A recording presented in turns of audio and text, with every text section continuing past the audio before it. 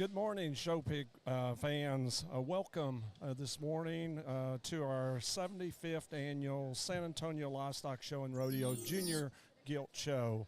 This morning, we're starting our first class of Durocs this morning. It's Class 1, and we have 34 head in this class. We have changed things from years past where they were showed by birth dates in years past, and this year we are showing them by weights. And so this first class we have has 34 in the class. It ranges from 200 to 205. I am your host during this Junior Gilt Show. My name is Wayne Rohde. I will have my co-host Landon Rohde will be joining us shortly, and he'll be with me and partnering up with me and helping us give you play-by-play action in this very competitive gilt show that they have here at San Antonio. Our judges this morning are Brett Byers from Sidney, Illinois. Our other judge is Jason Correa from Knowlesville, Indiana. Brett Byers is the one that's actually the lead judge evaluating the Durocs, and if it's one that he wants to pin, he'll send it straight ahead. And then if not, then he'll send it over to Jason, and he will give it a second evaluation. If he feels like there's some things that they need to discuss about and feel like it's one that they want to get a second look at, they'll put them in the large arena where they'll get a second evaluation. If not, then Jason will send it on and excuse the gilt, and so that they can take it back to the pen. Looks like so far they've penned five head so far in the regular pens. Some of the things that, of course, that Mr. Byers is looking for is in breeding gilts, you're looking for broodiness, depth of body, width, structural correctness, and just total balance from end to end. You want one that's very free moving, just like you want in a barrow show. You want that good composition, but the difference is you want that rib and that flank and that body and that middle portion and that broodiness, and also having a good underline as well. So all these things are being looked at as Brett evaluates these gilts, and then Jason does the same thing. And so anyway, that's kind of what's happening so far. It looks like we have 7 head in the pens at this time.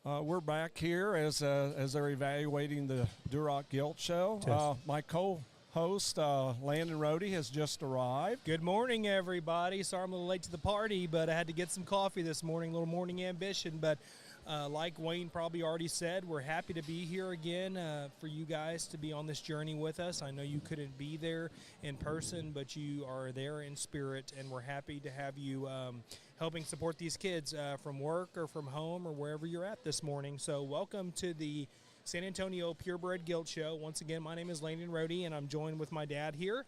I know you've kind of talked about what's going on, how many are pinned. It looks like they have a total of 8 pinned right now, and a few out in the big arena. We have 6 out in the big arena. So I'm going to kind of talk about our judges here today. Our first judge is Brett Byers. He is from Selby, Illinois.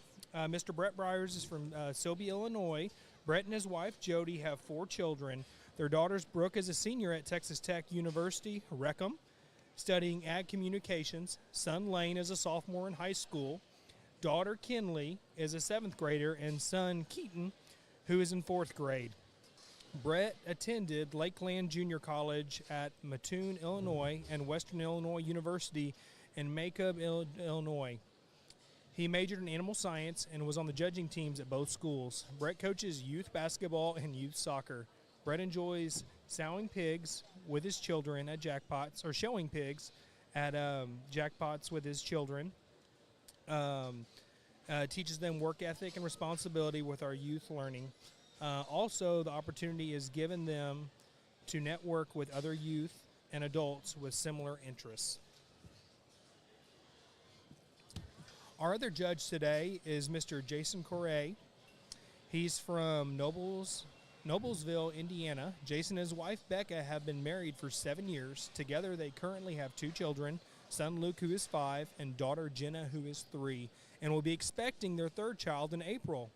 Jason enjoys spending time with his family watching Colts football, along with Purdue basketball and football. Jason received his bachelor's in animal science from Purdue University. Jason was a member of the Purdue University livestock judging team and has also judged many nationals and state shows, including the Exposition, Georgia National, San Angelo Stock Show, NJSA Western Regional, Team Purebred Mid-South Regional, and Indiana, Ohio, Illinois, Iowa, Delaware state fairs. Jason's favorite thing about livestock shows is watching it build and grow young people, teaching them responsibilities and life lessons, and shows them how to achieve success and handle defeat.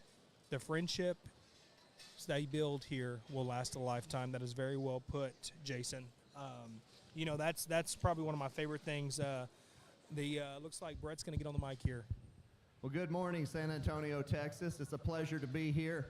Got awesome weather here for your stock show, and got a very good class of red gilts here as we get started for the day. We're going to let a few of these kind of head back to the barn, but just to talk about a few. The girl in the green here, that gilt's real close in terms of one that's got a real good look out in front of her blade. We just need to change that thing in her chest floor and her front knee, maybe right there in her forerib, just make her a little bulkier out the backside of her blade to maybe get her moved up in here into a pen. Lots of nice gilts. Looking forward to a great show. Lots of good kids. Let's give these kids a round of applause for their efforts as they head them back.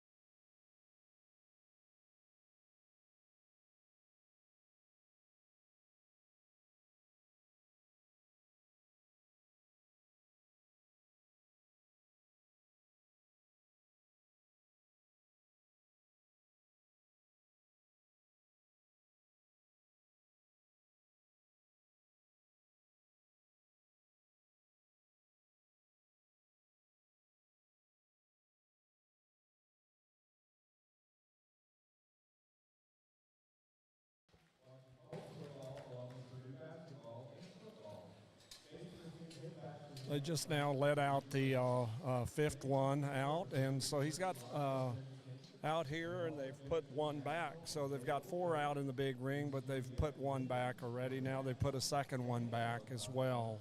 Looks like we've got 10 that they've selected, and there will be placings all the way through 10th place.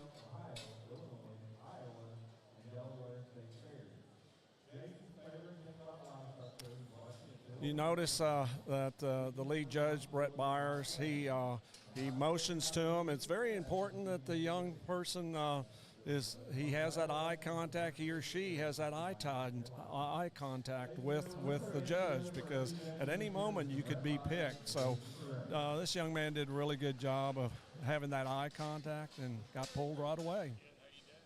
You know, and as these judges judge on, Wayne, we will be able to kind of follow a pattern of what they're wanting. So those who are tuning in or who might be not showing up till tomorrow and have one that's here, you kind of get an idea kind of what these two judges are looking for.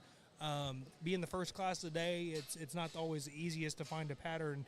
As the classes go on, you're able to kind of see what they're looking for. And, you know, what's typical, Wayne, of a purebred breeding gilt? What are you looking for as a judge to have in your breeding stock here? Well, structurally correctness is one of the most important factors, because that's a genetic trait that's very dominant as they pass on their genetics. So structural correctness with looseness, with combined of chest width and muscle, is some of the key factors, with also depth of body and broodiness through the middle portion of their bodies. And that's the reason for that, is to have that extra room to be able to carry a large number of pigs. The optimum you'd like to have in every litter that these mamas will end up having babies, well, we hope that they have 10 or more babies. So they've got to have that capacity through that middle section to carry that many. So for those at home who may not know a thing about a show pig, who are watching their grandson, granddaughter, niece, nephew, first cousin, twice removed, speak in blatant terms for those. When you talk about structure, what do you mean by structure? Are we talking about bone? Are we talking about how they walk? What do you mean by structure and broody capacity when you're talking in terminology here? Well, bone is definitely a structure factor. You want a good amount of bone, just because that's their foundation to carry all their weight. As far as structural correctness, is that the shoulder is set correctly, and that it's set not too far back and not too far forward, just that natural shoulder set in there. And then when you view them from the rear, you want that rump above that tail head level and square, and you want that squareness all the way down to the ground. So which rump you refer to the hip area, correct? The upper hip, right above the tail, going into the back. Correct. Yes, sir. All right. Well, it looks like, guys and ladies and gentlemen who are watching at home right now, kind of giving you guys a play-by-play here, looks like he's pinned 4 back that he wants to put in the top end, and looks like he's sorting from the bottom now up to the top end. Looks like he's placed a few so far, and he's got 4 back in his top end. And it'll be interesting to see if he keeps these last 2 or 3 back to compare them with the ones he's already pinned back. I guess we'll know a little bit more as the class goes on. Being the first class of the day, it'll kind of tell us a pattern on what these guys are going to be doing, and I'm sure they'll stick with that pattern. Yeah, and sometimes they'll keep 4, sometimes they'll keep 6. It's kind of the depth of the class and how deep those top ones are to not react too quickly in making their final placings. And once they've kind of pinned those back that they want to reevaluate for their last time, the rest of them they'll go ahead and place from that placing all the way down to 10th place. Yes, sir. And it looks like they've got still, like I said, 4 pinned back, and Brett, Mr. Byers, is placing all of them here, it looks like. So he's pretty confident in his top 4, and these young individuals, we've got to give them a round of applause for how good they showed, and some of them showed their way up. maybe not got pinned right away, but showed their way up in the class, and that's just as important. You know, we talk about how good the pig is, but it's not just about that. It's also how you show the animal. So showmanship is so important to do when it comes to moving up in a class, because you can have an average pig, but if you show it correctly and give the right angles to the judge, you can hide some of those factors that maybe aren't as dominant in its traits and work your way up in the class pretty easily that way. Yeah, it's just like any sport. You've got to know your strengths and your weaknesses of your animal. And it's not that you want to truly hide it. You just don't want to present the weaknesses to your judge. You want to show him all the strengths of it. And that allows you to get the most benefits and the best placing out of your animal. The first young lady who came out, she's got a really good broody gilt, real wide based on all fours, stays inside balanced. The young lady that just walked out, she's got a really good one, real mobile, functional looking gilt here. Really taking a long step and stride, if you notice, in that young lady's gilt. And look at the young lady in the gray here. She's doing a wonderful job keeping that head up and presentation, keeping a good flow with that pig. Got a really good, unique broody gilt as well, real extending its front end.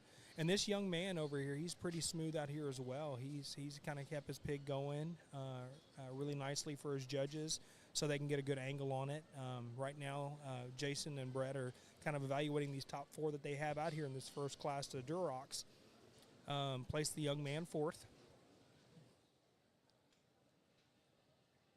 Yeah, I really like it that they confer and they talk. That's what's so great about a two-judge system. Brett's really looking at this gilt right here with the young lady in the gray sweater right now, kind of evaluating all the different sides of it. You know, as a judge, you check boxes off. And what I mean by that is you're looking for things that you value most in an animal. So they're looking at them right now saying, okay, do these animals check all my boxes to be at the top end of the class? And if, say, one box is not checked, that's when he starts evaluating for where he's going to place it. If all the boxes are checked, then usually that animal will be at the top of the class.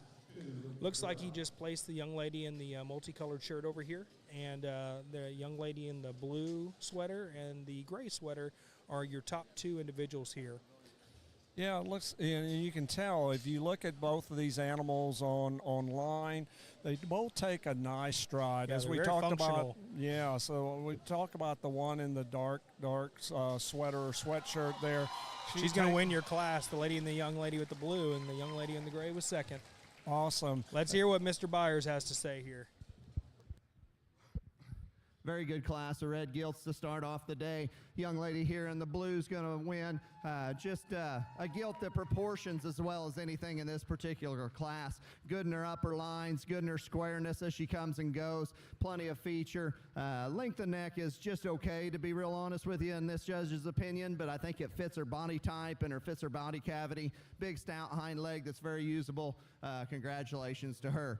A little bit more of a feminine kind of a gilt coming there in second, a little more elevated at the point of her shoulder and a little more extended from her blade forward. A gilt that maybe wanting to give up on her front feet just a little bit and maybe just get a little frailer as you take her to the surface in terms of her front ankle. Maybe closes just ever so slightly as she comes right at you where she strikes the surface. But a very fresh, very well presented gilt. Young lady does an outstanding job of getting drove. The outlier comes here in 3, and if you want to say, well, this one's the stoutest one, this one's got the biggest legs, the biggest feet, the stout skull, those are all traits that I would agree with. This one looks the most mature within this particular class, when you're judging by weight here, we don't know the ages of these things at all, but this one just looks like she's been around a little longer to me. She's getting a little more crest up there at the top of her neck. Gilt that wants to roll in her hip just a little bit, kind of get a little east and west in terms of her movement as she gets directly away from you, but a lot of positives in that particular gilt as well. Gilt coming out in 4 here, very tall-shouldered, long-bodied, level design gilt that wants to give up in her hip-loin junction there just a little bit. Need to clean her up from a skin and hair standpoint a little bit more and just take some of the mites off of the lower portion of her body cavity. But I think a gilt that's got some better days in front of her. as you go forward further into your show season. Good job, buddy. Young man comes out here next with a good profiling gilt that wants to close up just a little bit at her front knee as she comes directly at you. Step off to the side of that thing, though. Tall-shouldered, level design, good kind of hip and hind leg, very well presented. Nice kind of gilt to land the 5-hole. Same can be said for the 6th place gilt coming here. Very striking from the side. I mean, that thing's upper lines are very, very good. Very stout in terms of her structure. Just gets a little too tight behind there from a movement perspective. Maybe gets a little narrower in terms of her pins as she gets her directly away from you. Loose made gilt coming here next. Very good hip and hind leg. Gilt that's very flexible in terms of her skeleton. Becomes a little more plain up front as you talk about the base of her neck.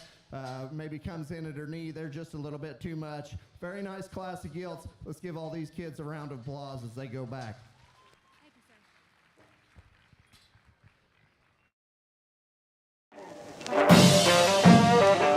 Things keep moving faster.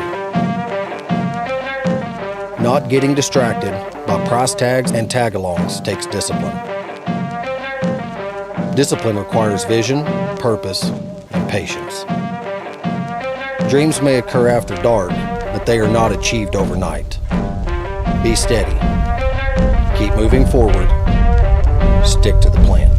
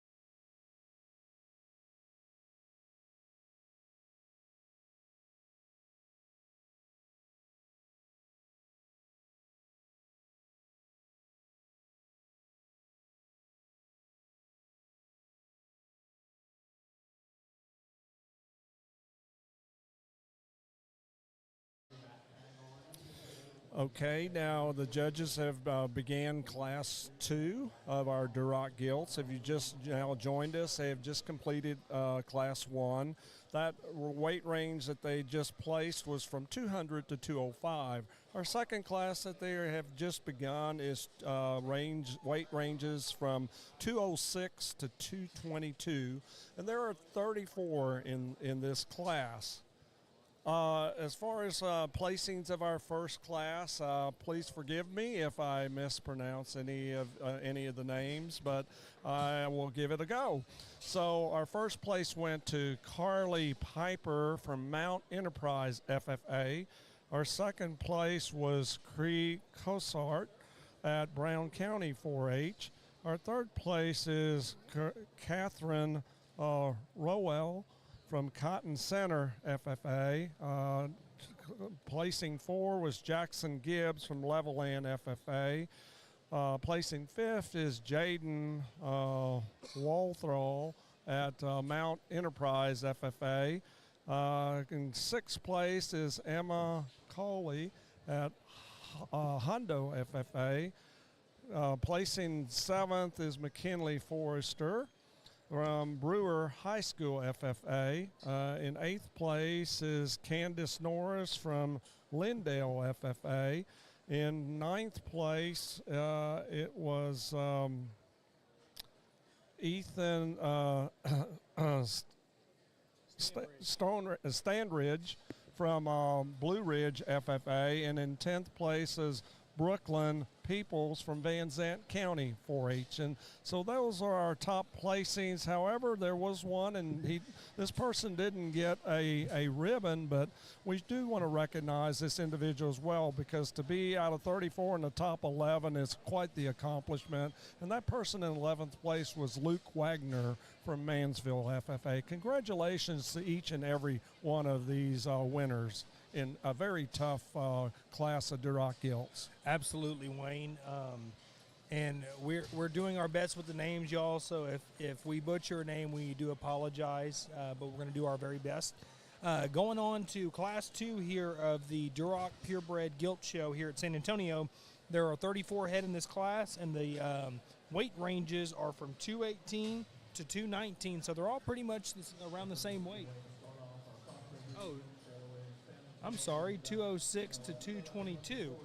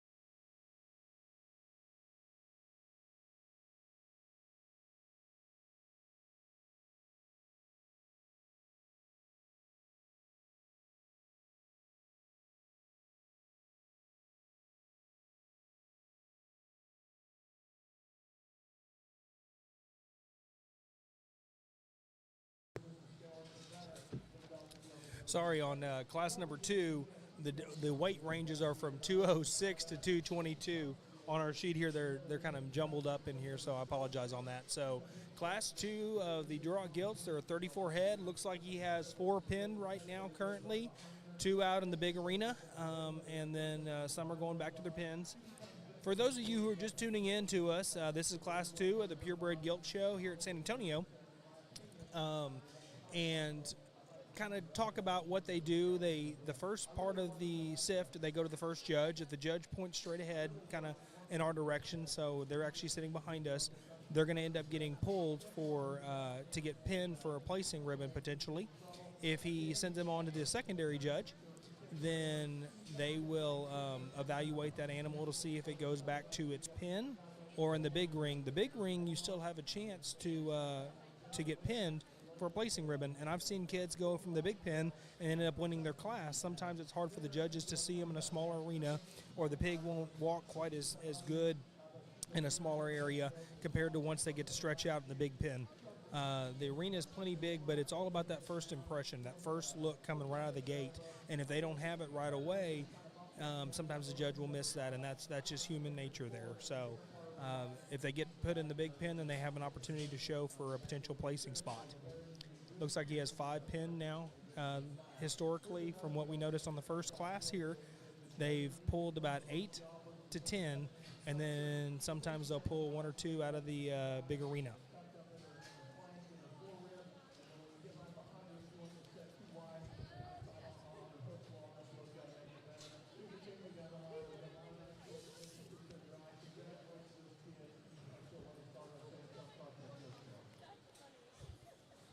Our lead judge today is Mr. Brett Byers, and our secondary judge is Mr. Jason Correa.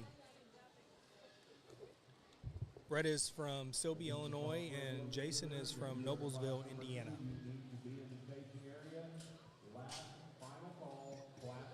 Currently they have 6 pulled back, with 4 in the big pin. Once again, the big pin, you have an opportunity to maybe show up to get a placing.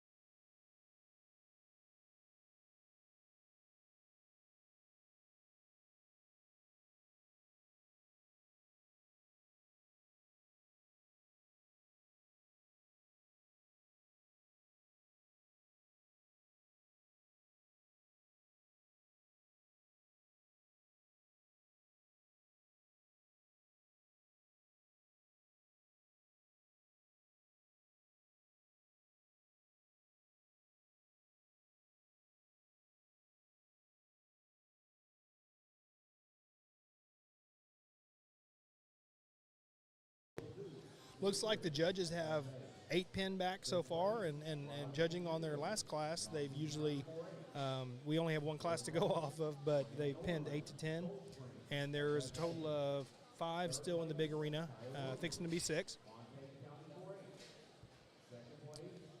Looks like the judges have sorted their initial sort, and now we're moving on to Jason's coming out right now, followed by Brett. They're both in blazers. Brett in the lighter blazer and Jason in the darker maroon burgundy looking blazer. They're looking to see how many they pinned. They pinned 8, so they're going to see if there's any they want to pull back potentially for a placing ribbon here. Yeah, they place up to 10, so they'll definitely pull back 2 more. Usually, sometimes, as we saw in the first class, they went ahead and recognized the 11th place, which I appreciate that because, like I said, in this show, it's one of the toughest breeding shows around, and as some of you might or might not know, they're competing for a $10,000 scholarship, so. It becomes very competitive out here. So I really appreciate where San Antonio takes that extra one and allows us to recognize it where we're able to recognize that person because that's all the recognition they get from that. But they've worked just as hard as the others, and it's a long-term commitment with these gilts. They start usually in August or September. And then their career ends after that. Here's Brett talking. Well, as we get in here to the second class, oh, that's a lot better. Thank you. I was hearing myself talk in that first class. It was kind of feeding back to me, so I appreciate getting the microphone fixed there. We got 4 of these gilts we're going to let go back to the barn. Maybe just come in a little piecier kind of package, but the kids are doing an outstanding job. Let's give them a round of applause as they head them back here, if we would, today.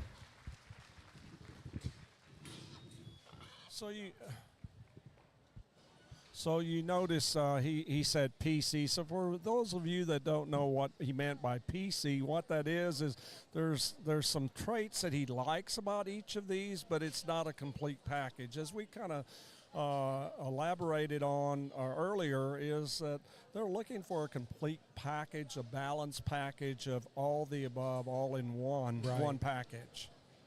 And looks like he pinned one back over here, huh? He's got 10 pinned. Yes.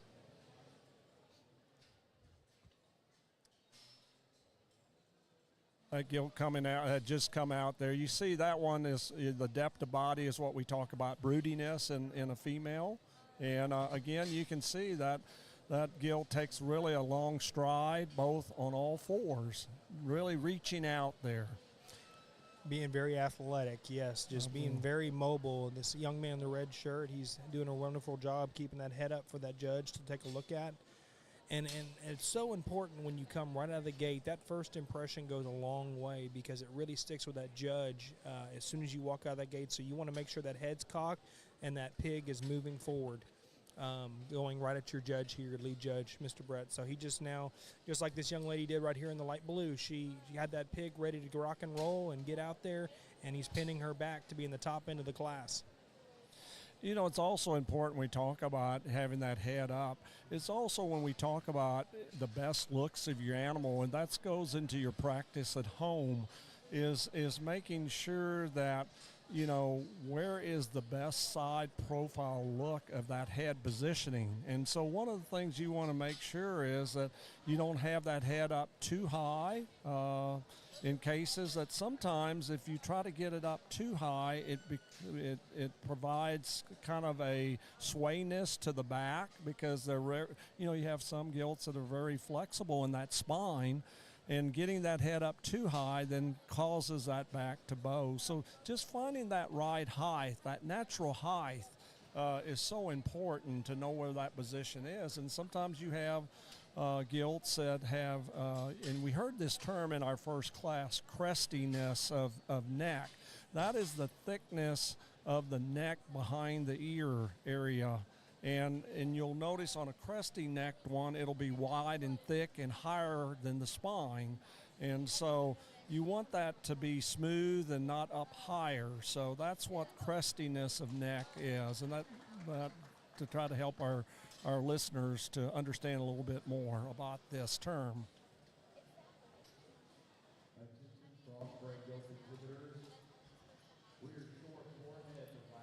We've got 3 pinned back at this time, and so the 2 judges are discussing, I guess, how many more that they might put in for the final evaluation before they start placing. Last class, the first class of the day, they had 4 pinned back, I believe, Wayne. Is that correct? Yes, sir. That is correct. Currently, they have 3. It'll be interesting to see if Brett's going to start placing. So what the judges do once they pin their top end back, they will start placing from the bottom up to the top end. At least that's what they did the last class. Judge went ahead and pinned this young lady in the light blue shirt here. So now he has 4 pinned back for your top end. Looks like he's got the buttons in his hand, so I think they're discussing about where they're going to start at the bottom end here. Yes, sir. Kudos to all these kids that are showing right now. They're doing a wonderful job getting it out there in front of the judge. And from a showing perspective here, now since he's placing from the bottom, you want to kind of hide your animal at this point a little bit, don't you? You don't want to be too aggressive going to your judge at this point since he's placing from the bottom up. You want to kind of hide your animal a little bit in a sense to kind of try to work your way up in the class a little bit.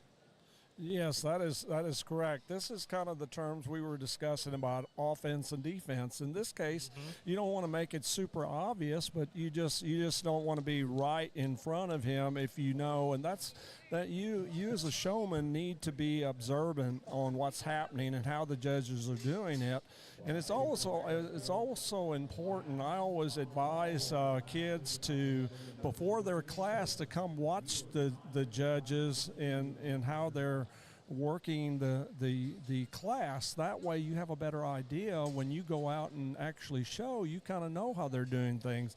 You know, are they pinning the top ones first, and then do they place from that placing on to the last placing, or do they place from the bottom up? Some judges do it differently. So you knowing these things will help you understand when you go out in the ring. And of course, when you're out in the ring, then you just make sure that's what's happening. And so that's where your offense defense comes in and your strategy. Absolutely, and I'm looking in the stands as you were talking about that. There's a lot of parents out there with their kids, and you can tell they're kind of communicating back and forth and pointing out, like, okay, here's what they're doing. They're talking back and forth, which is such great camaraderie and building, life skills with your families and how to strategize and everything. Looks like, in this case, he's leaving this little boy in the red out here, worked his way up to the top 5, and so they're pulling those other 4 out to see if this boy in the red kind of compares with his top end here. So kudos to that young man for showing his way up.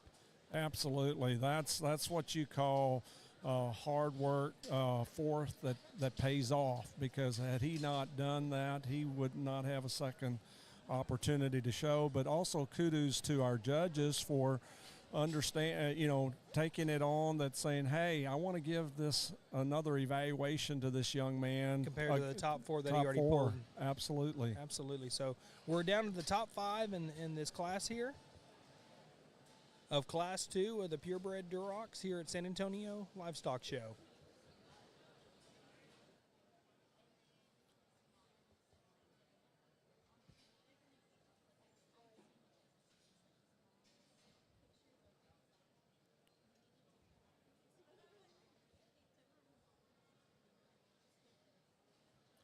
No, I really appreciate that we have a 2-judge system. I remember years Absolutely. back where we only just had one, and the 2-judge system works really well, especially where you have 2 judges that have the same emphasis. And I really appreciate San Antonio, how they make sure that they pair up 2 that have the same type of philosophies, and yet they can work together and discuss things in a timely manner, and having the privilege, you and I, Landon, to this be our 3rd year that we've done the commentating here at the webcasting. Absolutely. I've really appreciated how these judges that we've seen have worked so well together, and I'm seeing it again this year as well. Absolutely, and I'm also going to give a shout out to Taylor Fort and his crew here at Taylor Fort Podcasting for bringing the show to those of us who can't be here today, whether you're working from home today or watching at work or on your phone. We appreciate him and his crew for being out here. Young ladies doing a wonderful job out there in the ring, videoing and giving us a play-by-play, kind of like a Super Bowl kind of thing, for us to be able to watch this. So I want to give a shout-out to them as well, because they do such a phenomenal job. They make us look good, and we appreciate all they do. Looks like he's placed, looks like the young lady in the red, or the light blue. Young man in the red is placed. He would be fifth. Fifth,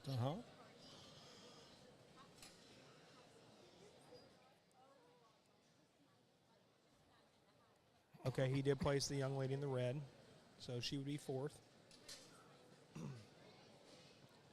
Top three out here are these three young ladies out here. Two of them in a light blue and one in a black shirt with a scarf on. They're doing a really good job keeping their animal moving and showing all the different profiles of their animal to the two judges here. And you mentioned the two-judge system. I think it's great because, there's times you look at a lot of livestock and sort them throughout the day. Sometimes you may miss something, and that's where that second judge says, hey, what do you think about this one over here? Oh, man, I just might have totally missed it. And that's being human, but these two guys so far in this second class, I've noticed they work really well together, evaluating these stock, and they do it as a team. And in this industry, it is a team effort. It's not an individual's effort. We do this together, and it's good to see that same traits feeding into our judges, who probably take that on to teaching their kids and the young families they help as well. Absolutely, and with this two-judge system, I mean, you've got to really be in body condition to be able to handle, being on your feet. They're going to be on their feet for at least 8 to 10 hours, and that's a lot of walking, a lot of thinking, and a lot of comparing. And to have a two-judge system, as Landon has said, you are able to feed off of each other, and it gives each and every one of these kids a fair opportunity and a fair evaluation of their animal, since they've put so much outstanding work into it. So it looks like he put the young lady in the blue sweater third, the young lady with the black shirt in second, and the young lady in the light blue shirt with blonde hair is your winner. Congratulations to these kiddos for doing such a great job showing. Here's Brett. Interesting class, lots of kind of parts and pieces here to work with, especially up here in the top three. I'd maybe like to just take some pieces out of one and put in the other and kind of make your ideal one. And that's sorting livestock, that's breeding livestock. They don't all come perfect, and you got to total them up, and which one brings the most positives to the table needs to win, in my opinion. And that's this girl here in the center of the ring. She struggled a little bit getting her drove back there in the sift pen, but the longer this gilt gets out here, the more she gets comfortable with this ring. Front 2/3 of this thing is incredible in terms of from her hip loin forward. That's a run uphill, tall shouldered gilt that's very good in the set and angulation to her shoulder. She's good in the set to her knee. Well, love how her head and neck come out the top side of her blade. Very, very fresh in her presentation. Very good in her lower body cavity and her center body cavity. Where you'd like to change her, maybe just lengthen this gilt's hip just a little bit, and maybe just make her handle the ring just a little bit more. Like I said, the longer she's out here, the more comfortable she gets. I mean, that is a very, very intriguing gilt from a breeding piece standpoint. Congratulations to that young lady. The real dense one comes here in two, and the longer the drive goes, the more this gilt kind of wants to come apart just a little bit. A little longer-sided kind of a gilt that has got an outstanding kind of a hip and hind leg in terms of length and levelness and squareness of hip. A gilt that just basic function from the surface up is as good as anything in the class in terms of foot size, just comfortability. The longer she goes, she wants to kind of give in her top line and give out in her hip loin there a little bit, maybe a little more general looking in terms of from her blade forward. She carries a little bit more there in the base of her neck, but that is a stout scold gilt that's robust. She's opened up, she's square. There's a lot of good in that in that gilt from a brood sow standpoint. Very, very good animal here in second. Third place gilt, so honestly the one I was initially drawn to as she come through the sift pen. Her lines and her silhouette from the side is very, very good. A gilt that's square as she comes and goes and is very comfortable. When you get her out here in the big ring and step off of her, a gilt that maybe becomes a little more flat in terms of her rib cage, a gilt that just doesn't have the spread up high or in the center portion of her body that these other two do. But a gilt there in 30 days I think is going to be a very, very good animal for that young lady when she just decides to mature and kind of get a little bolder there in the center portion of her cavity. Girl here in 4 does an outstanding job of getting this one drove. A gilt that covers the basics very, very well. Very sound, square, comfortable kind of gilt with a good hip and hind leg. Looks a little more general in terms of from her blade forward there. From an attractiveness standpoint, maybe doesn't bring the extras in terms of extra feature or extra shape. She just covers the basics very, very well. Nice kind of gilt in the 4-hole. Young man coming out in 5's got a real good looking, sharp looking kind of a gilt that's got a little more frame size and elevation. Maybe just don't have quite as much punch as she goes off of either end of her skeleton. Maybe just not quite as much stoutness as some of those above her. But here again, a gilt that in 30 days, I think when she matures, is going to be a very, very good animal for that young man. Got one coming out here next. Here again, maybe just bone and mass and body don't all quite match. They don't ratio together as well. Maybe wants to give up in her back line a little bit, but a gilt that here again from the surface standpoint covers the basics very, very well. Can go home and be a good brood sow project for that young man. Young lady coming out here next, real robust, opened up kind of a gilt that maybe wants to get a little bigger in her stifle. Maybe almost wants to get a little pitch forward in her shoulder there. Love her presentation. The young lady's done an outstanding job from a skin and hair standpoint. She does a good job of getting her drove. Really, really nice class of gilts. Here again, let's give them a round of applause for their efforts as they head back. Adams Fab. Established in 2007, they build custom livestock pinning and equipment to fit all your needs. Hanger feeder rods, adjustable slam gate latches, and skirted panels, it all comes standard. Custom pins made by hand and hot dipped galvanized so that you know that they're going to last. Adams Fab is a certified TIPS vendor and can design, fabricate, and install equipment to fit all your needs. Visit adamsfablivestock.com to get started today.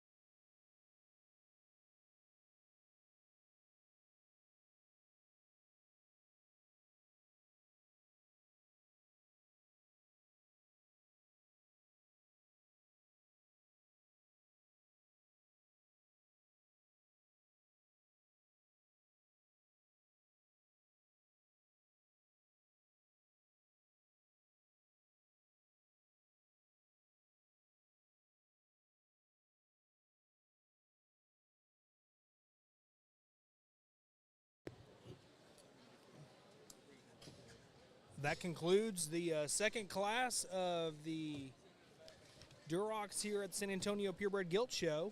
We're moving on to Class 3. Class 3 has 34 head of Duroc gilts in this class, and the weight ranges are from 223 to 234.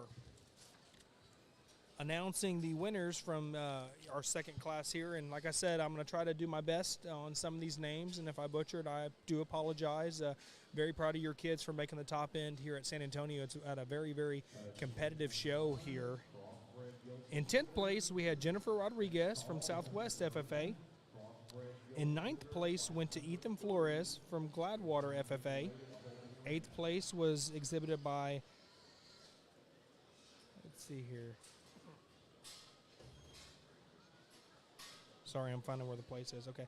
Haskell Horitz from Early FFA. 7th place went to Keely Shakespeare. 6th place was awarded to Gavin Juarez from Plainview FFA. Fifth place went to Colton Behrens from Edgewood FFA. Fourth place was exhibited by Zoe Alaman from Santa Maria FFA. Third place went to Keely Shakespeare as well. Second place went to Samantha Young from Lubbock Cooper FFA. First place and the winner of Class 2 was Adeline Rogers. Congratulations to all those top 10 exhibitors in Class 2. Moving on to Class 3, and looks like the judges have 1 to 2 pinned so far, one in the big arena. For those of you who are watching who might be showing tomorrow, if you don't get pinned right away, but you get to go to the big arena, let your pig kind of settle down. You don't need to be showing it while the judges are still evaluating and sorting the initial sort. You want to make sure you clean off your animal, make sure it's ready to rock and roll for when the judges are done with the initial sort. They will go to the big arena and evaluate the ones that are still left out there to see if they want to pull any back. Last class was a perfect example. They had 8 pulled and pulled 2 from the big arena. So they worked their way up into a placing ribbon, which was awesome for those kiddos. But if you get put in the big pen, don't be discouraged. Don't think, oh, did the judge not like my hog? Well, maybe he didn't get a good look at it in the big pen, but wants to take a second look at it once he gets done with the initial sort. And like I said, once you get out there, just kind of hang loose. Let your pig kind of just rest for a second and get it all wiped down, cleaned off, ready to rock and roll once the judges come back out there. Brett and Jason both have 2 pulled for the main sorting of the class and 3 in the big arena right now. Like I said, for those just tuning in, we're on Class 3 of the Duroc Purebreds here at San Antonio, and happy to be here. And as we go on through the classes, Wayne's kind of getting everything put together on the top 2 in each class, what the breeding is. For those tuned in all around the United States who are listening in, you can kind of get feedback on what the boar sires were, what the mom's out of on the dam side, and so that way we can kind of keep track of like who's doing what and what boars are working, because it's always good to know, especially if you're just starting out in this industry, kind of knowing what boars fit with certain pieces, and you can kind of see what's meshed together to make that animal what it is. When it comes to breeding stock, you want pieces, extremities to build what we would call the ideal breeding machine piece. You're not going to take 2 perfect hogs and breed them together because you're not going to get perfect pieces. You want extremities from both ends that one maybe lacks a little bit of compared to what the other one looks like. You put those 2 together, you have a chance to really create something special out of it.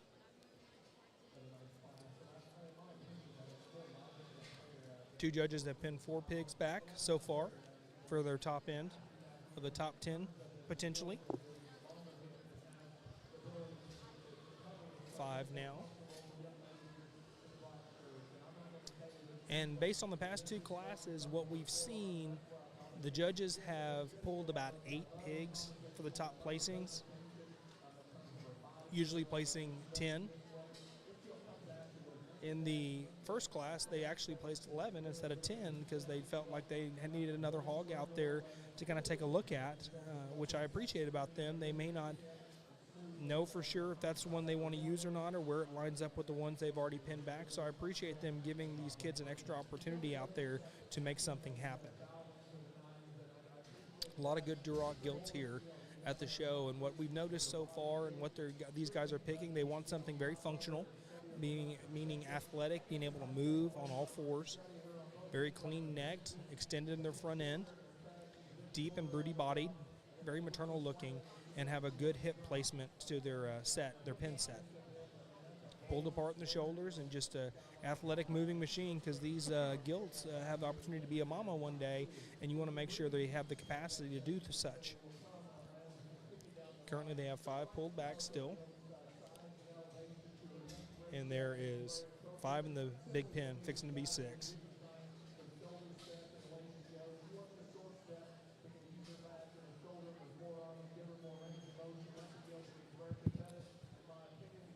Class 3 Durocs. There are 34 head in this class. Weight ranges are from 223 all the way to 234.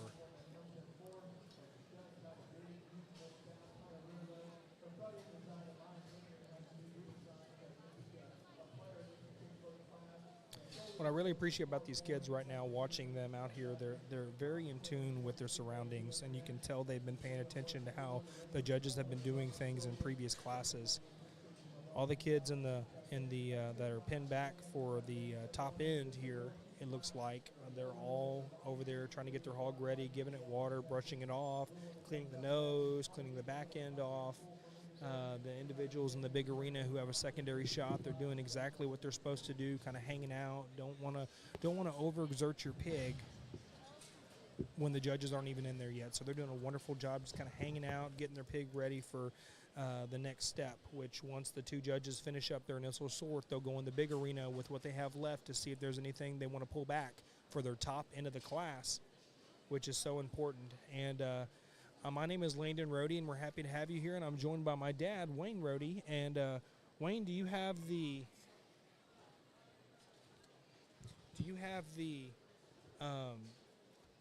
sires and the dams for the top individuals in the class? Hold on. He'll be right back, he says.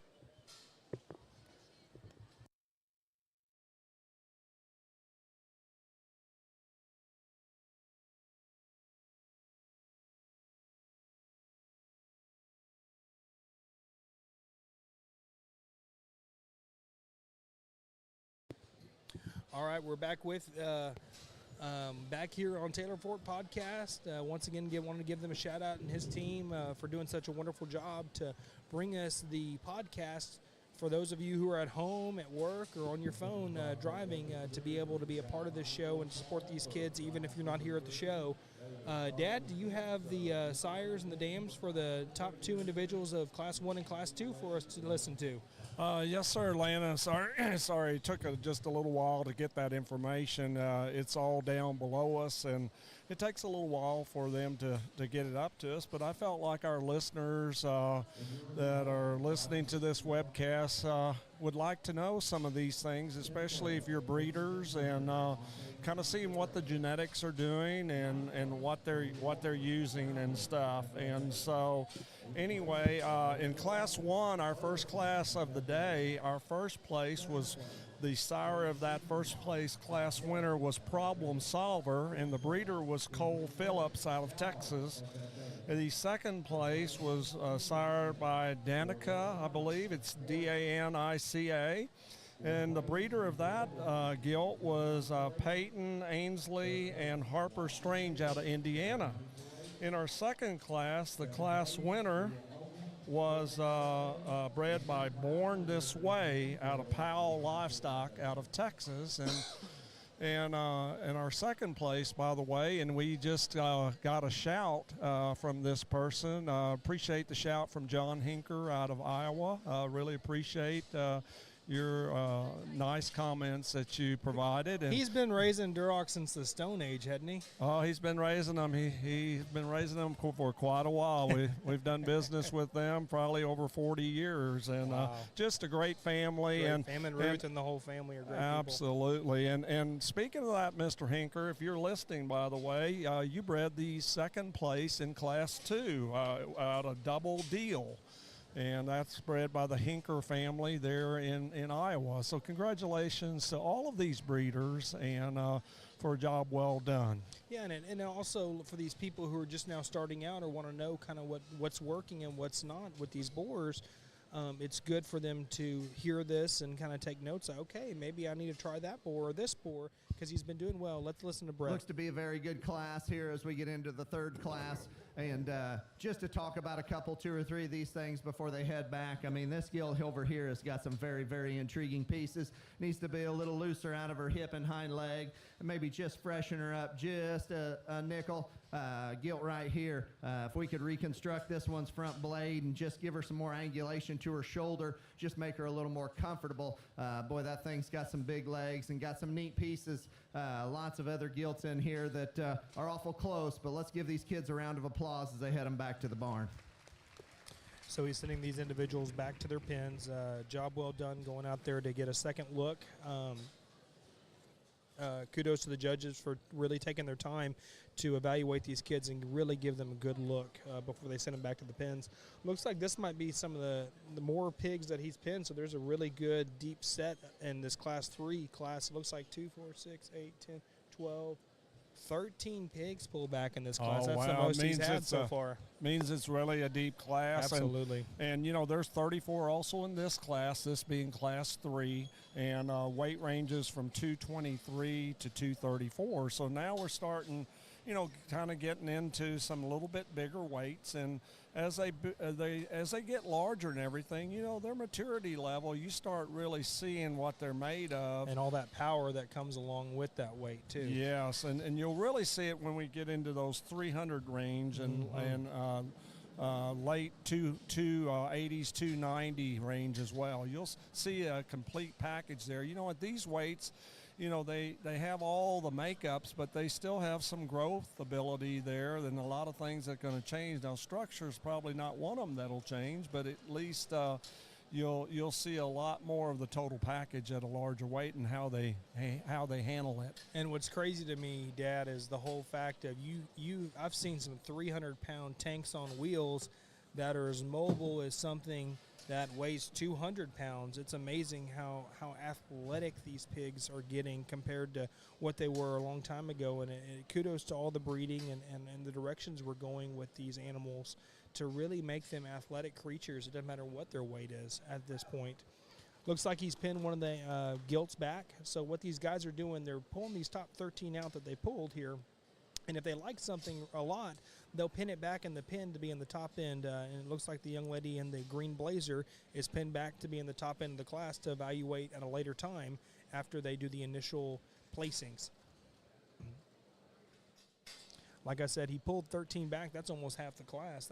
There was 34 in this class, and almost half the class got pinned. So very, very deep class. Yeah, if you can see it out on the screen, you can see a really good pattern that these judges have started from the first class. You can really see it in this class because there's more balance of complete pieces in this class. You see a more complete packages, and now it's going to come down to the fine tuning of these packages and the most complete balance from end to end.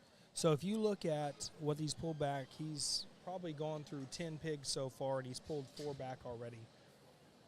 Yeah, I suspect he's probably, instead of keeping 4, he's going to probably reevaluate probably at least 6, maybe 7 possibly in this class. And what's funny, I think all these young ladies called each other. There's a lot of green out here in this ring, and he's pulled 3 of the young ladies with green on right now.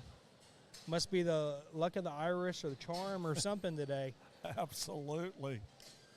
Green must be in today. That's right.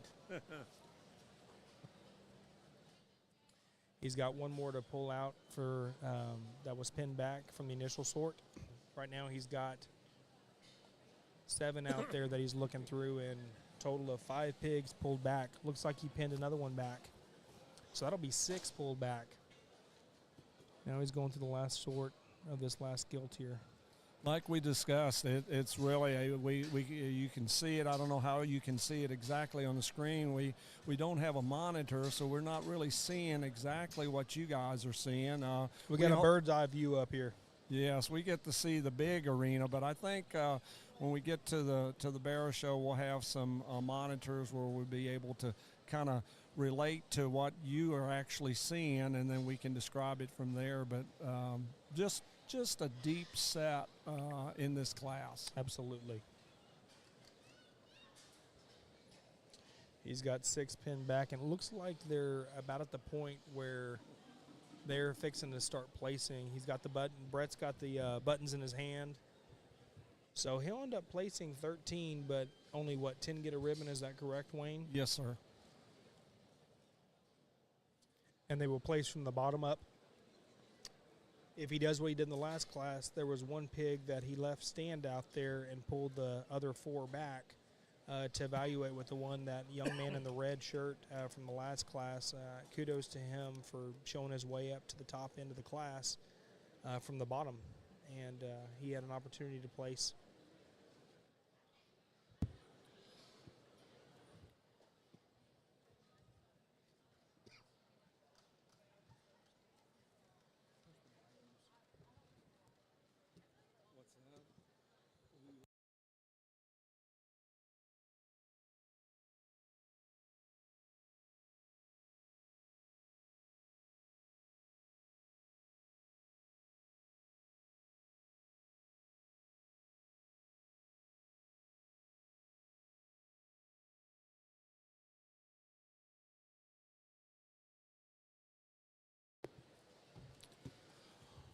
While Brett's placing this class, for those just tuning in, I'm going to go announce our two judges today. Our lead judge is Mr. Brett Byers from Silby, Illinois. Mr. Byers and his wife, Jody, have 4 children.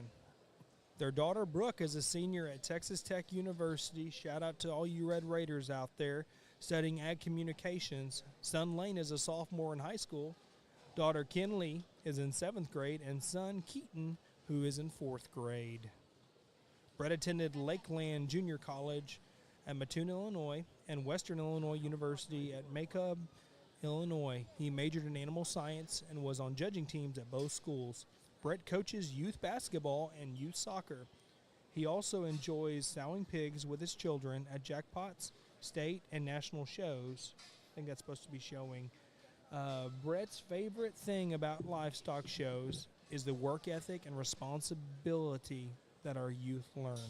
Also, the opportunity it gives them to network with other young youth and adults with similar interests.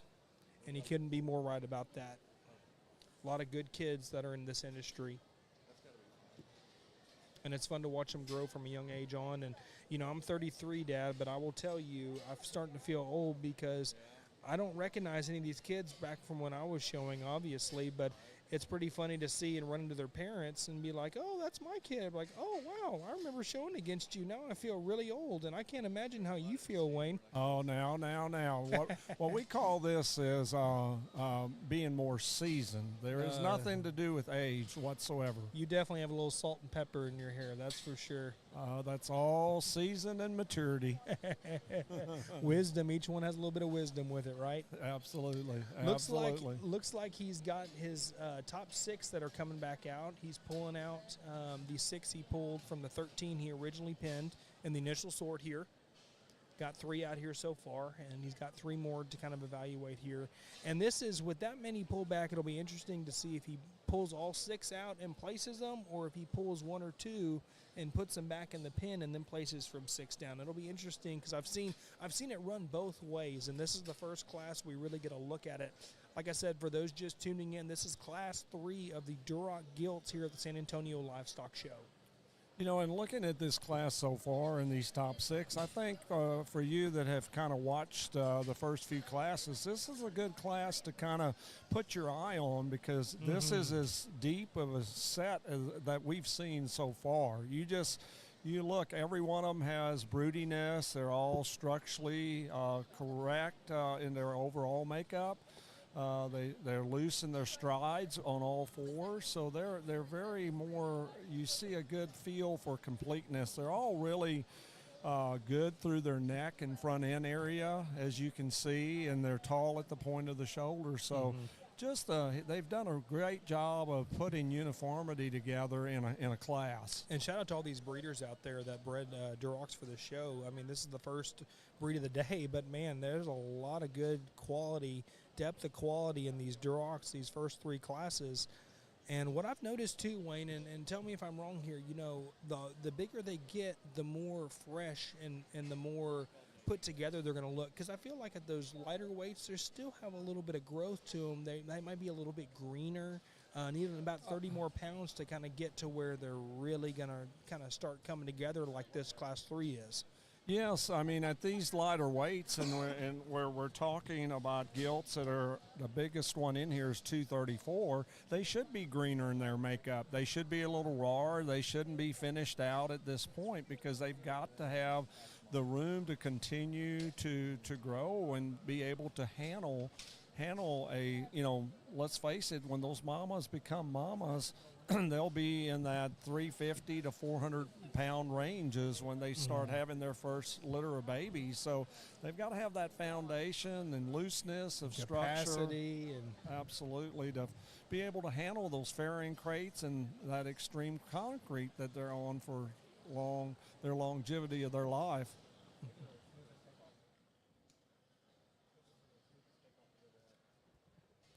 Looks like they have their top 3 out here now. Like I said, it must be the luck of the Irish or something. My goodness. We got I bet on green. Top 4, sorry. We got a young man in there, too. Yeah. He was blending in. The green's got the odds in these top four. Yeah, I would say so. Well, so the we young man's got his work cut out. Young but man he's got a standing good out in this one. class. Oh yeah, these top four right here. I mean, there's a lot of different ways you could go if you wanted to. And you look at Brett and Jason out here; they're talking about them right now, and they talk together, and that's what I love about them talking together and evaluating this top end together, because it's so important to continue their pattern that they've started and set this morning. And, you know, there's a lot of different ways they could go here. All four are very, very athletic, tall at the point of the shoulder, powerful coming at you.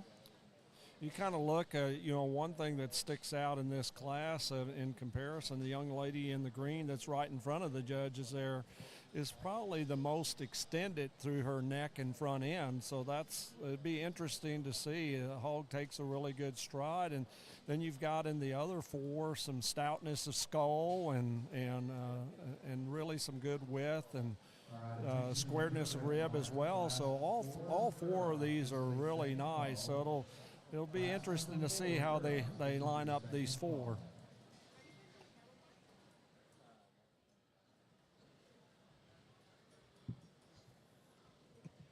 They're really taking their time on these four too, and I've noticed that on this top end. I mean, they've taken their time on the top 10 placings for sure. I mean, throughout the day, which is wonderful for these kids to really have that opportunity and to make sure they get it right.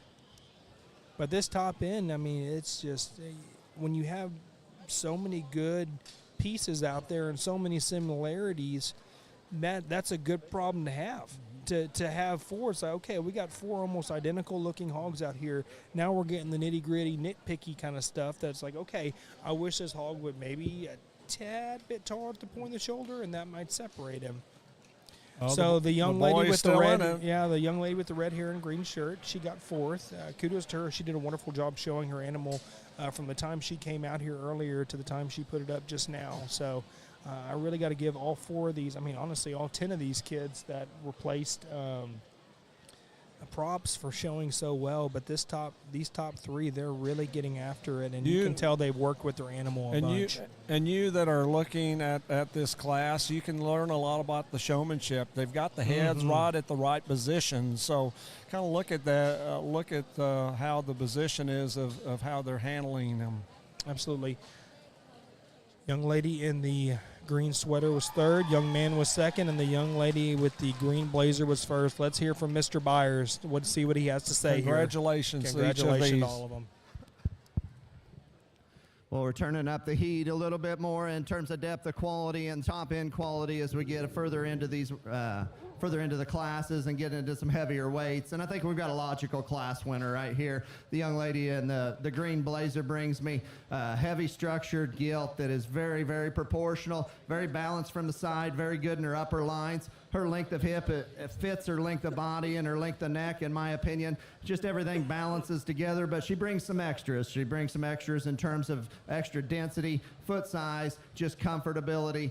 Maybe not the sharpest dressed one out in front of her neck, or excuse me, in the base of her neck, but I think a very, very good animal to go ahead and start this particular class. 2 and 3's up for debate, in my opinion, and me and Jason's opinion. We had a little conversation about those two. I think the young man's gilt just probably brings a little more youthfulness in this situation, but gilt that maybe like to fix just in her hip ever so slightly and lengthen and level her hip ever so slightly. I think the usefulness of her hind leg is very, very good. I think she is fresh. She looks like she's on her way up. A gilt that gives you a good look from the side. Love her presence out in front of her blade. Just looks like I said, one that's just on her way up, one that's youthful, one that's fresh, and one that's been fed into it. The young lady here in 3 brings one that is a nickel stouter than our second place gilt. Initial look at this one coming through the sift pin, she hit me real good. A tall shouldered gilt that I think is angular enough in her shoulder up there. She's good in her upper lines. Would like to lengthen this one's hip and lengthen her rear step just a little bit.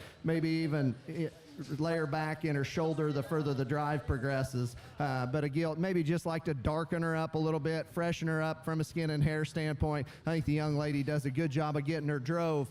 Maybe just comes in a few more pieces. Longer bodied gilt comes out here in 4, and that's not why she ends up the fourth hole, but just an identifying factor. Gilt that's square off of both ends of her skeleton. Her foot size is very, very good. Maybe not quite as dense in terms of her bone work as those top 3. A gilt that maybe just gives up a little there. Could be a little better on the left side of her underline from a count and usefulness perspective, but I think a very, very good animal. The best 4th place animal we've seen yet today. 5th place gilt comes here. Big chested gilt. Big ribbed, good centered kind of a gilt that maybe wants to get a little lower set at her shoulder, maybe just not quite as dense in her hind leg to match all that mass she has up high. Maybe just comes in a few more pieces, but fresh, very well driven, good kind of 5th place gilt. Unique one comes out here in 6, and if this is your kind, you could take her a long way. Gilt that looks like she needs to be a little more youthful for me. She needs to be a little more robust in the center portion of her body. She needs a little bit more there in her forerib. That thing has got some very, very interesting pieces in terms of how her head and neck sets on her shoulder. Big legged, big footed gilt. Very interesting from a breeding piece standpoint. Just need more in the center portion of her cavity to get her worked up any higher today.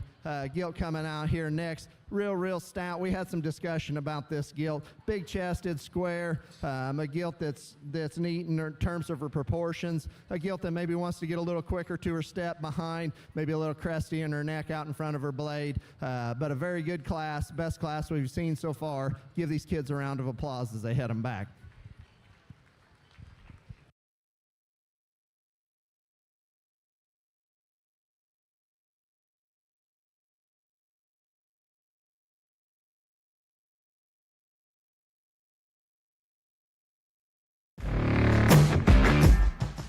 The only thing that comes out of nowhere is nothing. Exciting and true aren't always the same thing.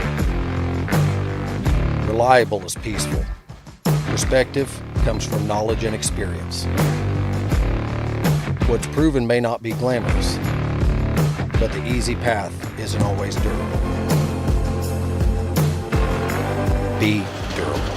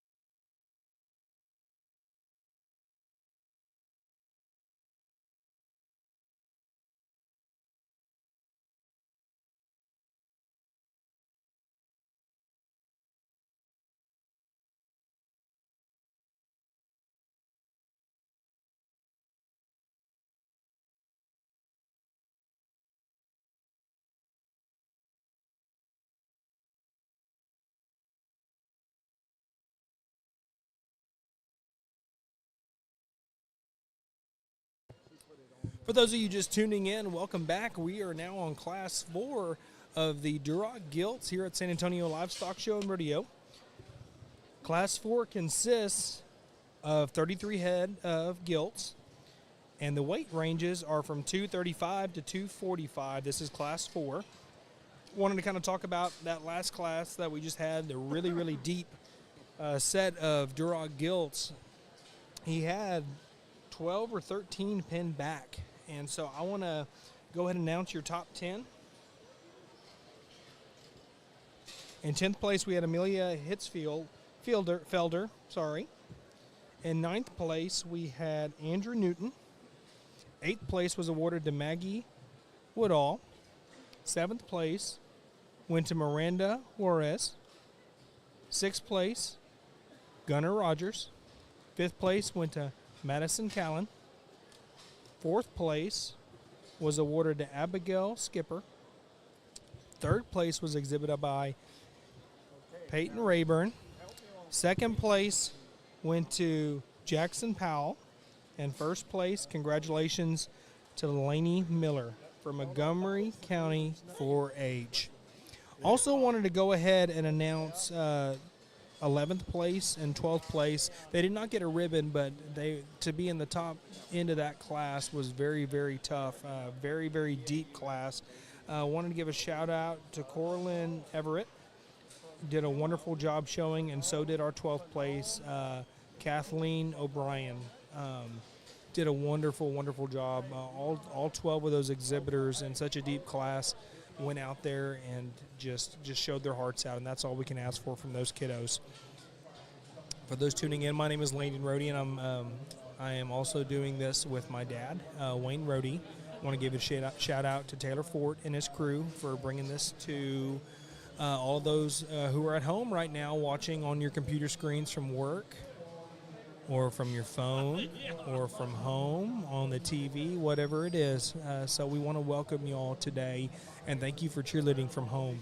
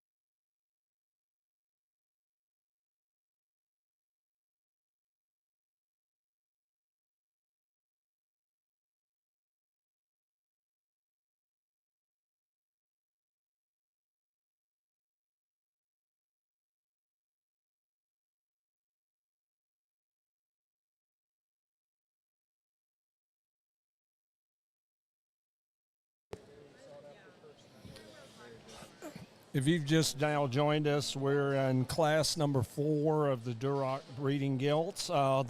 We have 33 in this class. The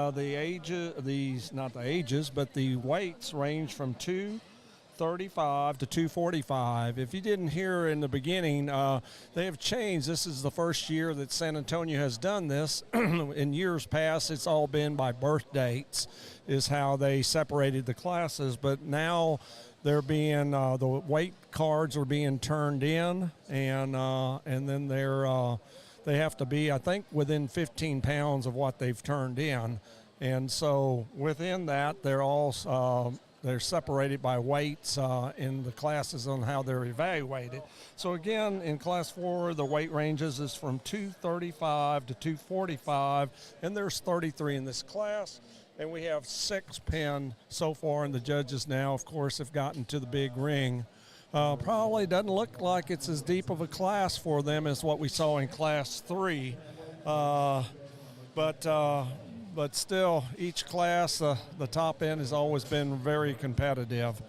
For you breeders that are interested in seeing how class 3 ended up, as you heard from the comments of the judge, they turned up the heat. I thought the class 3 was as deep a class as we've seen from end to end. They had like 13, 14 that they had penned in that particular class. And as far as on the breeders and the sires of class 3, our first place was out of Miss 9-3. And please excuse me on the breeder here out of Louisiana, Sono, SCIONEAXUX,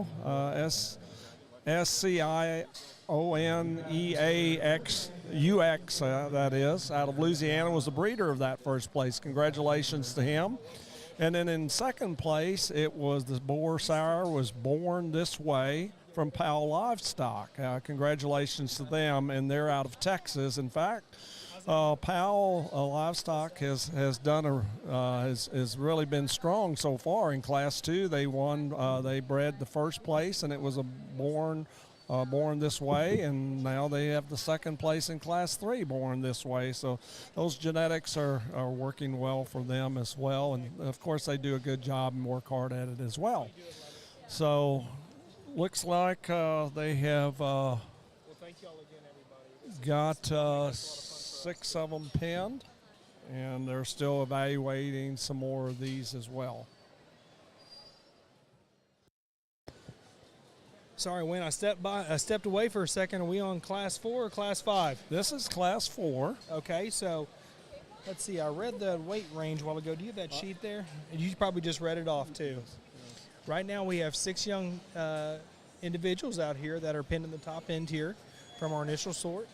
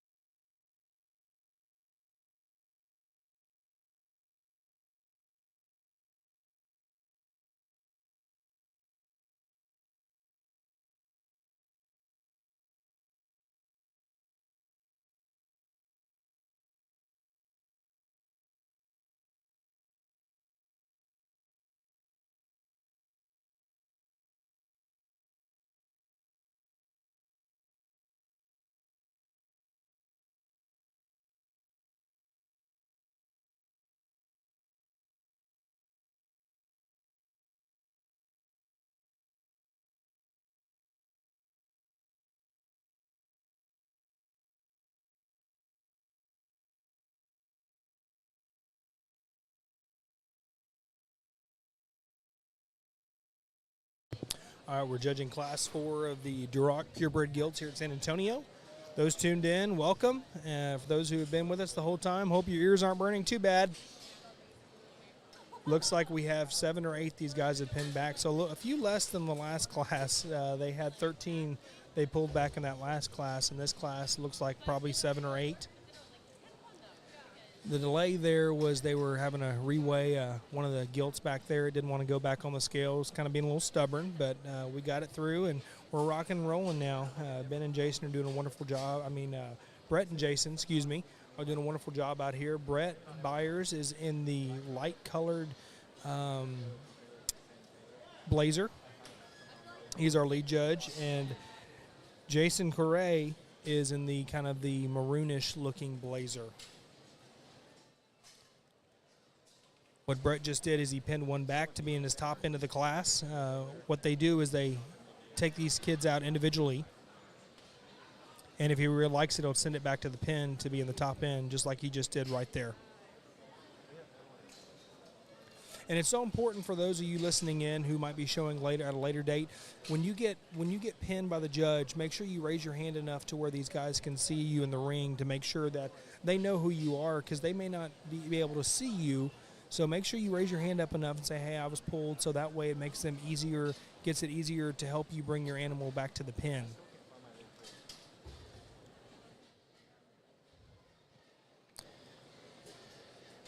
Judges have pulled 2 back for their top end, with still 2 to 3 more to sort through. Mr. Byers just pulled another one, young man with the black vest and blonde hair.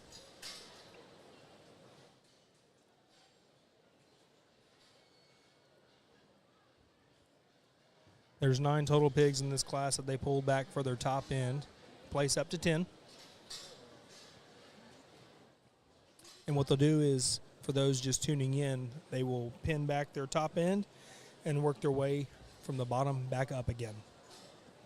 Sometimes leaving a pig standing out there from the ones they didn't pull back for the top end to compare with the top end to see where that pig fits in there, to see if that pig can actually move up in the class, and that has a lot to do with how you show your animal and present your animal. So showmanship is equally, if not more important than just having a great animal, because you can really show an animal and kind of hide some of these traits that may not be your strong suits on your animal. Looks like he just pinned another one back.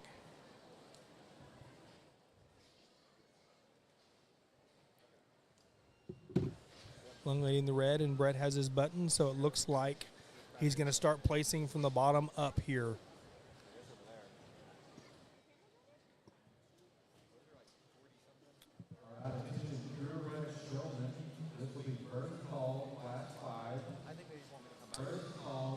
We're judging Class 4 of the Purebred Duroc Gilts, and Dr. Williams at WT just called for Class 5 to go to the holding pens to be sorted after they finish evaluating this Class 4 here. He's got 4 pinned back right now for his top end and placing from the bottom up. Both Brett and Jason are confiding in each other to figure out where they want to start the class off. Young lady in the blue sweater, dark blue sweater, was 9th. Young man was 8th. Young lady in the other dark blue sweater is 7th. Or excuse me, 5th. He had already placed the young man in the pink and the young lady in the black shirt. So I apologize for that. Now the judges are pulling out their top 4 individuals here to place those. And they'll place 4, 3, 2, 1. And I will try to give you all a play-by-play on which ones he uses at what time.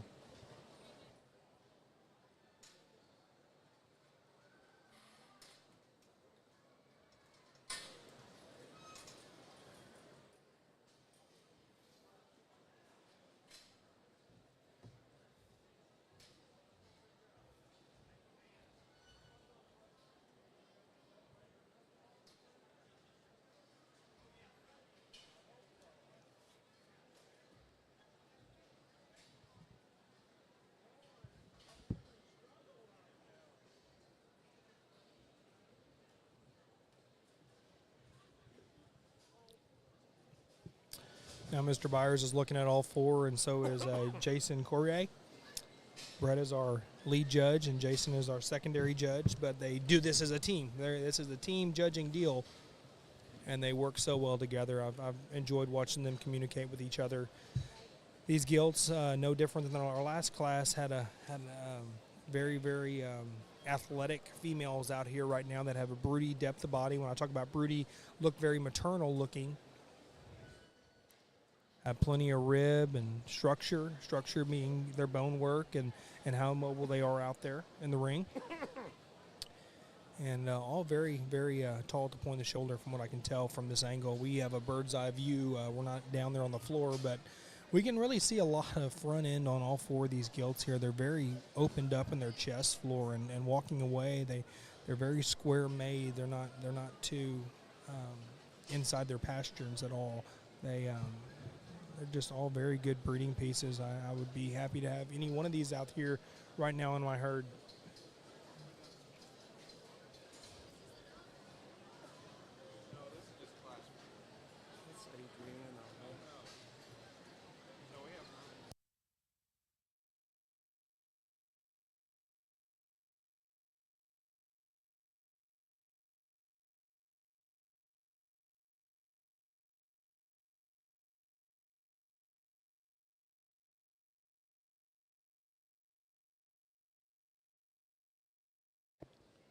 Want to give a couple shout outs of people listening in.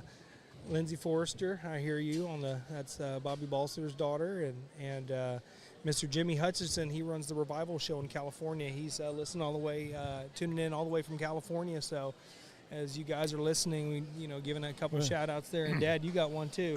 Yes, Adriana Platt, she and Travis have a great operation with Upper Hand Genetics up in Indiana, and appreciate a shout out that you've given out to us. And any of you that want to give us a shout out, we love that, and we appreciate that very much. And you really keep us refreshed and energized when you do that. If you want to give us a shout, you can text at 830-456-6176, or Landon's at... Don't give mine out on public. If you know my number, you got it.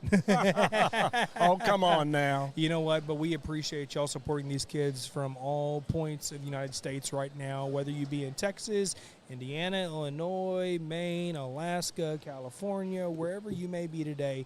We appreciate you tuning in to support these kids no matter where you're at, and that is so important and so appreciated. These kids work very hard, and this is a Super Bowl to them in a sense. This is a humongous major and probably one of the bigger gilt shows in the nation, and definitely the competition, that top end is very deep. Looks like here in Class 4, he's got his top three out here now. Young lady in the bow was fourth a while ago. Young man in the looks like Aztec-looking shirt was placed third. Young lady in the red was second, and the young man in the black vest ends up winning your class. Let's hear Mr. Byers to see what he has to say here.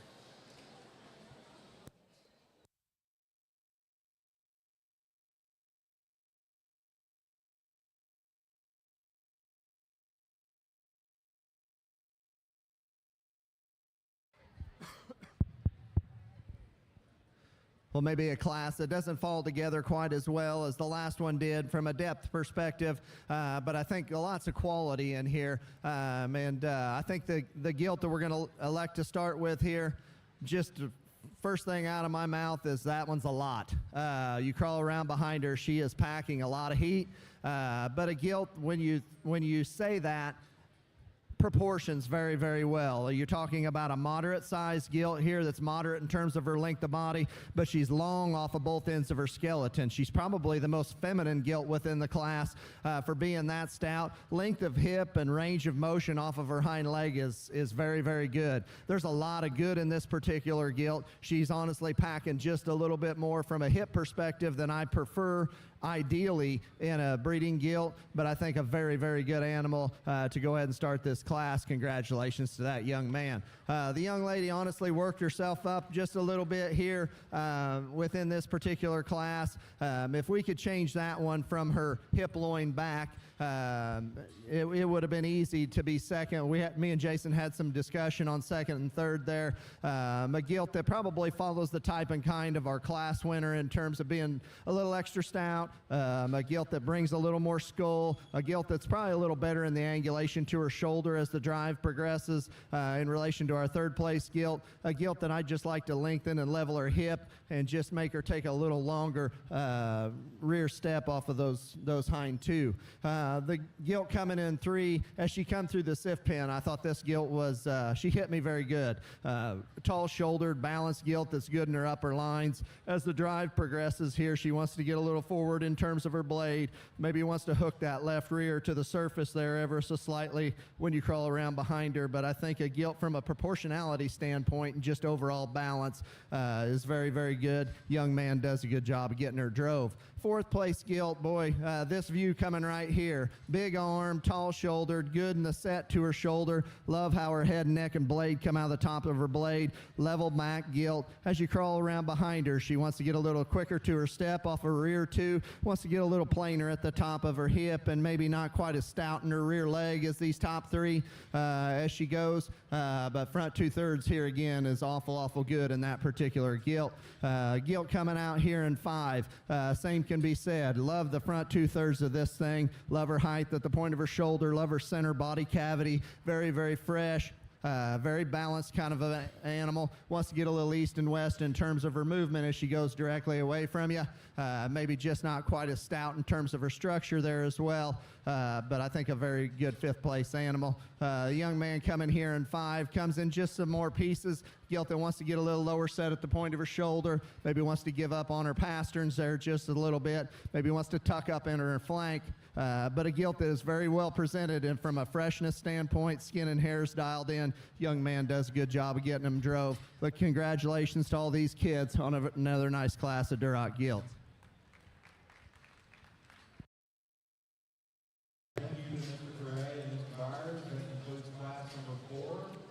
That concludes class number 4 of the Duroc Gilt class. Time can be frustrating.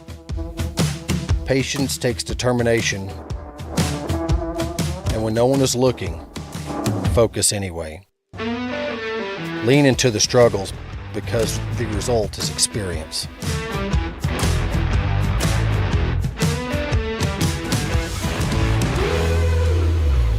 There is no elevator to the top. The stairs are the only option.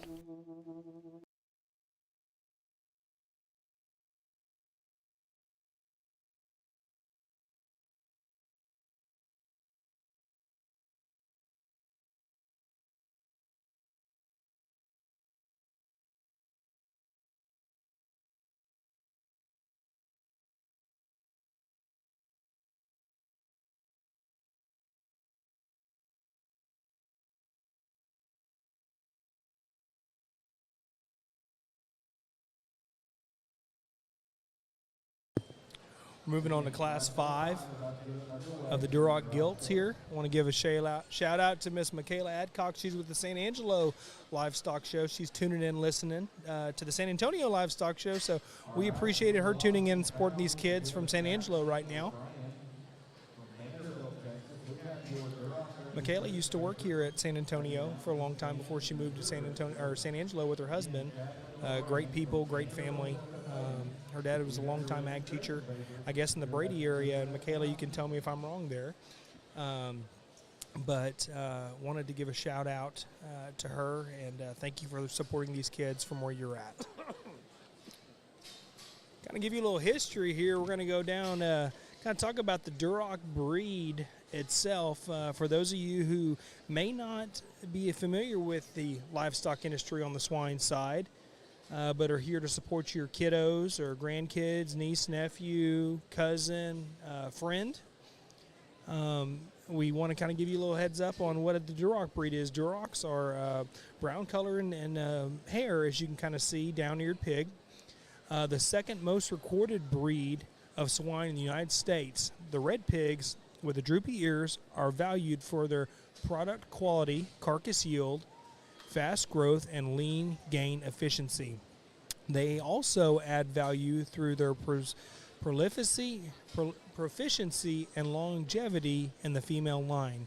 Much of the U.S. breed improvement has occurred in Ohio, Kentucky, Illinois, Indiana, Iowa, and Nebraska. So that kind of gives you a little bit of a background on the Duroc breed itself. For those of you who don't know much about Durocs, hopefully you took a little bit with you and got a little schooling there.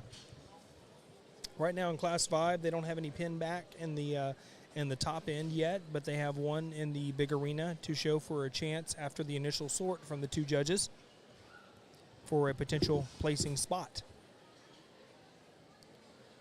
Those who are wondering how it works back there, the kiddos first show to Mr. Byers in the first ring, and he'll evaluate them. If he likes them a lot, he'll pin them for a placing spot. If he wants Mr. Correa to look at it, to see, evaluate it, okay, he may not be, this gilt didn't hit me quite as hard. Jason will look at him and say, okay, let's send him to the big arena for a second evaluation, or send the young individuals back to their pins.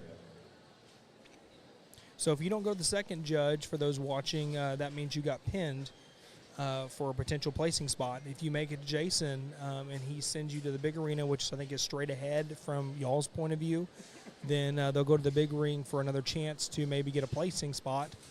Or if he sends you back to your pin, then you go on and he'll kind of tell you what things he might change, or say, okay, you have a good gilt, she's got some really good pieces, here's what you need to work on to get her better. Because this is not a terminal show, this is a gilt show, so these gilts have the opportunity to become mamas one day, but also they can take these gilts on to other purebred gilt shows around the state of Texas, or even to some of these later county shows later on this year.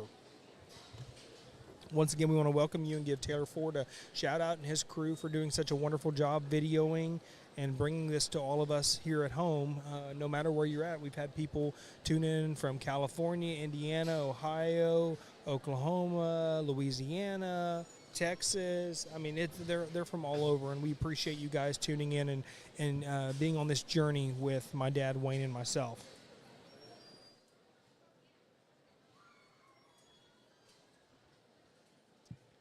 Currently in Class 5 here, he's got 4 pinned back for the top end, 2 in the big arena. We're getting into the heavier weighted classes.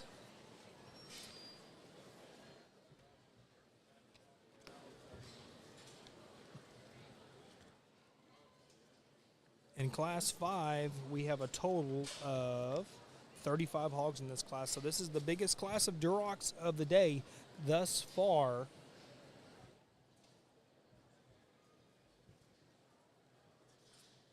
Give me a second, and I'll find the weight ranges for y'all.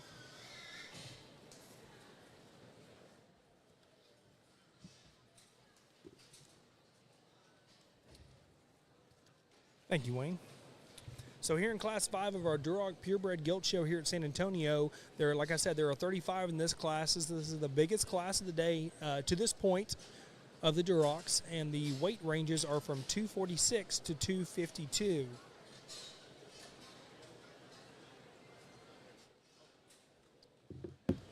Guys have 5 pigs pinned back so far. They've kind of averaged about between 8 and 10 that they'll pull back in the initial sort, and then sometimes pull some from the big pin to be placed as well, potentially.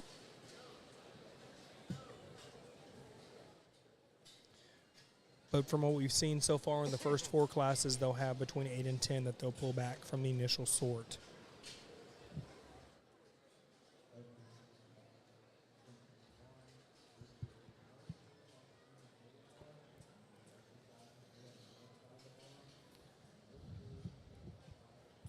Okay, I've got the results on the breeders and the sires of Class 4 in our Duroc Gilt Drive. In first place, the breeder of that hog was Powell Livestock out of Texas. They've done really well here. They've done really well. His son has, I think, won the show before. One of his sons has had Reserve Grand Duroc here before, and Grand once before. Because I think he's got a couple kids that are showing. Yes, they have a really good program. In fact, if you look there, that was the first place, and it was a Born This Way as well. It looks like, from Class 2, I'm looking at the papers on these. Class 2, they had a first place, and then Class 3, they had a second place, and then Class 4, they had a first place. They're all litter mates. So here's where a set of gilts can be broken by weights and be able to all be competitive within the same litter. So that's really a strong litter that they've put together. And basing off that too, we used to do it by age, and now San Antonio's now gone to weight now, so they can be competitive in multi-classes. Because as most of you know who are breeders and stuff, you might have what I'd call a runt in the litter, has the opportunity to become a really, really good hog, and now we're showing them by what they are as a pig, not by necessarily age. Well, and for our second place in that Class 4 as well, that was the sire was Ava 61-6, and that comes from the Frank Koviak farm there in St. Hedwig here in Texas. Congratulations to them as well. They have St. Hedwig feet over there, don't they? Absolutely. That's a great family as well. You've known Vince since the Stone Ages too. Yes, a former student of my brother's at East Central FFA. Looks like right now in Class 5 they have a total of 2, 4, 6, 8, 9 pigs pulled back and 3 in the big arena right now.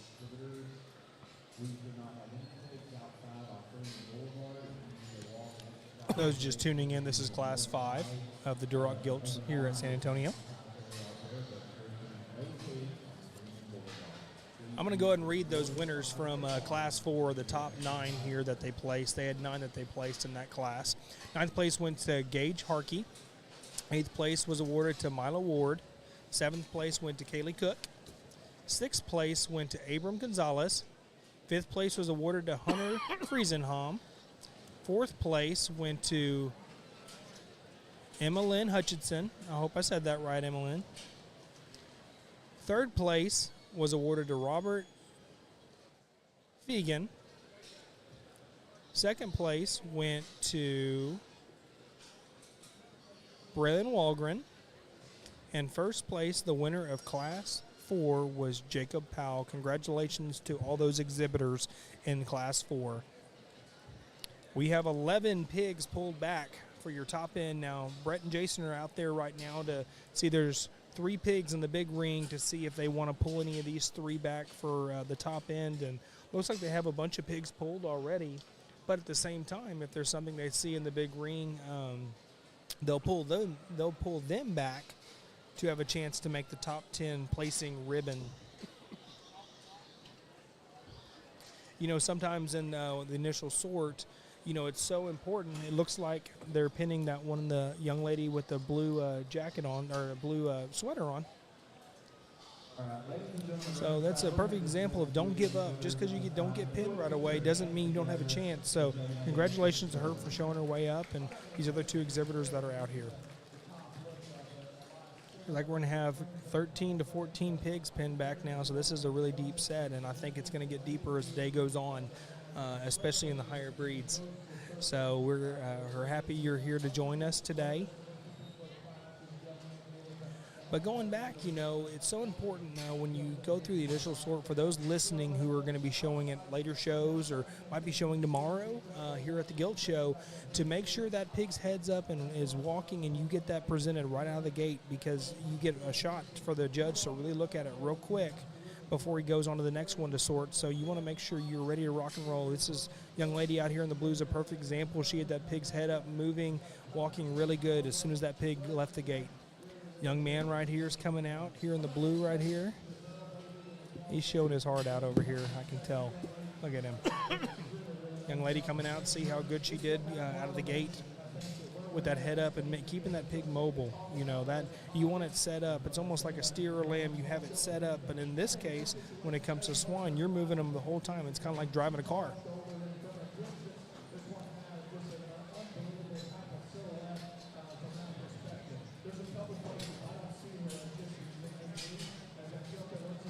Yeah, he pinned 14 pigs this time, Wayne, and that's the most he's pinned so far. Granted, this is the biggest class of the day so far, 35. So what Mr. Byers is doing right now, if he really likes a hog, he'll point at you, and you're going to get pinned for your top end here. Looks like he's pulled 2, possibly 3 back so far for his top end. Like I said earlier, he Pulled 14 pigs out of this class to get placed. 10 will get a ribbon. But to make it in this class, in this deep of a class, that just shows you the quality of depth we have in Class 5 here at the Gilt Show with the Duroc breed. Just pulled the young lady in the blue with a white bow back. He's gone through about half of them so far in this class for a potential placing spot. Young man in the pink came out of the gate, and now he's going right back to be in the top end of the class, or to show for the possibility for a top placing in that class.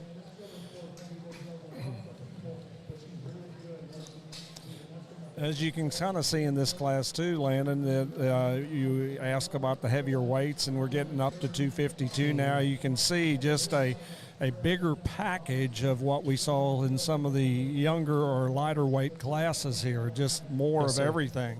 Mm-hmm. Looks like another deep set the way it looks too. He pulled 14, so I mean that's kind of like the most Class he's pulled. 3. Class 3 was 13, right? Yeah, absolutely. And granted, this is the biggest class of the day so far, but that they just turned up a heat on the quality, and nothing against those other classes. They were deep, but I mean when you pull that many pigs back, that means there's a lot of good pieces in that class. Absolutely, and there's a lot of consistent pieces, and when they see a high percentage of consistent, balanced pieces in a female, then they want to get a second evaluation. They want to make sure each kid gets a fair evaluation. So I really appreciate the judges doing that and giving each and every one of these kids a good and a fair look. Absolutely, they do a phenomenal job at that. They're taking their time enough. I mean, obviously you want to keep a good flow going through the show, or we'll be here till midnight. But these guys are doing such a great job of taking their time and spending enough time with each individual kid out here to really give them a fair opportunity. And that's all we could ever ask for in judges. And the way they work together so well, it's been fun watching these two kind of get after it. And I know from a judging standpoint, the deeper the quality, the more fun it is to judge. Just to have that high percentage of good quality stock, it's just fun to sort when you have that. Absolutely, and you can tell the comfort level of both of these judges are just is just so superb. Mm-hmm. They just are relaxed, and they're conferring with each other at ease, and just doing a great job. I'm really proud of these two young guys. You know, the focus is so good with these judges, but let me tell you, these kids out here right now showing they are lights out showing focus right now. They are tuned into their animal, one with that animal as they're judging it and sorting it. Looks like, Dad, they've pulled back. Wow, 8 pigs back for your top end. That's the most. That's the most all day. Set. Yeah, the most of the day so far. Mm-hmm.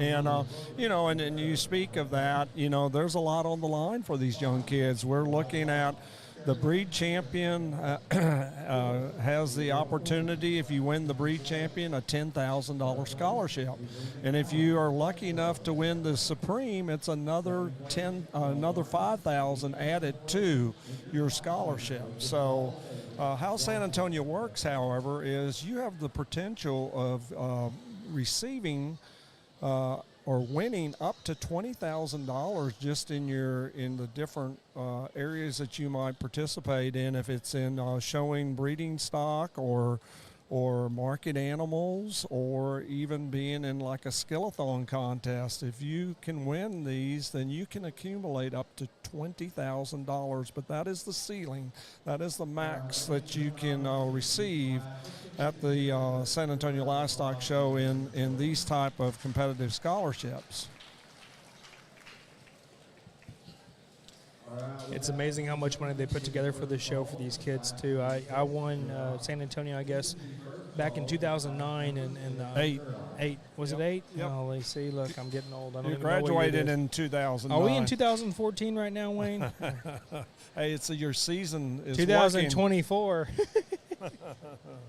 Looks like he's got 8 pulled back for his top end here. He's placed these other individuals. Want to give him a shout out for showing their tails off out here today.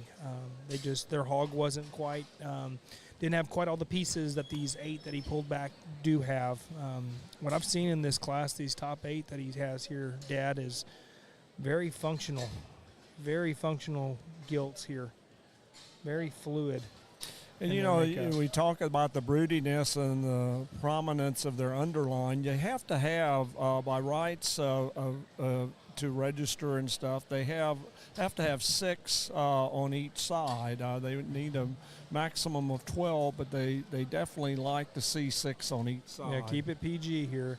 We got, like, for example, on the broodiness here, like a good example of one that's real broody, depth of body. The young man in the yellow shirt right here, see how deep-bodied she is in her package?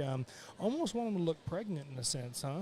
Yeah, you really want to fill. When you get these gilts out here, you want them full all the way through and try to get them as full as you possibly can through that middle portion and then all the way back to the flank area. Well, and for those who may not understand what we mean, who may not be in the pig industry, we want them to have a belly. Is that a good way of putting it, you think? Yes, and not a beer belly, just a belly. Like I said, keep it PG, Wayne. Yeah, there you go. Food belly now. Yes, that's right, like a seafood buffet or whatever else. Absolutely. They love this buffet. Let me tell you, there's 8 very high-quality gilts out here, very similar in kind. What I've noticed on these bigger breeds and, bigger weights that I've seen, and this is a good, kind of a more true evaluation of what they're going to be focused on all day. They want them to have a good top in them, very square made, have some fullness in their belly or their underline. Very athletic, tall at the point of the shoulder, and be able to walk square on all 4s. And I think in this top end here of 8, you can pick a lot of them out here that have all those pieces. I talked about checking your boxes. There's a lot, I think, out here that I think Jason and Brett will agree with us on that check a lot of boxes here.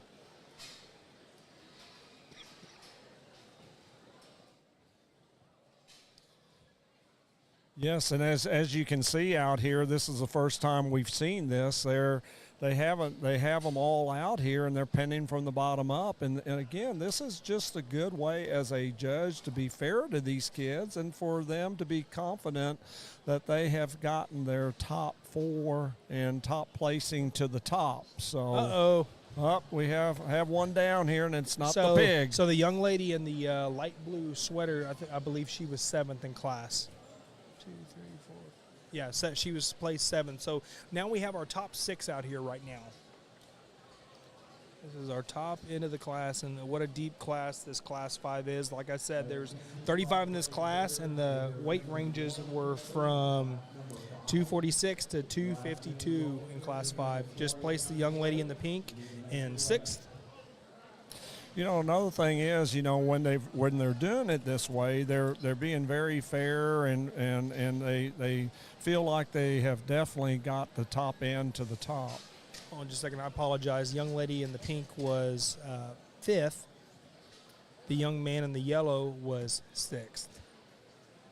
So when you look at what they're doing here, these gilts, just like you have in a market show, you got to have them in really good condition. So Absolutely. These kids are working really hard from the time they get them to not only teach them how to show properly, but also get them in good physical condition, because like in this class, they're having to show for a long time at the top end. Absolutely. It's almost like athletics or anything else. You're not going to go run a marathon your first time out of the gate. You're going to prepare and practice, because practice does make perfect, and you can definitely tell who's worked with their animal and if their animal's conditioned by, is it able to continue to walk at a consistent basis and do what you tell it to. That's all about practice makes perfect. They've got their top 3 out here. Young lady in the black was just placed 4th. So we have a young man in pink, young lady in blue, and a young lady in what looks like kind of an Aztec-y looking shirt. And as you're kind of looking at these 3, notice how all 3 of these exhibitors have them spread out and not gathered together. You definitely, when you're trying to win that championship here, or that class winning, you want to keep yourself apart from the others so that you can get your own look and Absolutely. stand out. Absolutely. Yes. And like like you said, building off of what you just said, Wayne, they are definitely doing that. They're keeping separation from each other, because when you get jammed up with somebody else, it restricts the flow of your animal and the fluid motion that you're trying to get from a judging standpoint. So I got to give kudos. I mean, even all 8 exhibitors that were still out here earlier, they've done a phenomenal job showing their animal and kind of keeping themselves separated from everybody else. It just also makes, not only gives you a fair shot, it gives also the judges an opportunity to see the differences of the 3 out there, and so that you can stand out and get the best evaluation you can possibly get. Absolutely, and they're definitely taking their time on these top 3 here. Very, very deep set here of top 3 individuals. Like I said earlier, they had 14 they pulled back. So that tells you the depth of quality in the stock in this Class 5 of the Duroc Gilts. Yeah, they're really having to stay out here a long time, and you can tell they're in good condition. And like Landon said earlier, you don't you work them into it just like an athlete. They don't run that mile for the first time. They work themselves up to it and get their body conditioned for it, and that's what you've got to do with your show animals as well.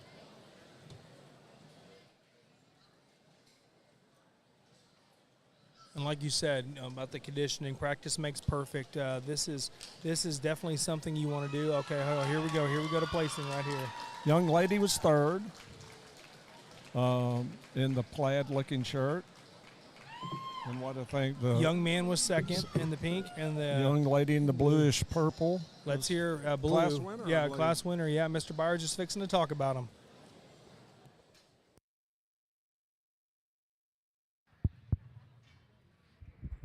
Little deeper kind of class here as we get up on the top end than we've seen in the class before, and certainly 3 gilts that I think all kind of surface in terms of similar quality and similar phenotypes. I think of the 3, and Jason feels the same way, this one's the most comfortable. This one's probably the squarest from front to rear. This one's the truest and most genuine. A gilt that's very fresh, youthful looking, very good as she comes right at you. Height at the point of the shoulder, curvature and set to her shoulder and knee is very good. Length of hip is good in relation. I think just a very, very nice place to start. 2nd and 3rd are up for debate, I think, and the 2nd place gilt, to me, probably comes in just a better silhouette package the longer you study her. You'd like to take both of these gilts and set them back in the shoulder just a little bit. This gilt probably has just a little more length to her hip and levelness to her spine, in my opinion. A gilt that's really robust as she comes right at you. She's good in the base of her forerib. Maybe not quite as youthful looking, but I don't think she looks old either. But I think a gilt like right there through her midsection is very, very good. Just need to square her hock as she goes directly away from you and just set her back in her shoulder ever so slightly. But I think a very, very good 2nd place gilt. 3rd place gilt comes out here, and in the sift pin, this one hit me like a ton of bricks. I mean, this is a tall-shouldered gilt that's fresh and that's youthful. Looks like she's been fed into this very well. As you study her, she's the flattest as she comes right at you. She's the most in at her knee. She kind of wants to creep up in her spine and roll in her hip there just a little bit. Now, with all that being said, this gilt brings an immense amount of quality to the table in terms of her head and neck set. Like I said, very fresh, very youthful, good in the center portion of her body. Just comes in a few more pieces. But congratulations to that young lady on a nice 3rd place gilt at the San Antonio Stock Show. Basic one coming out here in 4. Maybe not quite the extras that we have in the top 3 from a density standpoint or just a look standpoint at the top side or the base of her neck, but covers it all very, very well. Square and sound at the surface, good and angular off of both ends of her skeleton, good underline, good proportions. Just like I said, need a few more extras to get her further up into the lineup there today. The young lady coming out next, same can be said. Maybe a little stouter version than the gilt that comes before up there in her forearm, but maybe wants to cave in at her knee there just a little bit. Maybe just not quite as balanced as you step off to the side of her in terms of her top line and the height at the point of her shoulder. But I think here again, just a very nice, solid kind of a red gilt to stand where she is in this particular class. Got an up-headed one that's very well driven coming out here next that wants to give up a little bit on her front pasterns and rock forward in her shoulder there a little bit. from out the backside of her shoulder into her mid body is very, very good, maybe as good as anything in this particular class. Young lady does an outstanding job of getting her drove. Gilt comes next, got worked up there just a little bit. Maybe a gilt that's just too quick to her step and too round in her hip for me. Front 2/3, I like a lot of things about that one. That one's a herd boar maker from a feature standpoint and skull standpoint. There's a lot of good in that particular gilt. She's just got to go better from behind for me to get her worked up today. Very nice class of gilts. Congratulations to all these exhibitors.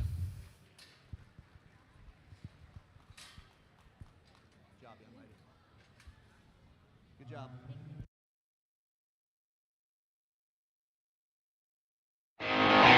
Primo feeds, sources, tests, and delivers high-quality ingredients to its 7 state-of-the-art feed mills across America.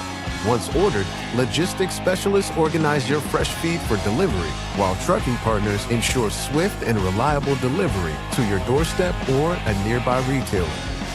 Experience Primo Feeds at www.primofeeds.com or find it in a store near you.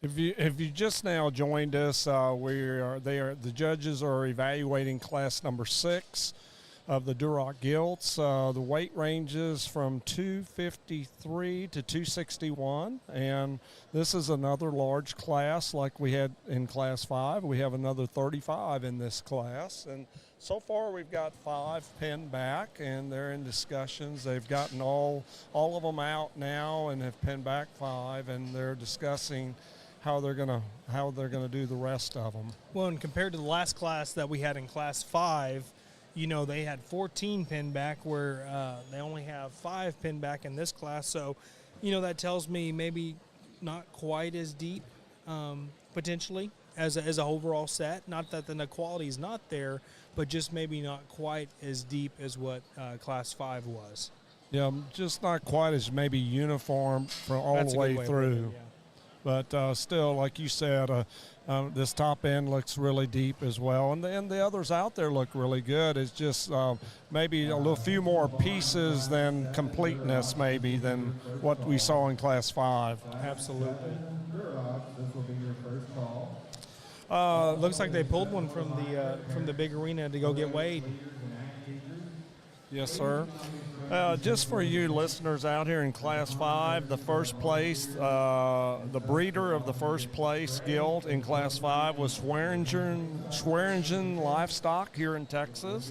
The boar sire was Jamerson 3-1. And then our second place was bred by Gleason Livestock out of Kansas. And the boar sire was Main Drag 69-1.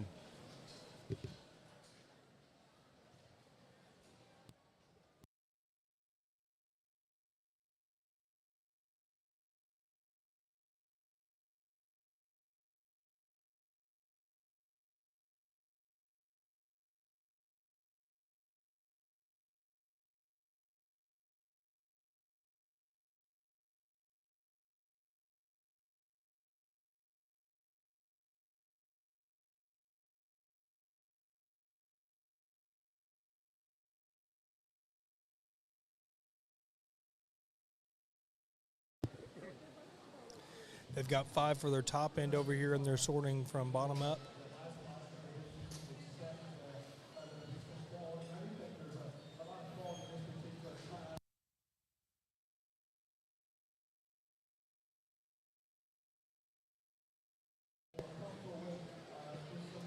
Young lady in the light blue was 8th.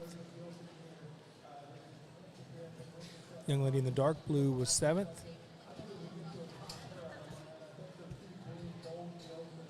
And he's going to go ahead and place the young lady in the black as 6th. So maybe not quite what he was looking for to allow that animal to show in these top 5 that he has pinned back here.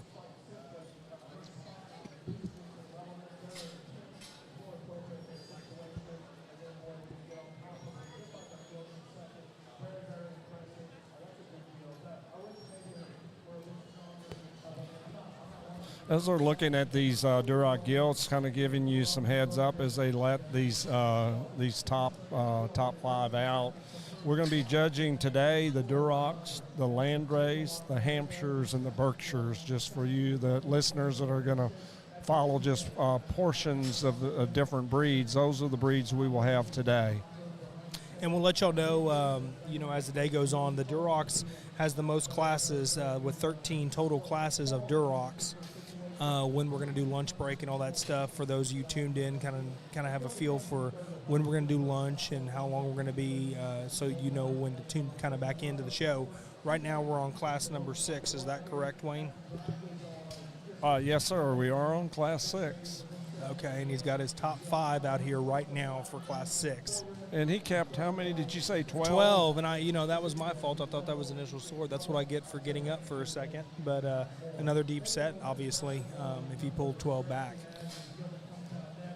As we discussed, you can see we just got bigger packages of what we saw in our lighter weight classes, and just we've got more chest width in there, but it's all in proportion and more depth of rib and width of squareness of rump, and just they have to have all these things with some substance of bone so they can carry this weight. And so they're all moving around really freely and very relaxed in how the mobility is on all fours of all 5 of these out here. Absolutely.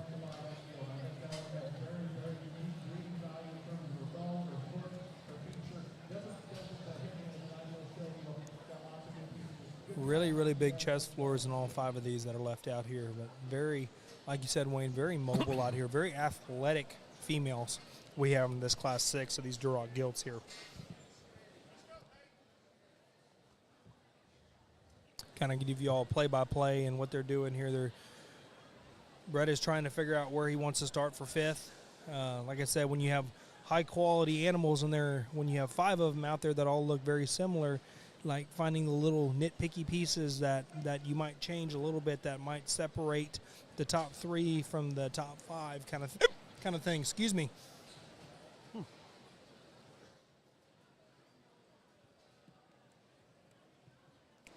Hiccup setting in. If anybody's got a good remedy for that.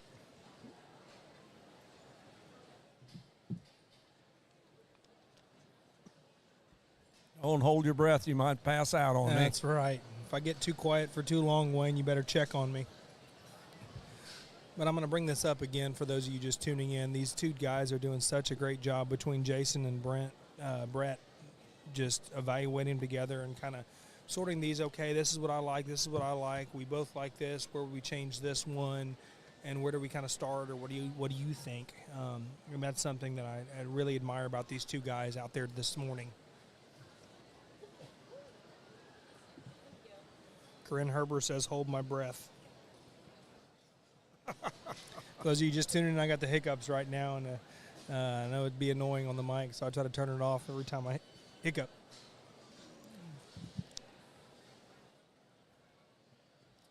Kids are doing a phenomenal job showing out here, these 5 individuals. There's 2 young men and 3 young ladies out here. Young lady in the green will be 5th. And it's important at this stage in this top end here that you keep your pig moving at all times, because you're literally competing from the top spot and you want to stand out.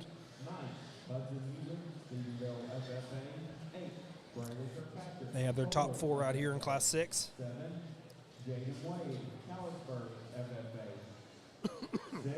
Hunter Orline, San Jacinto County 4-H. 5th, Cooper Carson, New Home FFA. 4th, Aaliyah Caldwell, Jurickson FFA. 3rd, Olivia Longshire, Lindell FFA.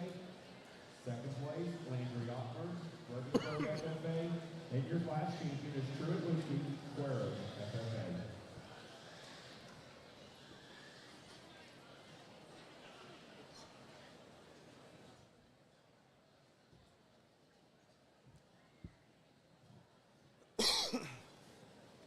Really a deep top 4 out here, and you can kind of see some of these Gilts are getting a little tired out here.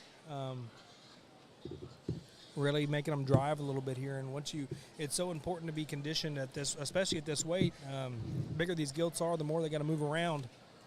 So they're getting a little tired, but some of them out here, man, they're driving like they could drive for hours. Young lady in the black shirt was 4th.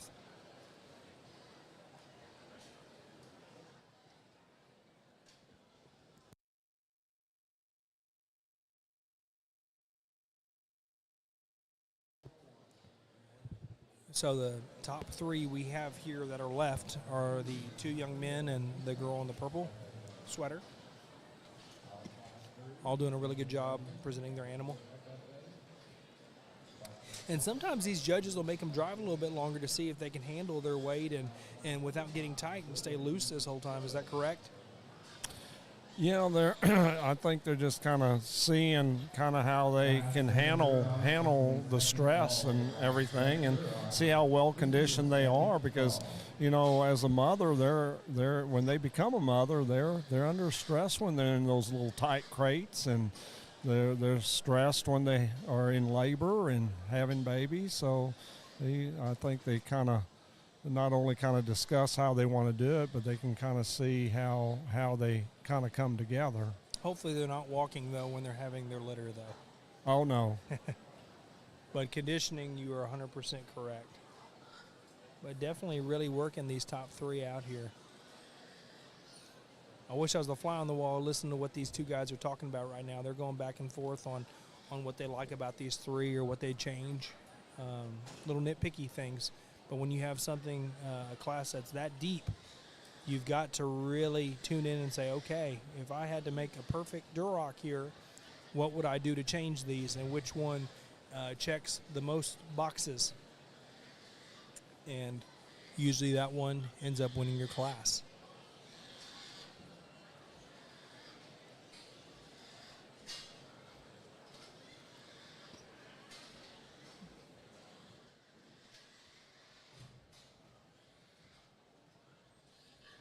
Young man in the blue is third. Young man in the gray vest is second, and the young lady in the purple wins her class. Let's hear from Mr. Byers on the reasons for the class.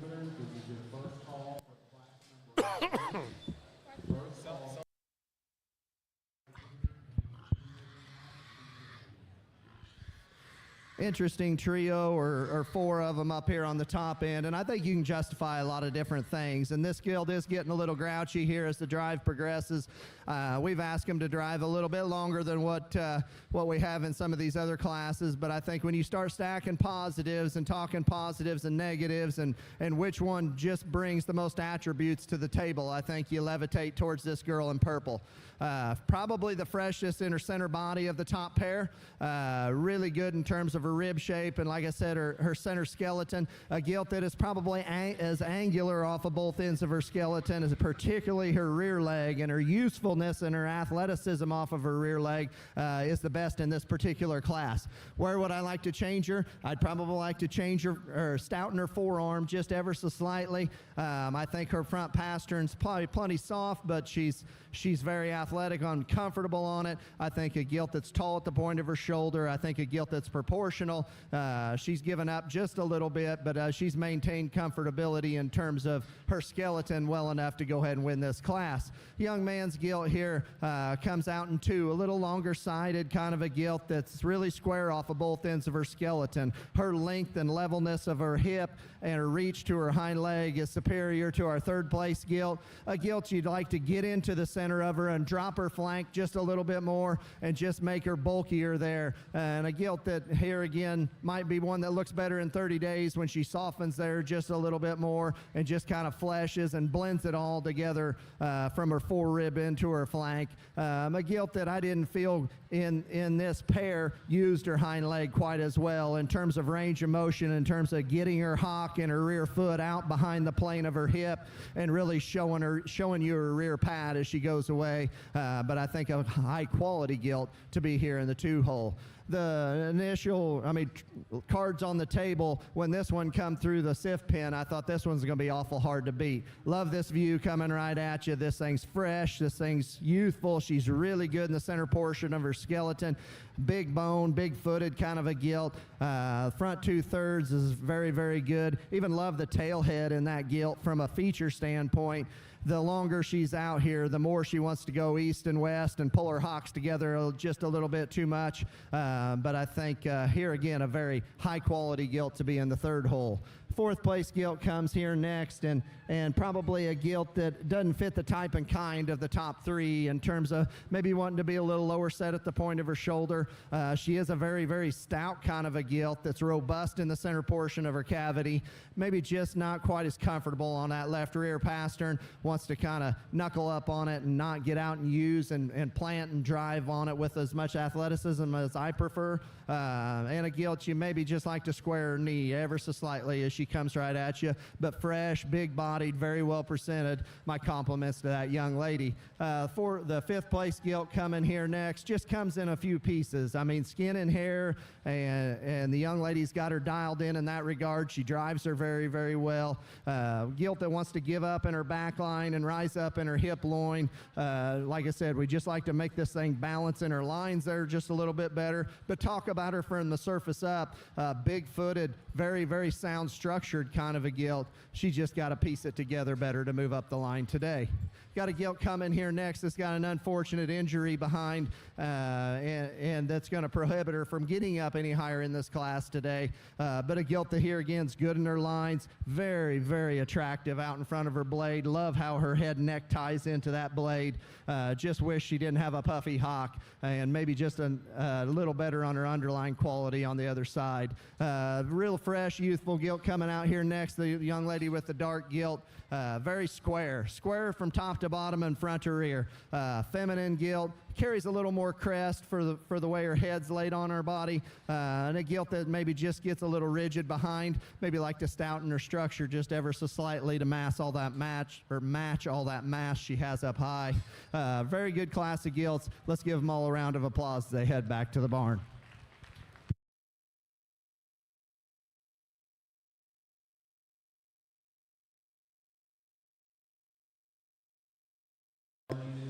That concludes Class 6 of the Duroc Gilts here at the San Antonio Gilt Show, Purebred Gilt Show. Results of Class 6. There is no destination without vision. Even the mere lack of resolve stalls progress. Accept that critics are eternal. Have the courage to be noticed and make an impact. If faith in the vision is deep enough, it's worth the risk.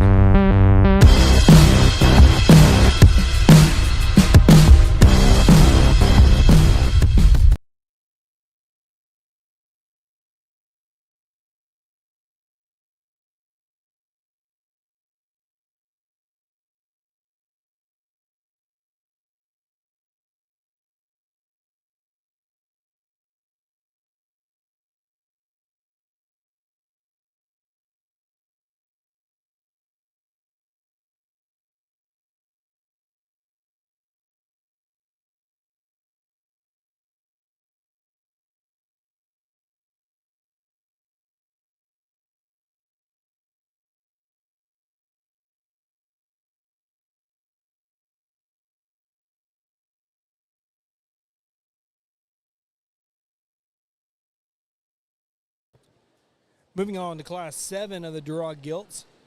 Class 7 has 34 in this class, and the weight ranges for Class 7 is 262 to 269. Results from Class 6. In 12th place, we had Landry Jackson. 11th place went to Emily Monday. 10th place, Paisley Williams. 9th place went to Kendall Burkeen. 8th place was Ryan Rice. 7th place was awarded to Emily Houston. 6th place went to Lindsay Harper. 5th was Peyton Burrell. 4th was awarded to Cassidy Doughty. 3rd place went to Owen Newton. 2nd place was Colton King. And our winner of Class 6 Duroc Gilts in 2024 at the San Antonio Purebred Gilt Show was awarded to Miss Addison Horn. Congratulations to those top 12 individuals.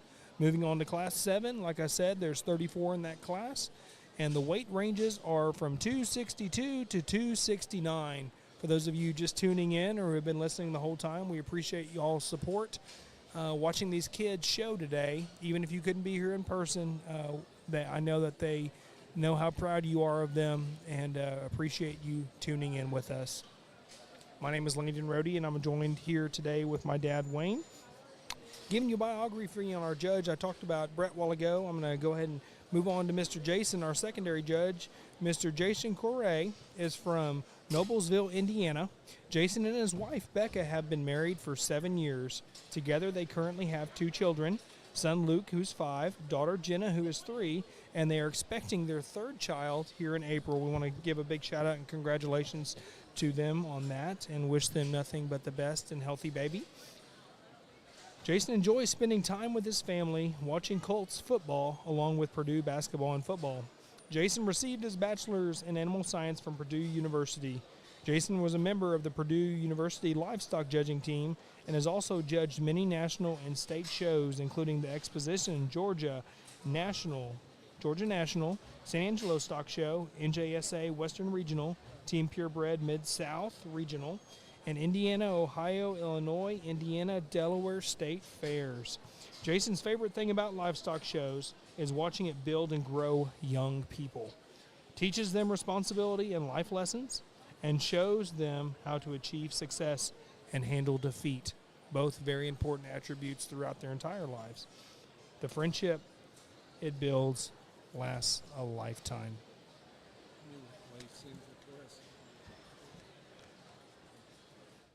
Moving on to our main judge here today, our lead judge is Mr. Brett Byers. Brett is from Sylvia, Illinois. Brett and his wife Jody have 4 children. Their daughter Brooke is a senior at Texas Tech University. Once again, Reckham Tech. Ag Communications is her major. Their son Lane is a sophomore in high school. Daughter Kinley is a 7th grader, and their youngest son Keaton, who is in 4th grade. Brett attended Lakeland Junior College in Mattoon, Illinois, and Western Illinois University in Macomb, Illinois. He majored in animal science and was on judging teams at both schools. Brett coaches youth basketball and youth soccer. Brett enjoys sowing pigs with his children at jackpot, state, and national shows. Brett's favorite thing about livestock shows is the work ethic and responsibility that our youth learn. Also, the opportunity to give them the network with other young individuals and adults with similar interests in kind. I want to welcome both Jason and Brett to the show. They're doing a wonderful job. We are on Class 7 right now of our Duroc Gilts. It looks like they've pinned 4 back thus far, 1 in the big ring. If they pin you right away, you have a chance to make the top 10 placing, which has been consistent all day. They pulled some from the big ring. The big ring is where they go and they sort and get a second look at their animal to see if they want to pin it or not. So wishing all these kids in this next class the best of luck, and thanks for tuning in with us. Give a big shout out to Taylor Fort and his crew for bringing this to you guys at home, on your phone, or at work.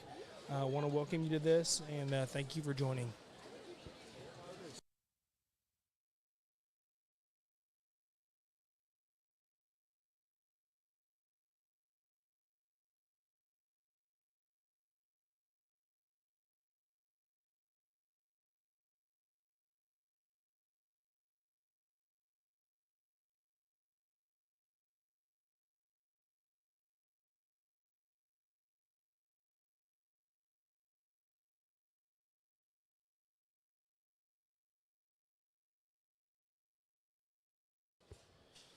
Okay, we're on Class 7. Its weight ranges is from 262 to 269, and we have 34 in this class.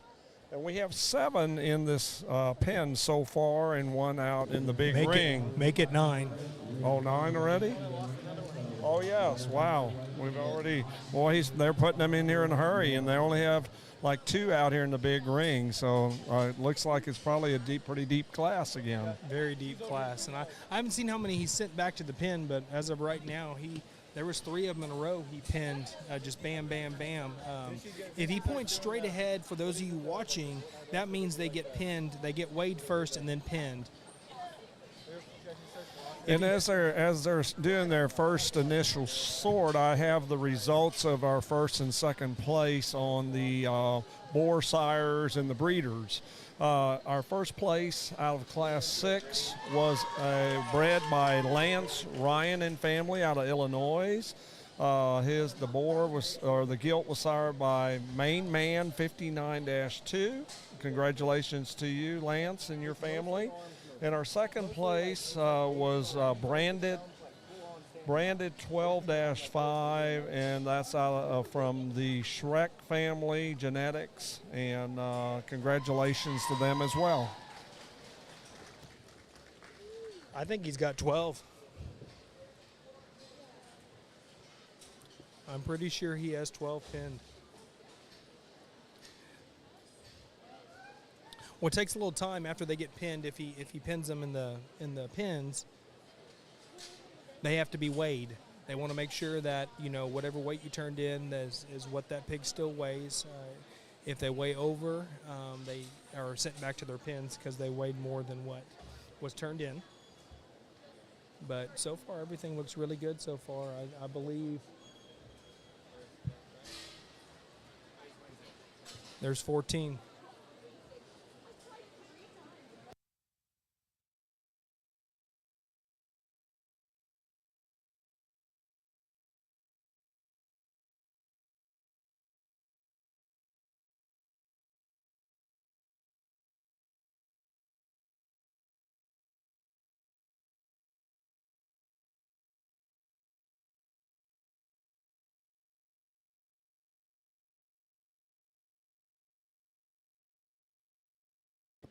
Right now that I can see, there's 13 pinned so far, 2 in the big arena. So this is another really, really deep class here of Duroc Gilts here in Class 7.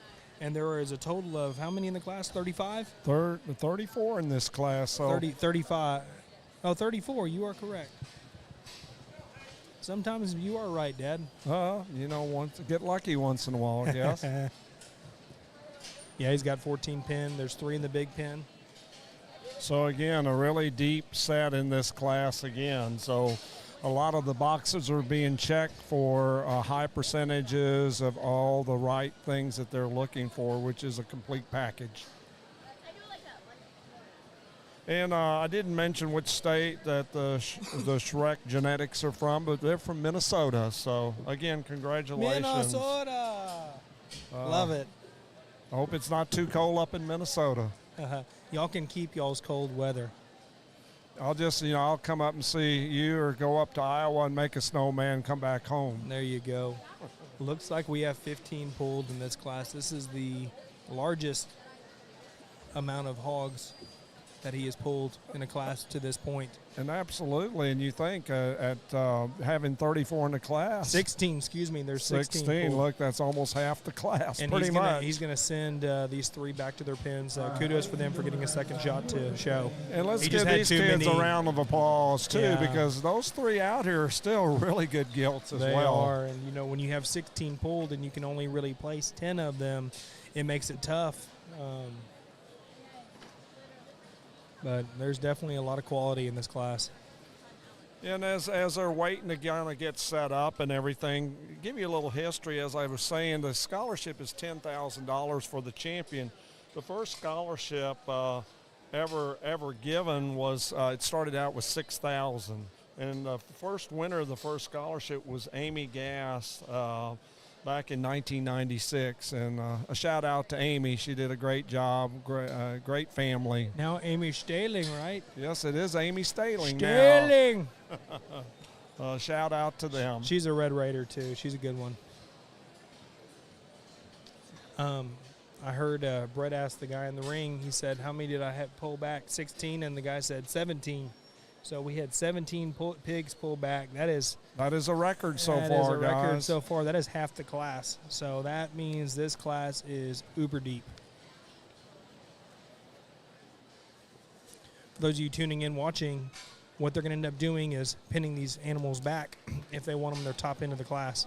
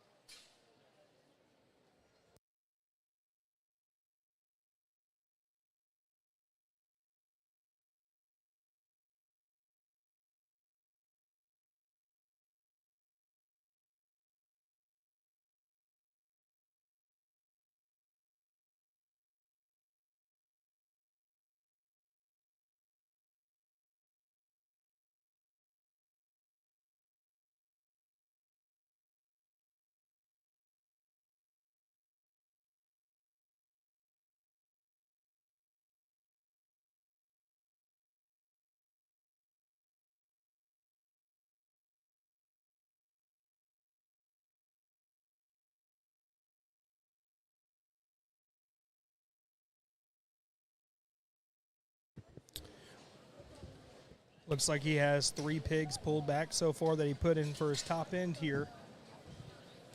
With keeping 17, I wouldn't doubt if he keeps half again. Probably like 7 or 8, you think? Yes, sir. Being that deep of a class, I couldn't see him just keeping 3 or 4. No. And not with 17 pigs pulled back. Wow. But, I really appreciate him really being thorough in that initial sort, because a lot of times when you're in a small arena like it is for the first sort, you really don't get a real feel 100% for what that animal is. Mm-hmm. And when you can get them out in the ring, and I appreciate the judge realizing that and pins a few more to make sure he gets the set that he wants in his top 10. Yeah, and you really want to make sure you keep these animals moving too.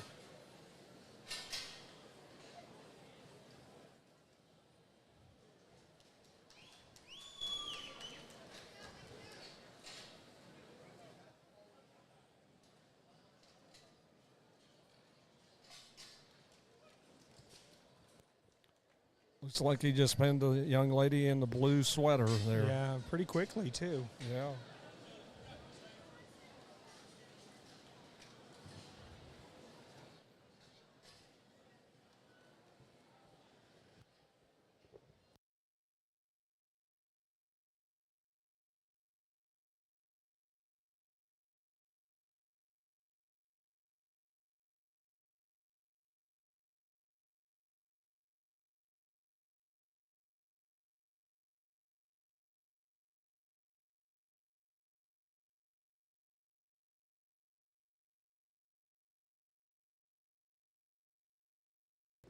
Looks like so far he's got, 8 pigs pinned back?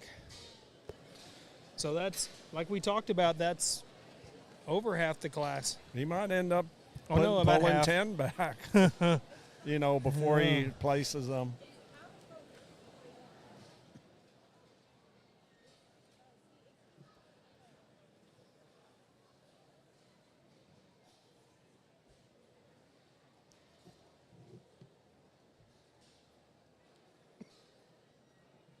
Very, very deep quality set of animals out here right now. Ended up pinning 9 of them back. That is over half the class if my math is correct there. And some of these are really, really good pieces. And I'll tell all you listening this at home who aren't here, just because you don't win your class doesn't mean you don't have a wonderful breeding piece that you could make class winners with. I see that time and time again. You could have everything you want in a gilt, but that doesn't mean you're going to breed it to a boar that looks just like her. You want the pieces, the parts and pieces. It's almost like making a puzzle. You have to have certain pieces fit together to create a perfect masterpiece. And just like a puzzle, that's how breeding is as well. He's going to go and excuse these individuals now. Let's put our hands together as these young people who remain here. You were right, Wayne. He pinned 10 back, and now he's going to resort them. But congratulations to these young people out here that are going back to their pins that didn't get a place. That in such a deep class 7 of this Duroc Gilt show here at San Antonio, just quality from top to bottom is just phenomenal in this class. This is probably the deepest class I've seen so far in the day. And it showed in the 17 pigs he pulled back, and only 10 can really place.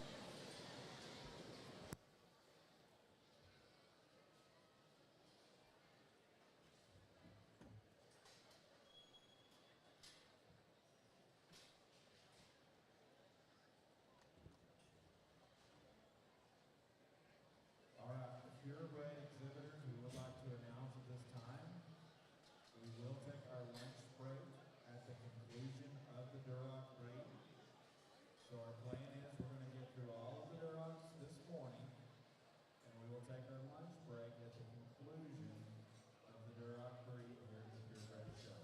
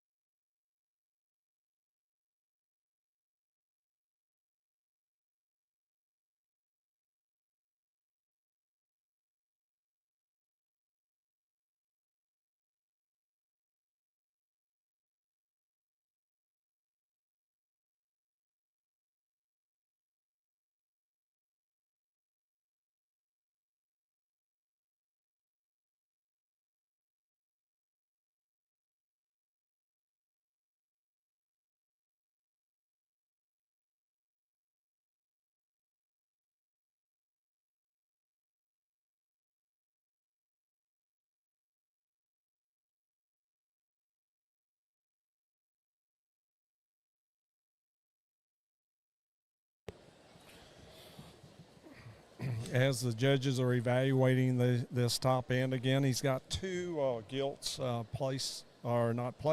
pinned back for a third evaluation. So I suspect he's going to go fairly deep again before he makes any type of final review.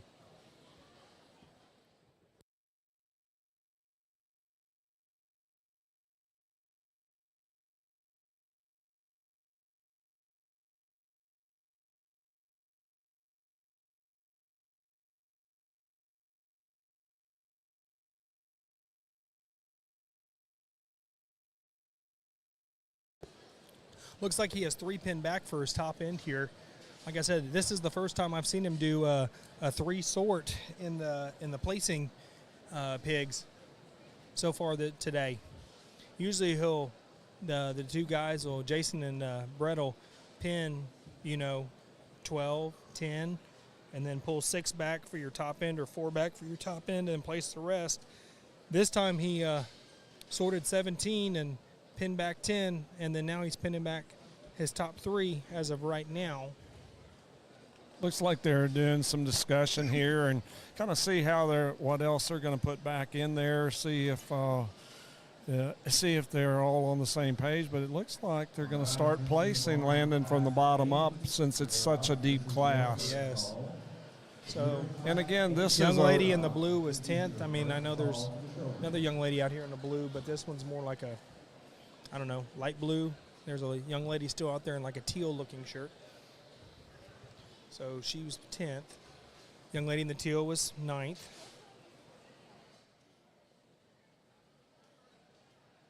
I really appreciate that they place from the bottom up in these really deep classes because, like I said, it gives everyone a fair opportunity, and it allows them not to miss anything on the top end to make sure they line up the top end to the best of their ability. Young lady in the pink striped shirt was 8th.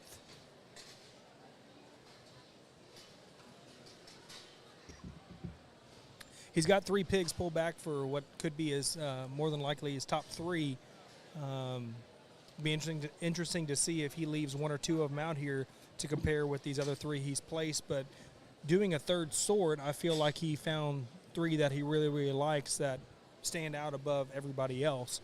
But I guess time will tell here in a minute. Yeah, it can sure change. I remember one year in the Barra Show, Landon, that you got the big ring, and that's what I was talking about on the first sort in the smaller area. Sometimes you just don't get a total package look of that animal, and as you might remember, you were in that big ring and didn't get pinned and ended up getting pinned out of the big ring and ended up winning the class. Absolutely. And that's where that hard work we have discussed is so important in showmanship. So he did leave 1 young lady out there still.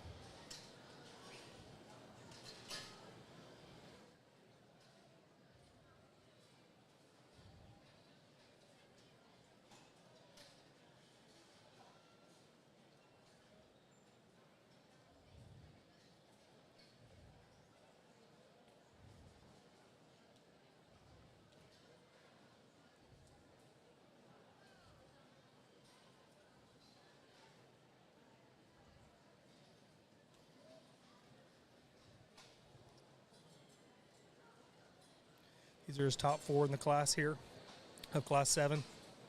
All these gilts out here just look really comfortable in their movement and everything, and they're carrying a lot of capacity and a combination of muscle and width and flexibility to go along with it. Absolutely.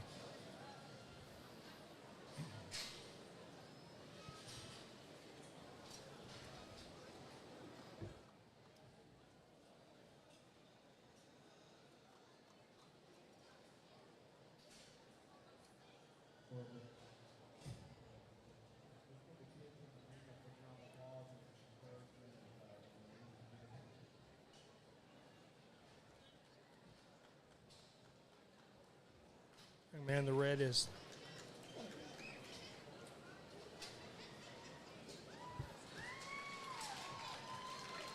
Young lady in the blue won her class. Young lady in the man in the blue was second. The young man in the red was fourth, and the young lady in the black who showed her way up was fourth. Congratulations to all 4 of these, actually all 10 of these exhibitors. Let's hear what Brent has to say here. Very deep class.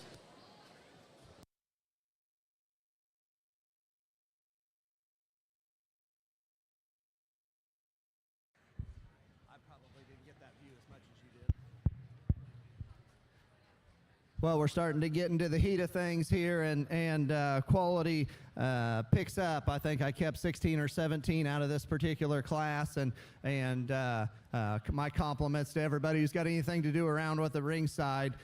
This is a very good class, but quite honestly, the class winner is non-negotiable. I think this thing is very, very good in terms of a gilt that is extremely comfortable off of both ends. This is a feminine gilt that's square and heavy duty as she comes at you. Big fat toes, really good hip and rear pastern, just a set and flex, and this thing's athleticism is very, very good. I'll be anxious to see what they look like coming on down the line, but that gilt's very, very high quality at this point in the day. This gilt honestly grew on me just a little bit as the drive progresses. A gilt, admittedly, I'd like to lengthen the top of her hip and level her back there in her hip loin just a little, but a gilt that you study her at the surface covers the basics very, very well. Big feet, big arm, very comfortable, good rib cage, good center body, very good skull shape there as well. Maybe not as good at the top side of her crest as that gilt that precedes her in this particular class, but I think a very good gilt to stand in second. Young man did an outstanding job of getting her drove. Third place gilt comes out and gets a little piecier. This thing does look very youthful, very fresh, like she's fed into it very, very well. A gilt that's hip and hind leg is good. A gilt that maybe wants to wing out and toe in just a little bit as she comes directly at you. Give up a little bit in terms of the height at the point of her shoulder. I think very well presented. The young man does a good job of getting her drove. Center body cavity and body shape in that one is very, very good. My compliments to him. I think that one's just a little more genuine in just her total build and her total shape than the gilt comes out in for. Tall-shouldered, level-hipped, long-hipped, big-chested, heavy structured gilt that comes here. Gilt that probably wants to get as flat at the base of her forerib and just as caved in right back there in her flank as any in the class. I would honestly just like to peel a little fat out of the base of her neck, off of the top of her loin, and give her a little more genuine shape coming out the backside of her blade. But I think a lot of pieces in that one that are pretty good. Maybe just not quite what we had in the top 3 places in this particular class. Big tailhead gilt coming out here next. It's good in her center body shape, good in her shape up high, good in her lines, really. Just a gilt that just needs to relax off of both ends of her skeleton and just be a little more athletic here today. Gilt coming here next is a longer bodied kind of a gilt in relation to some of these, which doesn't necessarily hurt her, just comes in a few more pieces. She wants to be a little more upright in terms of her blade. I like her head, I like her youthfulness, I like her shape up high. Just like to make her a little more relaxed in terms of that rear pastern and a little more relaxed in terms of her front shoulder. The longer bodied one comes here next. She covers the basics at the surface as well as any of them in terms of foot size and bone size and ankle size. A gilt that is long in terms of her hip. She's so long she kind of wants to give up her balance in her top line there just a little bit. Maybe a gilt that just doesn't blend as well from front to rear. Gilt coming out here next. Tall-shouldered gilt that wants to get a little shorter at the top of her hip and maybe not quite as much structure as some of these up in front of her, but a very, very nice gilt. As we finish out 9 and 10 here, we got one that will look good on the standstill. She kind of, as you watch her go across the ring, she wants to get a little tighter in terms of her overall structure, but a gilt that does have shape and freshness. Interesting piece coming out here in 10 in terms of how that one's head and neck set on a bulky body. She wants to get a little wide behind and get a little east and west in terms of her movement. Maybe like to make that one just a little fresher in terms of her appearance, but I think a very, honestly, probably the best 10th place gilt we've seen to this point. Let's give all these kids a round of applause. Kind of like Brett said, that 10th place, he said, best place, 10th place gilt he's had in in the classes so far. So be interesting to see what the next classes look like, because that was by far the deepest class to this point. So kudos to all those individuals, not just the top 10, but also the 17 that he pulled back.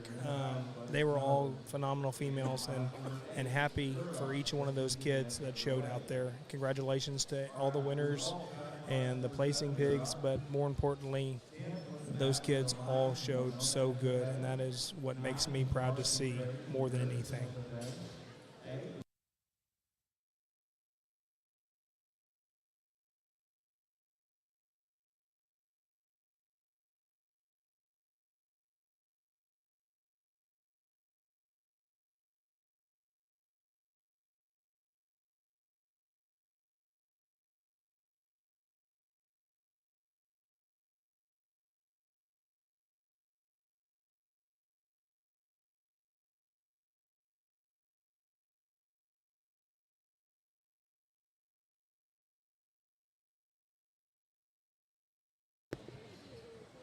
Now we're moving on to Class 8 of the Duroc Gilts here.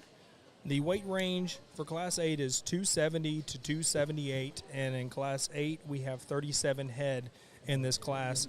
To this point, this is the largest class of the day.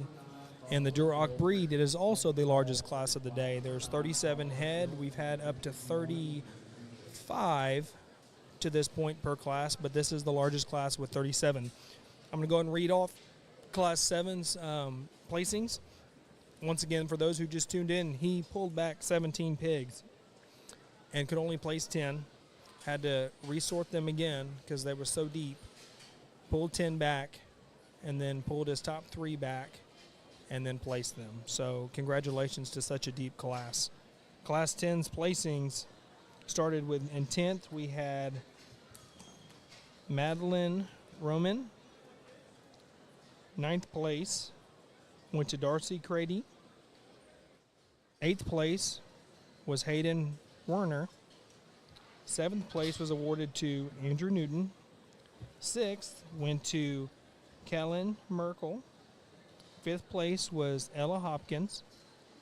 4th place went to Carson Beachy.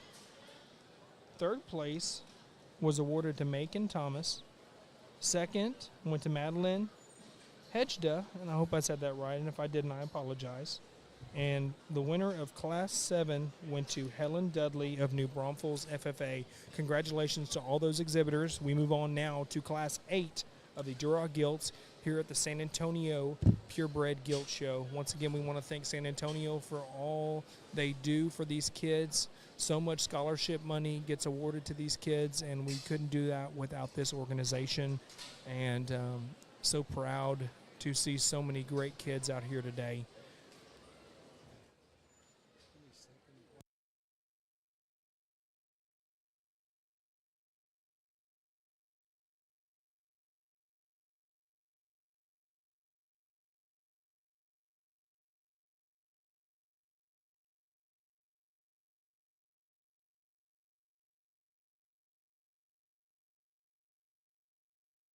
Want to give a shout out to Taylor Fort Podcasting, and I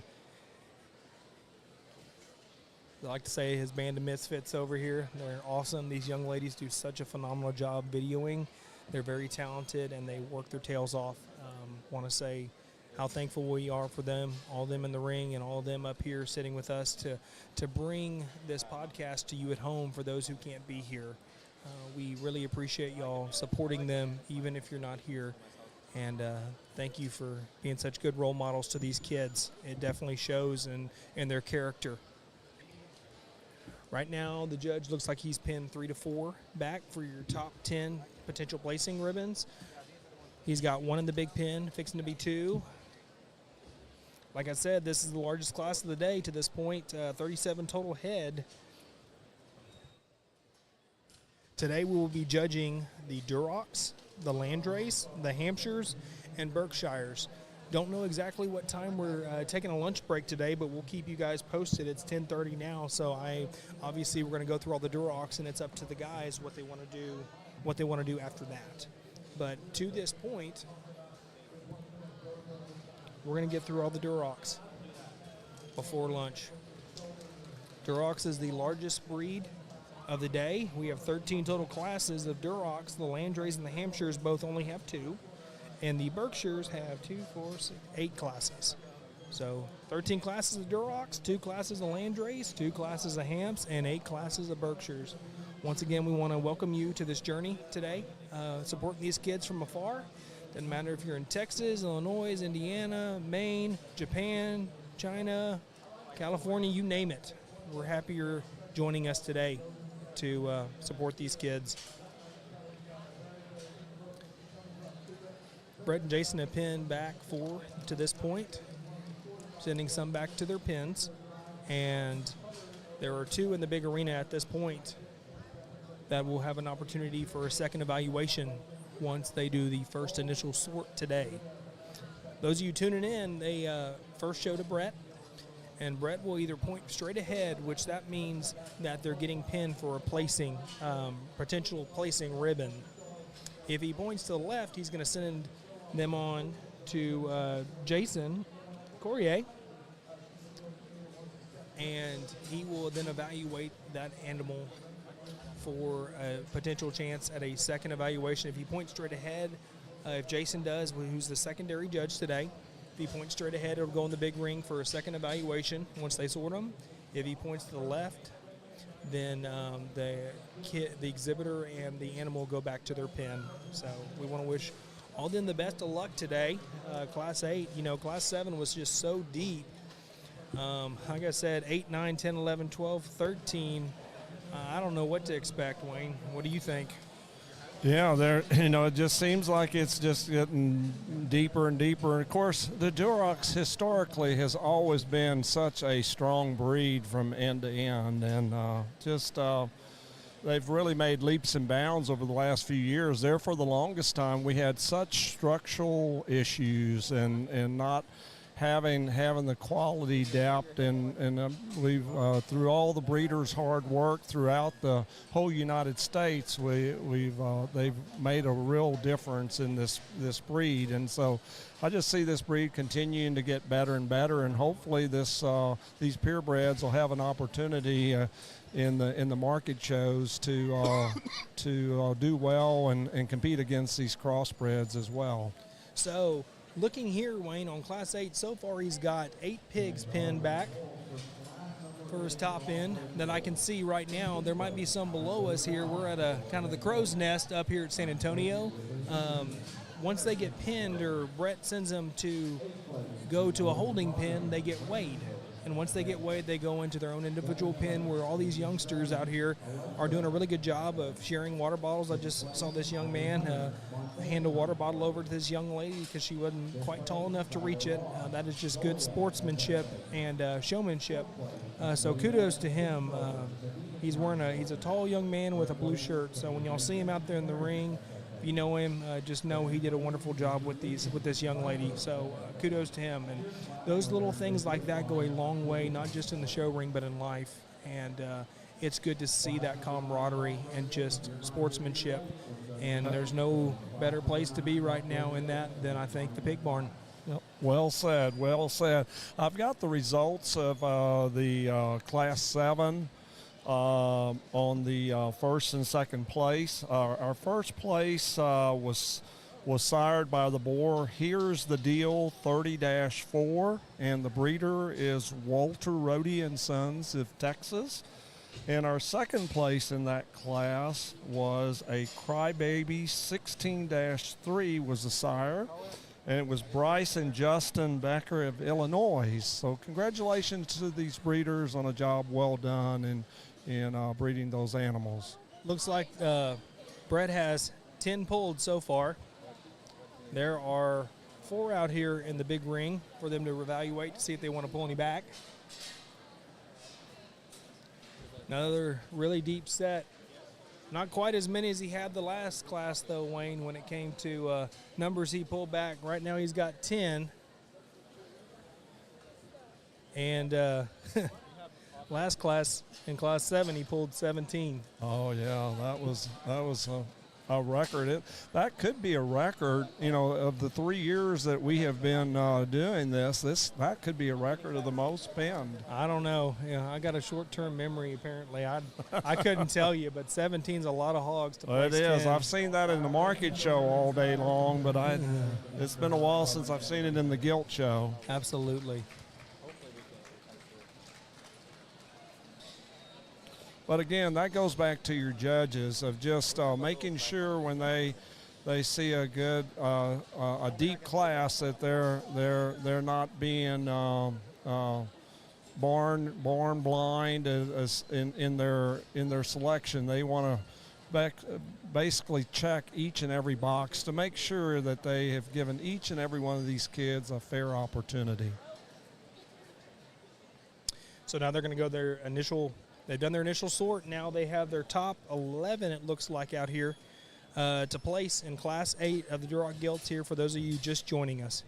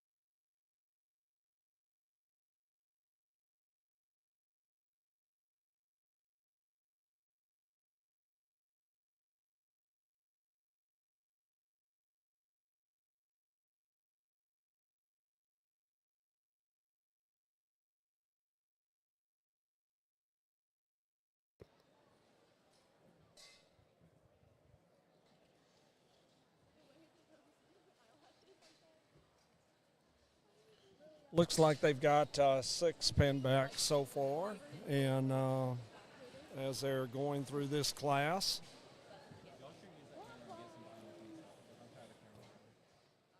Looks like they're going to look at placing the remaining balance in this class. The way it looks now, not sure if they're going to go from the bottom up again or not, but we do have 5 out there.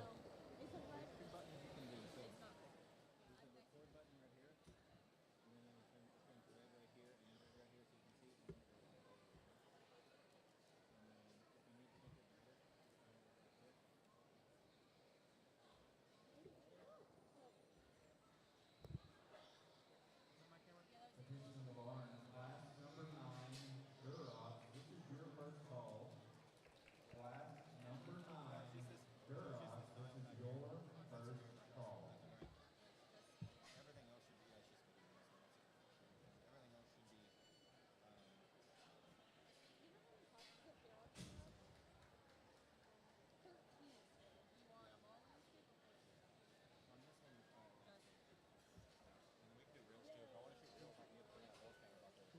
Once you get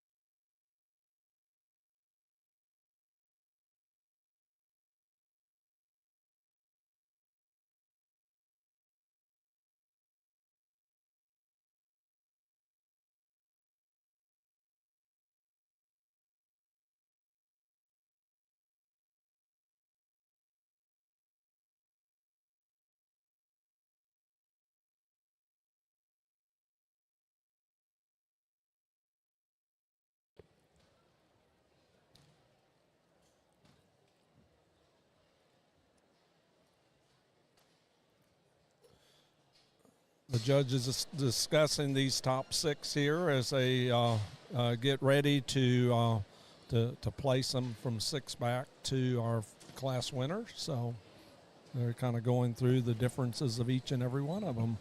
Well, these top 6 here look super duper deep.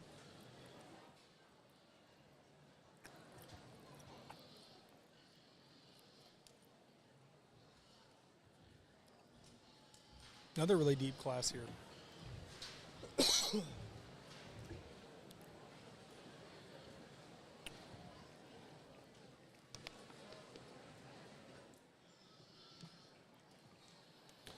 Just received a shout out from Cassidy Allison. She's from the Tahoka area. She's Bill Miller's granddaughter, and we appreciate you shouting out to us and appreciate the kind words and viewing this show. Thank you so much for listening in.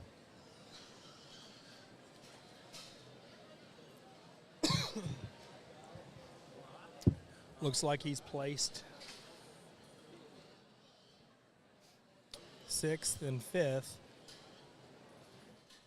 6th went to the young lady in purple. Young man in the red shirt was 4th. And we have 3 young ladies who are doing a wonderful job out there right now for your top 3. Let's listen. I think Mr. Byers is really kind of sorting them right now.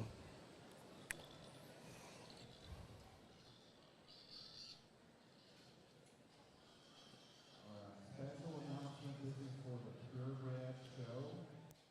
Again, this is a special announcement for the Purebred show. You're going to get first and second when you come back for the Breeze Champion Drive. There is not a relay. Again, there is no relay for the Breeze Champion Drive within the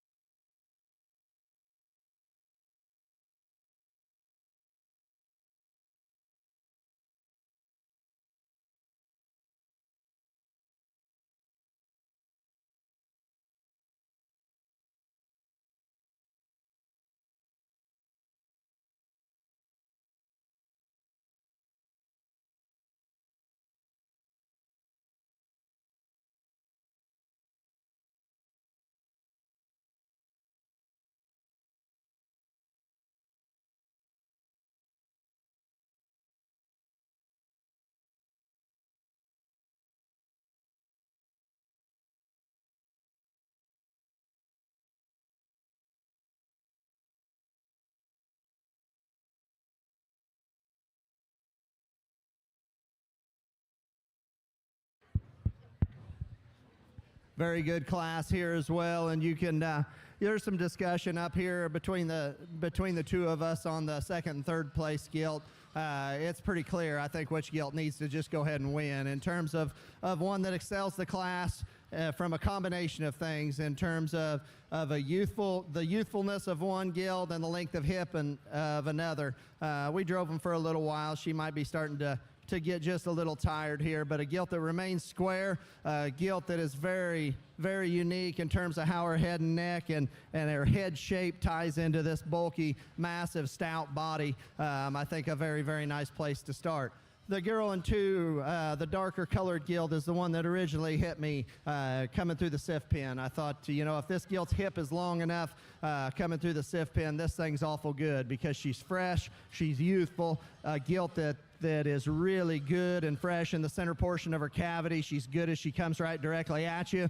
I like her length of spine in relation to her length of neck. Where I get on her is in her hip. Her hip needs to be longer, and her rear leg just needs to be more athletic. And some of it might be her attitude here just today. I think she's her own worst enemy from that standpoint. Good underline, lots of good in that gilt. She's just got to be longer hip. She is more youthful than the gilt that comes out in 3. Now, if you want to levitate towards this one and say, man, this one is got some big league pieces in terms of extras, in terms of EST terms, in terms of extra bone and extra density, and still has muscle and still has a pretty flexible kind of a skeleton, I ain't gonna argue that a bit. She gets a little jammed up in terms of how her head and neck is into her blade, and she just looks a little too past her prime for me, I guess, from that standpoint, if you want to say that. Looks like she's been around a few more days, but I think a gilt that's got a lot of value just for this particular judge. She just ran into two that are a couple fresher than she is today. Gilt comes out here next. I think a gilt that's got a lot of good in her. A young man took a little while to kind of get her going, even back there in the SIF pin. I mean, if you prop this thing up on a backdrop picture, she's going to look very, very good. I mean, the way her head and neck comes out the top side of her blade, that's a flat back, long hip gilt that's got a pretty good kind of immature look to her and a good shape to her rib cage. When she comes at you, she caves at her knee just too much here today. Probably don't have the extra density that the top 3 offered in this particular class, but is a very, very good animal in her own right. 5th place gilt, same can be said here. A gilt that maybe doesn't balance as well up high. She wants to raise up in her hip loin, get a little lower set at her shoulder, and maybe come with a little more crest at the top side of her neck. Very good in terms of her rib cage and her center skeleton. Maybe wants to close up just a nickel as she comes directly at you, but a nice 5th place gilt. Another one here coming out next. If you prop her up on the backdrop, it's going to look pretty good because, man, that's a tall-shouldered gilt that's good in her lines up high. The longer the drive goes, the more she wants to give up front there just a little bit, maybe get a little more mechanical in terms of her hind leg and just not as fresh through the center portion of her body as some others. Young man's got one here that he's done a very good job with in terms of driving and presenting. I mean, skin and hair are dialed in. I love his eye contact. I love his pace, but a gilt that just wants to give up to him or for him in terms of her pasterns. She wants to cave in at her knee there and just kind of maybe not be as square as she needs to be as she goes directly away from you. Very, very nice class of gilts. Let's give all these kids a round of applause.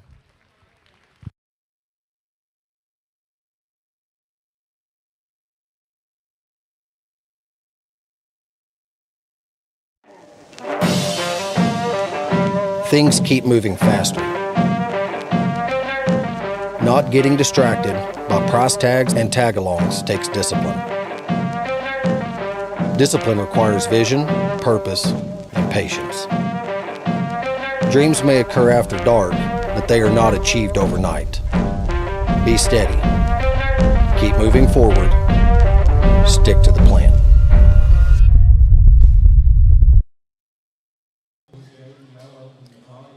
That concludes Class 8 of the Duroc Purebred breed here at San Antonio. Moving on to Class 9.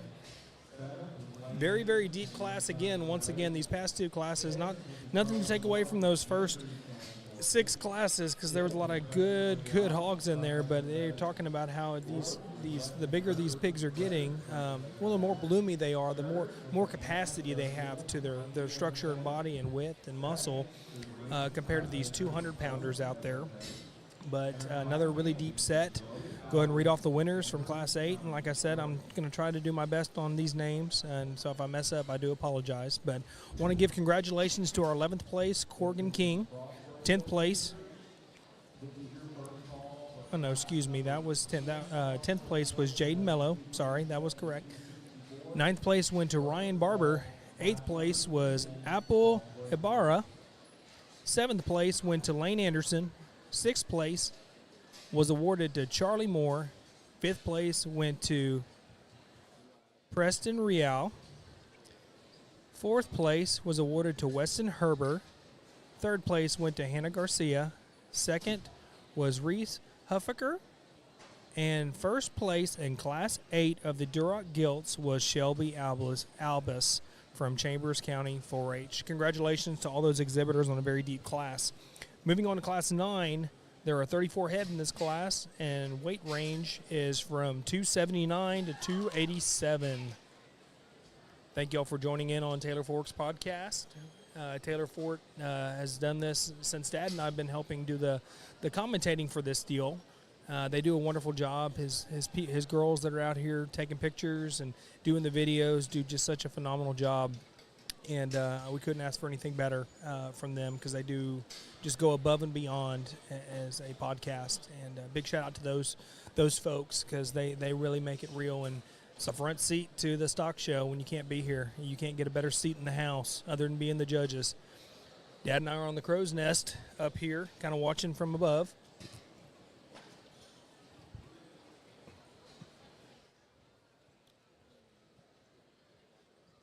They've sent a couple kids back to a few kids back to their pens. I do believe Brett has pulled a few thus far. I'm going to go and read our judges' info. Our lead judge today is Mr. Brett Byers from Silby, Illinois. Brett and his wife Jody have 4 children. Their daughter Brooke is a senior at Texas Tech University, and she is majoring in ag communication. Their son Keaton, who is a sophomore in high school. Their daughter Kinley is a 7th grader, and son Keaton, who is a 4th grader. Wonderful family. Brett attended Lakeland Junior College in Mattoon and West Illinois University in Macomb, Illinois. He majored in animal science and was on the judging teams at both of those schools. Brett coaches youth basketball and youth soccer. Brett enjoys showing pigs with his children at jackpots, state, and national shows. Brett's favorite thing about livestock shows is the work ethic and responsibility that the youth learn. Also, the opportunity it gives them to network with people their own age and adults with same like-minded things and similar interests. And you couldn't be more right there. Our secondary judge today, we want to welcome Mr. Jason Correa from Noblesville, Indiana. Jason and his wife Becca have been married for 7 years. Congratulations to them. Together they have 2 children, Luke, who is 5, and daughter Jenna, who is 3. And we want to give a big shout out to them for they're expecting in April. So want to wish them nothing but the best of luck with that and a healthy baby along the way. My wife and I are both expecting a baby in April as well, so I might have to ask him later after the show's over with tomorrow. Woohoo, our first. Yeah, my dad's going to be a new grandpa, and I'm going to be a new daddy. So I might have to ask Mr. Jason after the show's over with tomorrow when they're actually expecting, when their due date is. I'm curious if it's the same as ours. But going back to what he was talking about, he's judged at Purdue University on the livestock judging team there. And he's judged all around the country. I mean, he's got definitely a heck of a resume here. What Jason's favorite thing about livestock shows is watching it build and grow young people, teaching them responsibility and life lessons, and showing them how to achieve success, not only success, but also defeat, which is important things to take with them throughout their life. And most importantly, it's about the friendships you make, whether you meet somebody from a totally different part of the country or 3 towns over. You build friends that will last a lifetime, kind of like in college and everywhere else. We're all here for the same reasons, and that's to learn and show livestock and the love of doing it, and it shows in these young kids. And I wouldn't expect anything less from these individuals, and they have surpassed that expectation. Currently, Brett has 3 pinned in Class 9 here. Like I said, there are 34 in this class, ranging from 279 to 287. Has 3 pigs in the big arena for a second evaluation. Now they have 4 pinned back. It'll be interesting to see how deep this class is in comparison, but I'm going to pass it over to my dad, Wayne. I guess you have the sires from Class 8, is that correct? Yes, I do. So Awesome. in Class 8, our first place was sired by Maine Man 59-2, and the breeder is Larson Taylor from Texas. Our second place was sired by Work of Art 13-2. And the breeder of that gilt was Trace Amigo Show Pigs there in Indiana. Congratulations to both of these breeders on a great accomplishment. Looks like we've got now in this class here, in Class 9, we've got 6 of them penned. And then we have 2 out in the big arena for a second, or 3, I'm sorry. 3 out in the big arena for a second evaluation. Okay. I'll come bring them to you.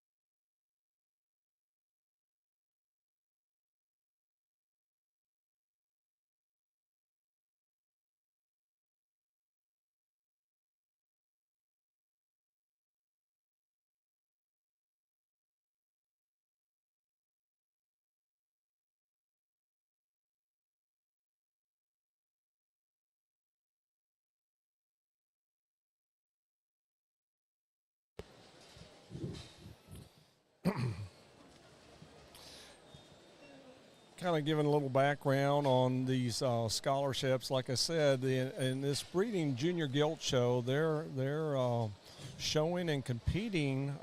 They get to take their animals on from here, but they're competing here for a $10,000 scholarship. The champion will receive that, and if you're a champion, then they go on into the Supreme champion drive, which they have opportunity to win another $5,000, totaling a total of $15,000. San Antonio here has really strived to put a great scholarship program together here at San Antonio. The first scholarship given in this junior gilt show was in 1996 for the Durocs. At that particular time, it was only $6,000, and now it is up to $10,000. The winner of the first one was Amy Gass, who's now Amy Staling from the Comfort area, and a great family as well. And so anyway, that's a little trivia on there.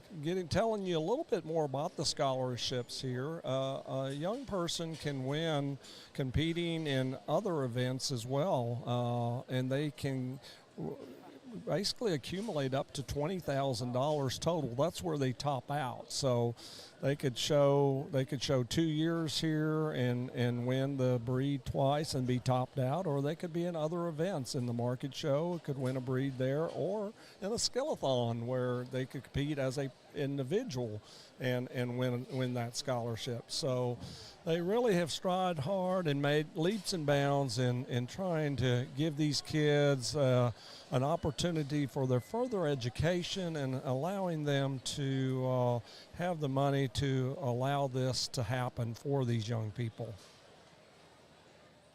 Looks like the judges are back in here. We have we got 10 pigs penned, and of course that's what will be placed. And they have went ahead and excused the the 4 out here in the big arena. But again, some really nice gilts out here in the big arena that they've kept back as well.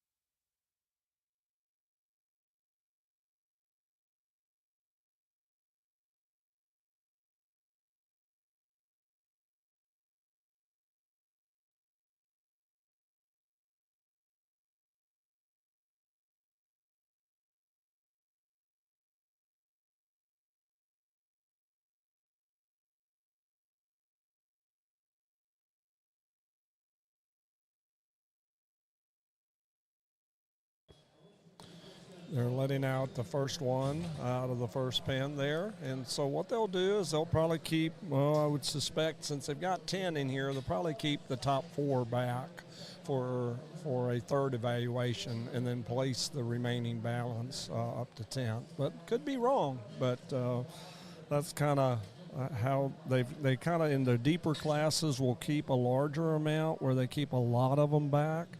And then where they keep just around that 10 area, they've been so far keeping the top 4 back and then placing them from there.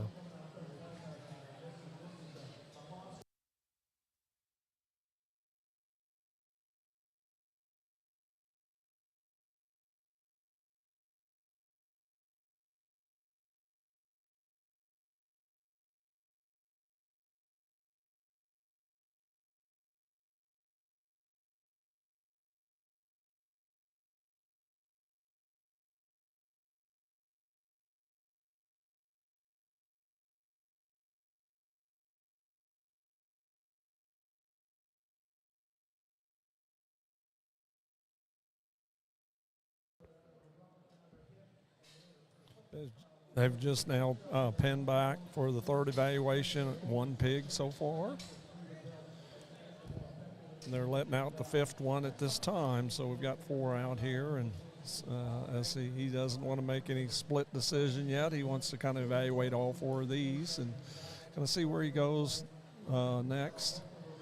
That's another thing is you've got to always keep that eye contact. You notice the judge was asking him to turn so he could kind of see the side profile. So these are the things that we have touched on to try to help our audience out if you have kids actually showing that are still in school and are showing barrows as well or even gilts.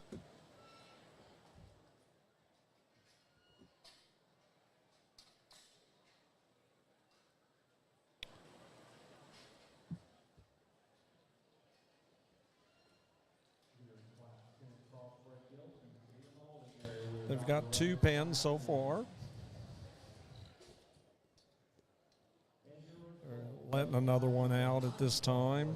And after they let this one out for evaluation, we have 2 left that have not been reevaluated at this time yet.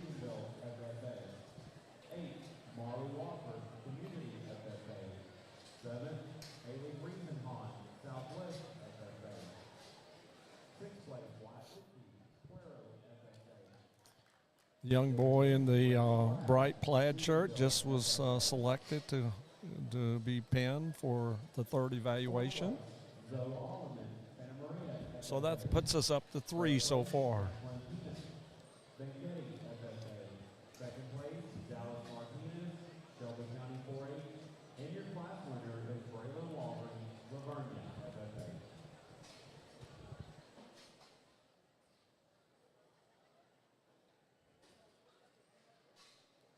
And they've picked the 4th one here with the young lady in the maroonish colored shirt.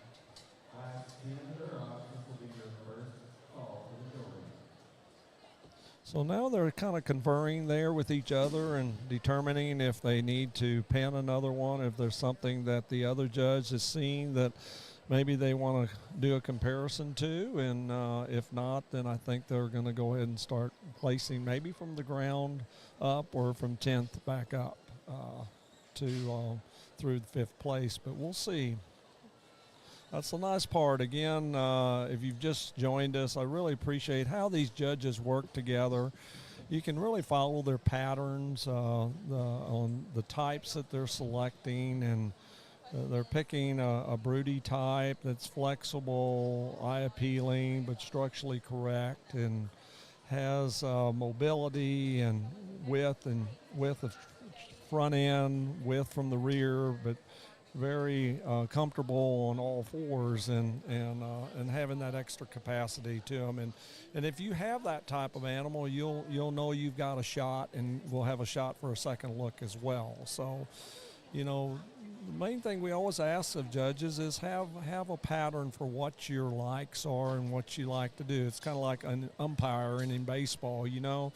If you have an umpire that calls the corner every time on his pitches, then you know what to do. But if they're all over the board, it's kind of hard to prepare the next time you go out if you go in front of that judge. So I always appreciate the consistency that the judges can provide, and these judges so far has definitely, you can find their pattern and you can see their pattern and follow what they're doing.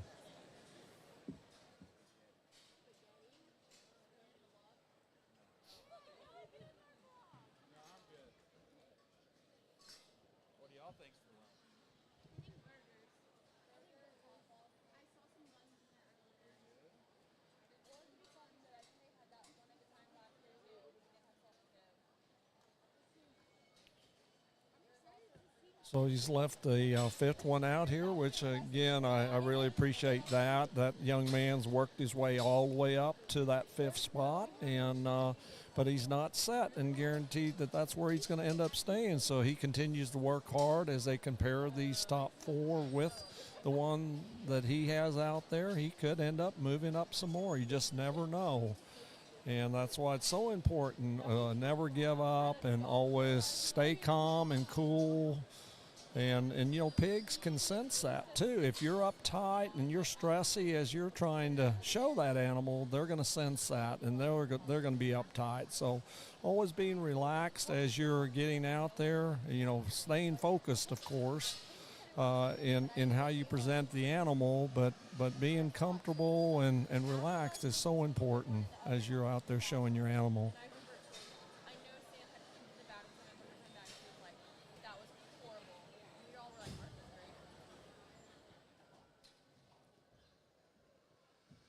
So now we've got all five out here, so he's going to be working on placing that fifth on up to our class winner.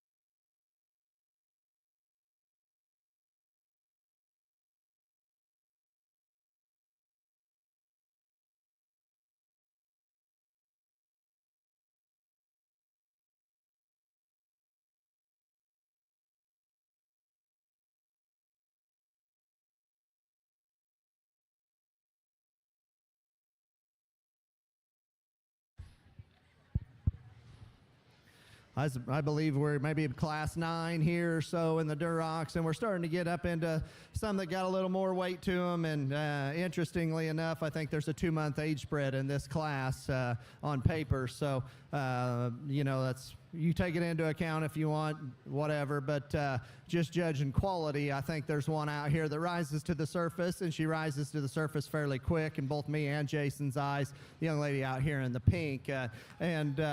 If the critics want to say, well, maybe her front pastern's just a nickel soft, I ain't going to argue that with you, but this gilt is very, very comfortable. It's not impeding her ability to get out here and go. This is a fresh-looking gilt that's good in her upper lines. Got a big old stout tail head with a really, really good long level hip and hind leg and a very dense hind leg. I think a very nice place to start. The other dark gilt here is going to go too, and probably doesn't have quite as much of an elite look out in front of her blade in terms of where her crest of her neck and the depth of her throat lie, but covers the basics very, very good. I mean, a very comfortable gilt, another very dense, big-footed gilt, especially in comparison to our third place gilt. Like I said, maybe not quite as edgy, maybe not quite as youthful looking, maybe not quite as good coming right at you and the squareness to her front knee as that class winner, but I think a very solid kind of a second place gilt.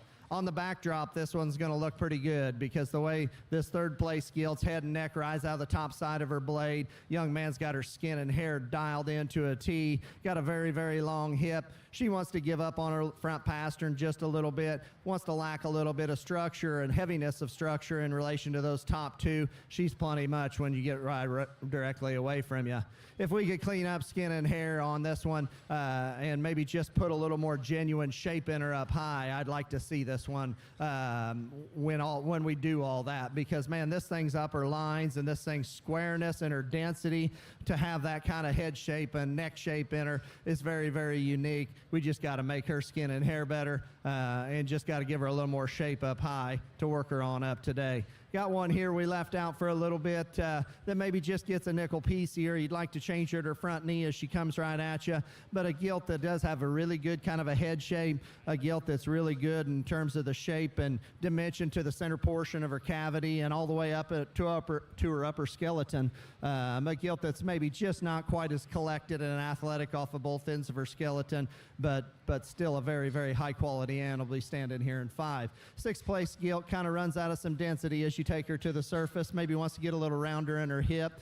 Head and neck rise out of her shoulder like it should. Very fresh in terms of her center cavity. Very angular off both ends of her skeleton.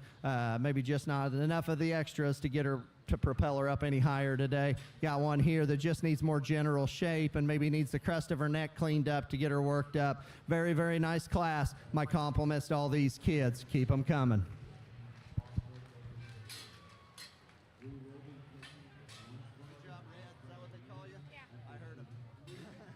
Adams Fab. Established in 2007, they build custom livestock pinning and equipment to fit all your needs. Hanger feeder rods, adjustable slam gate latches, and skirted panels. It all comes standard. Custom pins made by hand and hot dipped galvanized so that you know that they're going to last. Adams Fab is a certified TIPS vendor and can design, fabricate, and install equipment to fit all your needs.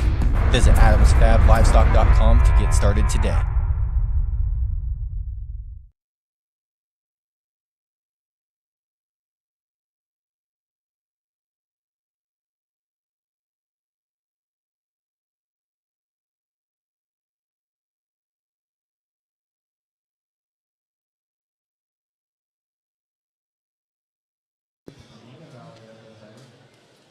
Congratulations to all of our contestants from Class 9. My name is Landon Rohde. I'm joined here with my dad, Wayne, who you've heard a majority of the past 10 minutes, 20 minutes. But I'm going to go ahead and read off our winners from Class 9.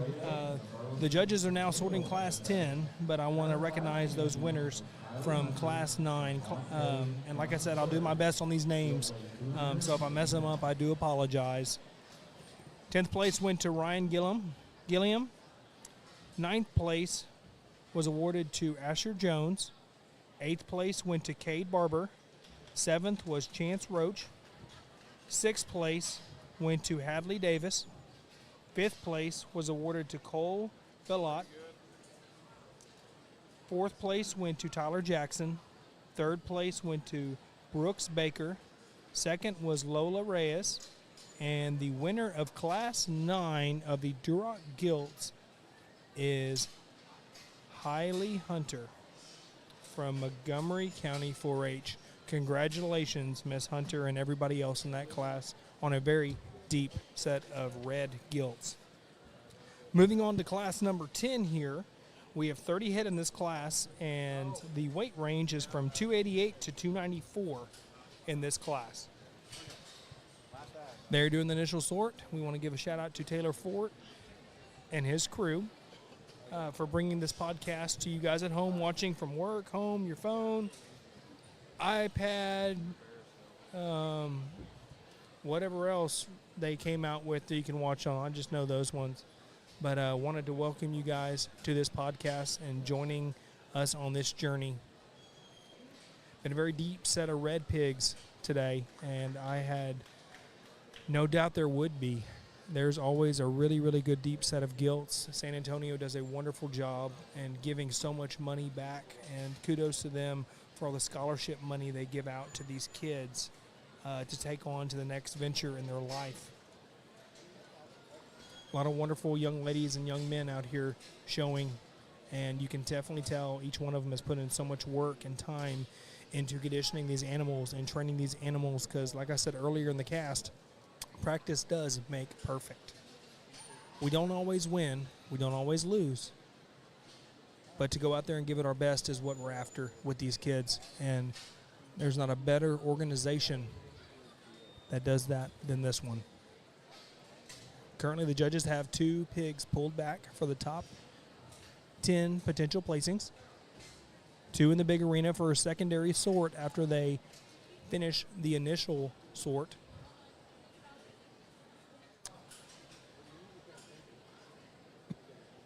Like I said, for those just joining, we're on class number 10 of the Duroc Gilts here at the San Antonio Purebred Gilt Show. And it is 2024. I had to think about that for a minute. And 2024 is flying just about as fast as 2023 did for most of us. After class 10, we have 3 more classes of Durocs. They will go on to judge for the champion and reserve champion overall Duroc Gilt at the conclusion of these classes here today. After the Durocs, we will then move on to our Landrace, then our Hampshires, which there are 2 classes of Landrace and 2 classes of Hampshires, and then 8 classes of Berks to conclude the day. Not been told yet when we will be taking a lunch break. I will keep you all posted as we go on. It could potentially be at the conclusion of the Durocs, champion and reserve overall, or the 2 judges, Jason and Brett, who's our main judge, might want to keep going for a little bit since there's only 2 classes of Landrace and Hampshires. And like I said, then we conclude with the Berkshires with 8 total classes. 25 total classes today throughout the 4 breeds that we are judging today. Once again, we want to give a shout out to all you listening.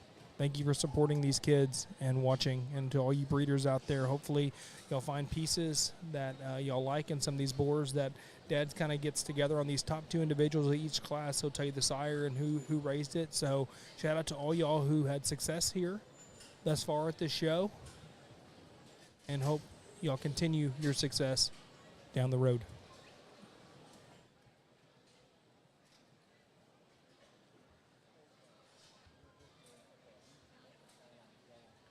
Currently, Brett has pulled 5 pigs back out of this class thus far for a chance at the top 10. There is just 2, fixing to be 3 in the big arena.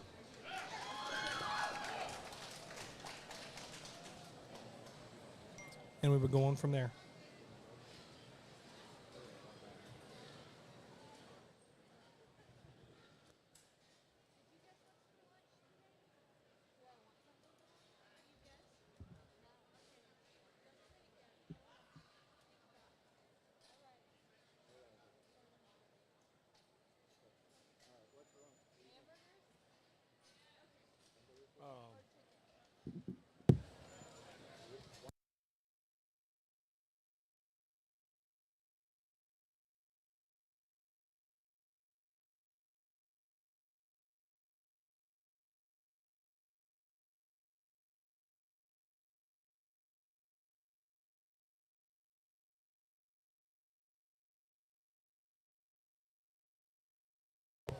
I'm going to pass it on over to Dad, who has the sires and the breeders for Class 9 of the Duroc Gilts. Yeah, so in Class 9, our first place, the sire of our first place breeding gilt was Work of Art 13-2, and the breeder of that gilt was Olson Farms out of Illinois. Congratulations to them. And then our second place gilt was sired by Crybaby 16-3. And the breeders of this is, I like this when I see all these kids involved in the breeding program as well. But these kids are David, Daniel, and Devin Amen, or it might be Amen. Amen, I believe. Yeah, well, Amen. I hope I've Could got be that wrong. right. Maybe between the three we got it right. So we're sorry, but we want to tell you congratulations. Absolutely, for sure. And they're from Illinois as well. So congratulations to both of these breeders on success of having done well with their breeding program here at San Antonio. All right, in Class 10, which is what we are currently judging, both Jason and Brett have made their way out to the big ring to look at a potential couple more that they're going to add to their placings. Looks like at this time they have 9 total pinned. 10 of the individuals showing today will get a ribbon in this class, as with the other classes as well throughout the day. Okay, he went ahead and pinned the young man in the purple with the glasses. He is getting a chance to show for the top 10. So I believe the guys have 10 pigs pulled back now in Class 10. Only fitting 10 pigs in Class 10. But they're still evaluating some. And like we've talked about all morning, these guys do such a wonderful job of working together as a team. And they're going to send these exhibitors back to their pens. Congratulations to them for making it this far, and wish them the best of luck down the road.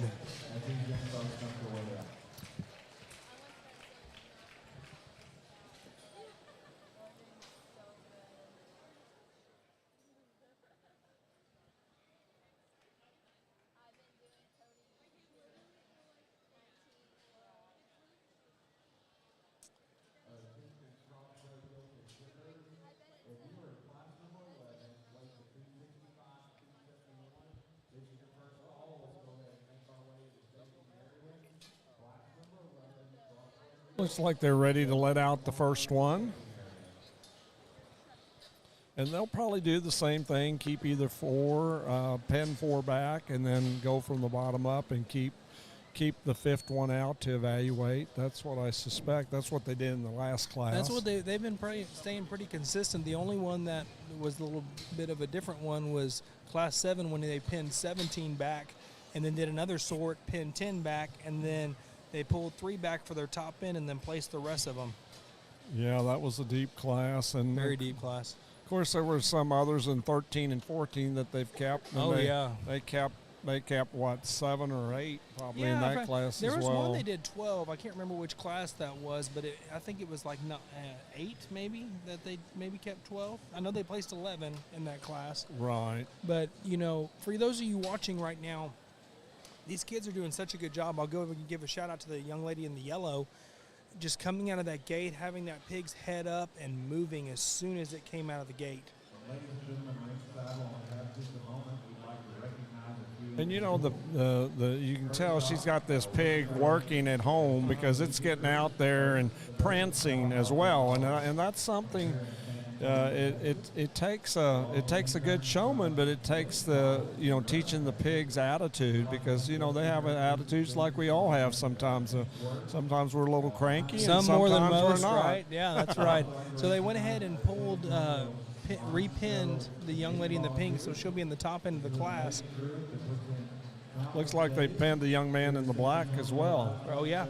And see, this is what I was talking about earlier. He's got his hand raised, so people that are helping in the ring, they have to deal with a lot of different kids out there. If you have your hand raised, that means something to them, saying, okay, the judge pinned you, so they can help you get back to your pin quicker, and so that way you can get more time to prepare for going out there and showing again.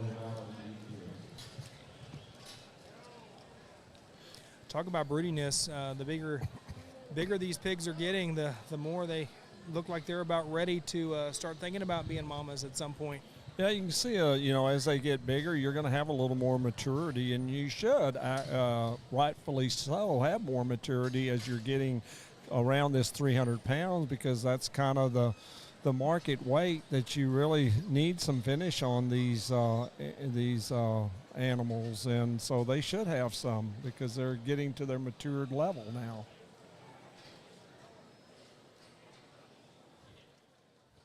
Great set of showers out here in the ring. He's going to go and pin the young lady in the very light colored yellow sweater.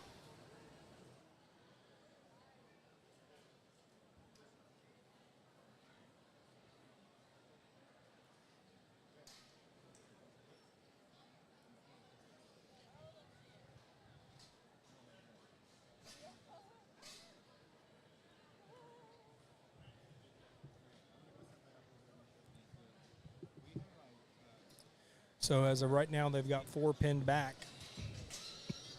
10 total pigs that he brought back for placings. And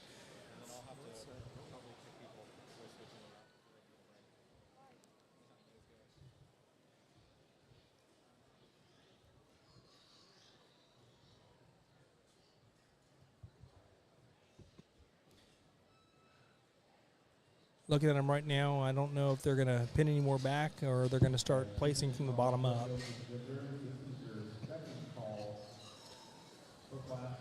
Brett will usually go to the ring guy and say, hey, give me the buttons. And we'll give you a play-by-play when okay. So, like, I don't know if y'all saw him just now. He pointed to the ring guy and said, come here, I need those red buttons. So now he's going to start placing 10th down, or 10th up, excuse me, and then come back and place these last 4 for the top end of the class. And there's been some classes he's gotten down to about the 5th and 6th place and said, hey, we're going to keep these 2 pigs out here and bring the other 4 that we pinned back out with these 2, see how they compare. And there was one instance where a young lady moved up in the class. She would have been placed 5th, and she ended up placing 3rd in the class. She was 6th, but worked her way up to 3rd just by showing. And that's why we reiterate these things about showmanship is so important, because it can make or break you or help you move up in the class. So for those of you kids listening at home, showmanship is so important, not just the camaraderie side and dealing with other individuals out there, which in my opinion is the most important thing there is, but when it comes to you and how you can control your animal, that is extremely important. Just place the young man in the purple. For that, the young man in the white, and then now the young lady in the yellow sweater just got placed. Young lady in the black was 7th.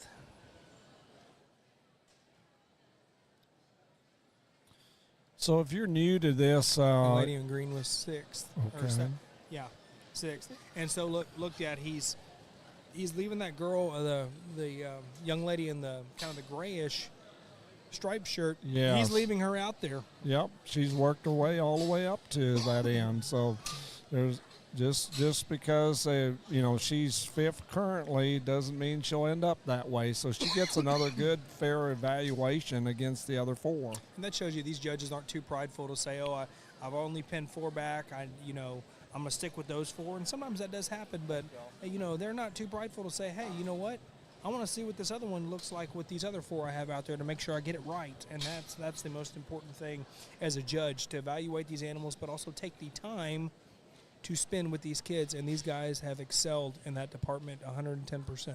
Oh, absolutely. And, the kids, the parents, and even the ag agents and ag teachers can walk away from this show and say, hey, we got a fair shot and a fair look, and that's all we can ask for. Absolutely. Looks like they have one more to pull out. I could be wrong here. Hold on. Yes, there is one left to go.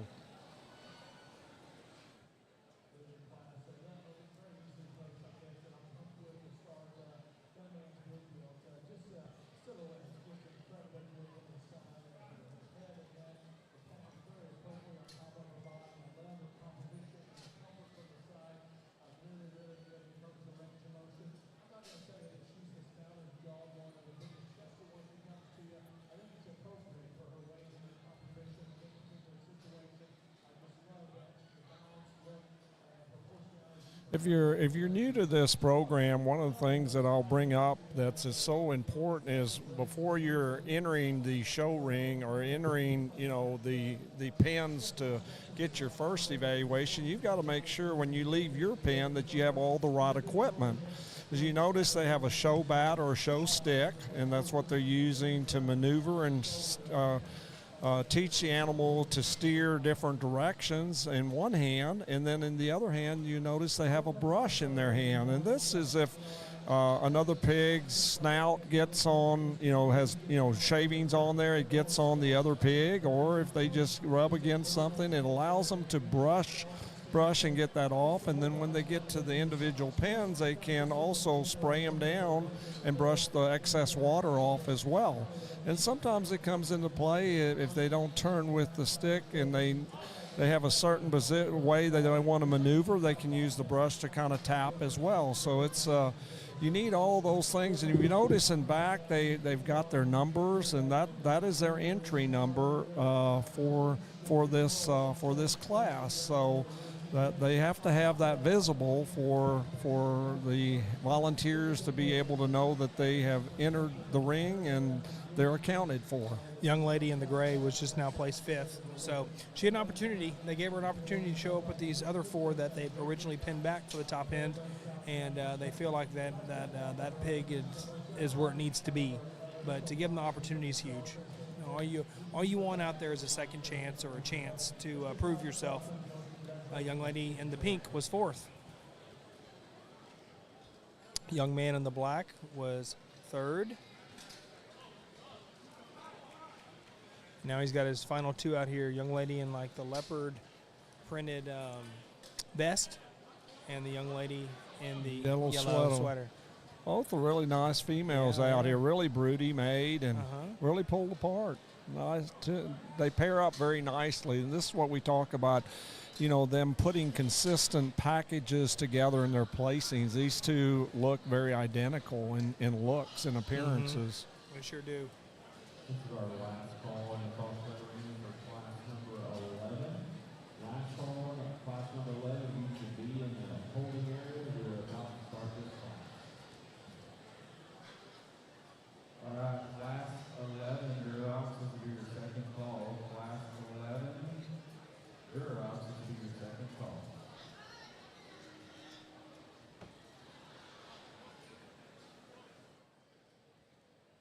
He's really making these top 2 drive pretty hard in this class 10. And rightfully so, because like I said, they do look so much alike in their makeup.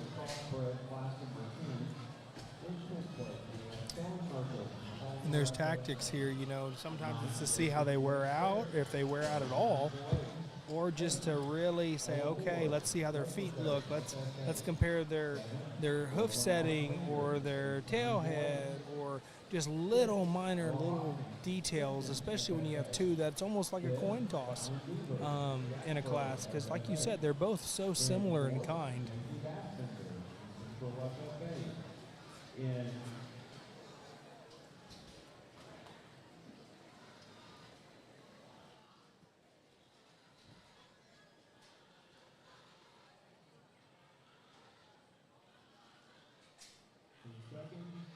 Hampshire, Collins County 4-8, and birthplace Connor Hayden, the Deacon Valley FFA.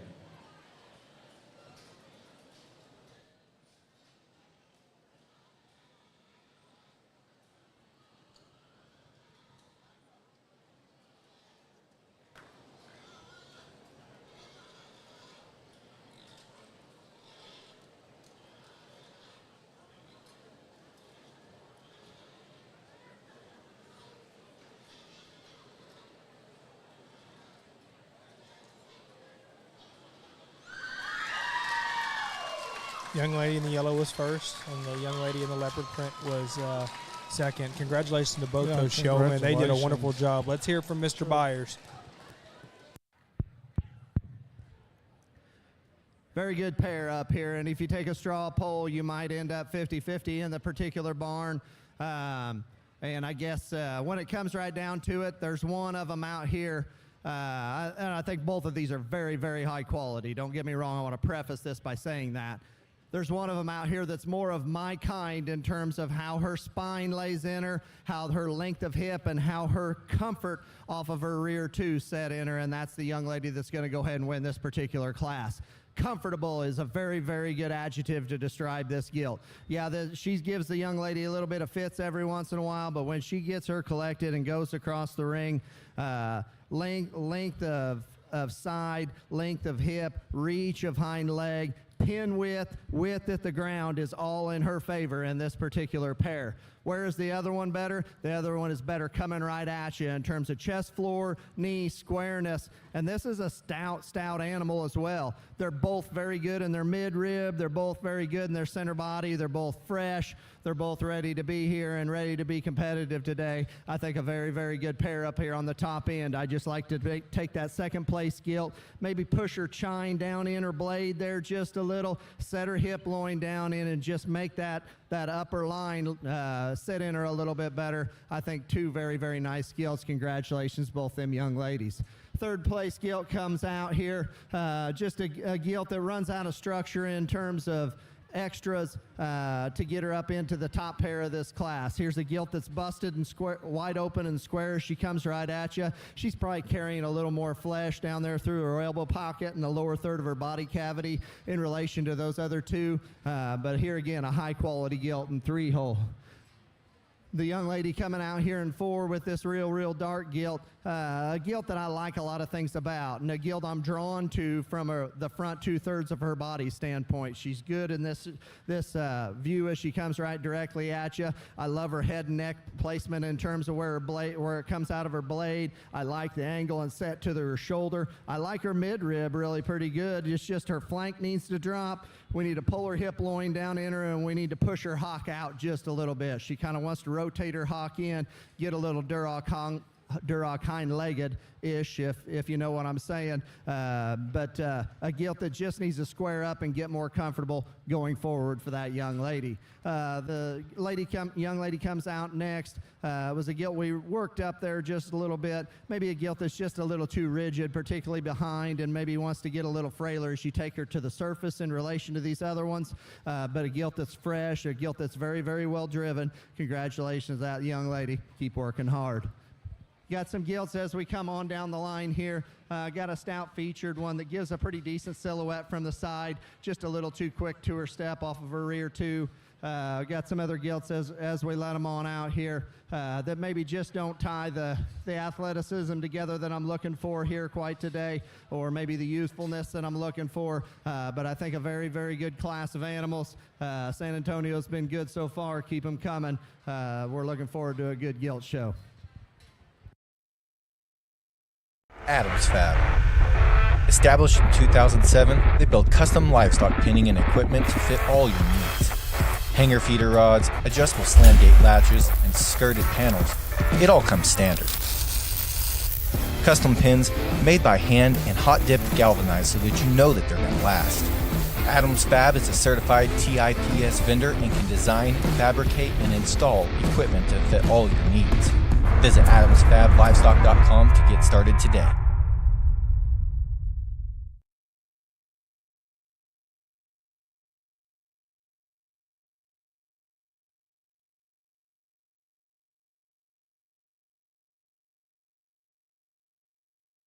That concludes Class 10 of our Duroc Gilts here at the San Antonio Livestock Show. We are now moving on to Class number 11. The guys are in the back right now sorting that class.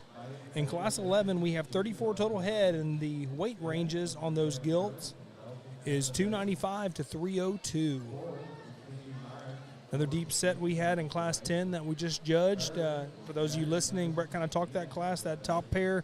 You know, it was splitting hairs to him, and there's just a couple little things that he thought that kind of separated those two out. But as a whole, those two were very, very good as well. I'm going to go ahead and read off the placings from Class 10, and like I said, I'm going to do my best with some of these names, and if I mess them up, I do apologize, but I am happy for your kids. So in 10th place, we had Jaden Vanustal. Hope I got that close. 9th place, we had Case Laster. 8th place went to Hannah Garcia. 7th place to Bailey Kelsey. 6th place, Baylor Bennett. 5th place was awarded to Michaela Coates. 4th place went to Kennedy Myers. 3rd place was Jagger Nimitz. 2nd place went to Madison Gowen. And the winner of Class 10 was Miss Elena Pena. Congratulations to all 10 of those exhibitors in a very deep class as well. Like I said, we're moving on to Class 11 here. For those of you just joining us, the guys will do the initial sort in the back behind us here.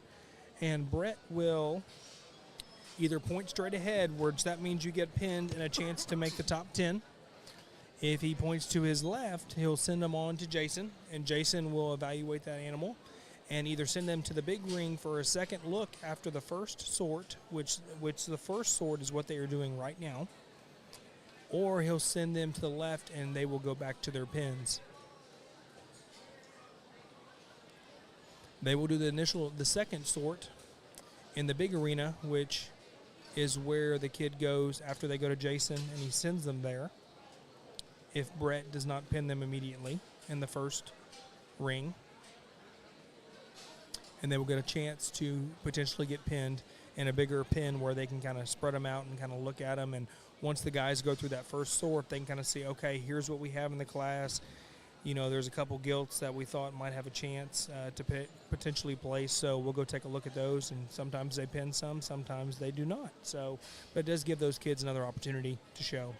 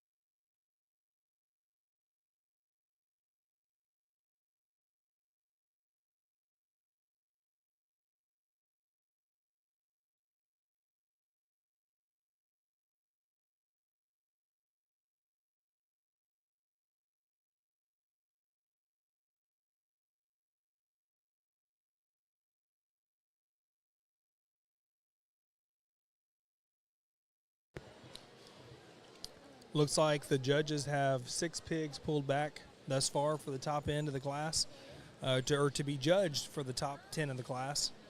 There are 4 in the big ring thus far for a secondary evaluation from the judges once they conclude the first initial sort. Now there's 5 in the big ring.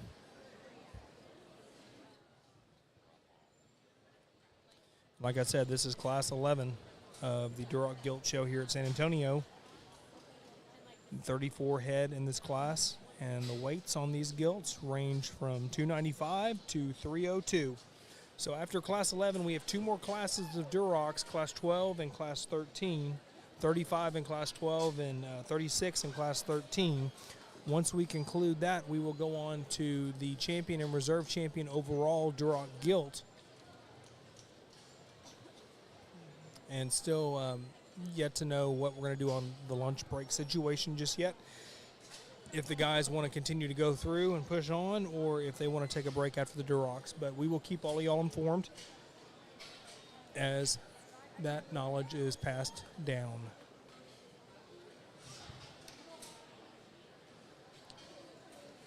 Brett has 8 pigs pulled back so far, 10 total placing ribbons. And he's ranged from pulling anywhere between 8 and 17 today. As we had discussed, they're competing for a $10,000 scholarship here in this breed of the Durocs.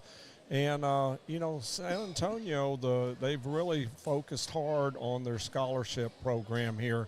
In fact, in 1984, only 15 scholarships were awarded, totaling $90,000.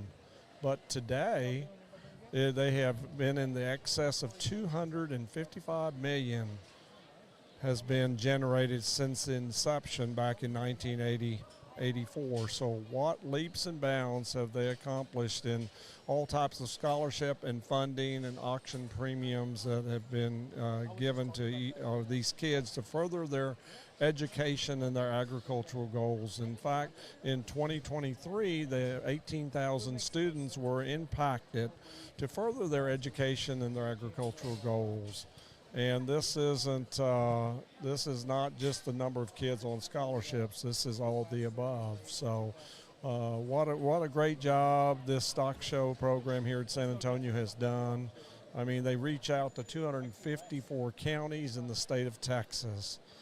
And within that, more than 10,500 Texas college students have benefited from the rodeo scholarships that have been given. So just outstanding on what they do here and how they've worked their way into this program.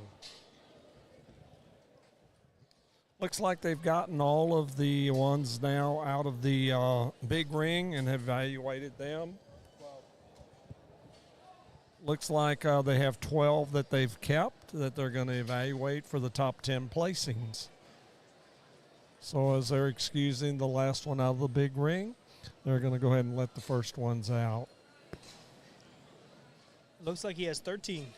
Oh, 13, great. There was one still being on the weighed. Scale, yeah. Yep.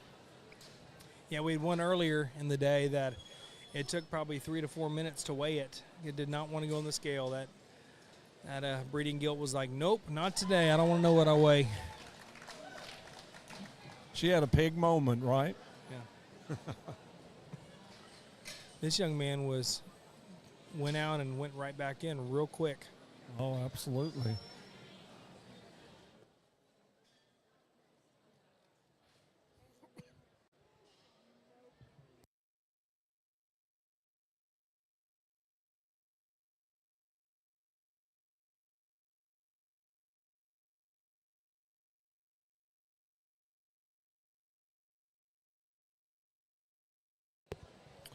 They pinned a second one at this time, young lady in the navy sweater.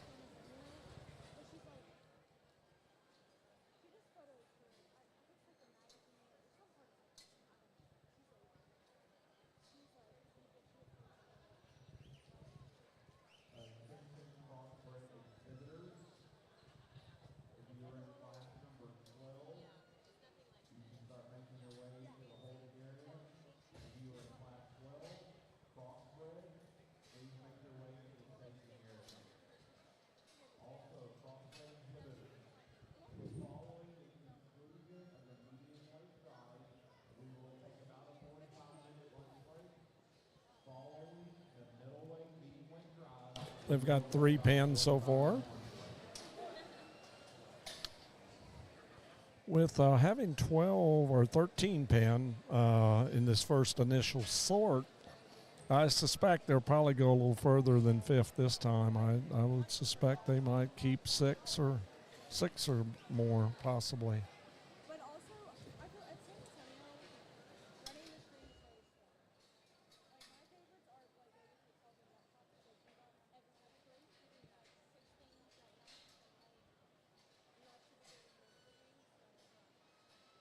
because you don't ever have a race.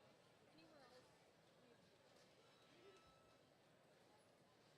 of the games. So I guess here, probably not that much. Anywhere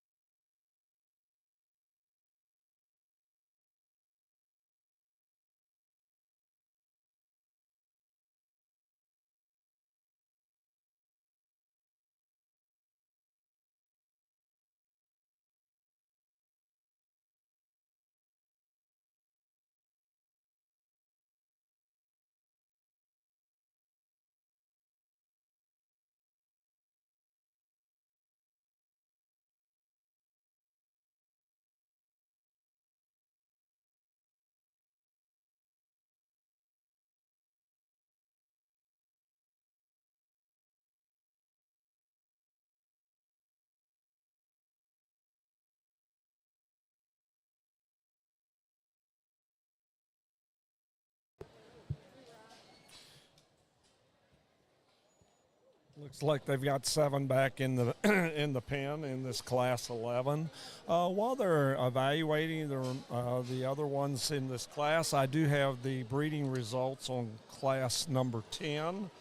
Our first place was bred by Work of Art out of Work of Art 13-2. And the breeder of this was Cade Frankowiak here in Texas. Congratulations to them. And then our second place was sired by Crybaby 16-3, and it's bred by David Daniel Devin Alleman, or Amon, that is, from Illinois. So congratulations to both of these breeders on a fine job. Both of these breeders have had a couple so far. So in fact, the Amons had a class winner in class 9, so really doing a good job. And the Frankowiaks had one in class 4 as well. So both really have done a good job, and there have been several other breeders that have had great days as well. So congratulations to them. And as we view the class 11 being evaluated this time, it looks like we're down, and they've placed everything through 8th place, and they're going to let the top 7 back out and evaluate them.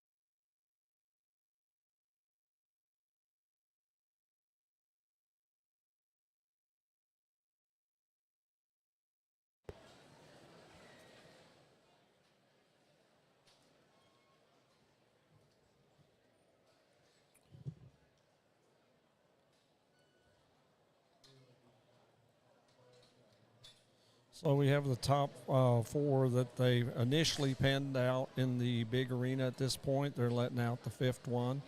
It'd be interesting to see if they'll go ahead and of course, I think they'll let out all seven, but then see if they're going to pen back for the top four evaluation or if they're just going to look at all seven and then start from the bottom up. As we were talking about, condition is so important, especially if they do it that direction, where your top four are going to have to be out for quite some time. So anyway, and just giving you an idea with Class 11, that weight ranges, they're getting up in some good weights now. They range from 295 to 302, and there was 34 starting out in this class, working down now to evaluating your top seven.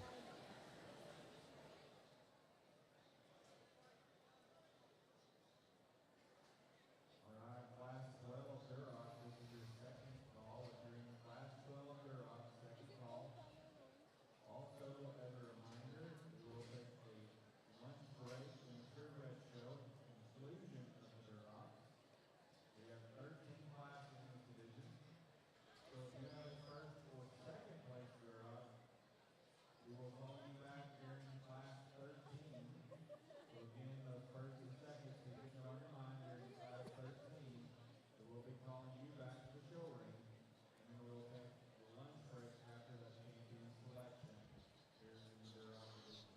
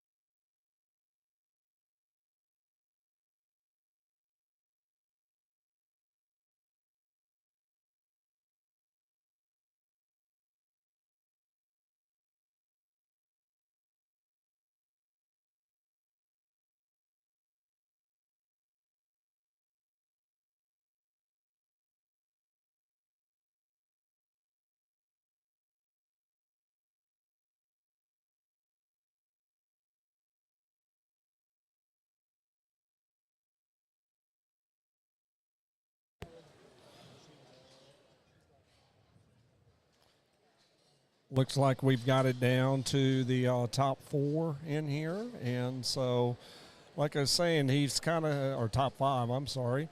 And looks like, as I was saying, that's why it's so important to have these pigs in condition. As you see the one in the corner, the pig's kind of getting a little cranky there in the corner, and it's just because he says, hey, I'm big and I'm tired. I want to take a rest. So it does, sometimes you have to deal with these things, and you got to stay cool and calm as you try to get them back going again. But it just takes persistence and patience, as this young lady has done a really good job of getting that pig, this gilt, going again. So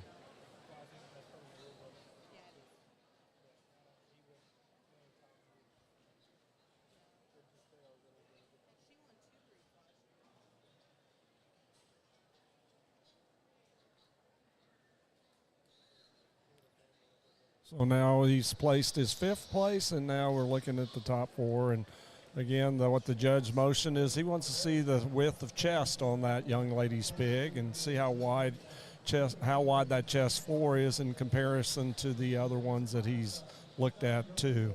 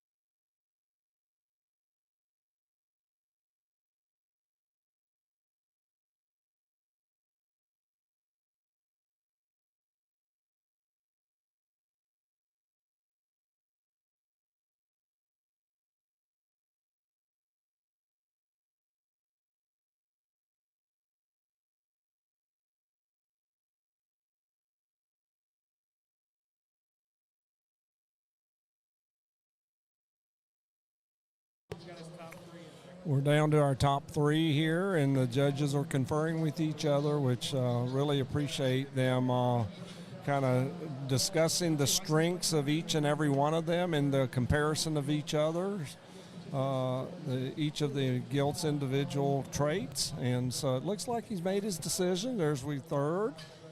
And then we're going, it was the girl in the turquoise, and then the sweatered one would be second, and the green shirt sweater is first, our class winner. Congratulations to each and every one of these exhibitors for a job well done.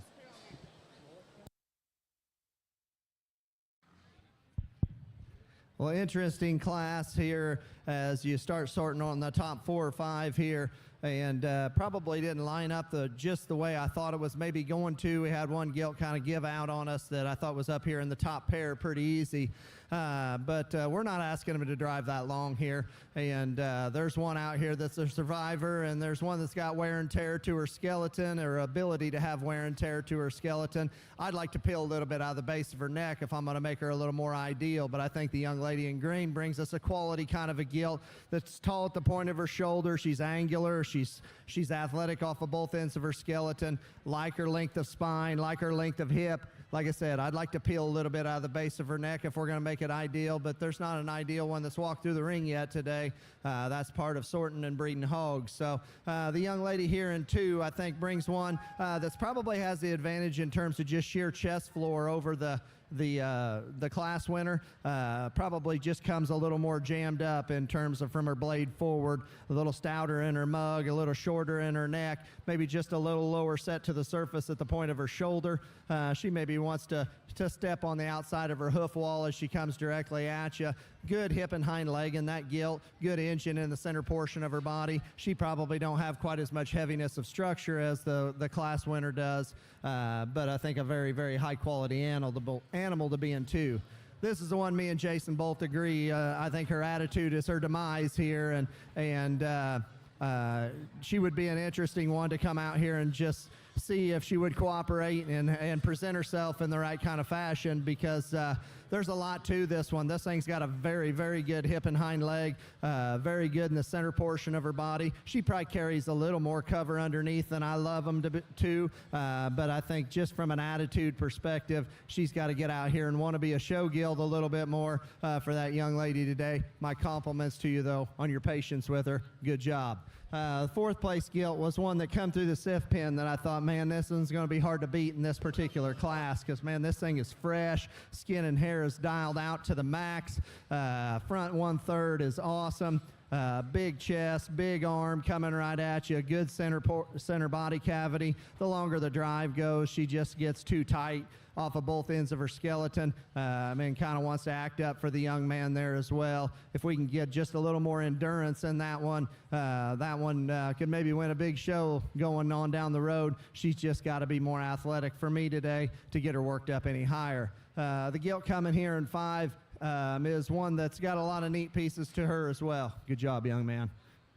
Maybe not quite as square as her knee as she comes right at you. Wants to rotate a little more pressure to the outside of her hoof wall, and you'd like to pull her flank down in her. Now, with that being said, here's a gilt that has a lot of structure. Her head and neck right, and her presence out in front of her blade is very, very good. We got a big, fresh back in this one. There's a lot of good in this particular animal. She just needs to be square to the surface behind, particularly in this class, and pull that rear portion of her loin down in her and just relax to get her worked up any higher today. The boy in yellow, we pulled this one here out of the seed just a little bit, and I think just a gilt that covers the basics pretty well. I mean, you'd like to change her front feet as she comes right at you and maybe stouten her rear leg. Long neck gilt, long spine gilt that's good in the center portion of her cavity. A lot of good quality in that gilt. My compliments to the young man for sticking with it. Very, very good class of red gilts here again. Let's give all these kids a round of applause.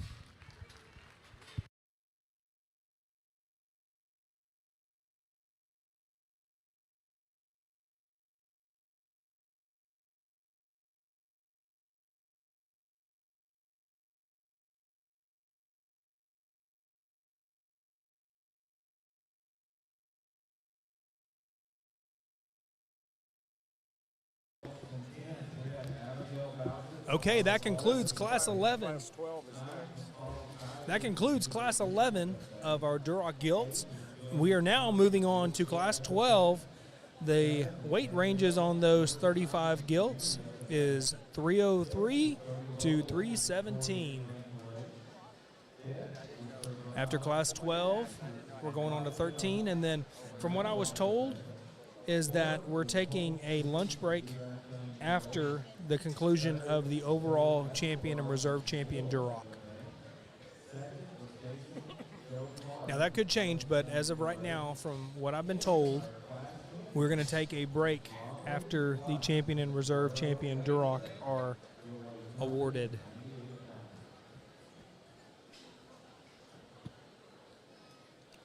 We have this class of Durocs and one more, and then we'll go into our champion and reserve champion drive for the Durocs. Like I mentioned, there are 35 head in this class. We want to thank you guys for joining us today and appreciate Taylor Fort and his crew for making it possible for you guys at home, around the country, in your car, at work, wherever you may be watching this podcast. We got to give a big shout out to them. Looks like currently they've pinned a couple. And when Mr. Byers points straight ahead, that means you got pinned, where you will go to be weighed to make sure you fall in your weight criteria of the weight card you turned in.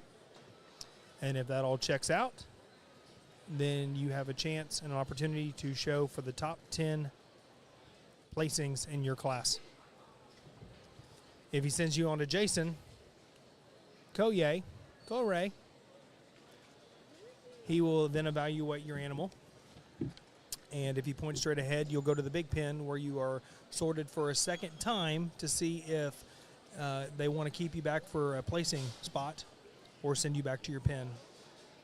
If Jason sends you to the left, that means you get to go back to your pen and wish you the best of luck down the road. It doesn't change how hard you've worked or how much effort you put into it, or that you're not a good kid, or that your animal's not good. It wasn't what they were looking for today. So do not get discouraged. When you get knocked down, get back up and go 10 times harder again. And that's what we do and instill in these kids that show in this industry. Not just the pig show, but the steers, lambs, goats, chickens, rabbits, whatever else they're showing nowadays. But in this agricultural industry, we have a bunch of good kids. As far as I'm concerned, the best in the world. So far, he's pinned Like I said, it looks like 2 so far. There's nothing in the big pen yet. Getting to these bigger weights, you have a lot more to these gilts. Once you get in that 300-pound range, to see one that is very athletic and mobile, it's kind of hard to find, more so than what you find in your mid to upper end 270 range, 200 ranges on mobility. Because you think about it, carrying around 300 pounds of just athletic muscle machine, that's just really hard to do once they get that big. And it's been crazy to see how good these pigs and how mobile they are in these heavier classes. Good set of hogs. They're wanting complete looking animals out here, the gilts today.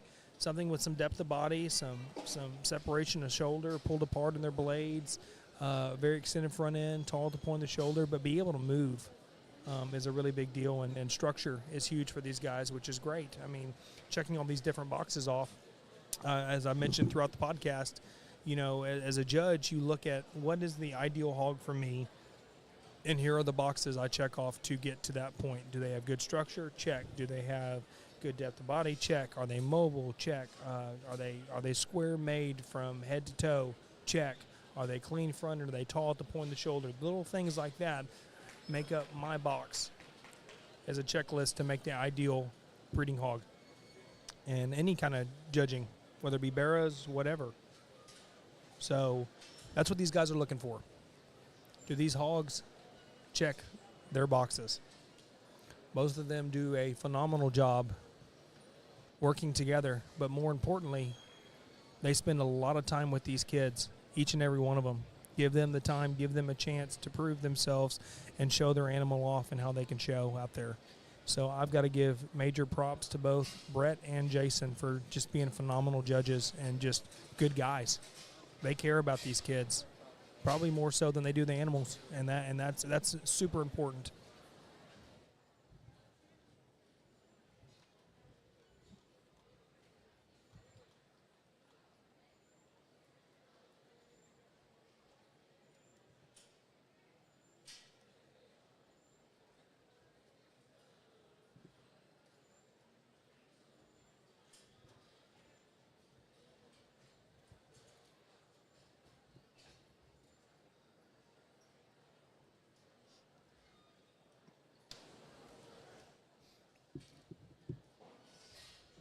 Looks like currently, Wayne, he doesn't have that many pinned just yet.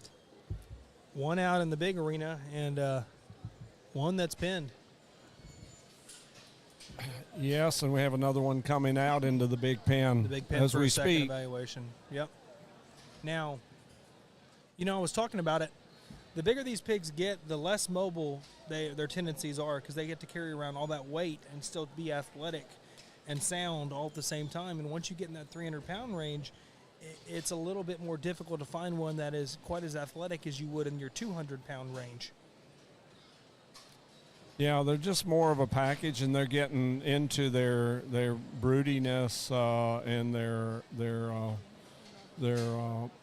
weight size that they're going to become mamas here and be ready to go to become mamas at a point. So. And those that don't know, the gestation of a mama or gilt that is conceived and pregnant is 114 days. So give you a little little trivia there as well. I do have the boar sires and breeders from the last class, and that was class 11. In first place, the boar sire of that first place was Battleground 99-1, and the breeder was a group here. It's Lily, Willow, Briggs, Beck, and Kylie Baker. And then we also, for our second place, that sire of that one was Main Drag 69-1. And that was bred by Gleason Livestock in Kansas. Congratulations to both of these breeders.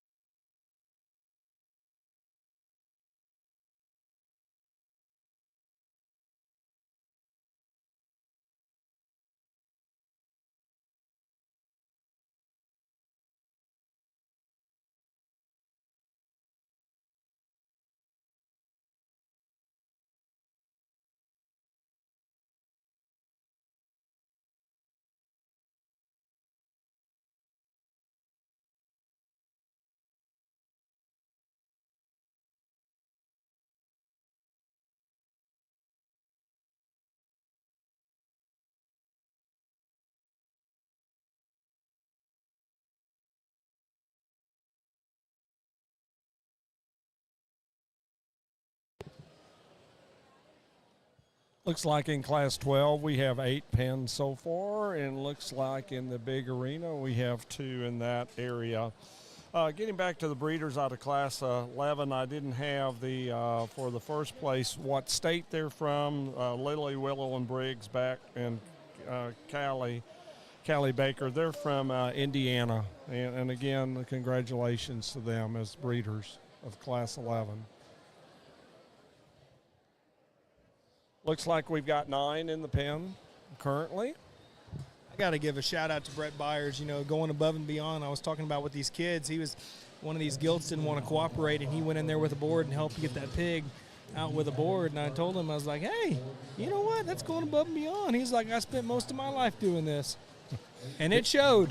Oh yeah, the Byer family is just a really a great family, well-rounded, been around the pig world for a long time, and just they're just good, genuine people. So that doesn't surprise me at all. That's just what type of special man he is. And currently, it looks like they have 10 pulled. There's 2 really good Gilts out here in the big ring, but he's sending them back to the pen. Must have a pretty deep set out here. Yeah, and weight ranges in this class, we got 35, so we got another good-sized class here. It looks like they've broke these really pretty equally. All the classes had 30-something head in it, and this weight range for this class, we're getting into the big mamas now. We're 303 to 317. And the Duroc breed historically at San Antonio, and I believe it's the same this year, has the most number of hogs within the breeds in the Purebred show here. 13 total classes today of just Durocs alone. And just the total numbers, we have in Durocs 445 of them. 445 total, yes, sir. And you're sure your math is correct there? Well, I'm just going by what the San Antonio gave me in numbers. Well, we know theirs I is trust right. theirs. Me too. I'm going to go ahead and read off the winners from Class 11 for those of you who are just tuning in or saw Class 11 or had a kiddo in there. 10th place went to Abigail Bocher. 9th place was awarded to Holly Kaiser. 8th place went to Jillian Crump. 7th place went to Danielle Silberstein. You sprechen Sie Deutsch, Danielle? Yeah. And I hope I said that right. I do apologize if I didn't. 6th place went to Cody Robesser. Hope I said that right too, Cody. 5th place was Sir Jones. 4th place went to Holt Sims. 3rd place was Kaylee Escobar. 2nd place went to Kaysen Card. And our winner of Class 11 Duroc Gilts today here at San Antonio was Brumley Watson from Cuero FFA.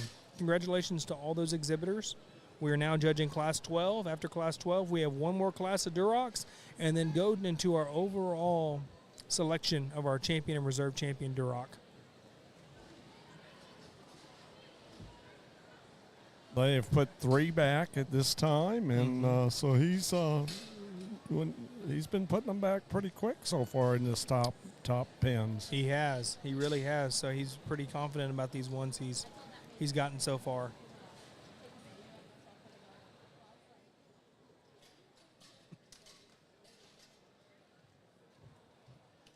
In the Duroc breed, these bigger Durocs, I haven't seen quite as much structure as what I saw in the younger breeds. Is it because they're just so big and burly now, or?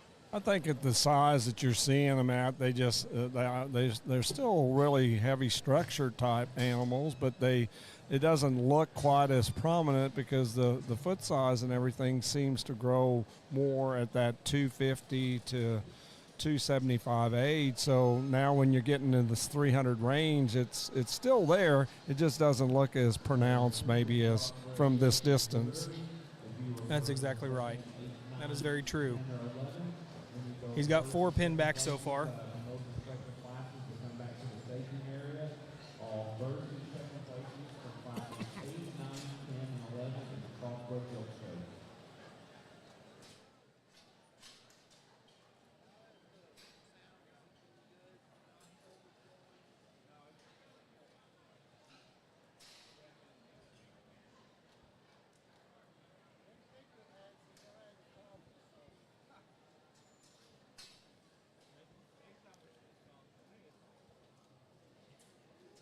Looks like they pinned back 11 in Class 12 here. He's going to go and send the young lady in the red back to her pin for a chance at the top end of the class. He's got 5 pinned back for that so far. Once he the two guys kind of get together and say, okay, do we have everything we need for our top end? They'll start placing from the bottom up and work their way up to find a class winner. All right, attention in the purebred range. If you are in class 13 Duroc, this is your first call. If you are in class 13 Duroc, this is your first. For those who are listening and waiting for somebody in Class 13, we are currently judging Class 12, but the announcer just called for Class 13 to start heading their way to the holding pens. Looks like a big class in 13 as well. In fact, out of all these 13 classes, Class 13 and Class 8 were the biggest classes of the day. Class 8 having 37 and Class 13 upcoming 36. Mm-hmm. And that's the one they pulled. No, it was Class 7. Was it Class 7 they Yes. pulled? Okay. They pulled like 14 in Class 8, though, I believe. That's yes. Then after that, they started going back more to 8 to 10 potentially. But that top-end quality was phenomenal. Yeah, it looks like 13 as we're having them evaluate 12. It's got a big range. Goes from 318 to 350. So that's the big mamas coming up next after this class. We've got 6 pinned back so far here in Class 12. They're probably kind of conferring, and they might go ahead and start placing here from the bottom up again, or from 10th back up. Yeah, exactly what they're doing. Young man here in the green plaid shirt. The young lady's placed after that in the black sweater. And they're going from the 10th place on back up through 7th place. Looks like our top 6 here will have a third evaluation, and I suspect then they'll evaluate those top 6 and just place them 6 back up to first and not pin them back again.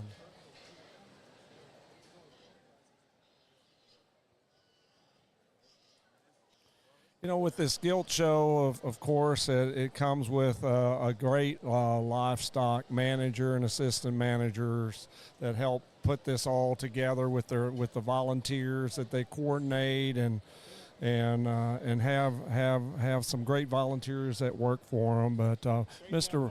Brian Ferris has done an outstanding job here at San Antonio with his assistant Morgan Thomas. And they just work really hard and have that great livestock ethics and understanding of this business, and really try to make things as so accommodating for our parents, our kids, and our ag teachers and ag agents.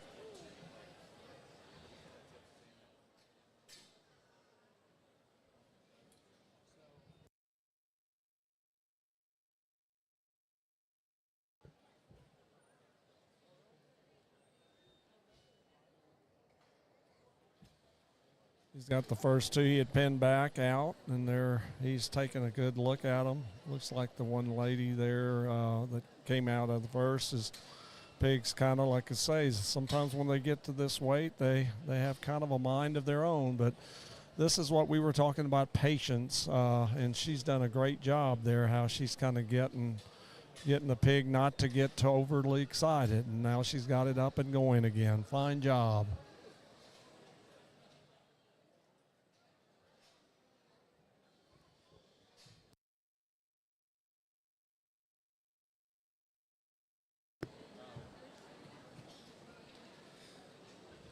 Sorry, we had to step out for a second. What did I miss? Anything fun?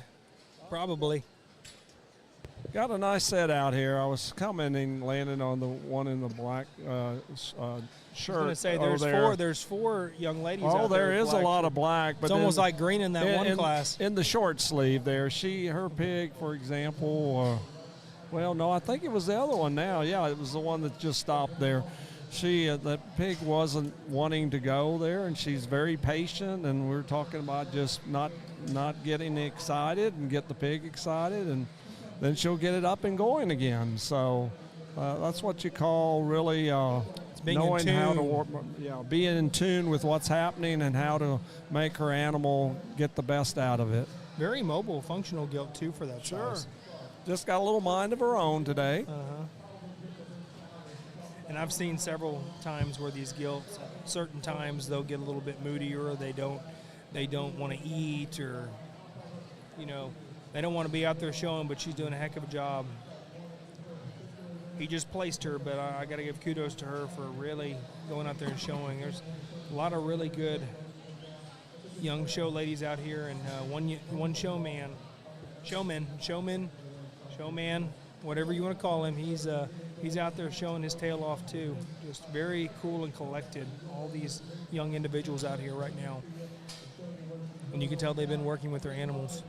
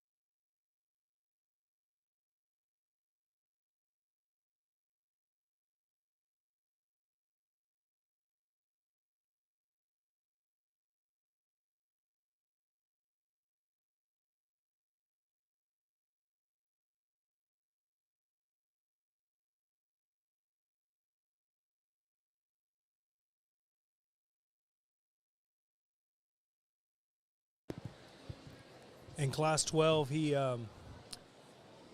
is placing the young man, the Lone Ranger out there as of right now. He placed him 5th in the class, and there's 3 young ladies out here with black shirts on, and one young lady left with a red shirt on. All you Red Raiders out there would be happy.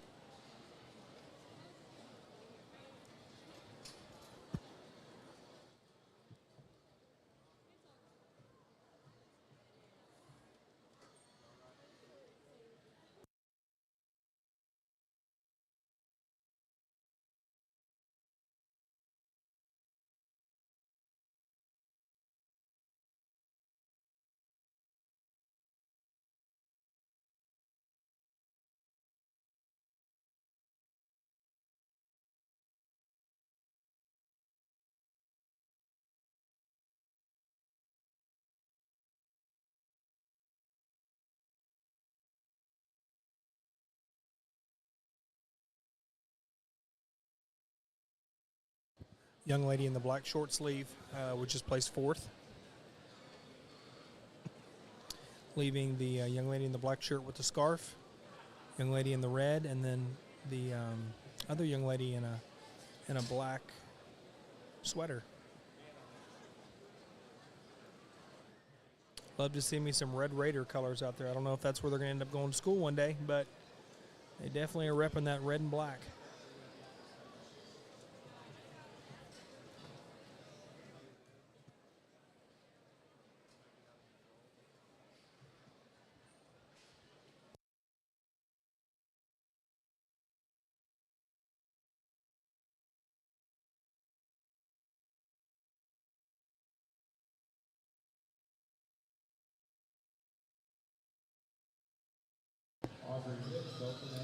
Guys are discussing right now their top 3. They've been running them out there pretty good.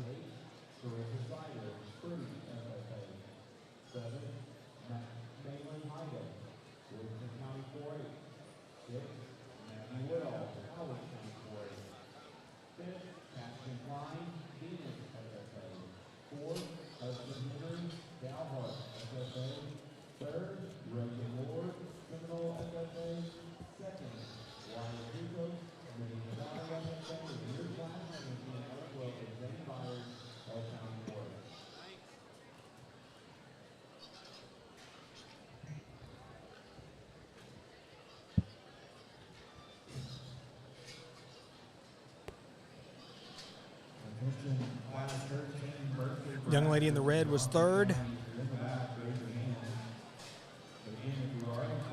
So it's down to the two young ladies in the black shirts.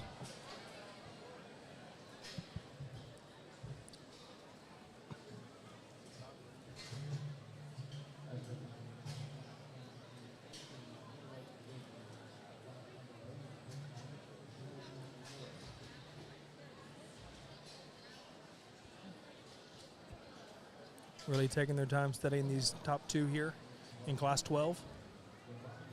Once again, for those of you just tuning in, two really nice individuals out here. They really surfaced to the top here, and they're really fresh and youthful in their makeup. for their size especially. Oh, absolutely. They're And then after the conclusion of this class here, once they place their first and second place, we have one more class of Durocs, class 13 after this class. There are 36 head in that class and ranges from 318 to 350. And then we will go on to select our overall breed and reserve breed of the Duroc Gilt breed.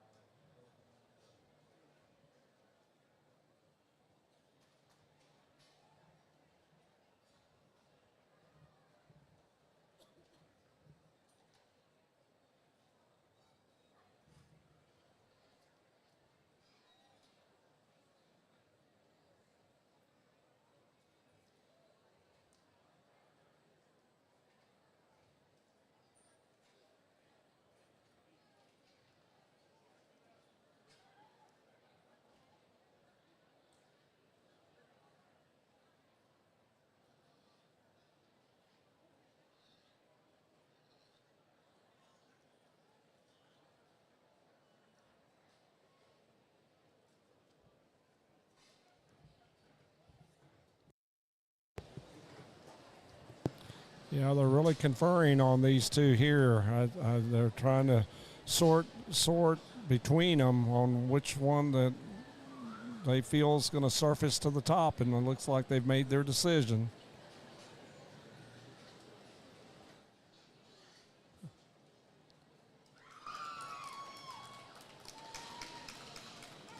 Young lady in the scarf was second, I believe. And young lady in... I believe that's how he did it. I'm not sure. We're fixing to find out.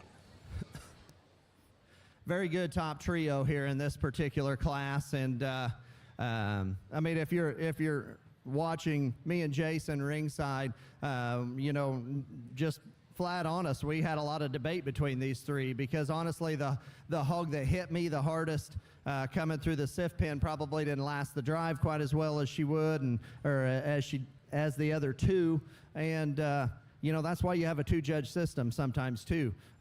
We don't all have to agree on everything, but we can bounce ideas back and forth off of each other.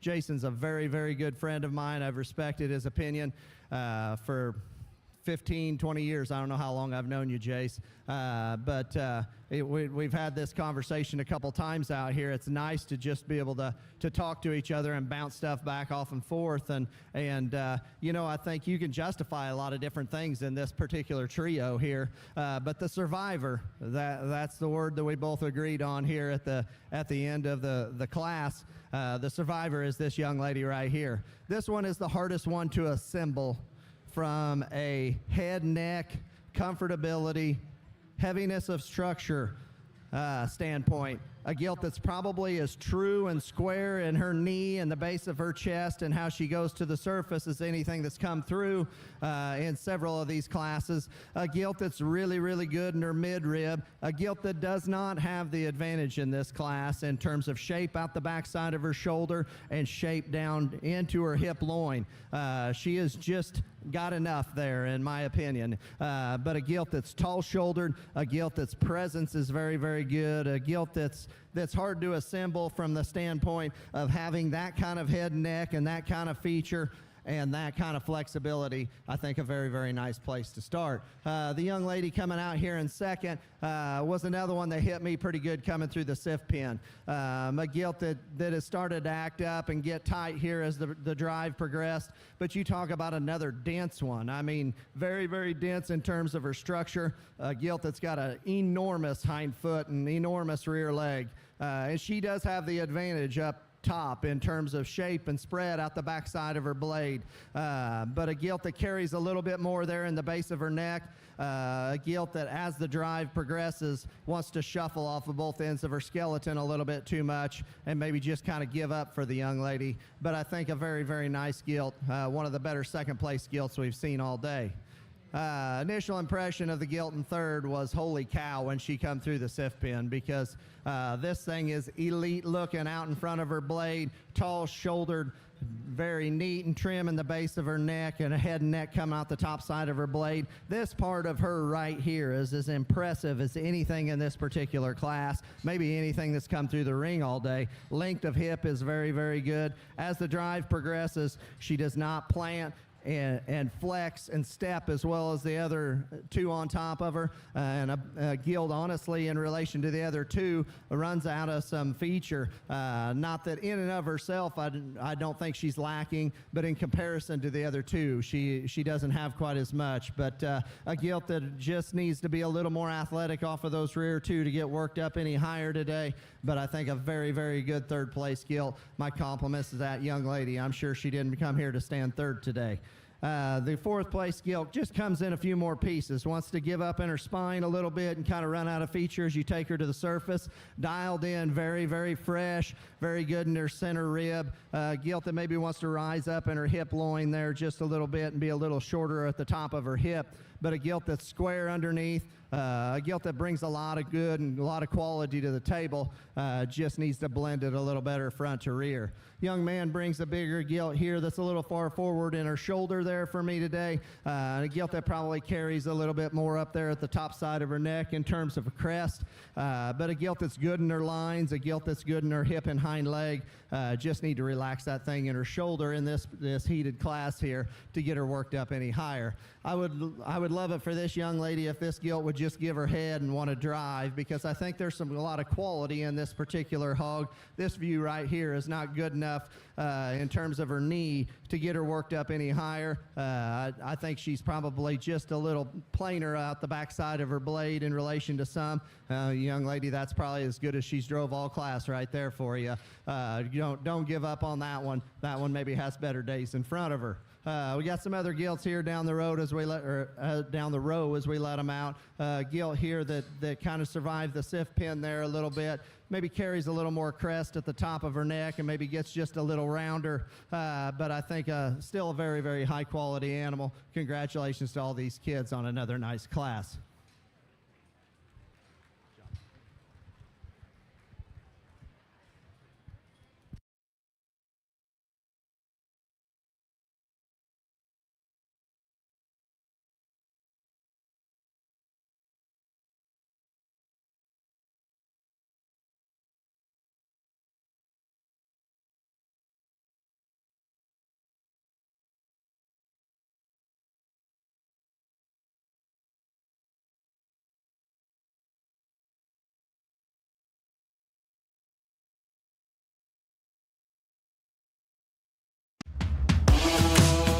Time can be frustrating. Patience takes determination. And when no one is looking, focus anyway. Lean into the struggles because the result is experience.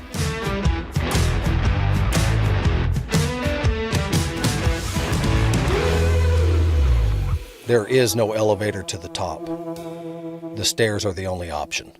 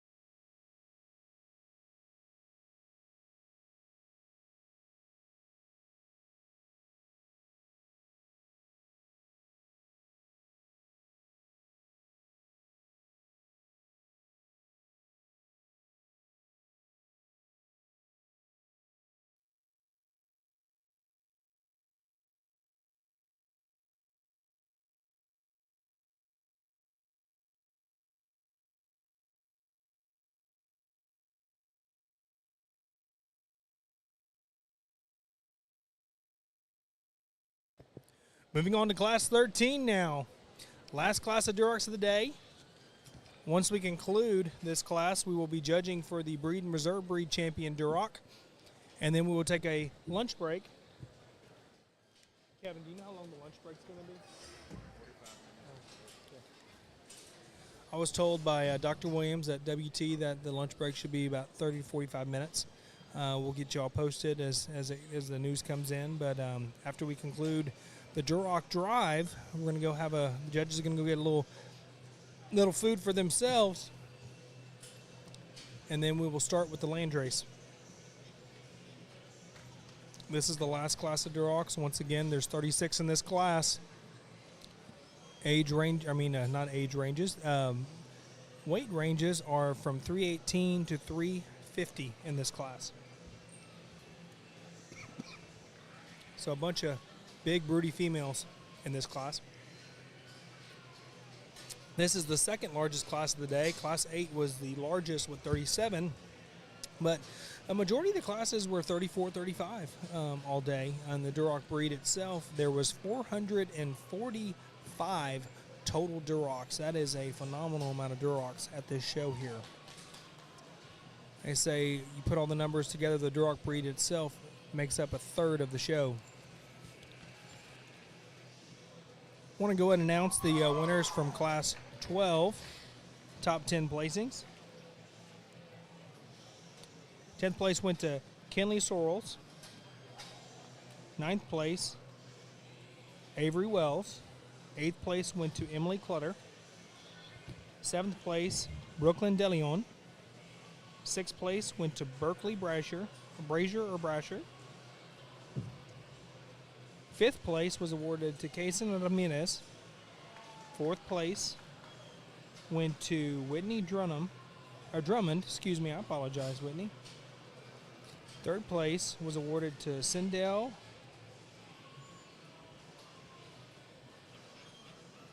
Verstuff, and I totally apologize, Sindel, if I mispronounced your last name, but congratulations on your 3rd place.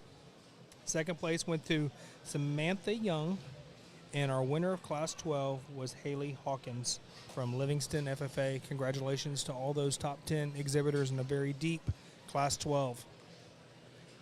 We're now judging the initial sort for Class 13. So the judges have pinned 1 to 2 back so far, 2 in the big arena for an opportunity to show for a second opinion, second evaluation from both judges together. And we will keep you posted as the class goes on. Once again, welcome. Thank you for joining us from home or wherever you are. As Troy Spees said, he's watching from his phone wherever he may be, but wanted to give a shout out to him and also everybody else watching out there. Doesn't matter if you're in Texas or around the country. Thanks for joining us today.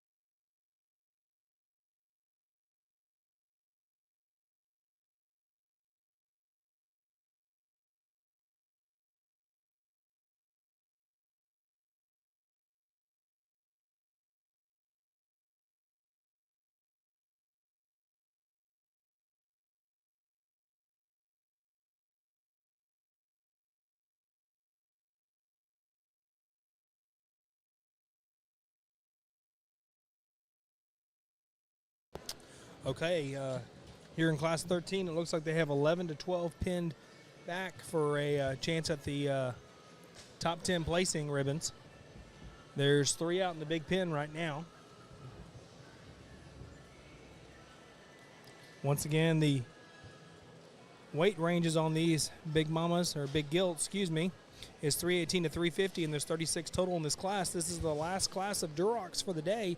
For those of you tuning in, then we're going to go straight into the champion and reserve champion Duroc Gilt after we conclude this class. Then take about a 30 to 45 minute lunch break. My name is Landon Rohde. I'm joined with my father, Wayne Rohde.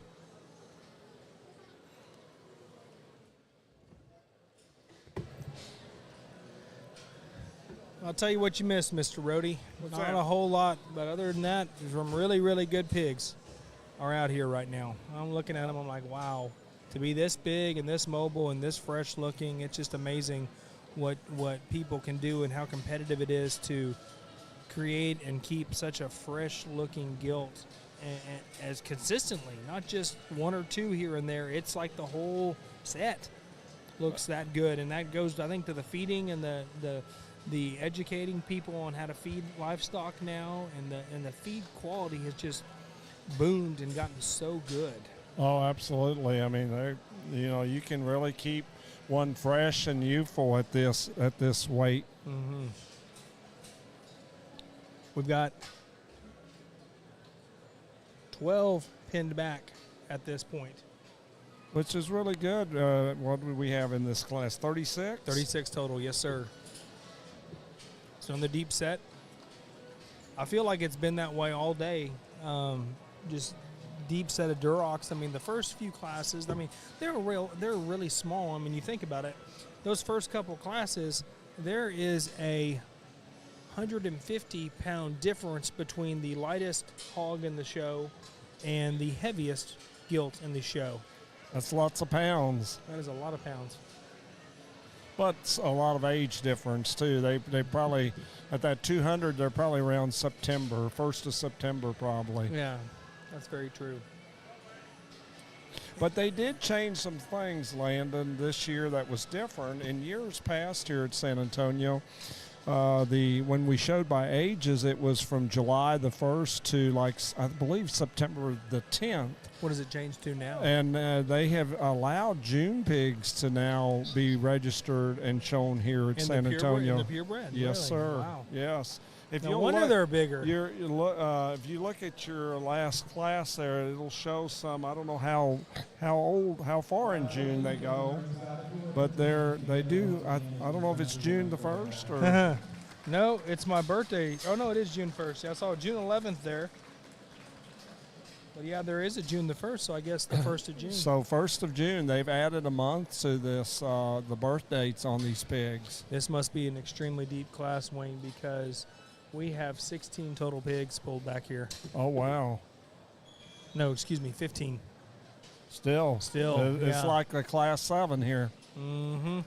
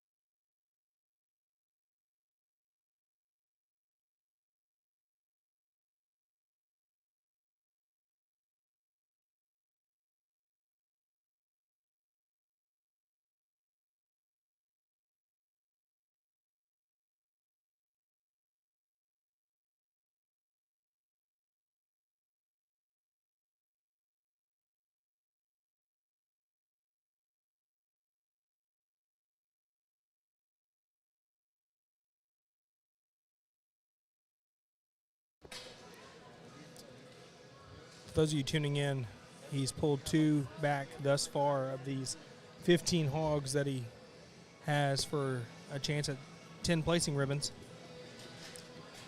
These two, anytime he pulls a pig back or sends it back to its pen, it means it's going to be in the top end of the class. Whether it be him pulling 4 hogs or 8. He's pulled up to 10 once before.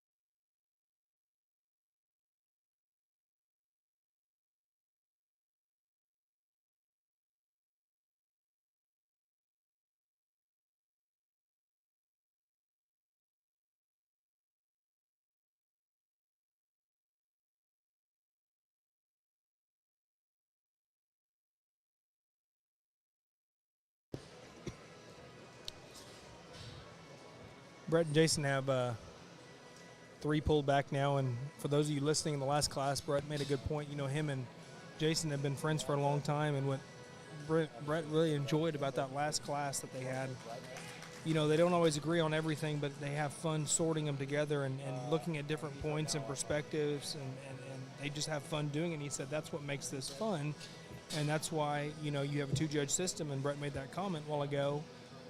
You know, that way you can get all your boxes checked, and maybe Jason told him, he's like, hey, did you look at this part of it? Did you see that in it? And Brett might have been like, oh, I might have missed that, or oh, that's a very good part of that gilt or whatever. So it's interesting to see what they're doing here. Fun watching them judge it.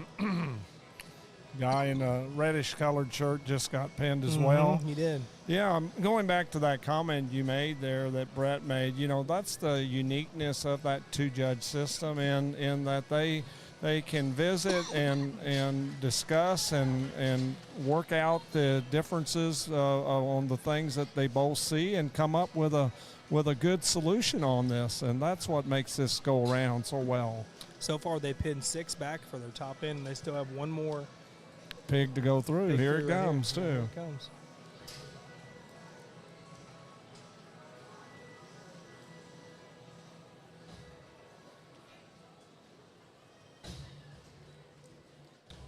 We might have one more. I'm looking at the ring help over here, and Miss Donna. It might be weighing another one out, weighing one in.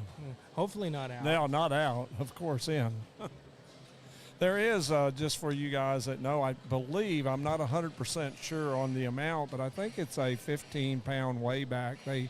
You turn in your cards instead of, like I said, we're not doing birth dates anymore. We're showing by weights, and I believe it's a 15-pound weighback from what you turn your weight in at the day that you arrive. And what they don't weigh the first and second places back after they've been selected. When they go to the champion drive, they don't re-weigh them again, is what I was told. They made an announcement earlier about that. They're only weighed if they get pulled in their class for a placing spot, and after that they're not re-weighed again.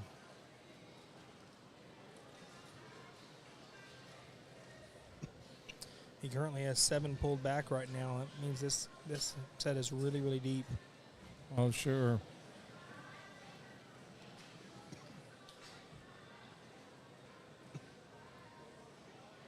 And that's amazing, you know, when you're looking at sizes from, 300 and is it 13 or 17 pounds to 350. That's some big mamas. Oh, yeah. Not mamas yet. Mamas to be. Mamas to be, yes.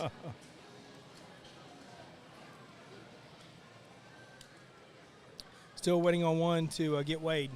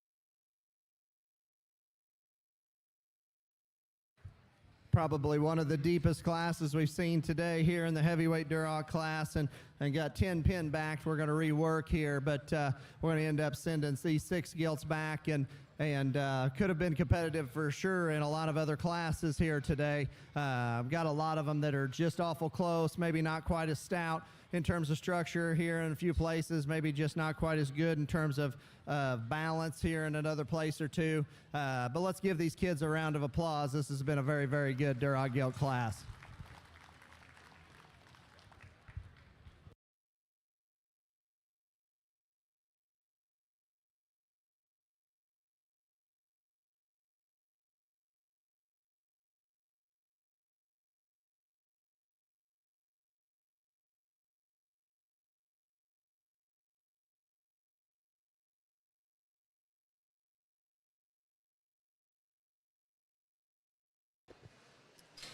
Those of you who heard, Mr. Byers said this class is extremely deep.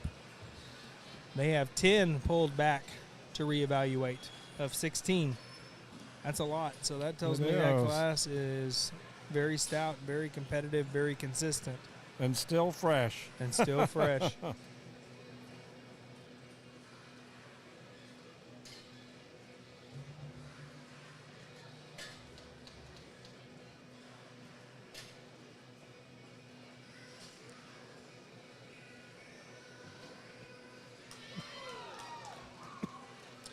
Going ahead and pinning one back already.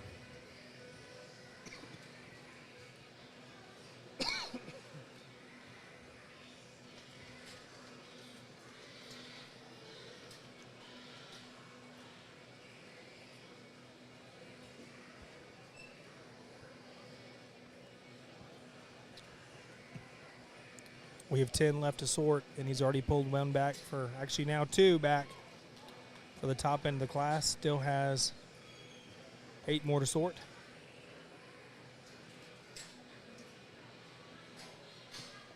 Six individuals are still in their holding pens.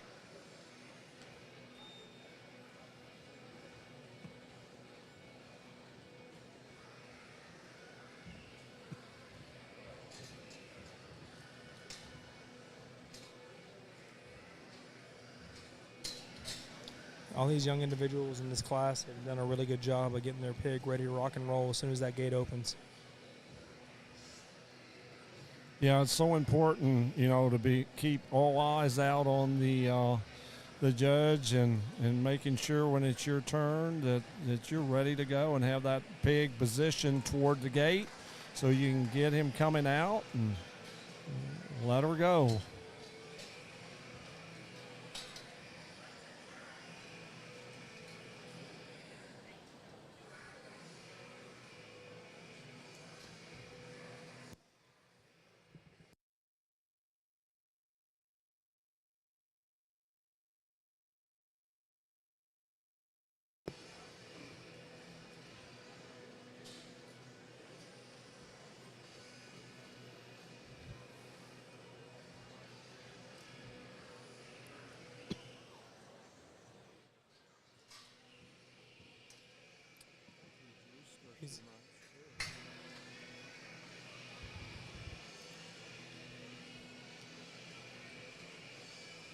So Mr. Byers has 3 pulled back for his top end. Has 2 more to look at and evaluate.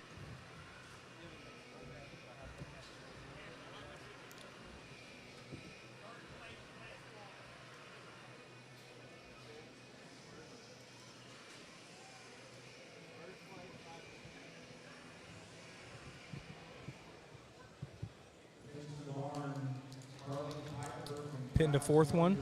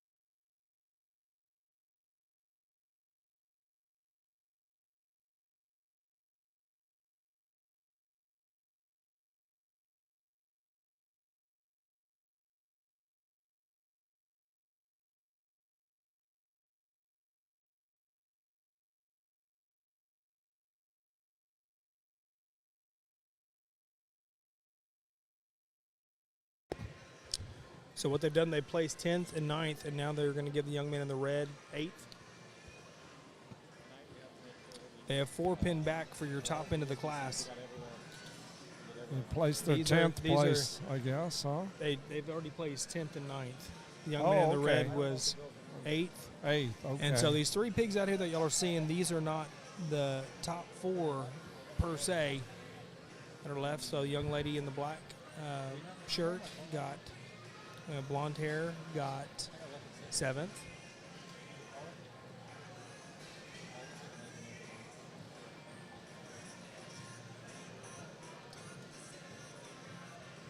San Antonio's doing a good job. Got a little Hole and Oates playing right now in the background for those of you who can hear. Young lady in the black shirt was 6th. Young lady in the yellow was 5th.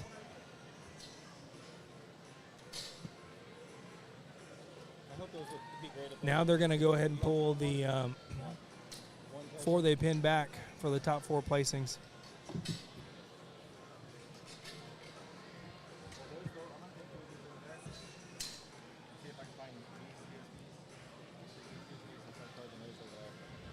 Like I said, the young lady in yellow was placed 5th.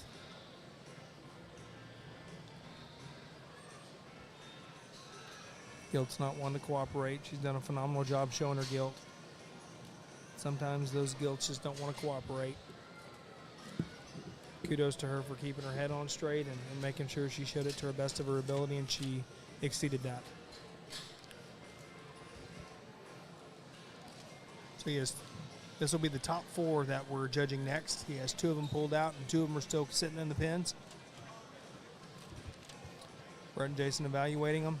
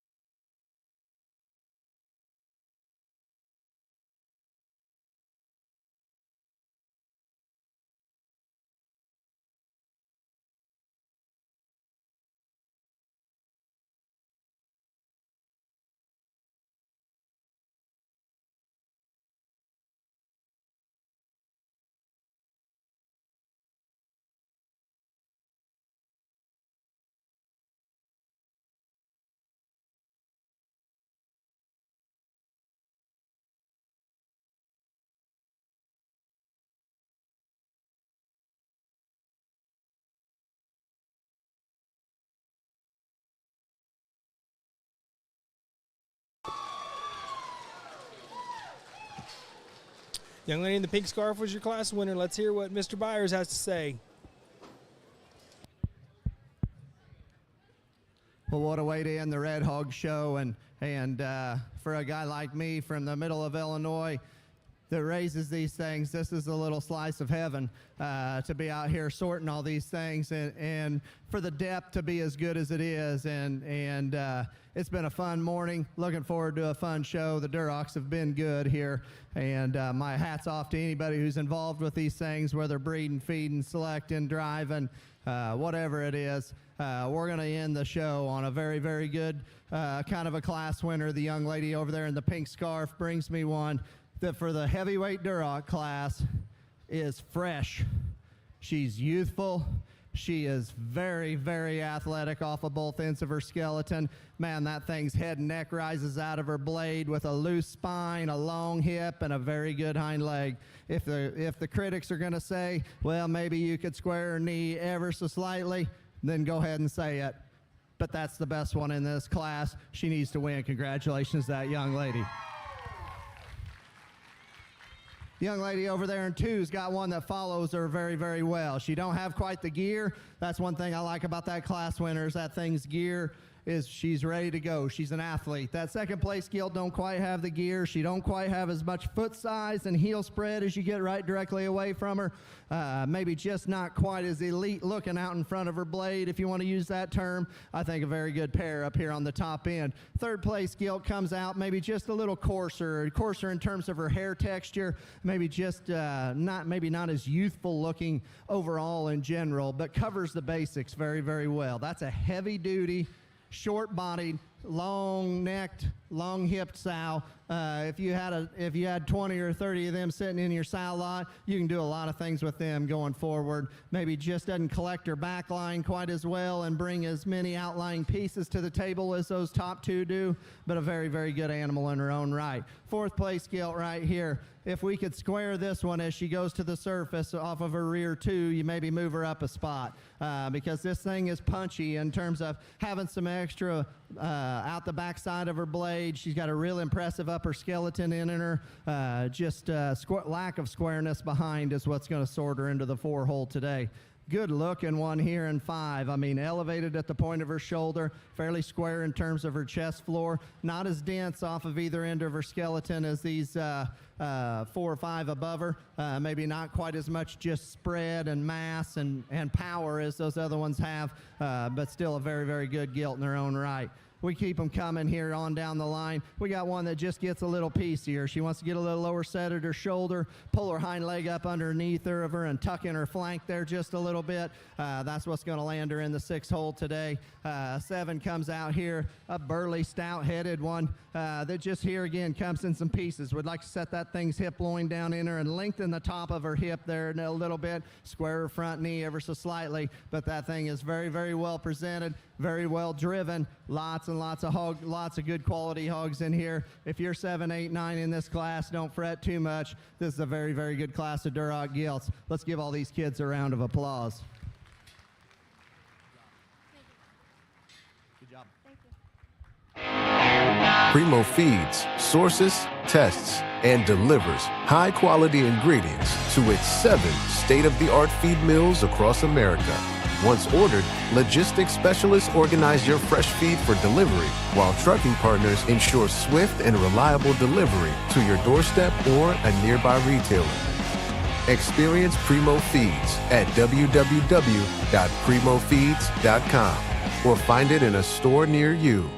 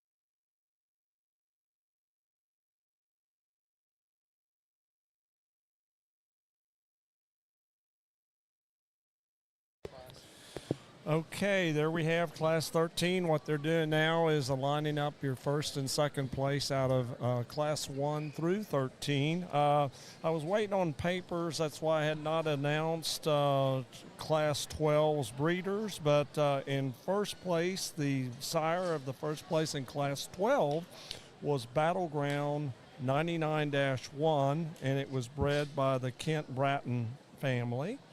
And then the second place in that class was Here's the Deal 30-4 out of the Hinker Genetics out of Iowa and Ken Bratton's out of Indiana. Congratulations to both of these fine breeders. They've been around a long time and have done an outstanding job in their programs. I will be working on class 13 for the sires of those as well. I'm waiting on the papers. All right, ladies and gentlemen, we're ready to start bringing in our class winners. We'll bring them in order, obviously.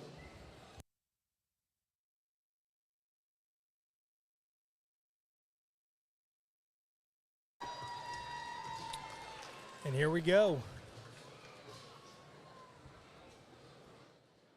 Those of you joining, welcome to the breed and reserve breed champion drive of the Duroc Gilts here at the San Antonio Livestock Show. They're going to place the champion and reserve champion, and then I think third, fourth, and fifth overall. And what a way to start the show with these Durocs. Phenomenal, phenomenal, phenomenal.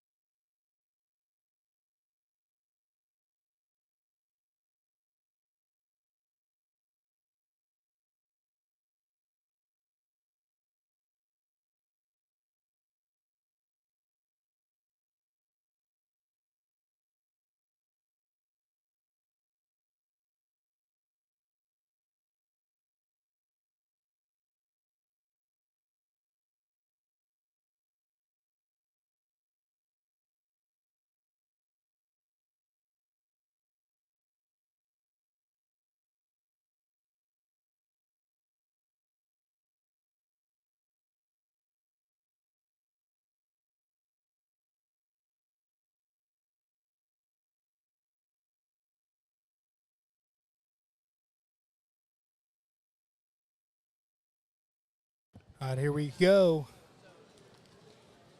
It's time. Well, I'm going to say our first place would like to announce our second place winners in order. Class 1 was Chris Shozart. Class 2, Samantha Young.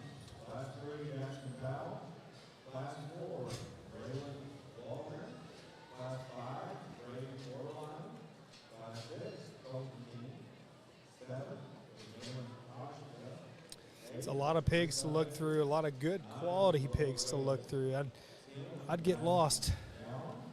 Yeah, it's really a deep set. I think they've done a really good job of putting just a good deep set of 13 fine females in there that you'd be happy to put in a herd. Could you imagine starting with all 13 of these and then putting them? You could really have one heck of a Duroc herd. You'd have a heyday. Yes, sir.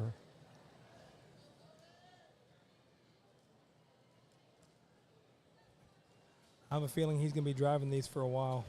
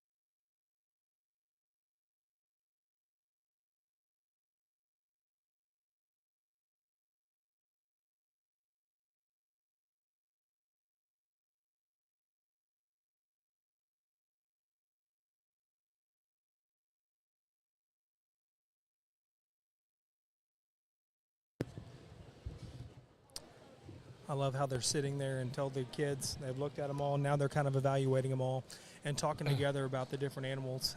This is a nail biter. There's, like you said, there are 13 phenomenal big time gilts. And while we're waiting on their decision, Class 13, I have a board result. So the first place was a work of art, 13-2, and it was bred by Travis Platt and Austin Thompson. The second place was Bomb Squad, 30-1, and it was Dylan Shields. And so congratulations to both of these breeders for an outstanding job in that Class 13 deal. And like we were talking about, just a nice, they've done a great job of putting a deep set of females together in these top 13. And, it comes down to personal preference. All right, we're running them up here. Here we go. Here we go. This is it. One last time. Yep.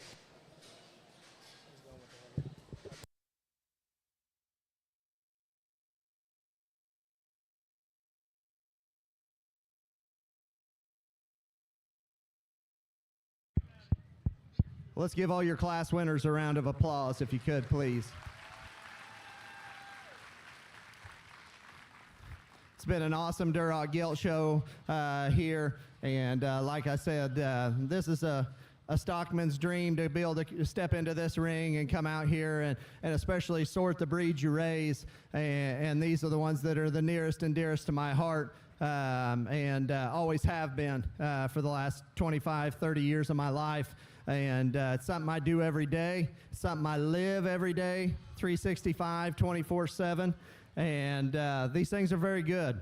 My compliments to anybody who's involved with them at all. And me and Jace, honestly, fell on the same 4 or 5 here, and we get to the same pair when it gets to the end. And I think they're both similar in a lot of regards. I just think there's one of them at the end of the day that is big and that is very, very fresh. She's very youthful, a gilt that looks like she has been fed into this. She looks honest, she looks genuine, and I think she's awful, awful good. The young lady that comes out of the last class is going to have your champion Duroc gilt.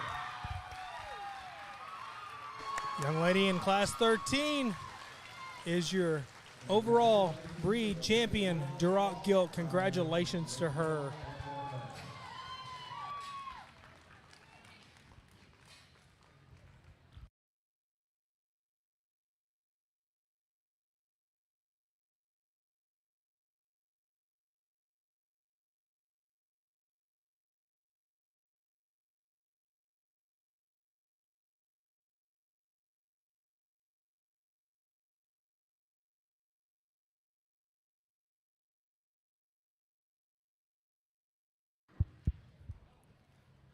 Bring that second place in and just filts right into the quality of the drive. I mean, that was probably the class that we kept the most gilts out of and resorted in, and to their credit, I mean, those to be that big and be that good, she automatically kind of has to be in consideration, in my personal opinion. There's another one that hit us pretty good for being an outlier in terms of one that's just extra heavy duty, that balances very well. I dinged her one place, and I don't even know if it's as big of a deal to ding her.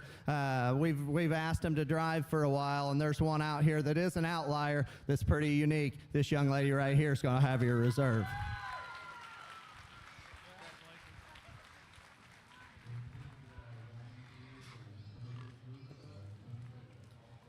Young lady at Class 9 is your reserve champion, Duroc.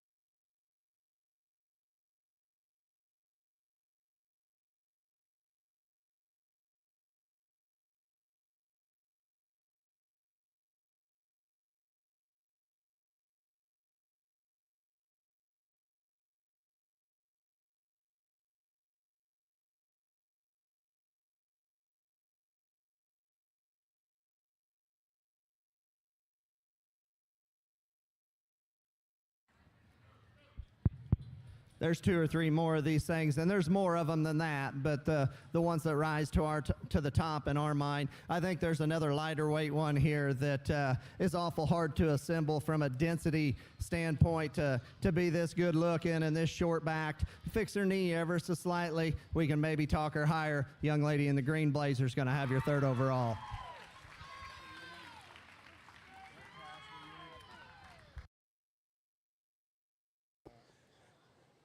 The young lady out of Class 3 was your 3rd overall Duroc Gilt.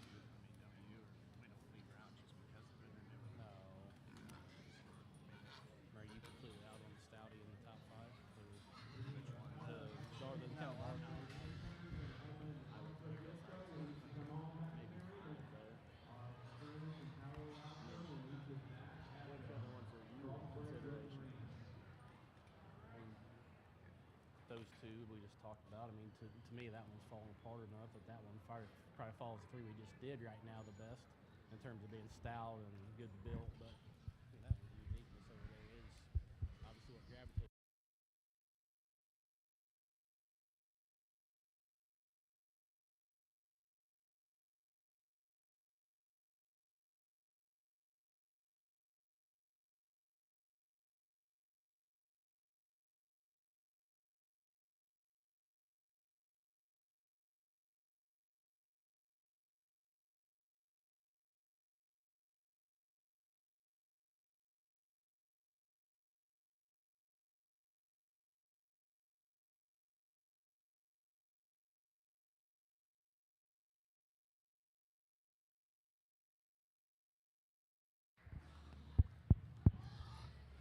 Well, it's going to get real tough, and there's going to be Gilts that don't get a piece of this top 5 that are very, very well deserving, and there's going to be other Texas majors, and there's going to be other shows that some of these things can get ready for. But I think there's another one out here that probably come out of the class where there was the most discussion on the top trio for us here today. One that certainly I talked to her as hard to assemble in class in terms of one that is very tall-shouldered, very short-bodied, and long off of both ends. She doesn't have quite as much turn up high as some of the rest of these, but I think she's deserving of our 4th overall pick. The young lady right here, I'm sorry. Your sweater's got me confused. Congratulations.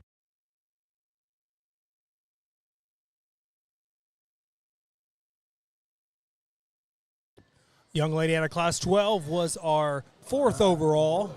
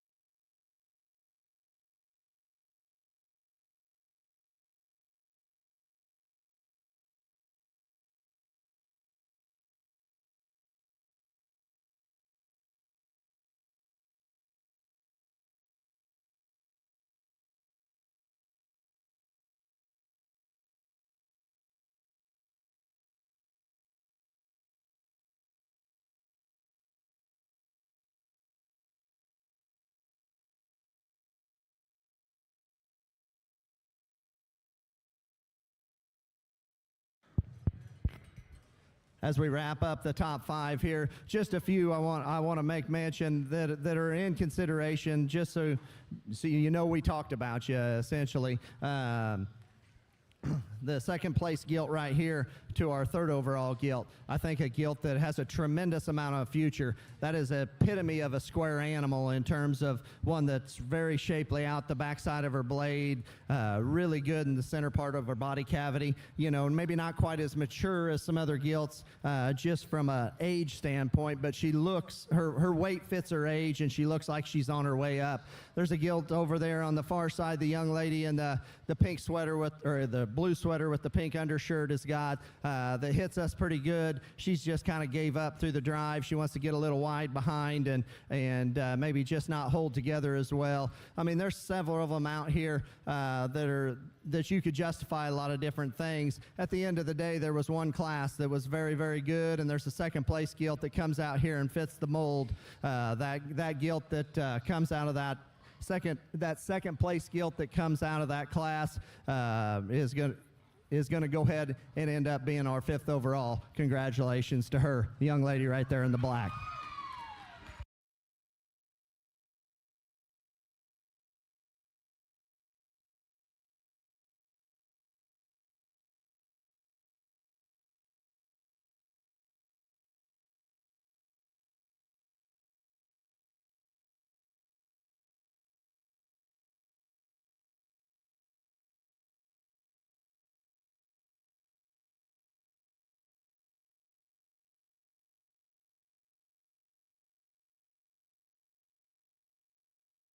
Last one. Alrighty, y'all, that concludes our Duroc drive. We're going to take about a 45-minute lunch break, and we'll be back at you with the Landrace. Thank you.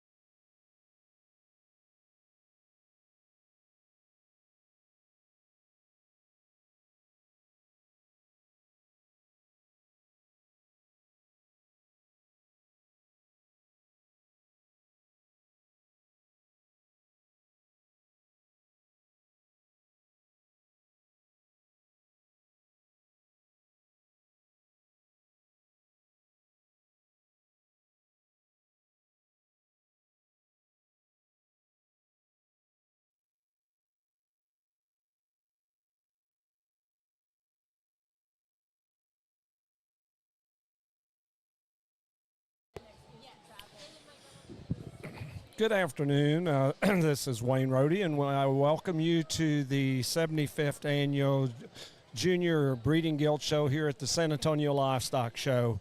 We had our Duroc show this morning, and it was just outstanding. I would have to tell you, we've been doing this for 3 years, and I would have to tell you, we had 13 classes of red ones out there as class winners, and probably as deep a set of reds from A to Z, from lightest weighing 200 pounds to the heaviest at 350 that I had seen in a while. And so they were very deep, and you could split hairs in how you wanted to line up your top 5 overall. And anyway, they have made a call. We're going to start this afternoon here with the Landrace show, and then we'll follow it up with the Hampshire show and the Berkshire show. And then tomorrow we'll be doing Spots, Chesters, Poland Chinas, Yorkshires, and a new breed they've added here at San Antonio, the Hereford breed, which is new. Now, they are not in the, I don't believe, in the scholarship contention just yet, because it is their first year. So they're kind of testing the waters a little bit and seeing what kind of participation that we're going to have in that. But it was nice to see. I know there's been some good Hereford stock that's being raised up north, and then also they're starting to raise some here in Texas as well. So I really appreciate that San Antonio stuck their neck out there to add another breed out here. As far as with our Landrace and everything, we're going to have 2 classes of Landrace only. There's 21 in our first class, and it ranges from 200 to 259, and then our second class will have 19 in it, which is 263 to 335. So total small class of Landrace, 40 total head in the Landrace show, in comparison to our Duroc show that had 445 in the show. Quite a large Duroc show, and I think that's up, from what I can remember, is up from last year. I think we were in the 300s last year, but this year we're almost at 450. Just to kind of give you a breakdown on the Duroc show on the top 5 overall. The champion Duroc came out of class 13. It was a work of art, 13-2. Was sired by that. The breeder of this animal was Travis Platt and Austin Thompson. Good job. Travis does an outstanding job, has a great program, him and Adriana, and it was with Austin Thompson as well. And so they all do an outstanding job. And then they followed that with... I've got them on different sheets here. They followed that with, in Class 9, was also a work of art. So that's quite interesting. Both of those hogs were work of art, 13-2. So he did an outstanding job, siring both the champion and reserve here at San Antonio, and it was bred by Olson Farms in Illinois. And then we go into the 3rd overall, and that was one of our youngest gilts that came out of class 3, and it was sired by Set the Cur 14-1 out of Sano. Bred it in Louisiana. I don't know if I pronounced that quite right, and I apologize if I didn't quite hit it, but it's not for lack of trying, though. I guarantee you that. So congratulations to you as well. And then our last, our 4th and 5th overall was out of class 12, which was very deep class as well. It was very deep. They kept probably, I think it was somewhere around 15, 16 in that class as well. And the 4th overall was sired by Battleground 99-1, bred by the Kent Bratton family. And congratulations to Kent and his family. I've bought boars from him throughout the years and just been a great breeder also to work with as well. And then we went into, in that same class, it was the second, and I have to tell you that was a close race there in that class 12. So I can see why they kept them together, and that was your 5th overall. And it was Here's the Deal 30-4, bred by the Hinker Farm in Iowa. Another outstanding family, longtime Duroc breeder, and him and Ruth do just an outstanding job of raising high-quality Durocs as well. So congratulations to all these breeders on bringing together a great set of livestock. And like I said, all 13 classes were truly outstanding, and everyone was a winner as far as I was concerned. So great job, guys. And so we're fixing to start the Landrace class, and we'll give you a play-by-play here in just a little while once they start that, and look forward to it. Thank you.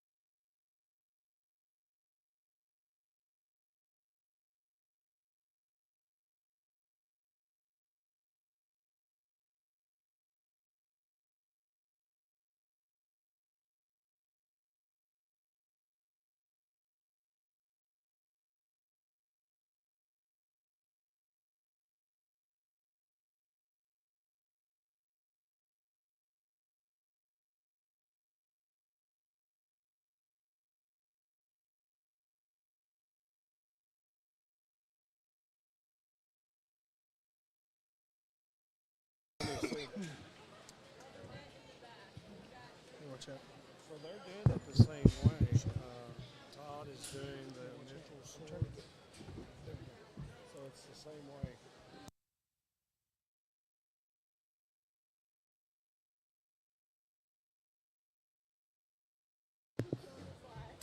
Like Dad said, welcome back to the Purebred Gilt Show here at the San Antonio Livestock Show and Rodeo. My name is Landon Rohde.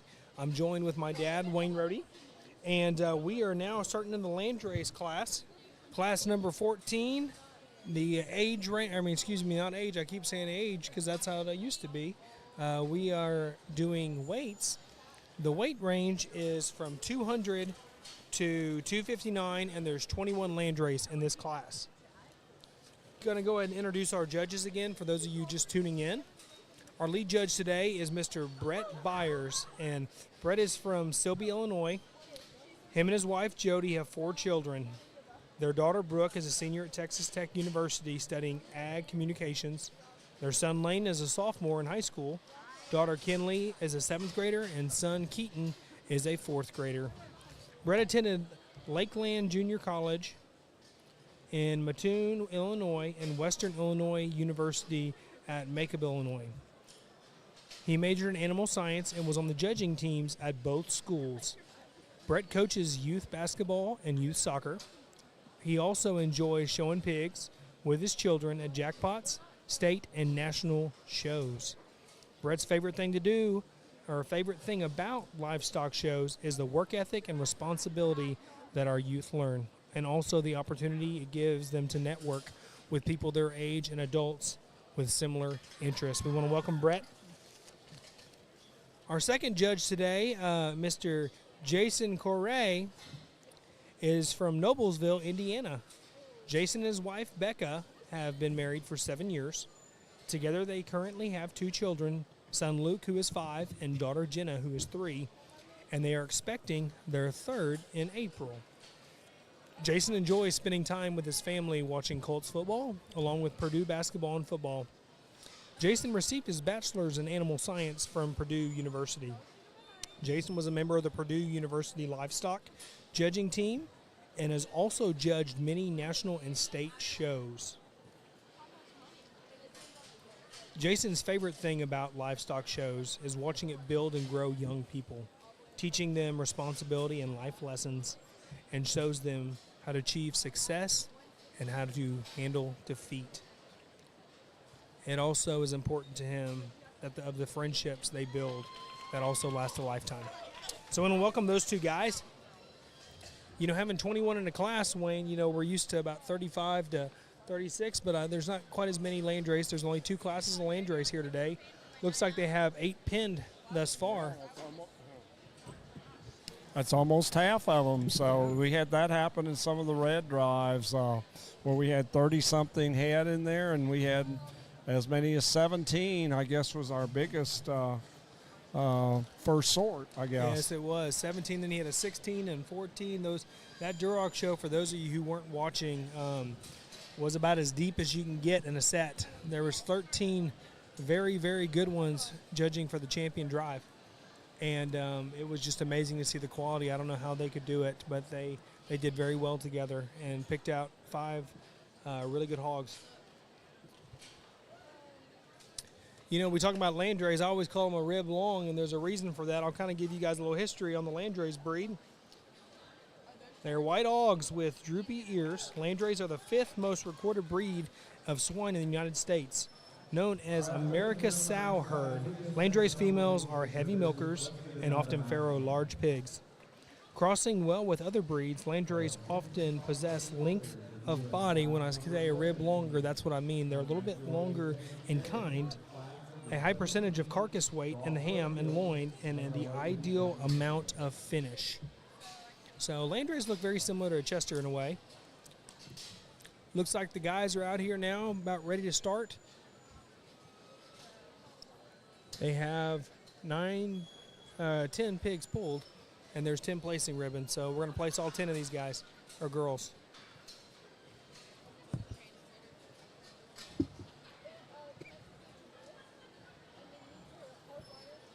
All right, attention in the barn, class 15 Landrace. This is your first call.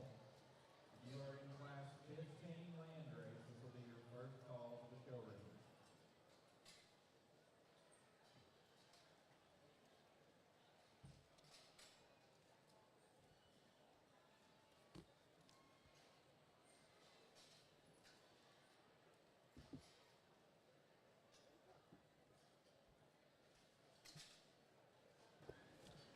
For those of you who have not been tuning in until the Landrace show started, what the guys will do is Brett will pull them out initially, and if he points at you, you go back to your holding pen. That means you're in the top end of the class. And then once he pulls the pigs that he wants to hold back for his top end, he'll place from the bottom up to the top and until we get a winner in the class. He originally had 10 that he pulled back, but it looks like there's 11 of them. There was still a hog on the scale.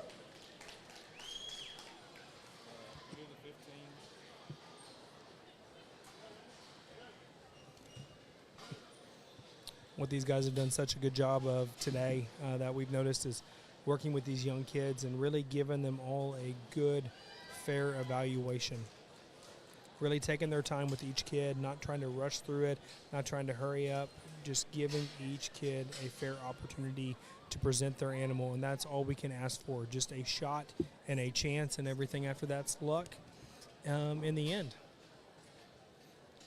Brett's got 3 pulled back for the top end at this point. Still has 2 more to pull out of the initial sort. Went ahead and pinned another young lady in the pink. Young lady in the red sweater just came out of the holding pen. And now the young lady in the green, lime green sweater.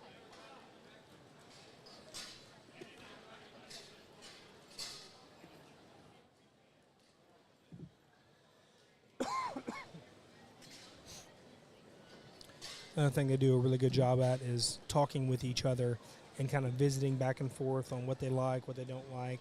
If I missed anything, did you see anything that you liked out there? And they do it together as a team. That's the whole point of having a two-judge system here, so that we make sure we get it right and they do a good, fair evaluation of these hogs. And they have for sure exceeded those expectations. They have 4 pinned back right now, so we have a total of, looks like, 7 hogs left in here. And kind of judging by them right now, they're kind of looking at them to see if there's anything they want to pull back, but more than likely he'll start placing from the bottom up from here, just based on what he's done in the Duroc classes. He went ahead and pinned another young lady with red hair, and she's got a white and blue shirt on. She is going back to the pin to make the top 5, it looks like, to this point.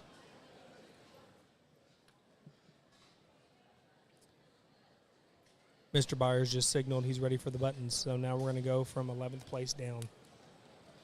11th place up, excuse me.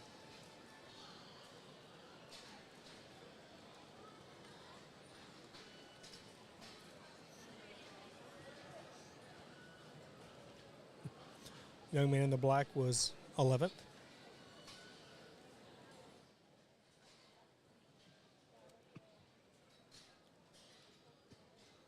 Tenth place was awarded to the young lady in the red sweater.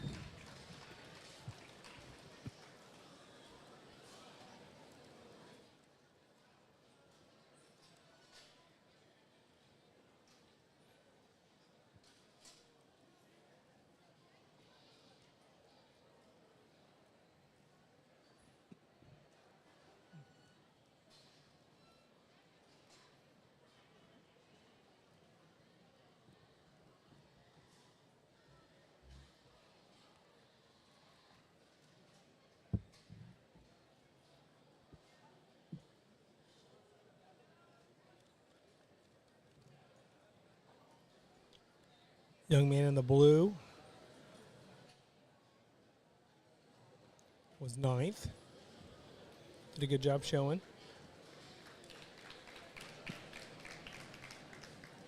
Young lady in the black was 8th.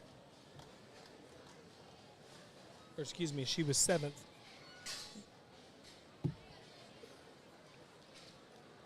Young lady in the green was placed. And then the young man in the pink was 6th. Good job showing these by these exhibitors. Now we're going to get into the top 5 here that he pinned back. Young man in the reds just now coming out. He's the first one out. Doing a really good job keeping that pig's head up and keeping it moving. Very important to really show off the profiles of these hogs, and having the head up and moving is a good start, especially right out of the gate. One of the young ladies in the pink sweater, there's actually 2 of them out here, also doing a wonderful job. This young lady is very serious coming out of the gate. She is in the zone right now, showing her Landrace gilt. Really focused. Very fluid in her motion, not trying to take away from the hog by being too whip happy or anything like that. Just going out there. Actually, we have 3 young ladies in pink sweaters. Man, I guess that's the trend in this class.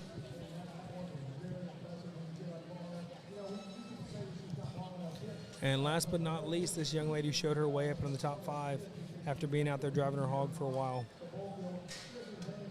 So kudos to her for getting up higher in the class. That's what we talk about, showmanship being so important.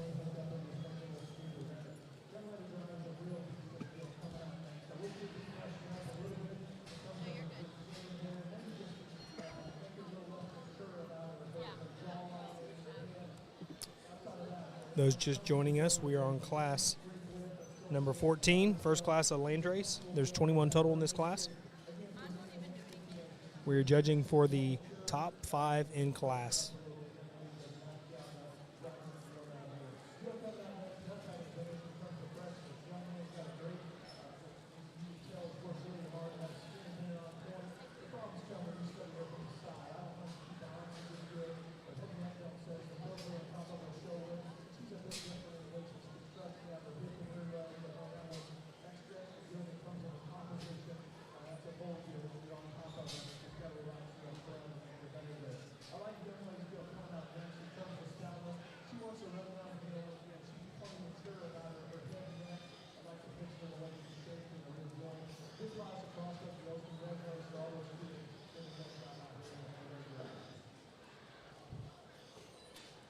Both Jason and Brett are really discussing here. Looks like they're going to place one of the young ladies in pink as 5th. The young lady in the white and blue is 4th. So she showed her way up from the bottom of the class to top 4. Those of you kids listening at home, don't ever think it's over till it's over, because she showed her way up.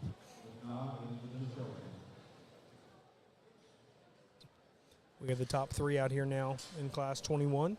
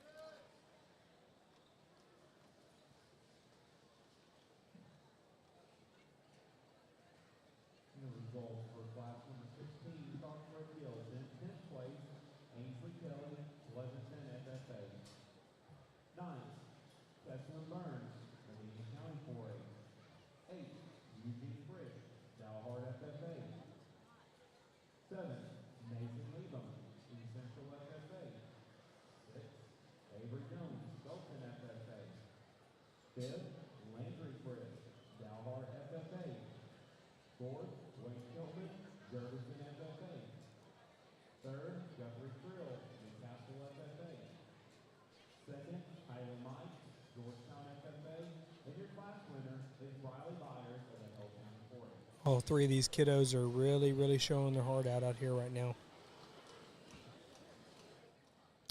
Young man has lightning focus out here.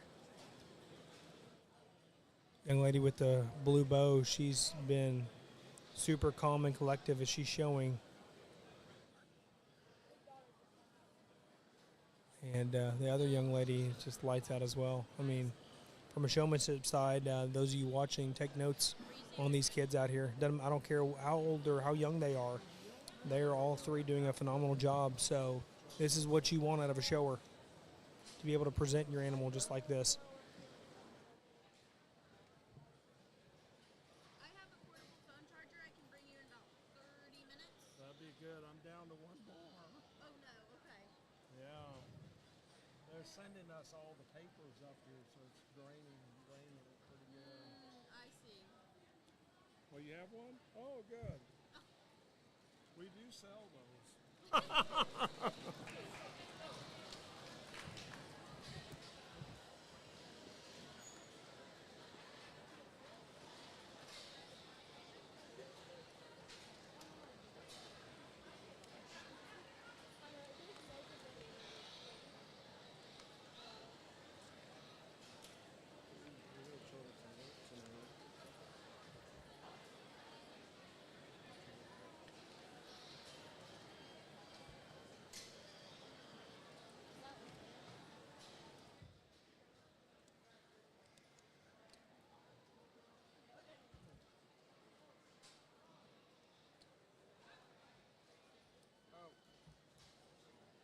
Yeah. Went ahead and replace one young lady, and looks like he's going to the young man for 2nd. And the young lady in the blue bow, who was showing her heart out the entire time, won her class. That goes to show you, show your heart out, good things will happen. We're a little shell-shocked over here at the corner of the ring, but very good class of Landrace Gilts. Don't know what to expect here as we get back from lunch and get into a different breed. I mean, I think you can do a lot of different things with this top pair right here. As me and Jason talked, I think there's probably one that just brings some more outlying features, particularly to this breed in terms of just extra feature. A gilt that might be maybe not necessarily the longest striding one ever, but I don't know that any of the top 3 are. If I'm on a nitpicker, I'd lengthen the top of her hip in relation to the 2nd place gilt, but I think her utilization of her hind leg is very, very good. She's good in the center portion of her body. She's very good up high. She's probably a little better in terms of the base of her neck and her jaw line than the 2nd place gilt. The 2nd place gilt's obviously a little lighter, probably looks a little younger, and this one's very, very good in a lot of regards. There's just not as much of her here in class today, just in terms of total pounds, but still a gilt for this breed. It's very, very dense. Gilt that probably does have the advantage in terms of length at the top side of her hip. Both of these hogs are very, very square and true as they come at you, and they leave you, I think, a very good pair. The third place gilt is a little bit more of an outlier there as well in some cases. A gilt that's good in the set and angulation up front. That thing's got a big old broad round barrel rib cage there in the center of her body. A gilt that just wants to get a little too outside herself as she goes directly away from you. She, not necessarily in terms of her hock, she just wants to plant her foot outside the plane of her skeleton too much as the drive progresses, and maybe not quite as much structure underneath of her as those top two, but very, very good Landrace gilt for the 3-hole here today. Gilt, we moved up a little bit, and here in class, the young lady brings out here in the 4-hole. Looks a little more traditional about her head and neck, in my opinion, for this breed. Got a little more crest up there at her pole, but it's certainly a heavy-duty, very, very flexible. Just kind of looks like a brood sow out here to be in the 4-hole. Just not as elite looking and as much of a show gilt, I guess I should say, as those top 4 in this particular class, or top 3. The young lady coming out here next kind of runs out of feature in terms of the top 4 in this class. She wants to get just a little more traditional about her bone pattern there, and maybe just carry a little more there in the base of her neck. But that thing is fresh from her blade back. She's got a very, very good hip and hind leg in her. Very, very nice gilt to land here in the 5-hole. We got several here, 6 through 10. They got a lot of different parts and pieces. Maybe just don't put it together as well as some of the rest of them up above them. Let's give them a round of applause as they head them back for the barn today.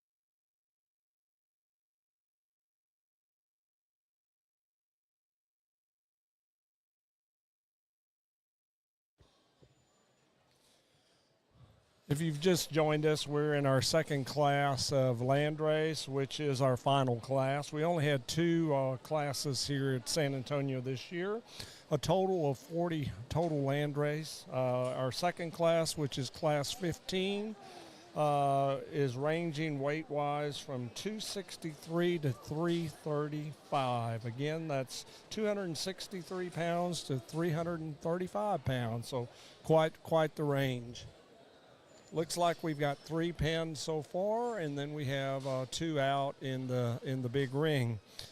And so they're going through these head. Again, there's 19 head in this class. So as they're doing their first initial sort, I'm going to wait on getting some paperwork for our first class so I can announce the sires of the first and second place.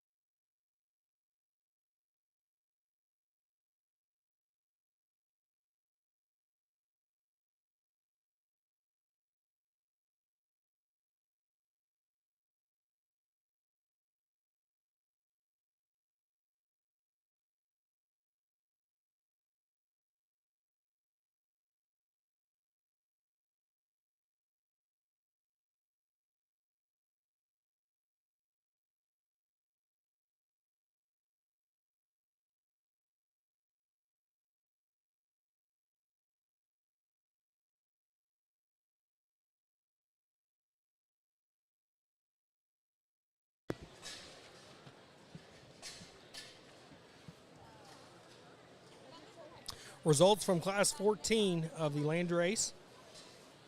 In 11th place, we had Kelton Bailing. 10th place went to Anastasia Alitzes. And I'm sorry if I butchered that, but congratulations to you. 9th place went to Andon Uzna. 8th place was awarded to Brooklyn Peoples. 7th place went to Delaney Taylor. 6th place went to Frederick Kuhlman. 5th place was awarded to Olivia O'Brien. 4th place went to Peyton Carpenter.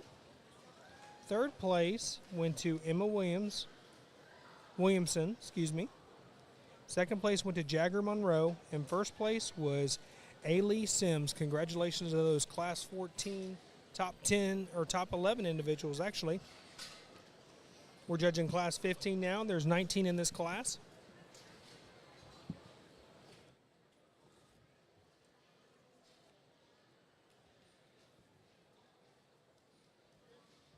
Once again, we have our 2 judges. I'm going to introduce them by names. Mr. Brett Byers from Silby, Illinois. He's in kind of the maroonish looking shirt. And then we also have Mr. Jason Correa from Noblesville, Indiana. He's in the bluish looking shirt.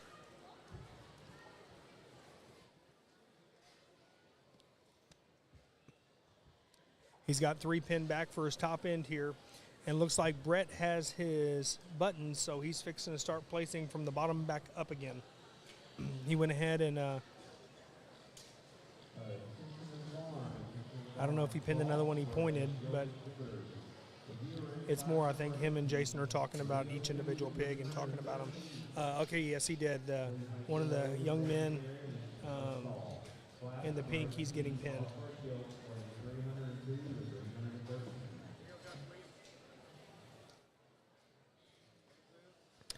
So now they have 4 in their top end. Now he's starting to place from the bottom up here. And they have 9 that they're placing here in this class.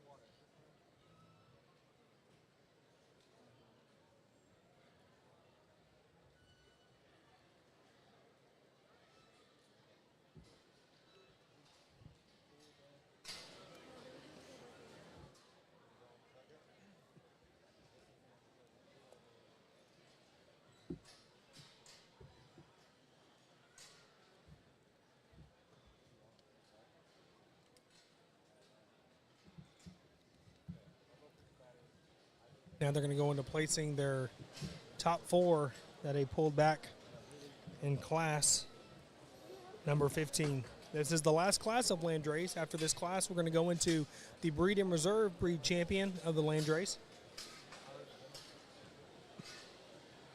Not quite as many Landrace out here as there were Durocs. There was 13 classes of Durocs where there was only 2 classes of Landrace here, but that does not mean the quality is not equally as deep and competitive. A lot of good Landrace gilts here today. Absolutely. And I've got the results on the boards, the sires of the first class, class 14 of the Landrace, and the breeders. In first place, the sire of that class winning gilt was Sneak Peek, ear knot 6-7, and it was bred by McGrew Show Pigs out of Illinois. And our second place in that class 14 was sired by Happy Hour 7-10, and that was the breeder of that was Blazing Sevens Farm in Texas. That's Mr. Brad Massey. Congratulations to both of you breeders for a nice set of Landrace in class 14. Absolutely. Looks like he's got these top 4 out here, and Brett and Jason are out here sorting them as we speak. Kind of cool. They're doing a little figure circle over here. Looks like the young man in the pink he put 4th. Leaving the 2 young men in the blue shirts and the young lady.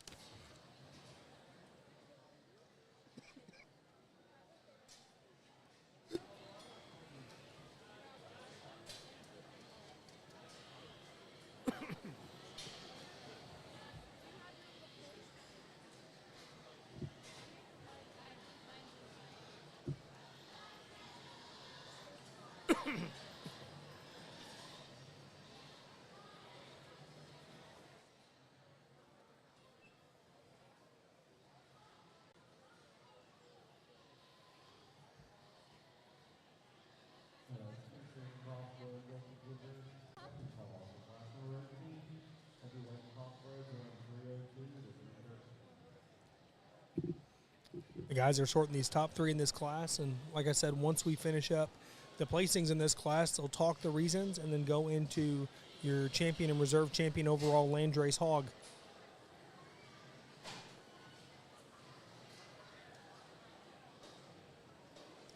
Really studying these top 3 individuals. They're very like and they're very similar in kind. Very broody looking, very flexible, very mobile, square made. pulled apart in their blades, and very extended through their front end for a Landrace, and still have big ears.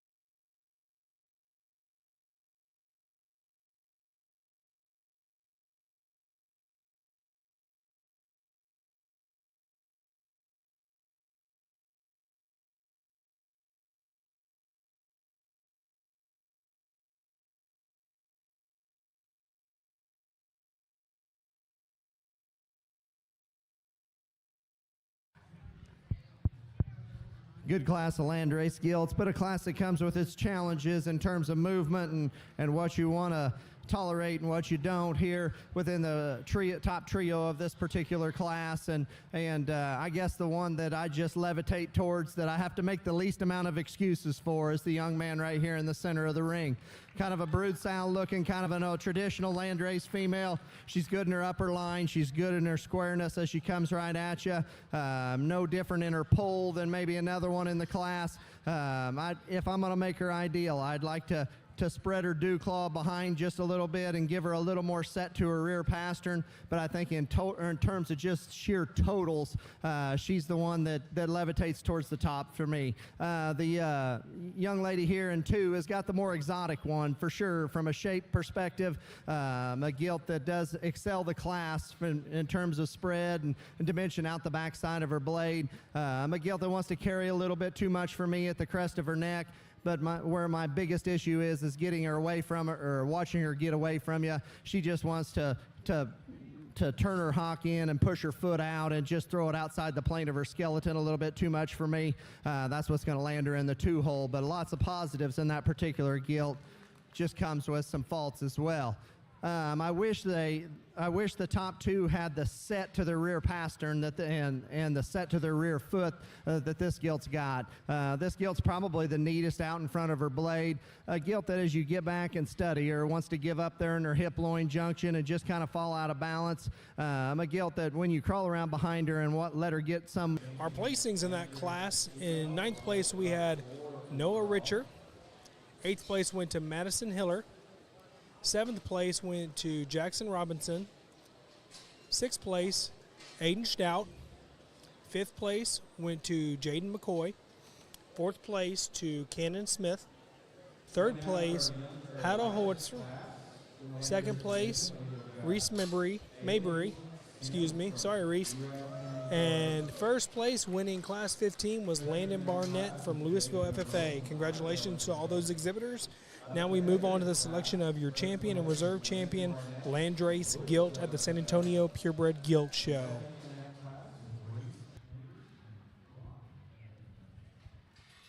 Well, let's give these class winners a round of applause if we could, please. Just 2 classes, and quality was fairly deep in both classes, but I think of the pair when we get them out here, there's one that's just a little harder to make, especially in this particular breed from a density standpoint and just natural shape and look out in front of her blade. One looks like a show gilt to me today. Young lady out of the light class is going to be your champion.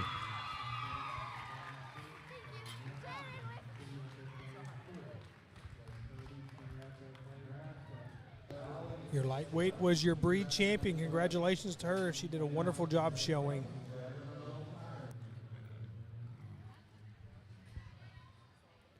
We bring that second place gilt out, and that was a good pair up there on the top end of that particular class. I think a gilt that follows suits very well. We're going to keep that pair together. He'll be reserved. Good job, buddy. The reserve champion goes to the... Talking about our Hampshire breed, the hog with the belt. For those of you who are new to the pig world, have some kiddos showing, or grandparents who maybe didn't grow up showing hogs or know the different breeds and characteristics of them, they're the belted hog. They are known as what you would call an Oreo looking pig. Hampshires are the 4th most recorded breed in the United States.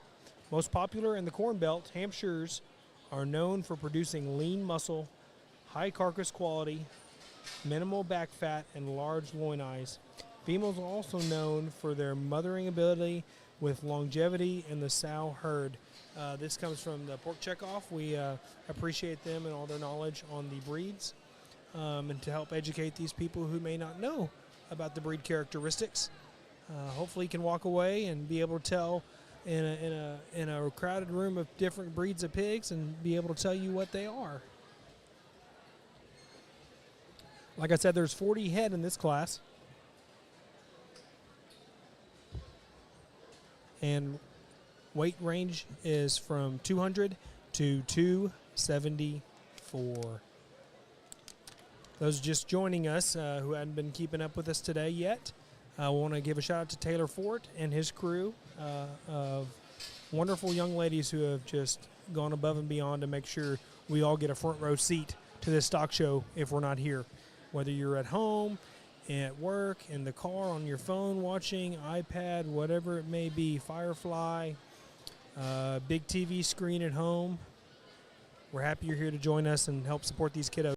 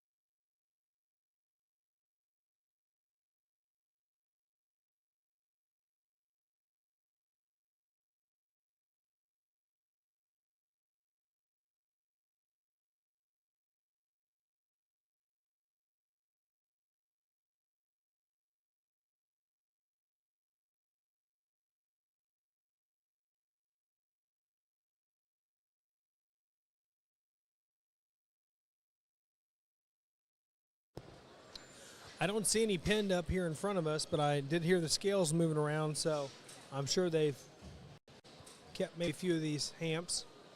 They've got 3 in the big ring right now for a second evaluation after they do the initial first sort.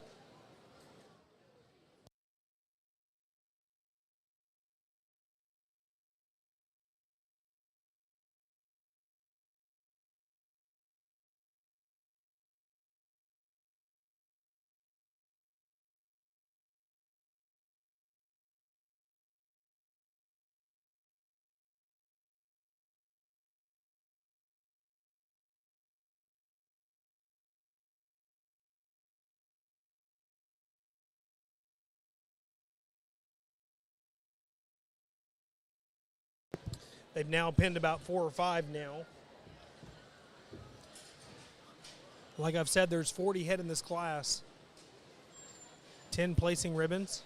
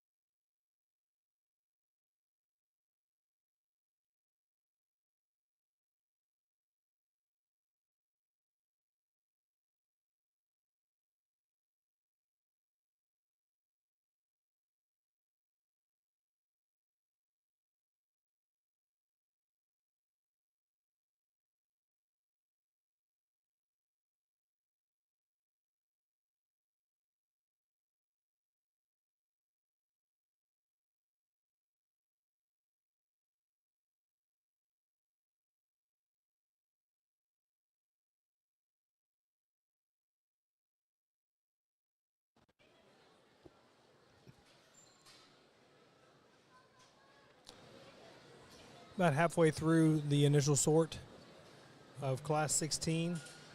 They have 5 to 6 pulled for the top 10 chance.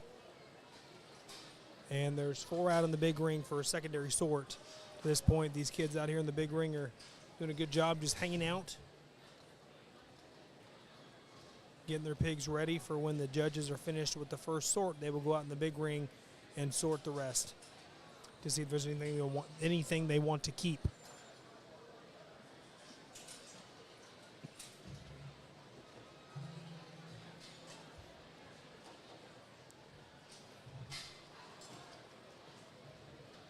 Give a shout out to our ring help today. They are doing a wonderful job keeping the show flowing and going. If we didn't have them, it would not go as smoothly and as quickly as what it does.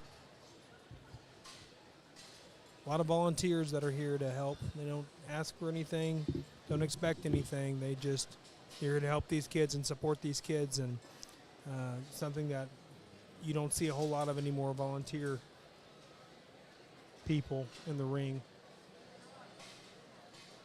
And we appreciate them. Looks like the guys have 8 pulled now from the first initial sort. As we're wrapping up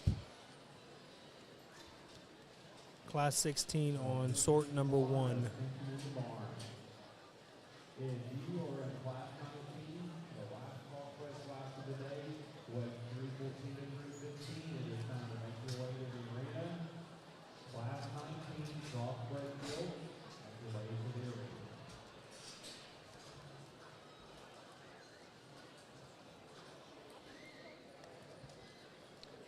Looks like the guys have finished up their first sort. Now they're in the big ring, trying to see if there's any more they need to pull back. What I can see is 8 total as of right now. And they're going to be sorting the rest here shortly to see if there's anything they want to pull back. Probably pull 1 or 2.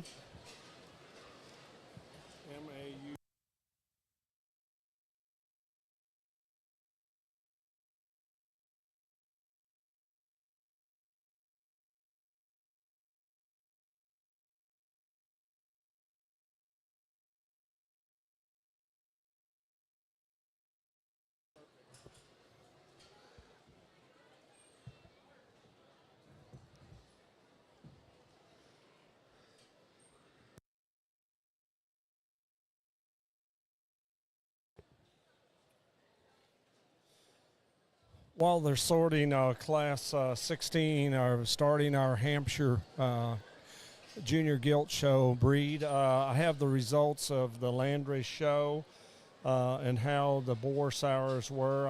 I gave you Class 14, so I'll go ahead and give you Class 15. First place was bred by Sneak Peek 6-7, which is the same as the class winner in Class 14 with Sneak Peek. And it was bred by Chad Mock in Indiana. And then the second place in Class 15 was Happy Hour 7-10 was the sire, which is also the same as what was 14. So it's kind of funny. They picked those sires identical first and second in both classes. And that second place in Class 15 was bred by Kent Bratton family. Congratulations to both of these breeders as well. Kent is from Indiana as well. And so how it ended up, the champion came out of Class 14, which was a Sneak Peek. And your reserve was a Happy Hour out of the first class, which was Class 14. That was the reserve. And then third overall was followed by the first place in Class 15 and the fourth overall by the second in Class 15, which, again, that was also sired by Sneak Preview for the third overall and Happy Hour for the fourth overall. So those are the results of our Landrace show. Going back to what we're doing now with Class 16 of the Hampshire breed, they decided to just keep 8 in this class. And after they first pull you out, and if they pick you, you'll go back to the pen to be in the top end.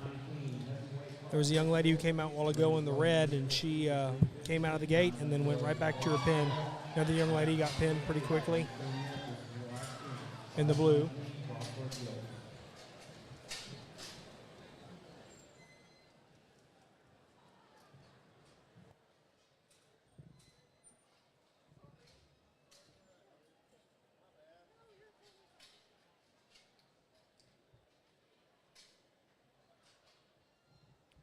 Young man who just came out got pinned right back.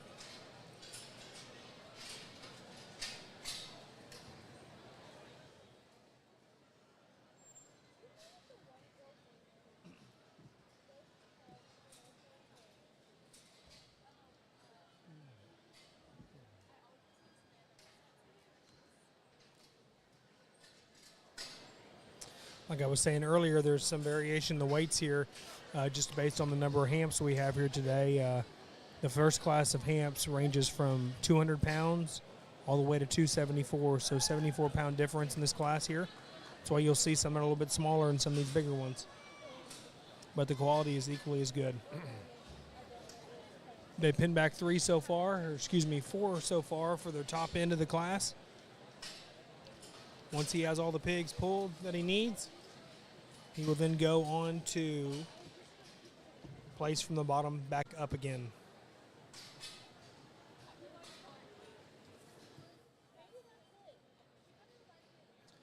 And I was wrong. There was 12 pigs, maybe 13 that he pulled back. They were all standing out in the holding area to get weighed. So once you get picked to judge for the top end of the class, top 10 or so, you go get weighed to make sure you fit in the weight requirements that you turned your weight card in at.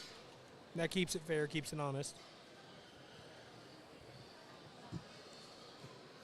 Judge has now pulled 5 pigs back for the top end of the class.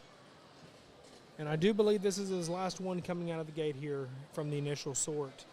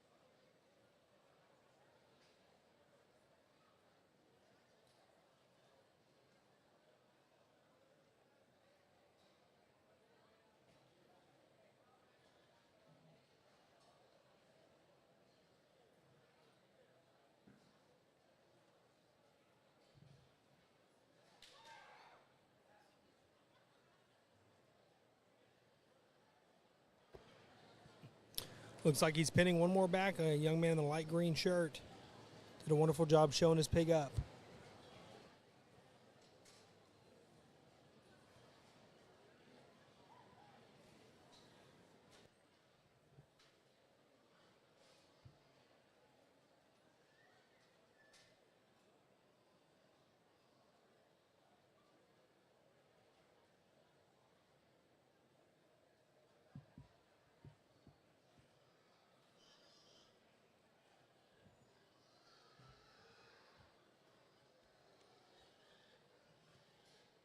That's good, yeah.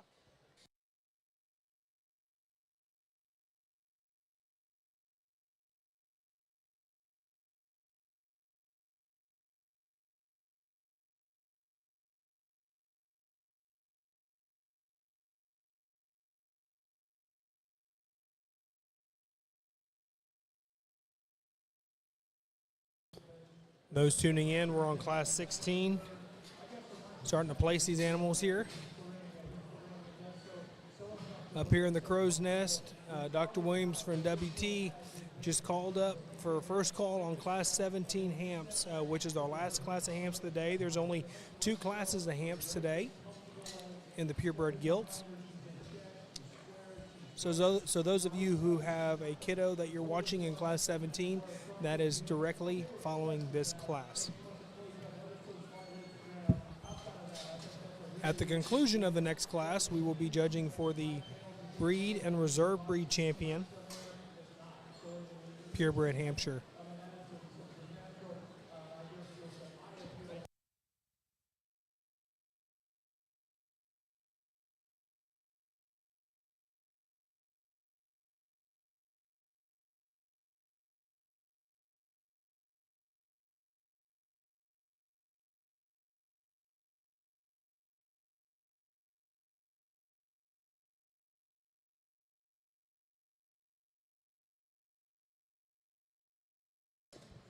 Looks like the guys have placed all the way through 7th place. Now they have 6 pulled back that they are going to place in their top end here. There's 6 placings left. So these next 6 hogs you see coming out of the gate, these are your top 6 in class number 16.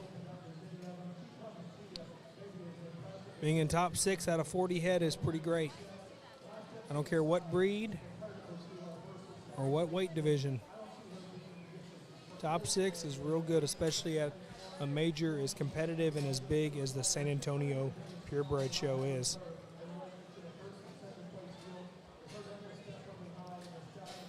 Those of you watching at home, really pay attention to these kids showing here.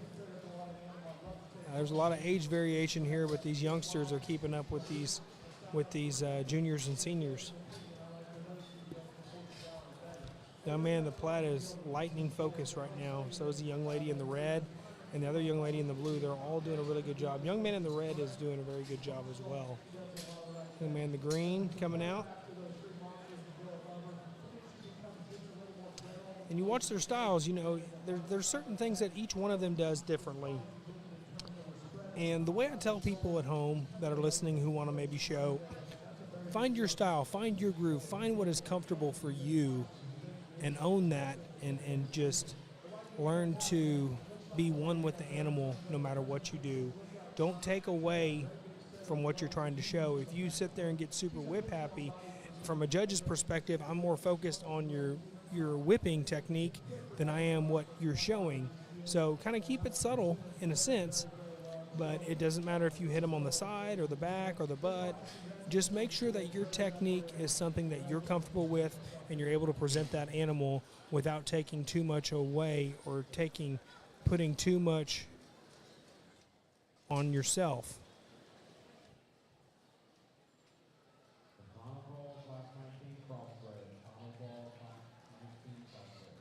He's placed 5th.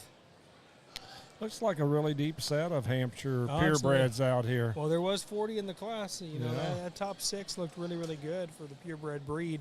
We're down to the final 4 here in the class of 40, class number 16 to be exact.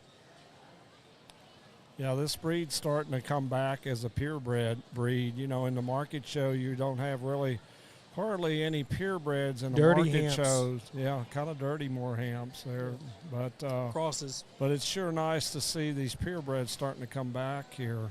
Well, and here's my question, Wayne. To create a good cross-looking or a hamp-appearing cross, you need a purebred in there somewhere in the line to give it that hamp-appearing characteristics, correct?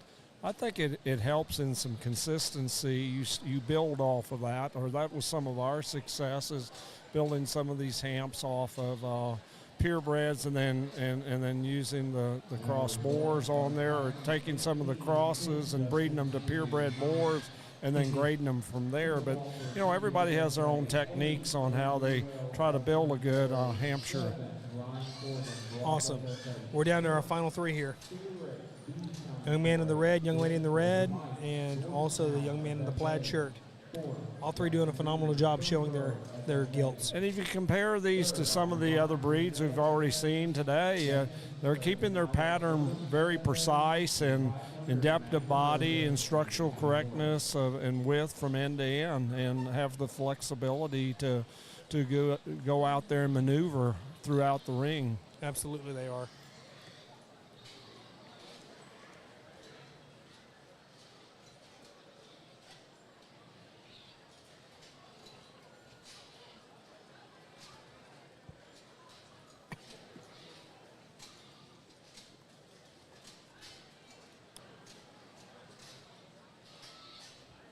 So again, this breed is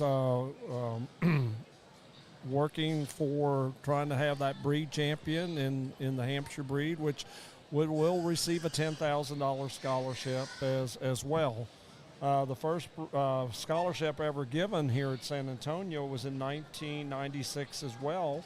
Rusty Dutton received that first scholarship, and it was $6,000 at that time. So, you're looking at, it was 6, now it's at 10, so it's really come up from 1996. And of course, if they go on, the champion goes on for the Supreme, then he or she gets an additional $5,000.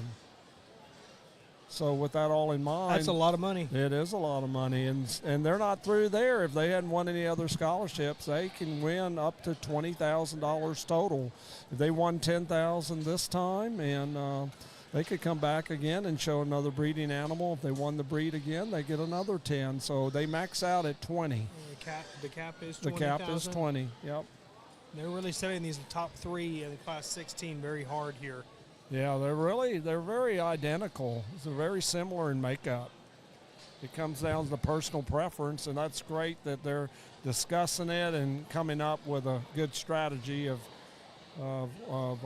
coming up with the most complete and compromise, and not have its own opinion. Young man is They do it third together.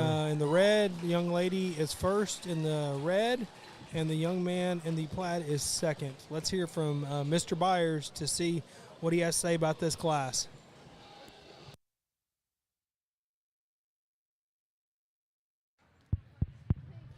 Well, if you left the Purebred Gilt Show, you might want to come back and witness this class of Hampshires, because I raised a few of these things, and they don't come looking like this very often. We raised some for the kids to show so we don't have to compete against our customers, and these are hard, very hard in this breed to make. These top 3 or 4 are very, very, very good animals, and we're going to lead the way with one that is hard to put a hole in my opinion.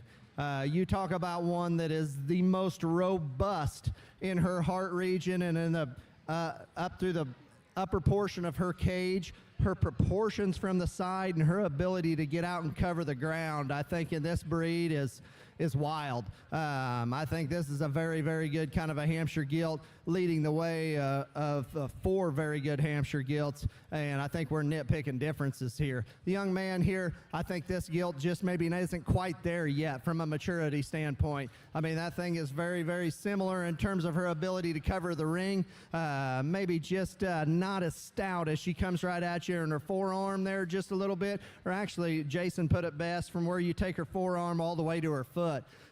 Maybe just a nickel more refined about her head, maybe just doesn't look like she's quite there yet, but that is a very, very good Hampshire female. Gilton third comes out here, and it's certainly another stout one. She might have the advantage over the second place Gilt in terms of just sheer forearm, but a Gilt that wants to get a little more tangled up in terms of her movement, wants to get a little east and west when she gets to going a little quick. But man, that is a stout, burly, good-looking, very high-quality Hampshire Gilt. Congratulations to that young man. I'm sure he wasn't planning on standing third. This young lady right here, when I gave her a button, I said don't give up on this one, because if they were all built this way, it doesn't matter what breed we're talking about, it would be very easy. It would be too easy. She just isn't there yet. She could fit inside these first three, but 30 days, 45 days, this thing could be a man-child. I just love this thing's build and her comfort and her overall balance and proportions. She's lacking maturity today. That's unfortunate for the young lady driving her, because she ran into one of the best Hampshire Gilt classes I've ever witnessed in my life. But don't give up on that one. Her better days are in front of her. Young man coming out in 5. Still, front 2/3 here are very, very good. She needs to plant and drive and flex off of her rear pastern just a little bit better to get up here in the heat of things, up in the top 4. But still a very good animal just from a freshness and presentation standpoint. We can start letting 6 through 10 out here just a little bit. Maybe gilts that aren't quite as balanced. We'd like to pick this gilt up at the point of her shoulder and give her a little more edge up high to make her competitive with some of those other ones. We got some smaller gilts here down the line that maybe just aren't quite as mature, don't have quite as much feature. Congratulations to all you exhibitors on a very good class of Hampshire females.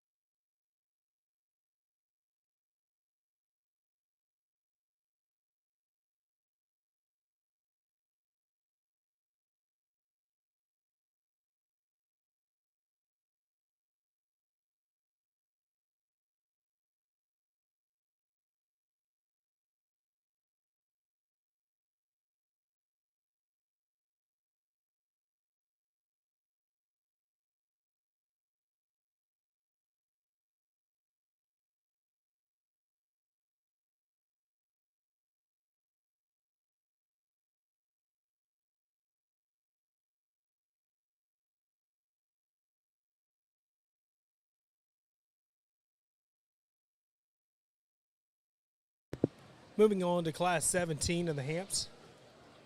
Class 17 also has 40 head, and the weight ranges on Class 17 of the Hampshire breed gilts are 275 to 350.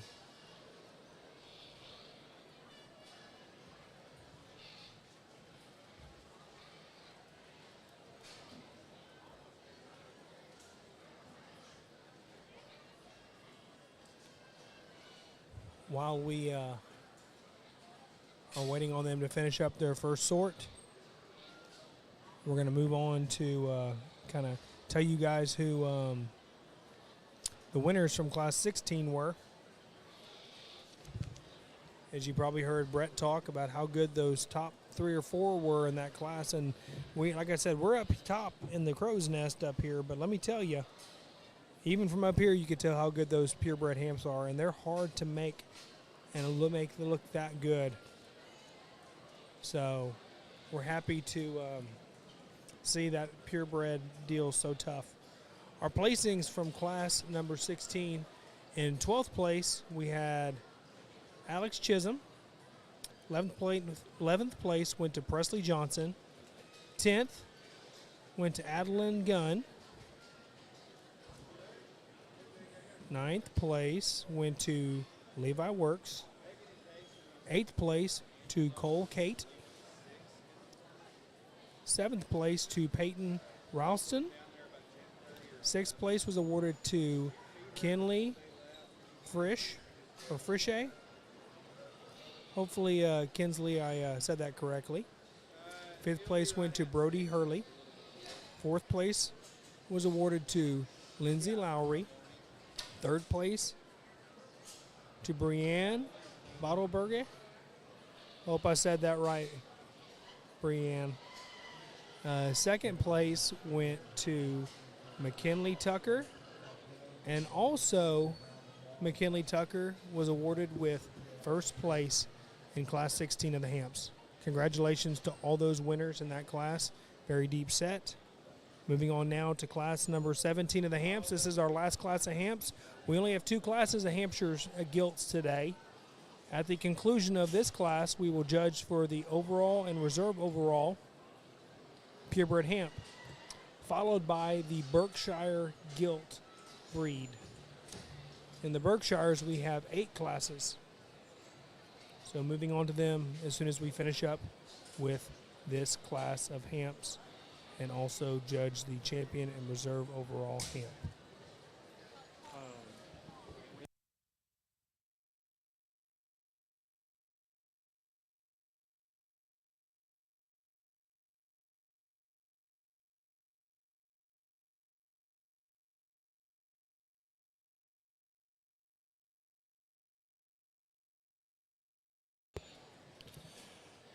Okay, the results on the breeding of our 1st and 2nd place out of Class 16 in the Hampshires.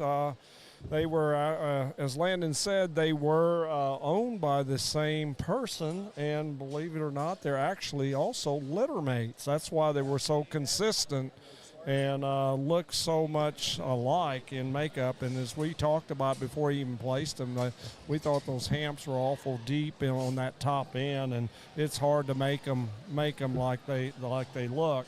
Mm-hmm. And so the breeding on both of these being litter mates, they were out of Top Gun 345-1, both of them, and they were bred by my good friend Jesse Heimer at Heimer Hampshires. I've known Jesse for, I bet 25 years, and he does a really outstanding job, not only with his Hampshires, but all the pigs that he has put together in his breeding program. And again, congratulations to you, Jesse, for breeding an outstanding set of Hampshire Gilts here in this first class. And they were really good, as like Brett Beyer said. He said, I raised some of these things, and it's hard to make them look as good as what these top 2 did.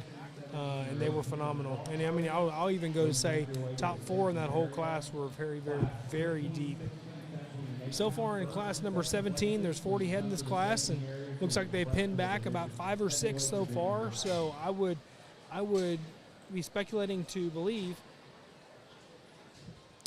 that he'll pin about 12 or 13 back like they did the last class, because there are so many in this class. Having 40 head in the class, it's hard to pull just 6 to 8 out of that class, but I really think in the grand scheme of things, they're going to have about 12 to 13 if I was. I would sure think so with 40 head. Oh, we got a pig loose in the arena.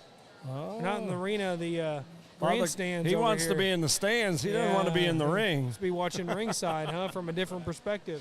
Absolutely. Wish y'all could see that. That was kind of funny. We haven't really had a rodeo out here in the ring yet. We haven't had a pig go 90 to nothing. Hog wild. Hog wild, yeah. Do circles and do spin outs, peel outs, whatever you want to call it. I'm actually surprised, and knock on wood, hopefully we get to see that at least once today. Hopefully it doesn't embarrass the kid or anything like that, but it is fun for the crowd sometimes. But as long as nobody gets hurt. Exactly. And those pigs, once they see an open gate, sometimes they're like freedom and start going until they get kind of back and controlled again. So far, he's got 7 pinned that I can see. Yes, it's 7. And I think there's 1 underneath us right now. I heard the scale kind of moving around. I don't know if one of the guys was trying to jump in there to weigh himself or the pig. So I believe he's probably got 8 to this point. He has 3 in the big arena. Sent several kids back to their pens. And with 40 head, you have to be a little picky. Don't want to be too picky, but at the same time, you want to make sure you don't have too many out here. But like I've been saying all day, checking those boxes. These judges are checking their boxes to see what they're looking for in the ideal hog. If they had to make the perfect hog, do these pigs check most, if not all, these boxes? Yes, they do have 8 pigs pinned back right now for Class 17. For those just tuning in, this is the last class of the Hampshires. Then we will judge the champion and reserve champion overall after the conclusion of this class, and then move on to our Berkshire breed, which there are 8 classes of those. And at the conclusion of the Berkshire drive, we will call it a day and start back up early tomorrow morning at 7 a.m. This is the last class of Hamps. And you that want to join us tomorrow, we will be showing, we will be having and showing spots first, followed by Chesters, Poland Chinas, Yorkshires, and Herefords. Did you say Hereford like the cow, like the moo cow? Oh, no, we were talking a Hereford pig. They've been engineering these for quite some time, and they've had enough. In San Antonio has had enough requests and interest. They decided to go ahead and bring it to San Antonio, and so it's kind of in the test mode right now. It's not an official scholarship breed just yet, but they are testing the waters and see if it can hold its own. And so looks like they have a nice amount of entries. I don't have the exact number in front of me, but we'll share that with you later, if not today in the morning for sure. So looks like the guys have 10 pigs pulled back. Maybe a few more, actually. There might be some underneath us getting weight on the scales. But both Brett and Jason are out here in the ring and looking at these pigs in the big arena for a secondary evaluation to see if there's anything they want to keep out of here.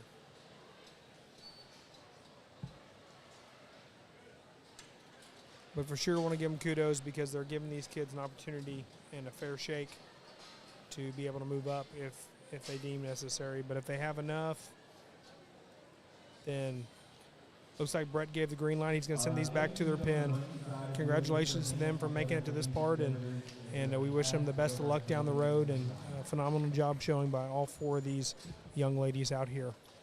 Moving on next to the top part of the class, which it looks like 11 or 12 that he has pinned. Probably keep a few back for his top end, then place from the bottom up.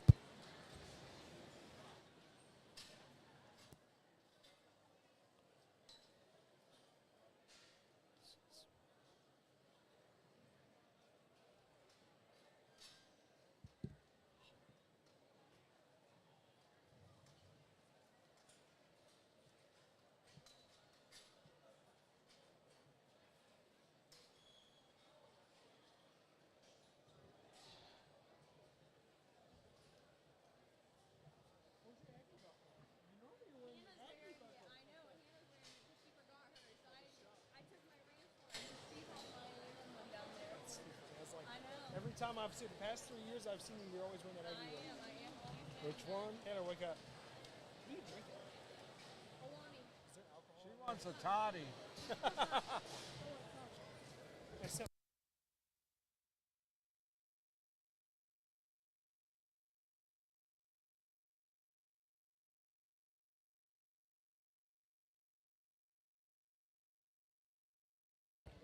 Now we're letting out the 4th one here. We've got 4 out in the ring at this point.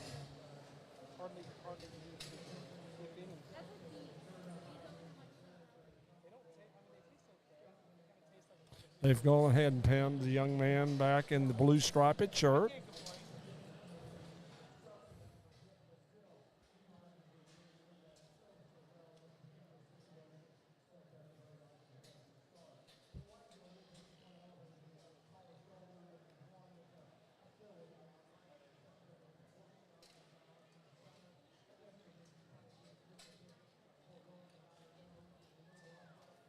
Got another one pinned here, the young man in the red shirt.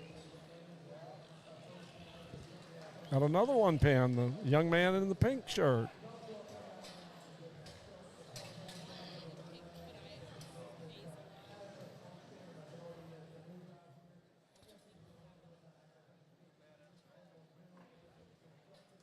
You notice these kids, they spend a lot of time with these animals, and especially you can notice it with these gilts and stuff. You'll see the person opening the gate. They're not having to do anything.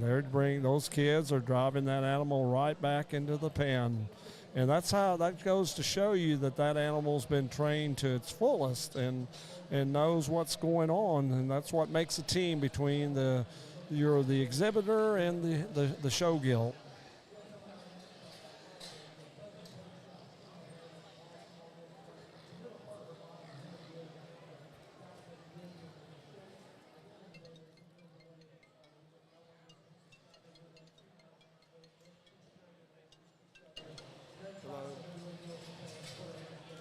No. We still got a big breed to go. We probably won't get finished till 7. It was a big Duroc show. It was 4.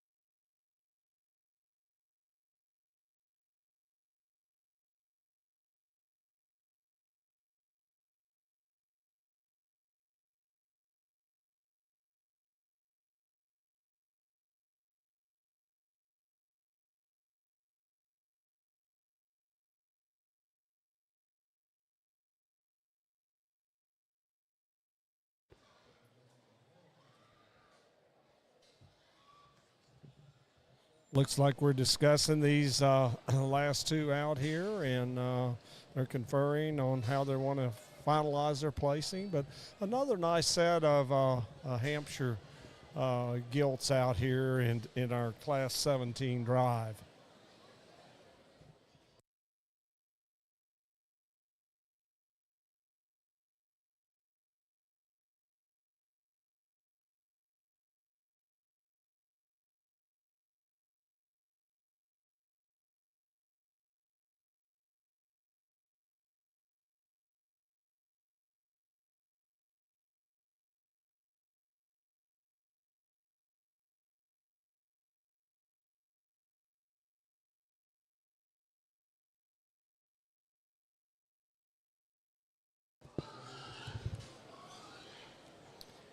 Guys are doing a phenomenal job out here just talking about each one.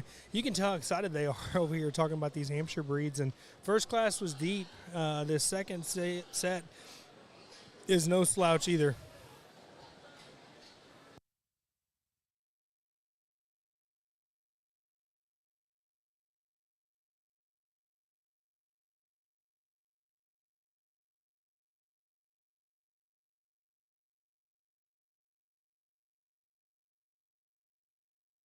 Now that he's placed the top in, let's hear what Brett has to say about these Hampshires.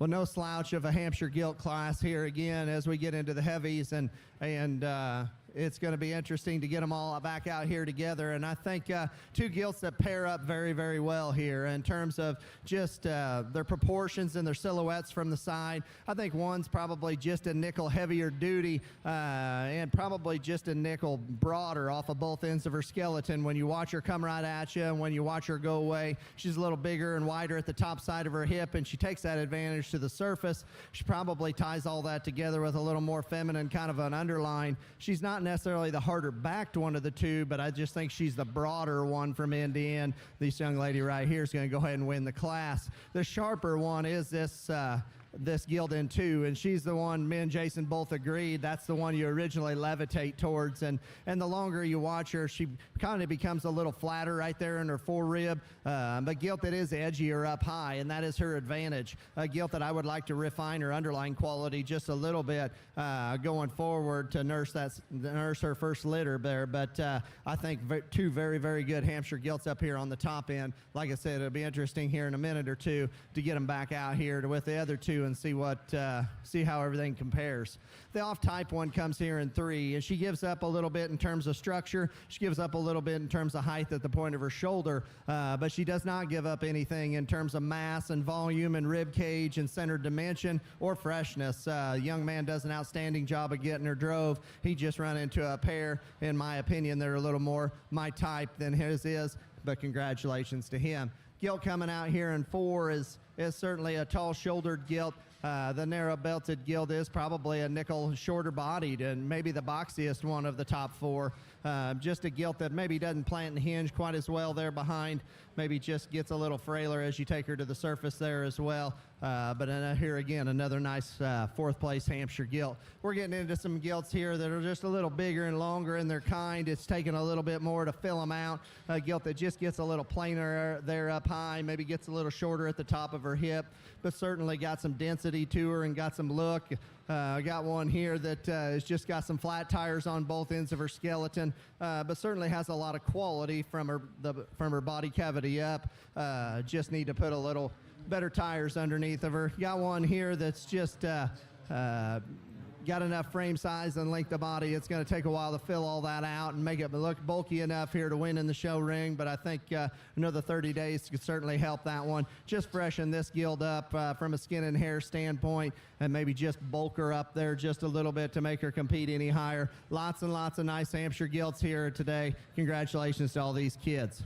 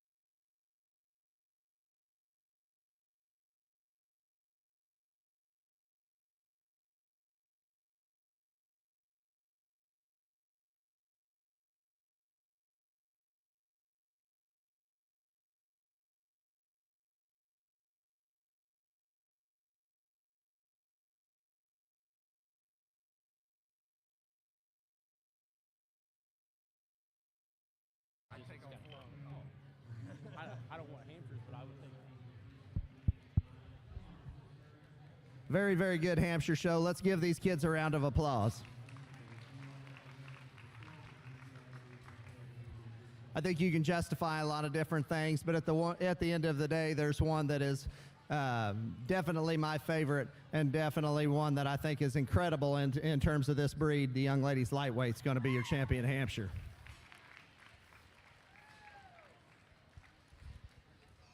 From there, we're going to keep that pair together up in the lightweights. I think that one's just the next follows the next most in terms of type and kind and uniqueness. The young man's second place lightweight will be reserved. Good job, buddy. Just as a progression, that means our heavyweights are going to be third and fourth. Let's give all these kids a round of applause on an awesome set of Hampshires.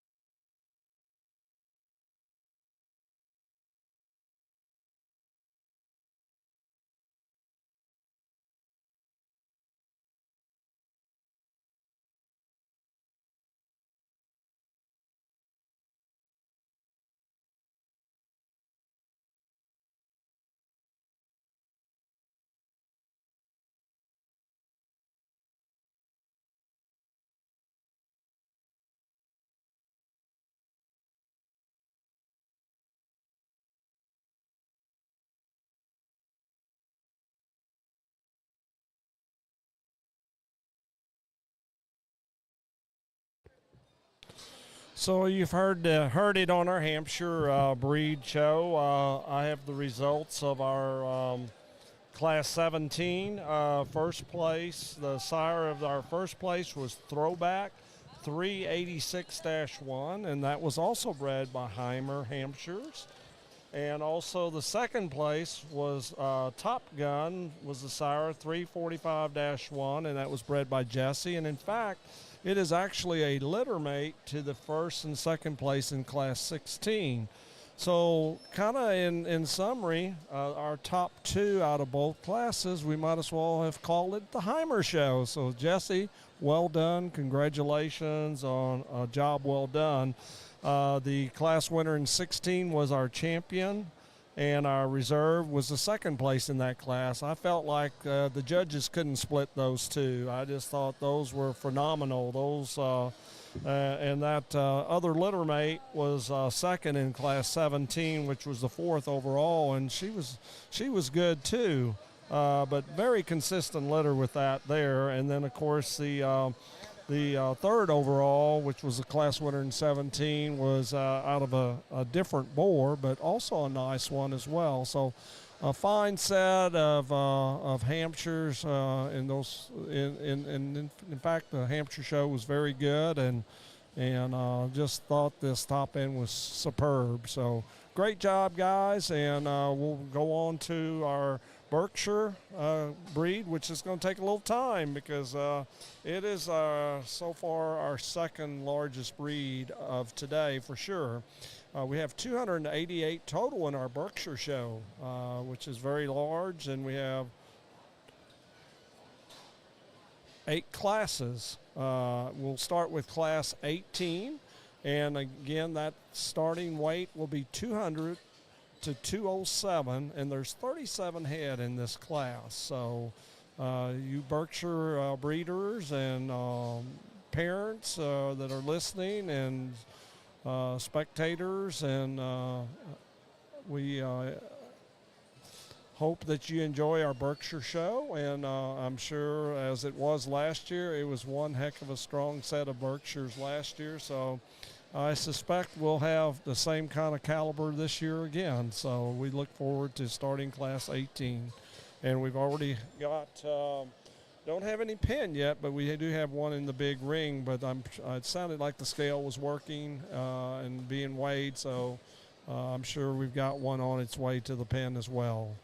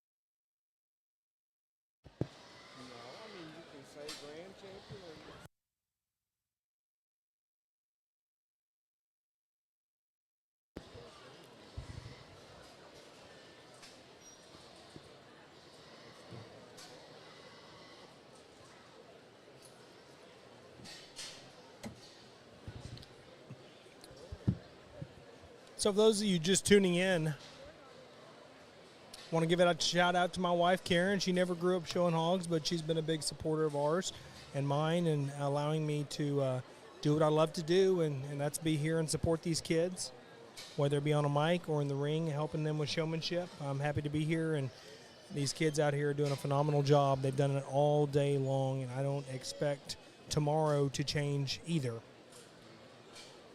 We're in our last breed of the day, the Berkshires. Class number 18 has 37 head in there, and like Dad said earlier, the weight ranges are from 200 to 207, and there's 37 head in this class. 8 total classes of Berkshires today. And for those of you who don't know a whole lot about Berkshires or hogs in general, I'm going to kind of give you a little breed pedigree on these Berkshires. It's the third most recorded breed of swine in the United States. Berkshires are known for fast and efficient growth, reproductive efficiency, cleanliness, and meat flavor and value. The first U.S. meeting of Berkshire breeders and importers was held back in 1875. We've had a few years go by since then, with the American Berkshire Association formed shortly after, making it the oldest swine registry in the world. That goes to tell you Berkshires have been around for a very long time, and they're a very good breed, and they're known for their meat quality. You go to a lot of restaurants, you'll see a lot of Berkshire pork chops.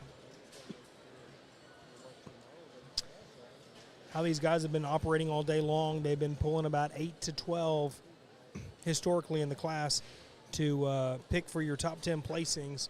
Currently they have, looks like, about 7 or 8 in the pen, and maybe 2 more behind me getting weighed. They are now going into the big arena for their secondary sort. That allows these kids who may not have gotten initial pin an opportunity to potentially be placed in the top 10.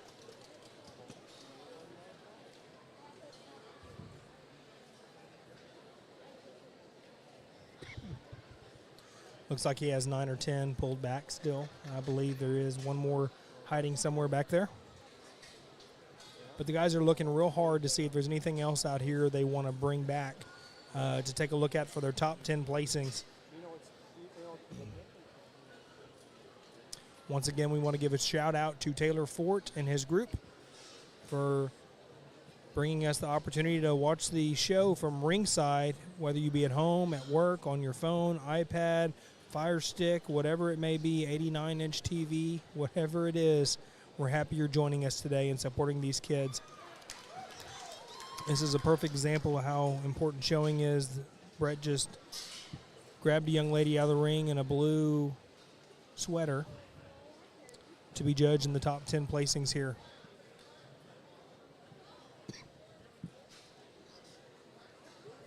Guys still looking and evaluating these.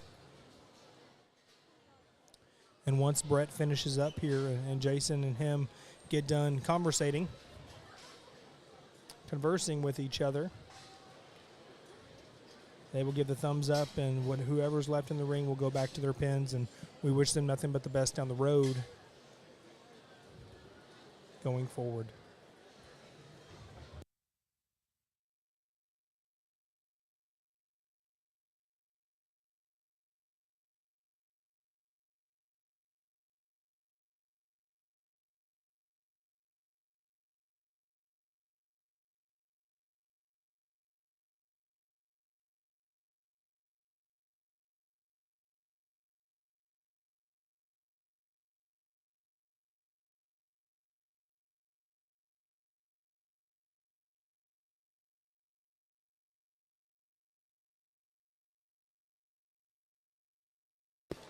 The guys are sending these young people back to their pens. Appreciate them and the judges for going to shake all the individuals' hands, talk to them about their pigs, what they might change, even though it's not on a mic and in front of everybody, at least spending a little time with them and kind of giving them one-on-one, telling them, here's what I change, here's what you need to add to it. Can't wait to see what this pig looks like in 30 pounds or 30 days. So I'm glad they're doing all that kind of stuff.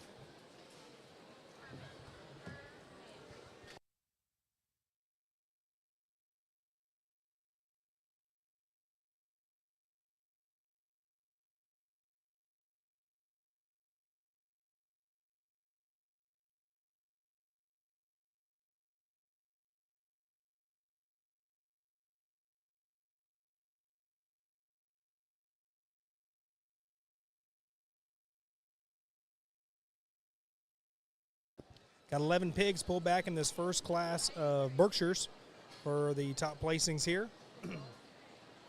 We give 10 placing ribbons, but sometimes the guys place up to 13 if the class is super deep, and this one is no exception to start off the Berkshire breed. I think Brett went to go take a quick little break, and he should be right back here shortly so we can get started on this class.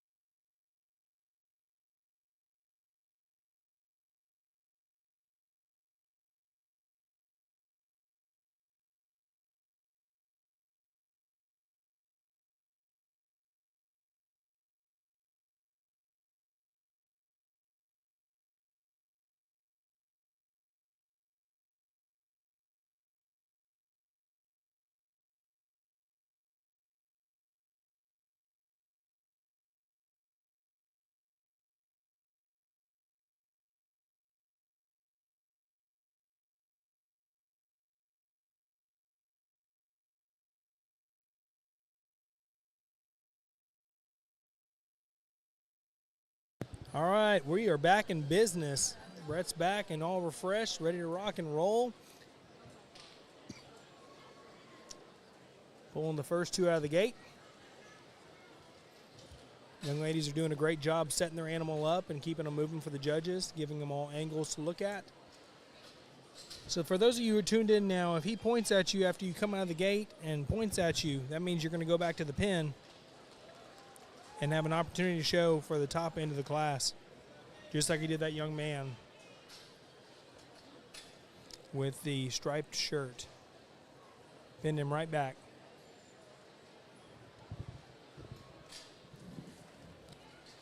There are 7 more classes of Berks after this, and then we'll conclude it with the champion and reserve champion overall of the breed, and that will conclude the day. Starting tomorrow morning at 7 a.m., we're going to start with our spots, then our Chesters, Poland Chinas, followed by Yorkshires, and then the much sought-after new breed added to the show, the Herefords. And no, I'm not talking about cattle. So for those of you who are interested in what a Hereford hog is, please tune in tomorrow and you'll find out for yourself. We don't want to spoil the surprise. Do we have a mini Hereford show in the pig world yet? Not yet. But, you know, genetic engineering, that could come about it someday. Little teacup pigs, they already make the mini that. pig. I've heard of some mini pigs. We need to Just get haven't heard of mini pig show pigs. Do we have any purebred potbellies out there? Oh, we used to have a potbelly show here. What? Yes, we did. Really? Yes, we did. Oh, man. Back in they had it for several years. Is that when they invented fire? I don't know. But anyway. He missed my joke there, but that's okay. The judges have pinned 4 back for their top end here so far. They still have 1 or 2 more to pull out of the pins. I believe just 1. Once he's pretty comfortable with his top end here, he pointed at somebody, I think the young lady. No, it was the young man in the red and white shirt. He got pinned back for the top 5, a chance at the top 5 here. And once Brett and Jason feel comfortable, they will start placing from the bottom all the way back up until we have a winner. Went ahead and pinned another young lady in the dark navy sweater.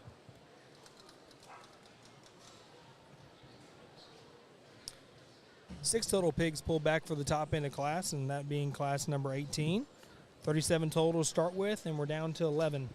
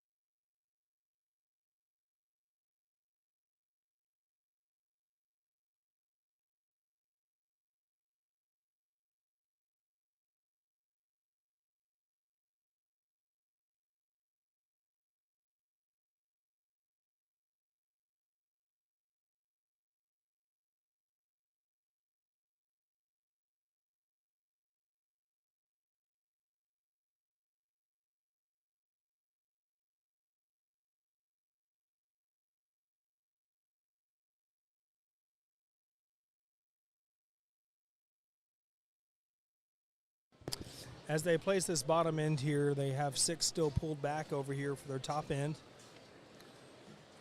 Young lady with the blue bow in her hair, she was 9th. Young lady in the pink, 7th.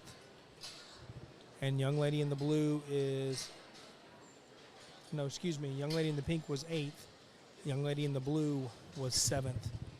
Now he's going to pull his top 6 out, or what he pulled back to be the top 6,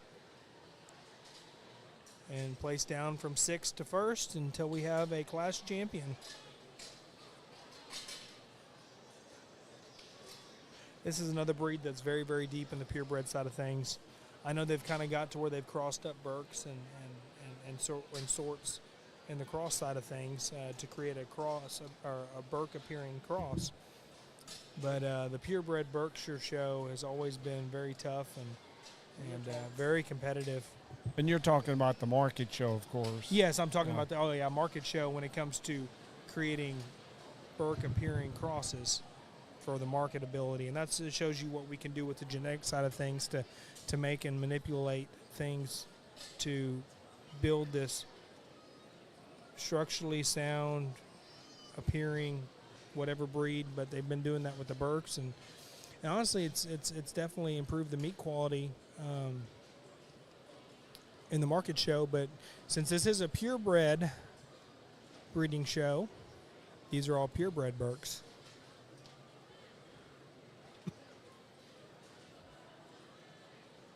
And they look really nice out here. Oh, they're very uniform. They're very complete and consistent in what they've picked in this class. I mean, if you look at them from the side profile, I mean, some of them bleed together even though they have different characteristics. As some of you can see that have never seen a Berk, there are some differences. You think they all look the same, but if you look at the markings on some have a little bit more white on their face or on their knee, or they're a little bit more black in color, or have a very unique spot on their face to kind of separate them from the other ones. If you look at the Durocs and the Landrace, they're either all brown or all white, and it's hard to sometimes, especially for a younger kid, to differentiate between their pig and somebody else's. But in the Berkshire breed, it's a little bit easier to do. Looks like he's placed the young man in the dark blue shirt as your 6th place, or 5th place, excuse me. The young lady in the dark navy who showed her way up in the class, she was 6th. Now we're down to our top 4 in class number 18.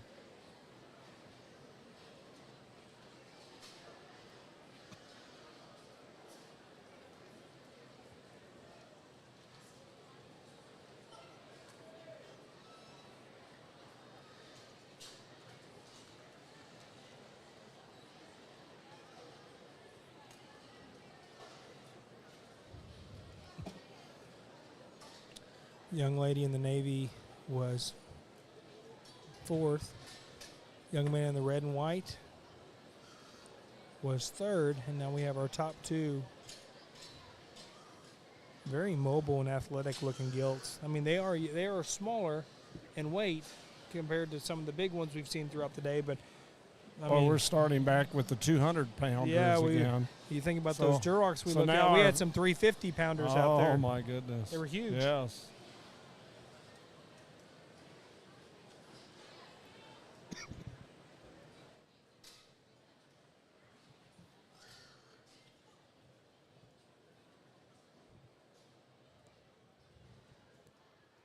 Both showing very well, and with these 2 guys judging. Here we go. Young lady is 2nd, and young man will be your class winner of Class 18 of the Berks. Let's listen to Mr. Byers and what he has to say about this class, and can't wait to hear his evaluation.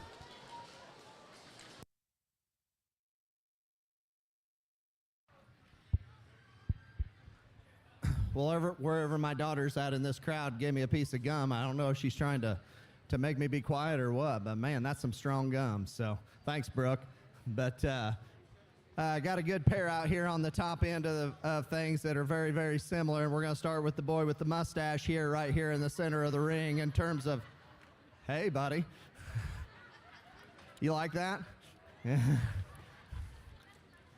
This one hits you pretty good. I don't know Berkshire rules, but it seems like maybe this one's got plenty of white on her. I don't know, but if she classes, I'm sure it's fine. But, man, this thing's build and pattern and just the way she handles the ring is extremely comfortable. Really, really busted open and square. She comes right at you. Got a really fresh, pliable center body with a great kind of a hip and hind leg. She's not the stouter version of the 2. I think that goes to the gilt in 2nd in terms of being one that's maybe just a nickel stouter in her skull and bigger in her arm and bigger in her rear leg. And I think this pair goes together pretty well. I just prefer the comfortability and the athleticism of the leadoff gilt there with the mustache, and we'll go down the road from there. Young man comes out in 3 with one here. Good job, buddy. I'm just giving you a heck.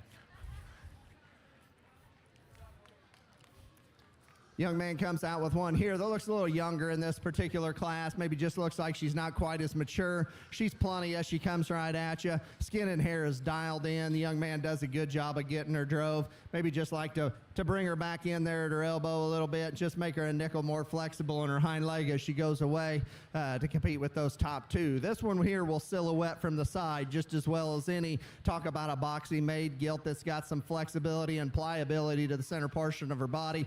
A gilt that comes with a little extra cover on her. You just like to peel a little off there in her elbow pocket and back there through her flank. Just give her a little more genuine shape. And then when she leaves you, you'd maybe just like to suck her hawk back in just ever so slightly and just make her a little more square from top to bottom. But a very, very nice 4th place Berkshire gilt as we get started into these things. We got one here coming next that's certainly edgy up high, just needs to put on a little cover and flesh and make it all blend better from front to rear. Maybe just a gilt that you hear again needs 30 days or something to just kind of get right for a show, but a nice lightweight Berkshire gilt here.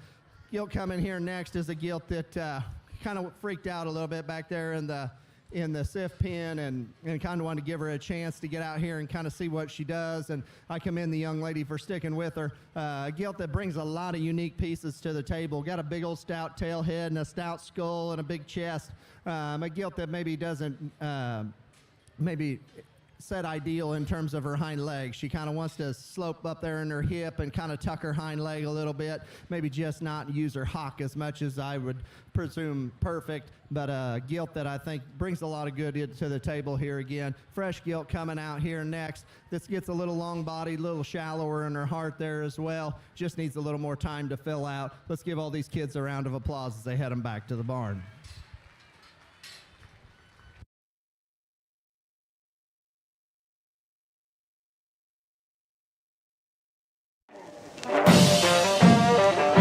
Things keep moving faster.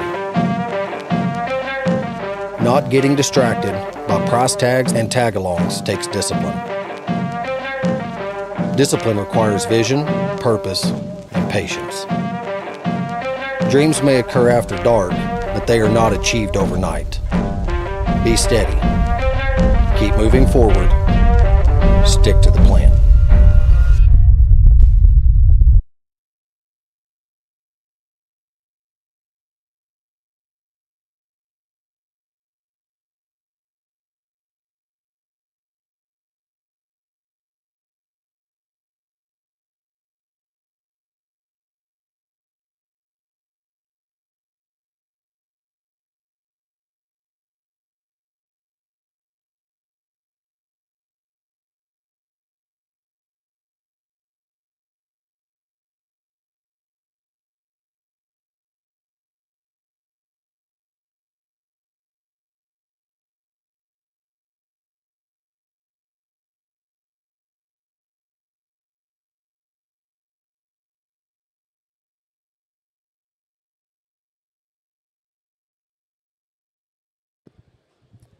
That concludes class number 18 with 37 head in the class.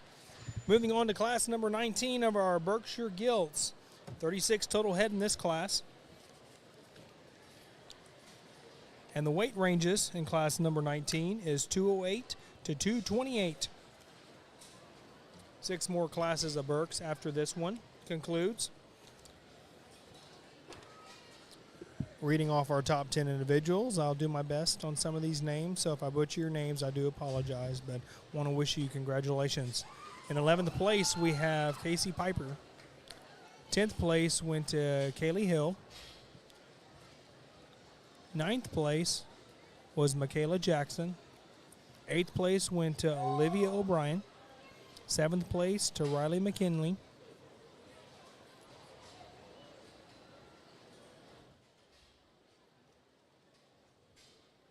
6th place was Molly Kuykendall.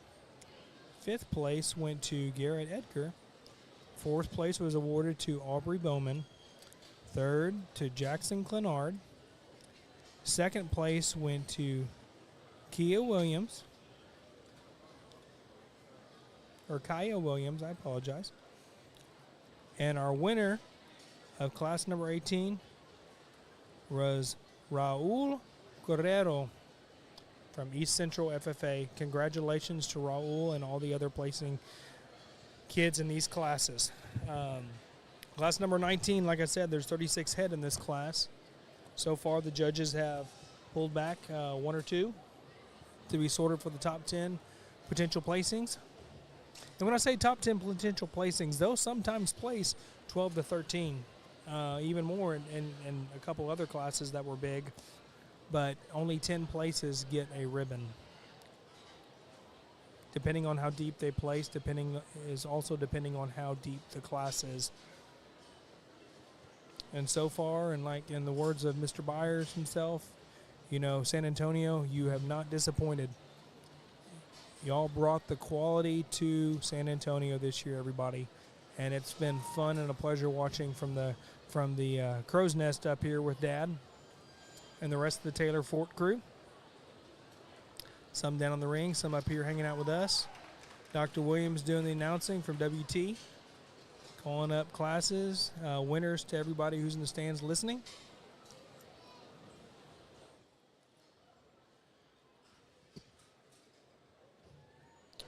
There's 3 in the big arena for the secondary sort thus far. For those just tuning in, what they're doing is Brett's in the back, and they go to the initial judge. If he points straight ahead, they get pinned for a chance at the top 10. They're automatically in the running for a chance to place in the top 10. If he points to his left, he sends them over to Jason, and Jason will do a secondary sort on them, where he evaluates that individual to see if it needs to go the big pin for another evaluation once they're done with the first sort, or he'll send them to the left and send them back to their pin. And this is not a terminal show, so these individuals, even if you don't do as well as you expected or hope to do, your animal still has a lot of room to grow and get better and continue to work with those animals that you can take to other shows, whether it be a county show that is later on in the year, or they have other purebred gilt shows coming up down the road. I know the Elite's coming up, and San Angelo's coming up, and Houston's coming up. So there's other shows for you to take your purebred gilts to. So do not be discouraged about if you may not do as well here at San Antonio. San Antonio is one of the toughest shows in the world. So to make it here is a humongous honor in any placing. Guys look like they have 5 or 6 pulled back now. Still 3 in the big ring. I'm going to pass it over to Dad so he can talk about the sires for Class 18 winners here. Yeah, so in Class 18, the first place was sired by Top It Off 24-1. And the breeder is Larson Taylor out of Texas.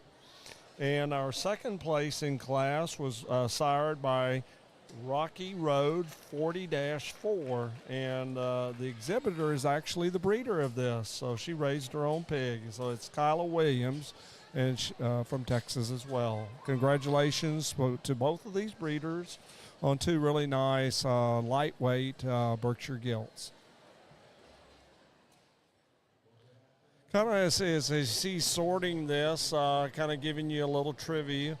The Berkshire's first scholarship that was issued was also in 1996. It was won. The first recipient of that was Brian Balser, and he received a $6,000 scholarship at that particular time. And, of course, at this particular date, anyone who wins the breed currently will get a $10,000 scholarship, and they can come back again if they haven't won any other scholarships.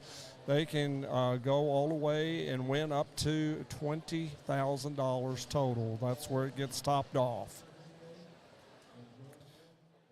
If you've just now joined us, we're in Class 19 as they're doing the first initial sort.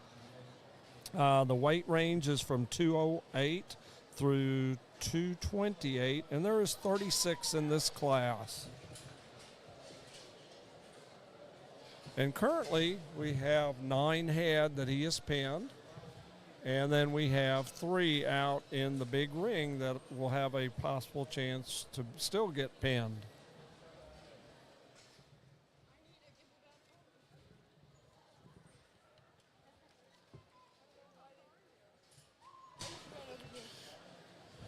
You know, San Antonio, when they first started issuing scholarships, it was back in 1984, and this was any type of scholarship. We're not talking gilt scholarships. We're talking just scholarships in general. And there were only 15 of them that were awarded at that particular year, and it totaled a mere $90,000.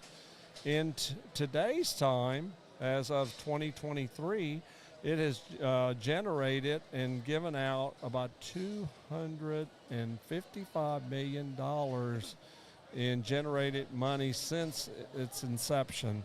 And the funds are awarded through scholarships, grants, endowments, and through the auction and the calf scramble program, and also show premiums. So thank you so much, San Antonio Livestock Show, for all you do for these kids and helping raise money to further these young people's education and agricultural goals. They also reach out to about 254 counties in the state of Texas. And more than 10,500 Texas college students have benefited from these rodeo scholarships. in these 254 counties. So that is quite an accomplishment. We sure thank them for all they do for us, and all the volunteers that help put this show together, and of course this webcasting allowing us to be a part of your day and help you with a play-by-play through these different breed shows here in our Junior Gilt Show. We thank Taylor Fort Webcasting for allowing this opportunity for us to better serve you. And also our announcer here at ringside is Dr. Kevin Williams, who is the professor at West Texas A&M. And he does such a good job of coming in here and announcing and seeing to that the ring continues to flow well.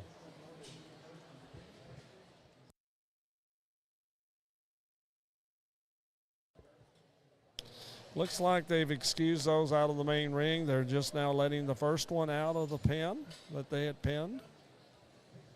And so they'll go through all of these pigs that they've got pinned.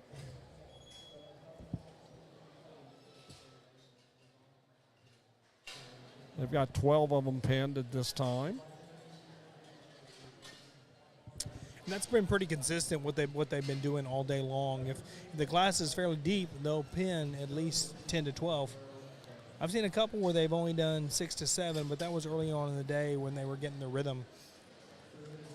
And the more classes you have, the more you can really tell their pattern. They want something that's real fluid in its step, square off all fours, has good structure to it, level-hipped, pulled apart in its blades, have a good depth of body and broodiness to it, clean fronted and tall at the point of the shoulder. But mobility is so big for these guys, I've noticed, in a sense. Well, and you want these type of females because it's all about the genetic traits that they're going to pass on. As you mentioned a little bit earlier on our breeding programs, you need a good functional. They don't have to be the total heaviest muscled or the totally widest one. You can, they have to be a well-balanced. Pieces into that too. Absolutely. You take the strengths of that sire and put those extremities that maybe this female needs a little more of, but just really structurally correct. Absolutely. And he's pinned a few back pretty quickly, so when he does that, that means they're going to be in the top end of the class. And he's pulled anywhere from 2 to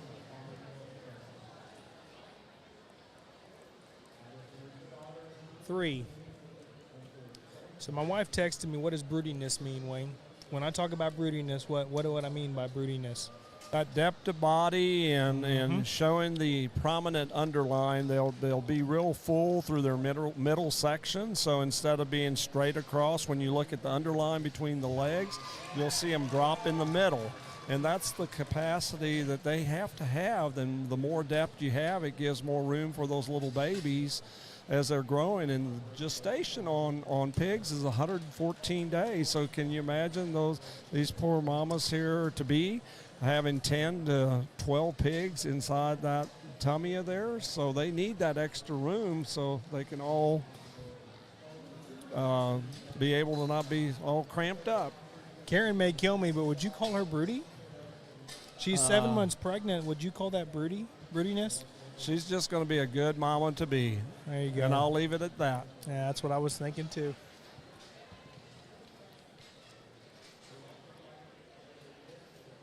Pending her response. All right, they've got 6 pulled back now for the top end of the class. Still have three more to evaluate here. Young man in the kind of a bluish shirt just came out. It's kind of a greenish blue.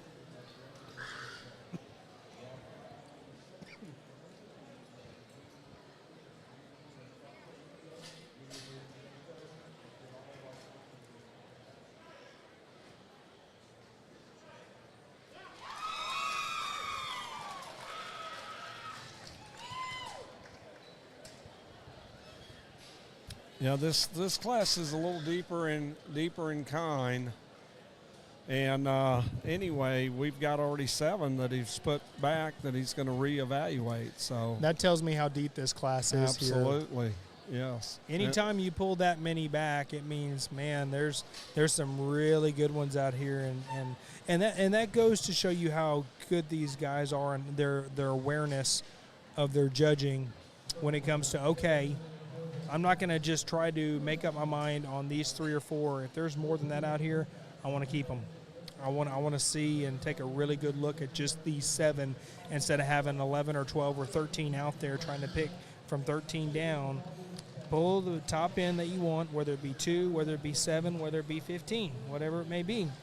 But just to do another sort to where you can really, really look at the higher quality ones that they like by themselves.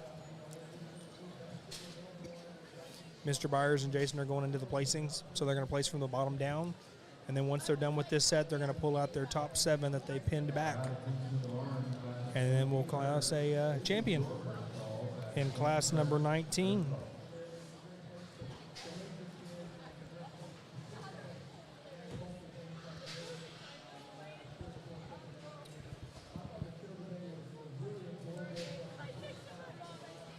While the guys are sorting, for those who are just now joining us, our lead judge today is Mr. Brett Byers from Silby, Illinois.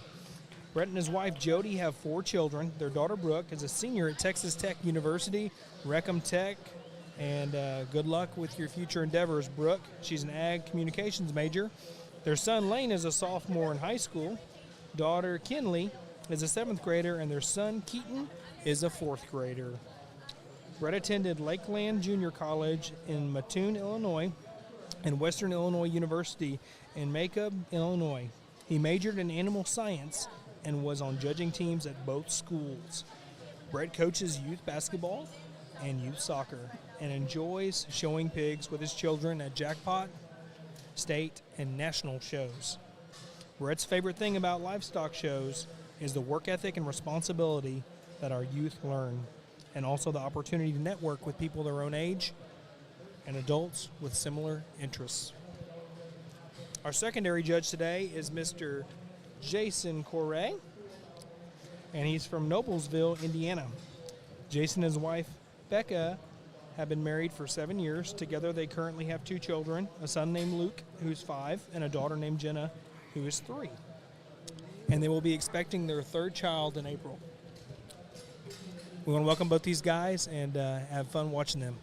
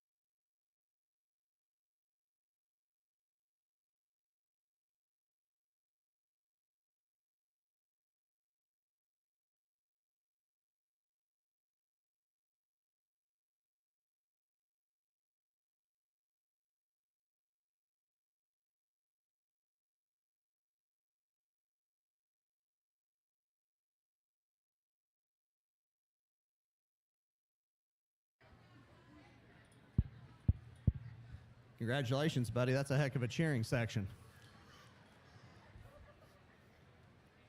Two very good gilts out here, a deep class of Berkshires, and I think these two, in me and Jason's opinion, pair up. And it's like I told him, I was kind of waiting on this one just to come out and get comfortable and kind of decide she wanted to go forward and not hesitate and stop and go and get a read on her hind leg. But when she gets comfortable, man, this thing is very, very good. This thing is bulky and stout while still being feminine and elite out in front of her blade. Got a big, fresh back. When she gets comfortable, you study her pin set and her hind leg. It all works and functions very, very good. I think a very, very nice kind of Berkshire gilt to lead the way in this particular class. Coming through the SIF pin, I thought the second place gilt was going to be our class winner because, man, it's pretty hard to criticize this one in any one regard. There's just not as much of her as there is the other one in terms of density and just in terms of the extras, but pattern up and build and proportionality, she mirrors the class winner. I think those two together make a pretty good pair. We'll see how they get it into the end Berkshire drive as we get to the end of the day here. Third place gilt comes here next and maybe starts to get a little rounder out of her hip and quicker to her step off of her rear too. Certainly a stout one that's got shape, got muscle, got look, just maybe does not the athleticism that the other two have, but congratulations to her. An interesting marked one here in fourth place coming out that's maybe just starting to push a little more cover in relation to those other three, maybe just starting to put a little bit more on down through her elbow pocket in the lower third of her cavity. She gets plenty much as she gets directly away from you and maybe just not quite as athletic in her step. We get into a gilt here in 5 that kind of gets to be a little bigger and longer, and that's not necessarily to her disadvantage. It's the only disadvantage is she's just not quite there yet today in terms of one that just needs to fill out her center body cavity to be a little more competitive. She kind of becomes the off-type gilt. But talk about a three-dimensional gilt in terms of one that has elevation, that is opened up, that has her good rib cage in her. She just needs the benefit of time and groceries and days on feed to go on and improve here as we go down the road.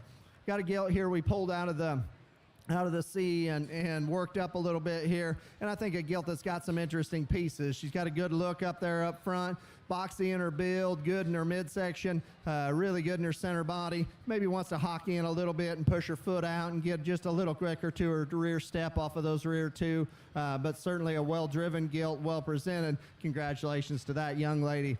Got another one here that patterns very, very well from the side. I mean, you can draw them up like this in any breed and they work. Angles and proportions and balance is all very, very good. You just get her coming and going. There's just not enough of her there today to get her worked up any higher, but keep that one on feed and keep pushing. That's going to be a very good gilt come someday. Lots of really nice Berkshire gilts in this class. Let's give them a round of applause as they head them back for the barn.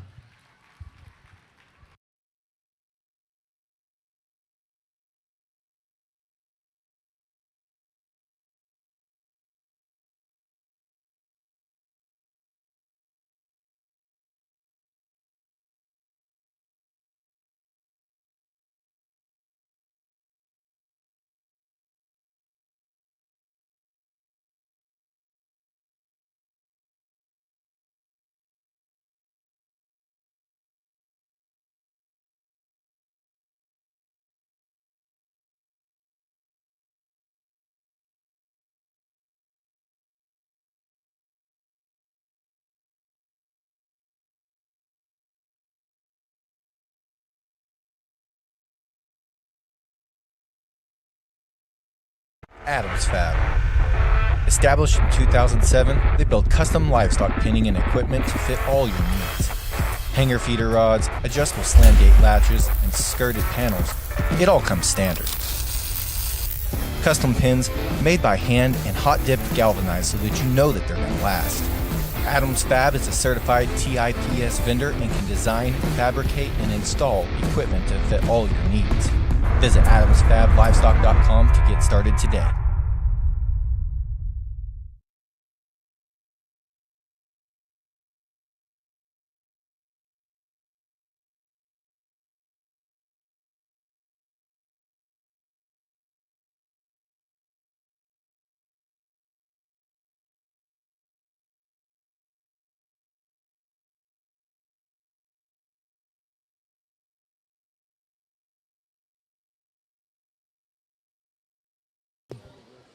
No, no.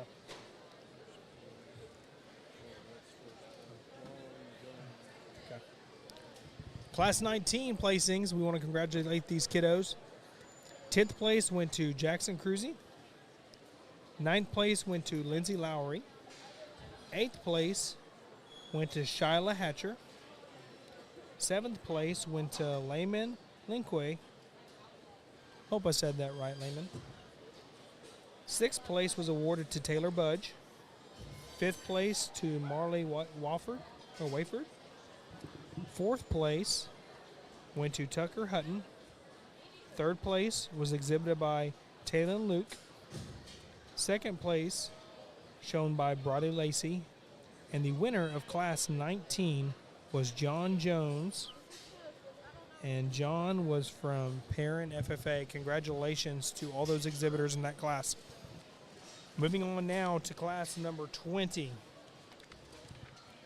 Class 20 has 36 head in this class. And the weight ranges are 229 to 240.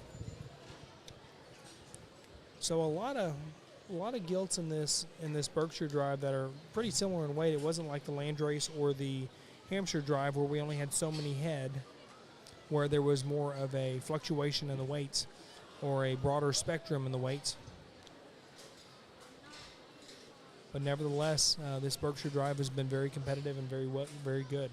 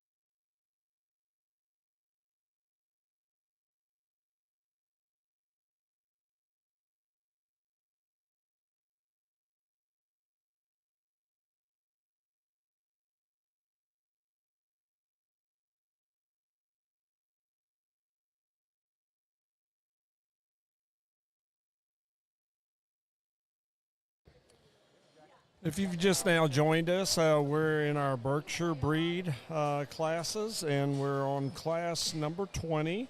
The weight ranges is from 229 through 240, and we have 36 in this class. And so far, we've got 7 penned and 1 out in the big ring for a second evaluation. So our judges are in the back working on the first sort. Brett Byers is our lead judge, and he's doing the first evaluation. And if he's not wanting to pen him and he'll send her over to Jason and have a second evaluation, and he'll determine there if they're going to ask them to go back to the pen with it or take them to the big arena for a second or third evaluation out in the big ring to see a possibility of being penned. So that's kind of how it all works. I do have the results of Class 19 and on the boar sires and the breeders of those animals for the first and second places. Our first place was sired by Legacy 11-10, and the breeder of this gilt was Lockman Genetics out of Kansas. And then our second place was sired by Top It Off 24-1, and that was the breeder of that one was Ted Laird and family out of Indiana. And Ted, he is also the one of the owners or the owner of Premium Blend. And so congratulations to both of these breeders for raising two really nice Berkshires in Class 19.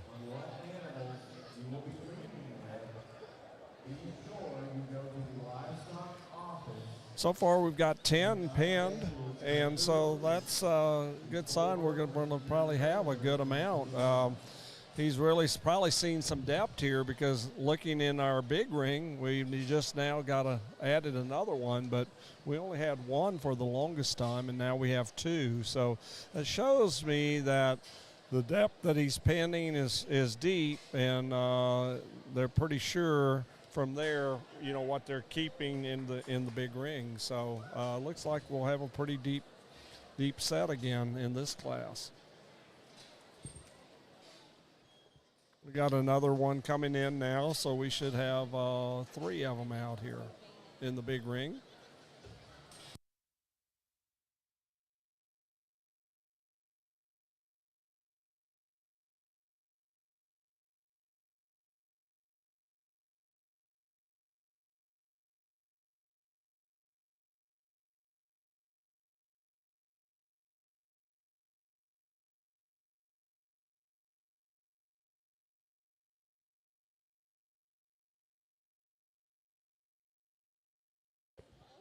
Judges have finished in the back, and now they're coming to the big arena.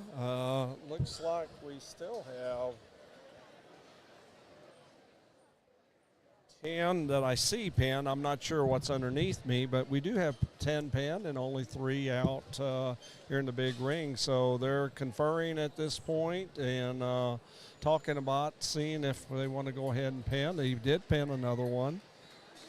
So that individual will go out and get weighed and then get pinned. So this young lady has worked hard, and she's going to get a second evaluation with the ones that are pinned.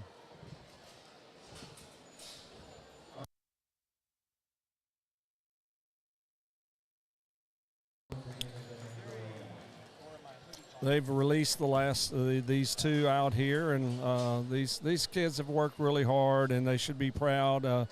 They maybe didn't make the top 10 here, but they looked very nice as well, and they've worked equally as hard. And you know, this show is such a tough show. It's been around for quite some time, and scholarships started in this Gilt show about 1996, but the Gilt show itself is really got strengthened when all these scholarships came about. I remember coming here as a young kid growing up and showing in the Gilt show back here in San Antonio, but it's nothing like it is today. It was mainly breeders and some kids showing, but and then they would have a sale afterwards. So it's come a long way since then, and they give a lot of scholarships out because of it.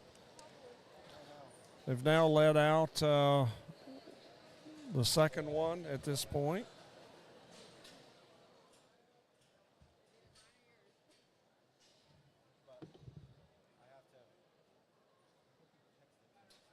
It's so important when the gate opener opens the gate that you have your pig positioned right and nose facing forward right in front of the gate. So the minute the gate opener opens that gate, you can shoot that hog, that breeding gilt, straight forward so he can get a good side profile, but as he comes out, he's looking at the chest with the chest, and then he comes around and looks at the behind to see the squareness and the amount of muscle shape and that the gilt exhibits in the rump and lower middle and portions of the ham areas. Young man's done a good job. He came out, and he's going to be repinned. But these kids really, you can tell the ones that have really worked with them tremendously. They have that pig ready to go, or this gilt ready to go, and shoot it out of the gate and say, let's giddy up and go. Let's show the judge that we're a champion.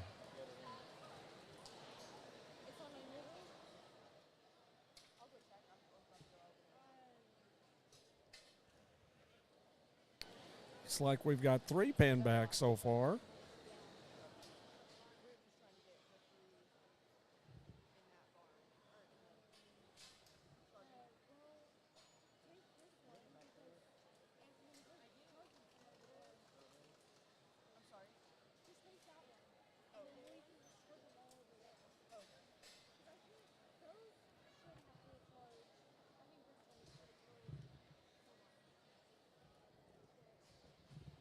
Got 4 pens so far. I think based on what they've got in the pens here, we're probably going to see them keep probably 7, maybe possibly 8. They did get quite a ways down. Looked like they have around 15 that they penned for the initial. So means it's very deep class, and I suspected that because they were getting quite a few penned and very few in the big arena. So they were really seeing some depth of quality in this class.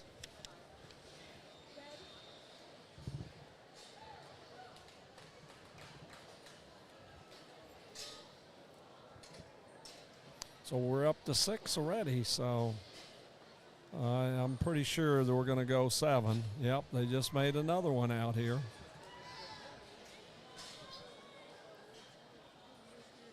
Up. Actually 8, so we're definitely seeing the depth here, and depth and consistency of some high quality in this class.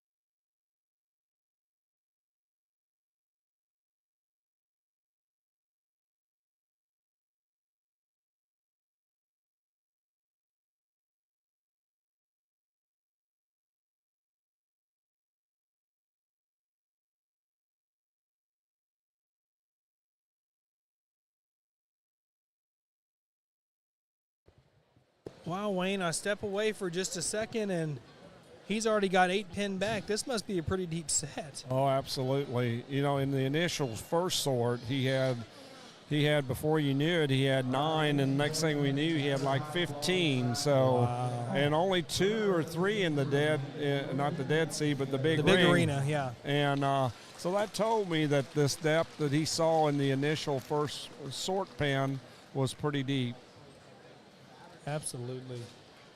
Wow. And I think the Berkshire breed is just going to get stronger as they get bigger, and kind of very similar to how the Duroc drive was. You know, we'd get each class would come out there, and we'd be like, man, that one's going to be hard to beat. Man, that one's going to be hard to beat. Then all of a sudden you get to those real big ones, and man, they're use the word man a lot here, but holy crud. I tell you, if you remember last year, the Berkshire breed show was so big as well. So deep, yes. And the Berkshire breed as a whole is a really, really good breed. And, you know, we've talked about all the purebreds and, how some of them are a little bit weaker than others, and in sense as a whole, it's hard to make a really, really good one. But, we talk about the Hampshire breed, for instance. That champion and reserve champion, Brett even made a comment, it's hard to find a hole in that Hampshire, and he was absolutely right. To make a purebred Hampshire that good in that many places is very, very hard to do from a breeding standpoint nowadays. Oh, by far. What I've noticed in the Berkshire breeds, though, as a whole, and the purebred, especially the gilt side, Wayne, Berkshires are so compact, they look like a cross in a sense of just muscle composition and stuff like that. But their necks are their jowl, which is their chin area, for those of you watching, the lower part of their neck, it's a little bit, not crustier is the right word, but just maybe a little fatter in their jowl. A little chunkier. A little chunkier neck, yeah. A little wider jaw. Is that more of a breed characteristic? That's more of a breed characteristic for a lot of the Berks. I mean, we've seen some that are a little more choke-necked, and choke-neck meaning they're a little more extended and not quite as wide jaw and got that little more extension through the neck area. But yes, sir. As a breed, the Berkshire has been such. It's a little wider jaw and just a little bit chunkier, but they've improved quite a bit, though. They've gotten so much better. A lot of mad scientists out there and you breeders trying to perfect these breeds, and y'all are definitely on the right track, that's for sure. Whether you're breeding here in Texas or in the northern state and the plains or California, or I don't know if we have any breeders in Alaska listening. Don't know what kind of hogs. Maybe they breed penguins up there.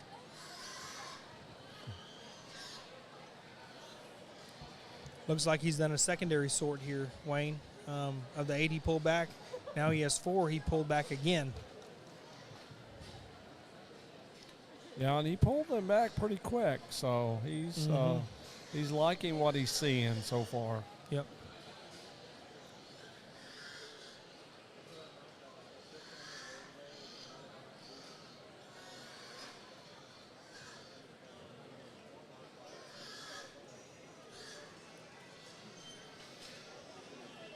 I think from here he'll probably place 8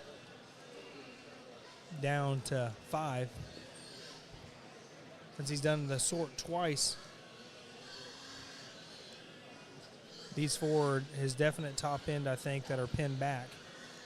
And the 4 that are out there in the ring that everybody can see right now, that'll be your 8th through your 6th.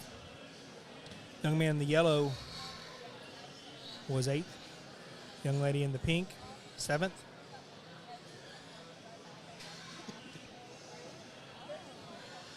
I bet he leaves the young lady out in the blue, but I could be wrong. This hog sure seems to be mobile in her makeup. I remember her a couple years back, Wayne, and you may not remember this. Her name's Sawyer Omby.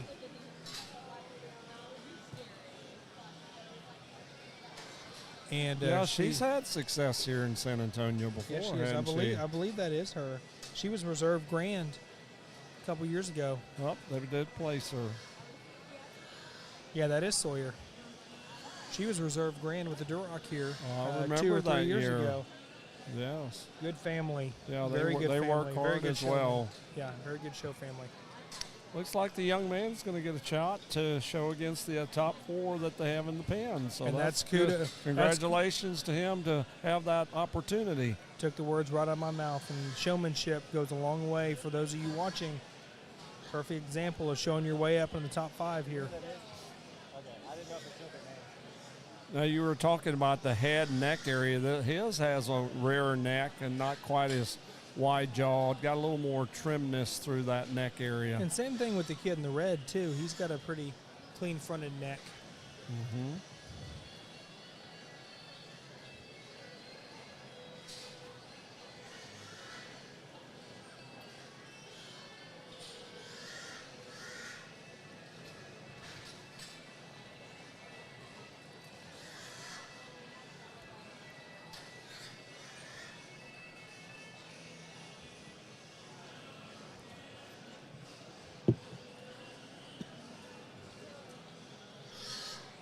Have our top 5 individuals out here placing from 5th down to 1st. In Class 20 here, started with 36 head, now down to 5. Young lady in the black shirt, her neck's very clean fronted as well. We were talking about that, and yeah, but yeah, it's got some good stoutness of jaw too, to go along with it. But yeah, she is. There is some cleanness underneath the jaw and neck area. Like when you talk about stoutness of jaw, are you talking about being bigger headed, like just as a whole? Or are we talking about, what do you mean by jaw? Jaw underneath the jawbone being a little wider and pulled apart. That to me it gives it a little more stoutness features to it, which a lot of people like. It's kind of a trait that a lot of judges do like in the makeup of the breed.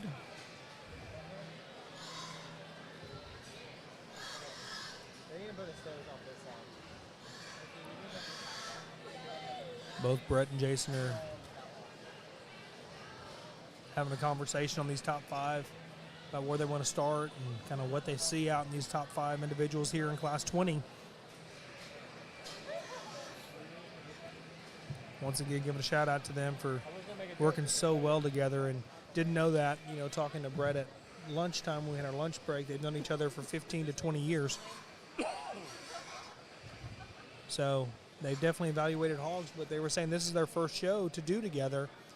But it doesn't matter if it's your first show to do together. You both grew up raising livestock, showing, judging in college, and been around each other, so you know kind of what each other likes and feed off each other. They're doing a wonderful job feeding off of each other.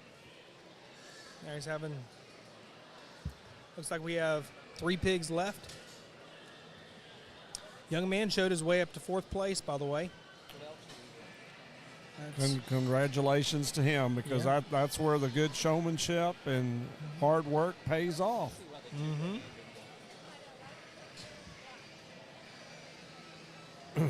Those same things happen in the barrow show, where you have to make it as a sales slot. That extra showmanship that you work hard at and practice at home and get that animal in front of the judge for evaluation could make the difference between getting that last sales slot and not getting it. You're absolutely right here. And he's really, he took his time on these top 5. Now he's down to these final 3. He's really taking his time on these 3.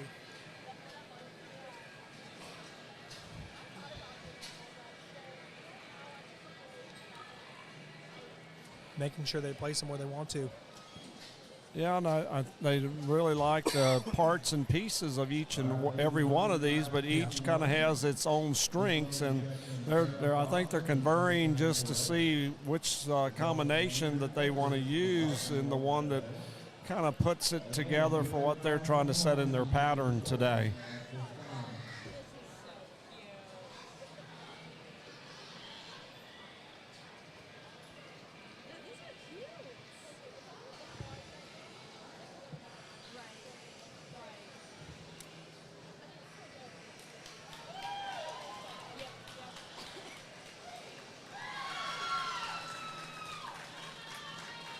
There we go. The young lady in black received first place. And here's Mr. Byers with his reasons.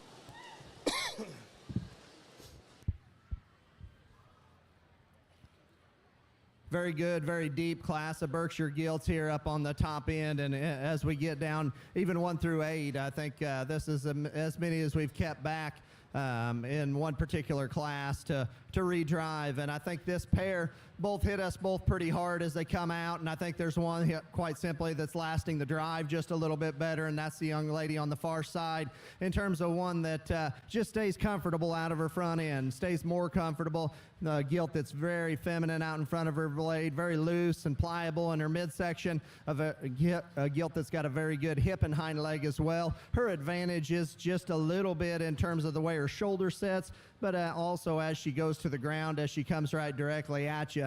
Now, if you want to say there's more punch in the second place gilt, I don't disagree. I mean, that thing is striking coming off the fence and out of the pen. That thing's skin and hair is dialed to the max.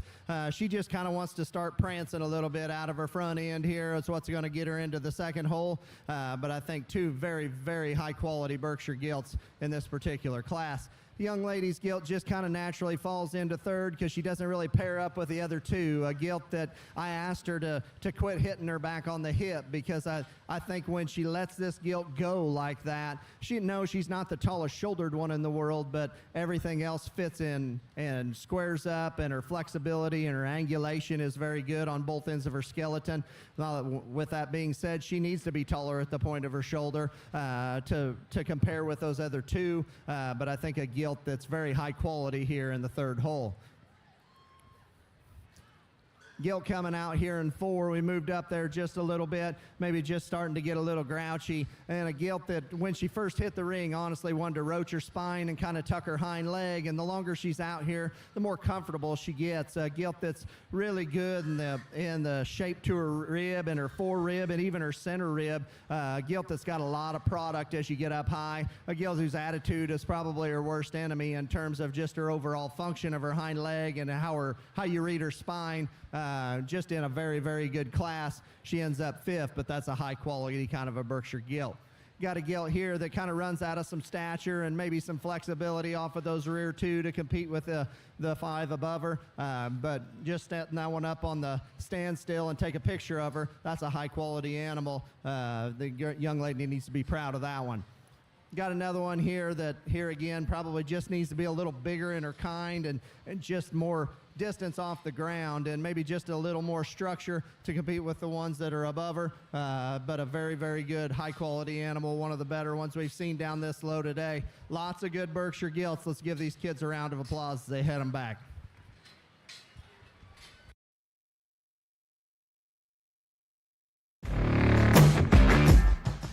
The only thing that comes out of nowhere is nothing. Exciting and true aren't always the same thing. Reliable is peaceful. Perspective comes from knowledge and experience. What's proven may not be glamorous, but the easy path isn't always durable. Be durable.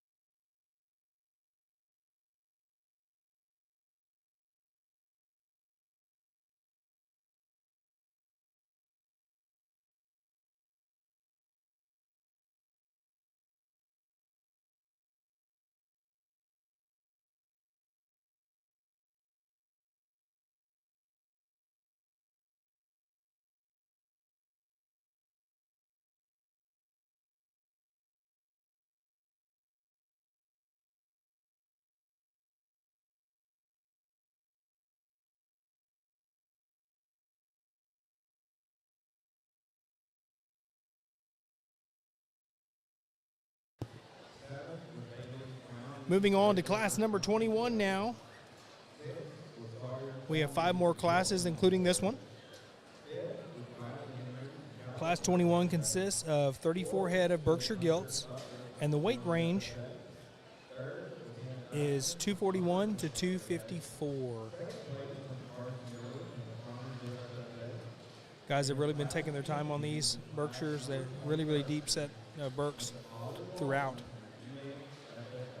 And it's awesome to see.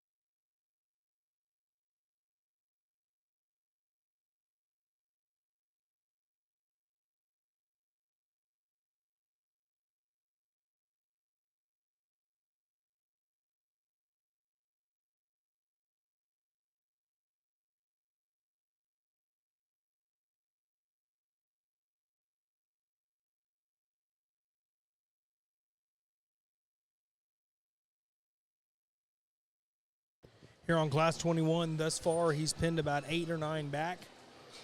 I see 7 pinned here, but I think there's 1 or 2 back behind us getting weighed. 5 total head in the big pen for a secondary sort. After they do this first initial sort, they'll come in the big pen and kind of evaluate those for an opportunity to potentially get pulled to have a chance at a top 10 spot. I think it was last class of the class before they did that and pulled a kid out and ended up placing it. Sometimes they don't just get the right look out of that first initial sort where you can really see them, but once they're out in the big ring, if they get pulled for a second look, they have a chance to really stretch their legs a little bit and get out there and move for the judges to take a better look at it and evaluate it.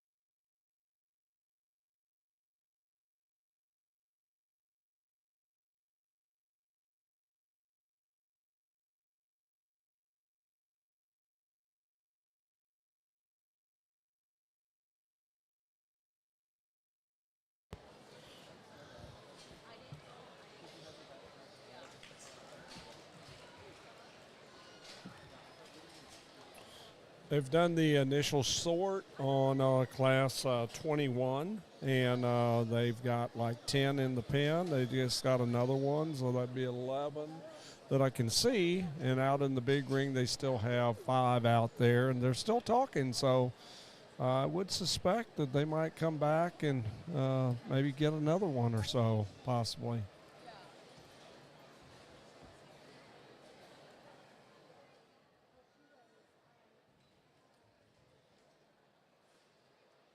Yep, they sure did, young man.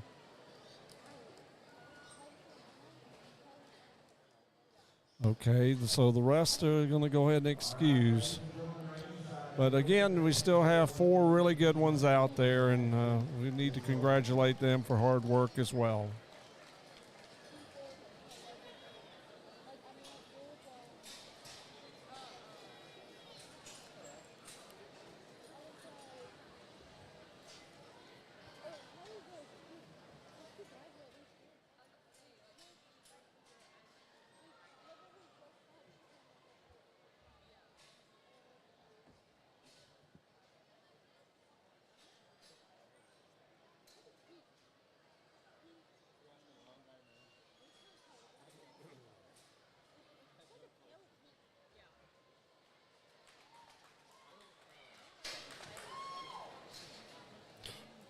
They've let out the first 2 so far and pinned back 1 already. So the first one out was already pinned back. So they really like that one. And I think they've already pinned back the second one. So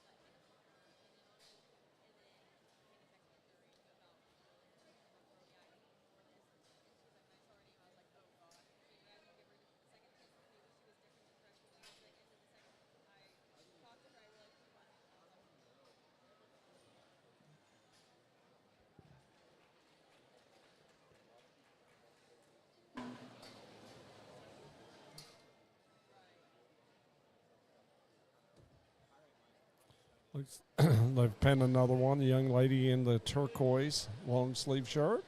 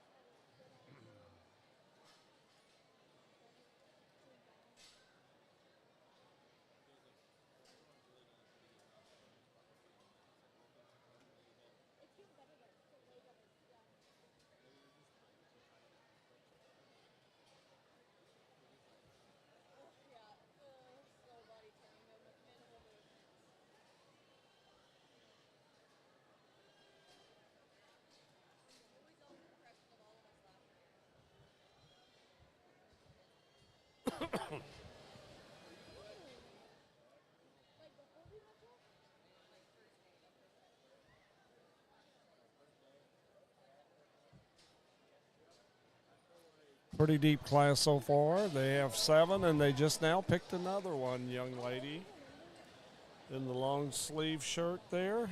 Had her hand raised.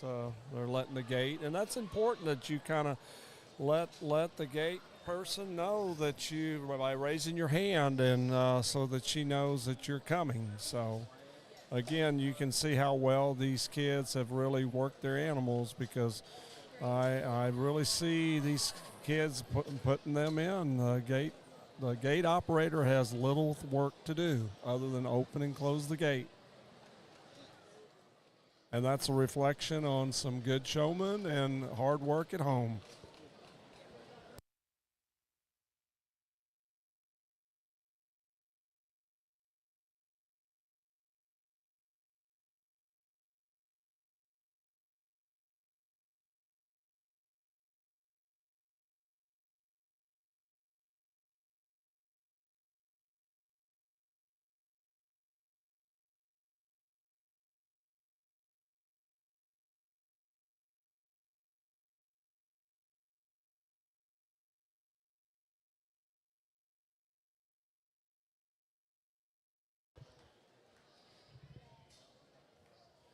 So 8s is a pretty good amount again in this class. They've saw a lot of depth. They've started the buttons, so they're starting from the bottom. And we have 10 placings in each one of these classes. So they'll start with 10th place and follow it back up through 9th place. So, you know, it's one of these situations. There's not we've got 8 to go back through, which is a good reflection that the class is deep, and they do not want to make any – they want to make sure each kid gets a fair evaluation. So I appreciate what they do as a team and ensuring that they get a great, precise decision when they do their final placings in each class. And, you know, it dictates the amount, as you've kind of noticed, if you've kept up with us throughout the day, they have varied in the amounts that they have kept to reevaluate in that third evaluation. And that's based on the strength of the class, meaning if there's a lot that they see that has a large amount of boxes that they have checked in the positives that they're looking for, then they're going to put them back so that they can get a final evaluation on them. So we appreciate that both of these judges are are looking to do the best possible job they can.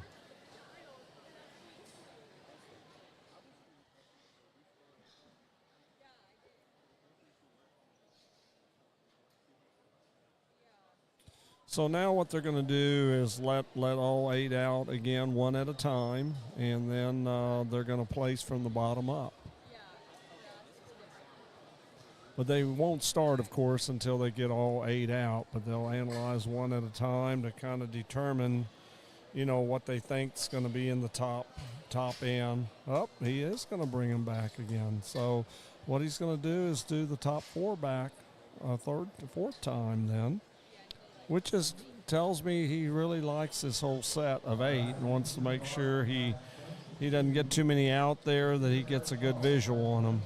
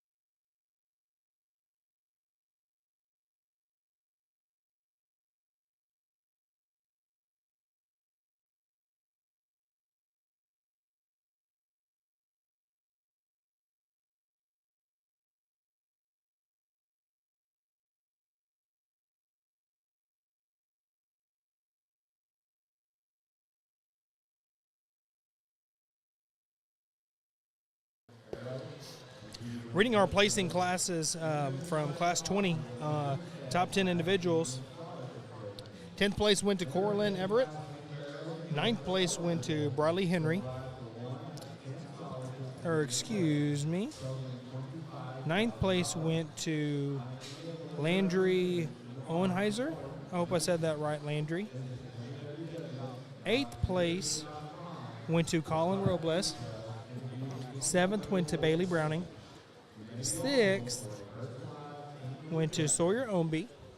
5th place was Briley Henry. 4th place went to Hunter Butler. 3rd went to Hannah Dyson. 2nd was exhibited by Carson Dillard. And your class winner in Class 20 of the Berkshire Gilts was Molly Waldrum from Evant FFA. Congratulations to those top 10 exhibitors. Moving on to Class 21 here. We have 34 head in the class, and looks like he's got his top 4 pinned back for later, and then now he's going to start judging them from here for your top end here.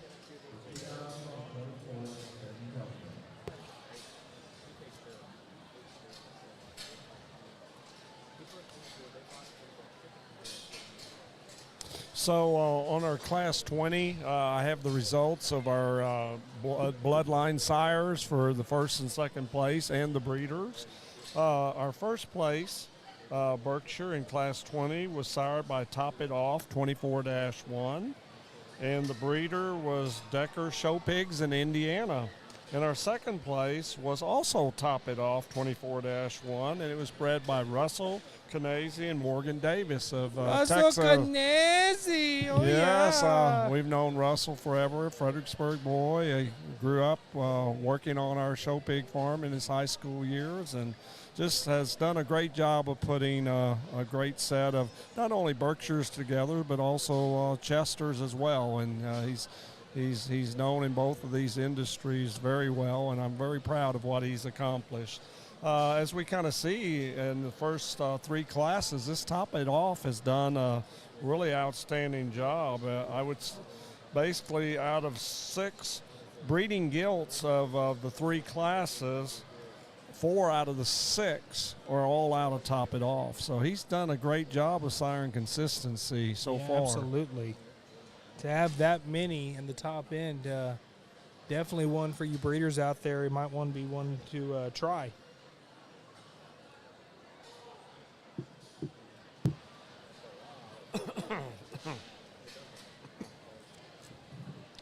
Looks like we have our top 4 out here right now from Class 21. He's placing them. Both the boys are. Or I guess not. They're not boys. They're men, gentlemen.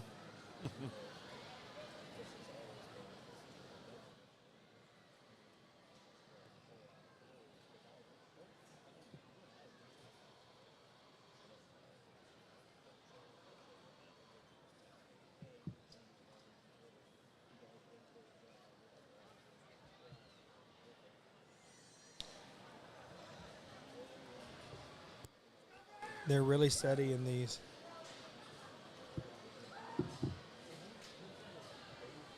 Yeah, this was really, I think, the first class that I saw. This was the 4th sort he did as far as penning, and when he put these 4 back. So this class has really intrigued both of these judges. Mm-hmm. And you can see it by the quality out there. They're peas in the pod. Well, what'll be interesting to see is once we get to that breed champion drive for the Berks, to see kind of what they go with and who they go with, and the uniformity between all the class winners. Looks like the young lady in the dark green was 4th. And here are your top 3 here in Class 21. And they match up really well when you compare these 3 out here. Just got that good squareness of rib shape and depth of forerib, depth of flank, and just very athletic out there. It's free moving. They definitely, you have to keep those 3 together, and then it's personal opinion on how you line them up from there. And that's all it is. You know, it's all about your own opinion, but you keep on a good pattern, man, sky's the limit, and you can't argue. When somebody has a specific pattern and they stick to it and they work together on that, that's where Casey Mayberry's waving me out of me over here. We'll give Casey a shout out over here. How are you, buddy? Yeah. He's sitting there being a cheerleader. His youngin had some luck here too, didn't he? Have a second place Landrace? I believe so. Yes, sir. So yeah. Well, congratulations. going back to what them. we were talking about, though, keeping your pattern. If you have a pattern, you stick with your pattern. Nobody can ever argue with you. It's when you deter from your pattern, and each class is different in what you choose. Now, granted, if you don't have the quality there, it's harder to keep a consistent pattern, but a show like San Antonio, you should be able to have a really good pattern and set throughout the entire show, and both of these guys have done a phenomenal job of keeping a great pattern here. Absolutely. Looks like we have all of our placings.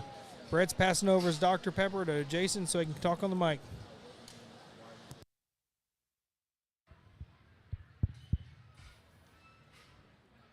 Well, these Berkshire classes have been good, and this is no exception.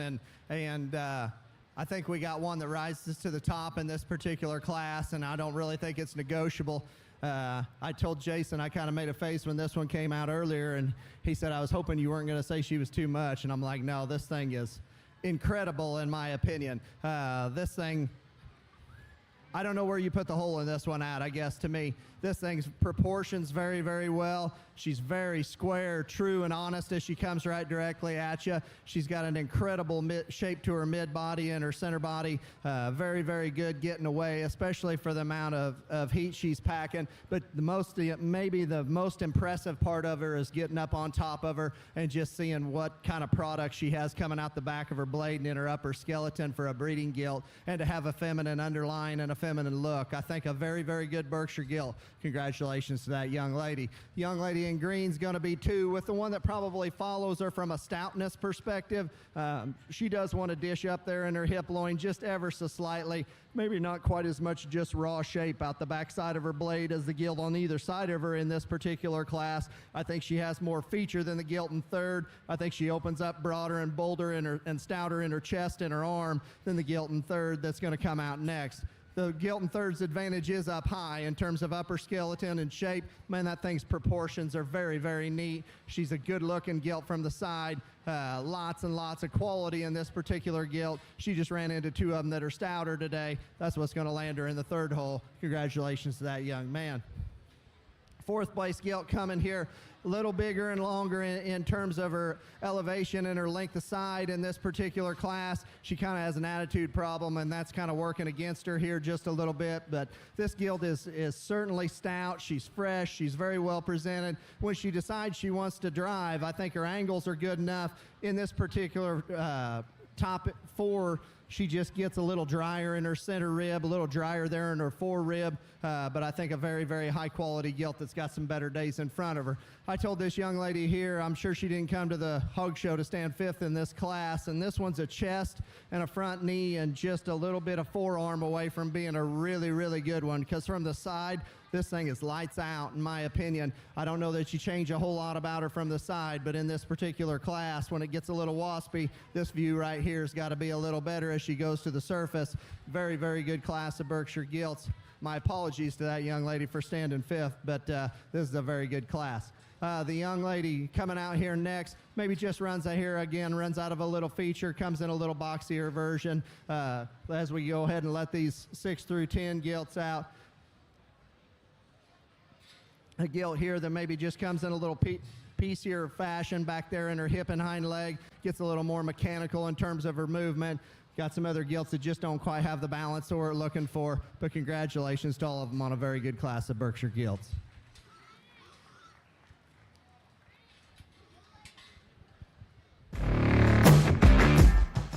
The only thing that comes out of nowhere is nothing. Exciting and true aren't always the same thing. Reliable is peaceful. Perspective comes from knowledge and experience. What's proven may not be glamorous, but the easy path isn't always durable. Be durable.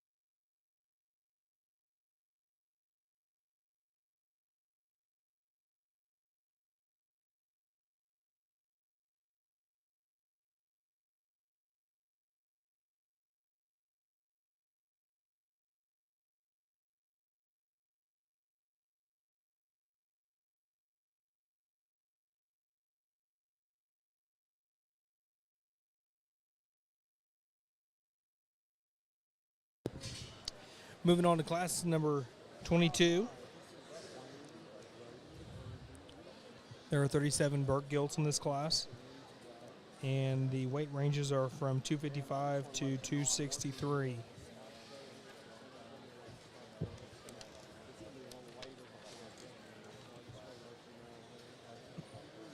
After this class is over with, we have 3 more classes after the conclusion of this class. Then we will go on to the overall selection of the breed champion and reserve breed champion, Berkshire Gilt, and that will conclude our showing for the day.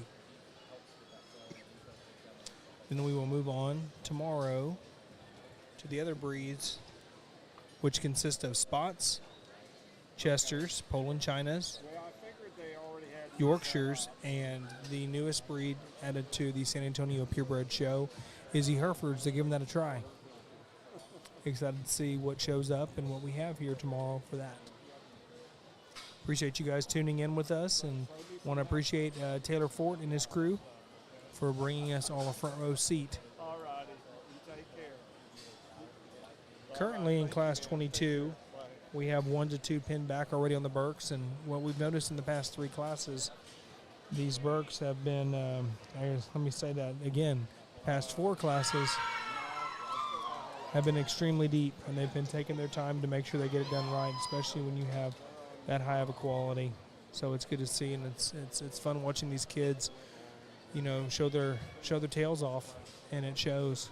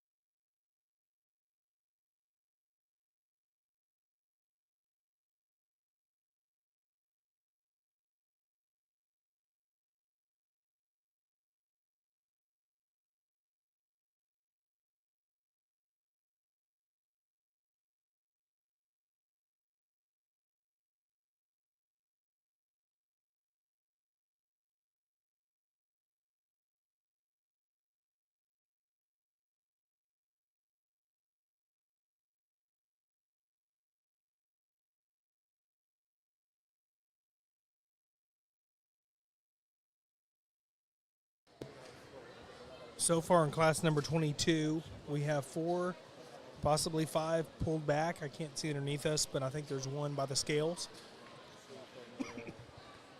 There are 3 in the big pen so far.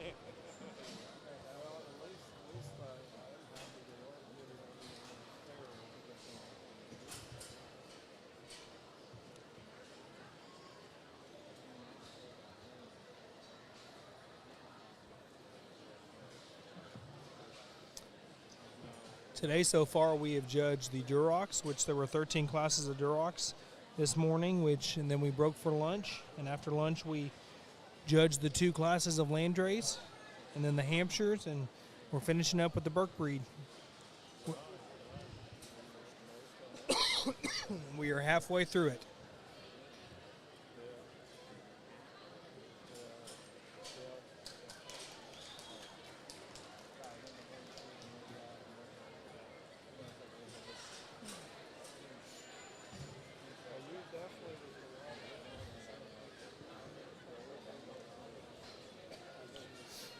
Looks like he has 4 in the big arena now for a secondary evaluation once they finish their initial first sort.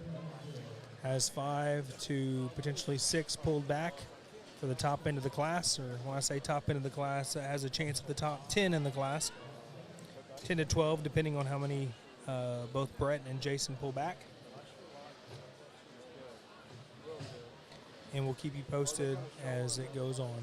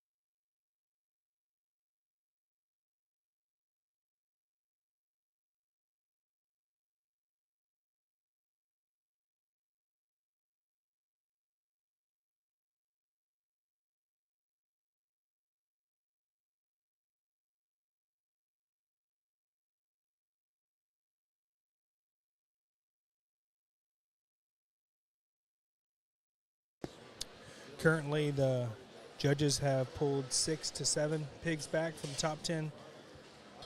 7 that I can tell. I think there might be one more back there. And there's 4 pigs in the big ring, and both Jason and Brett are in here looking at these 4 out here to see if there's any they want to pull back.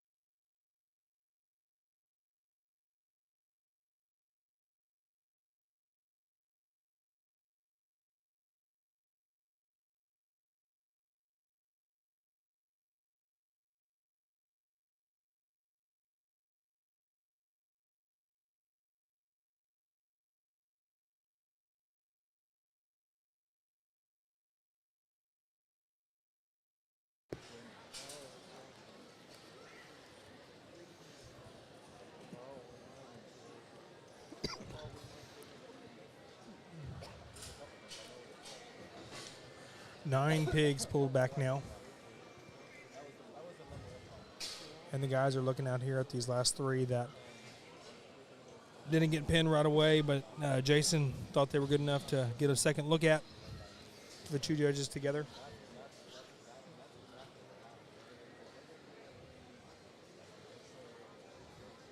And they're conversing with each other.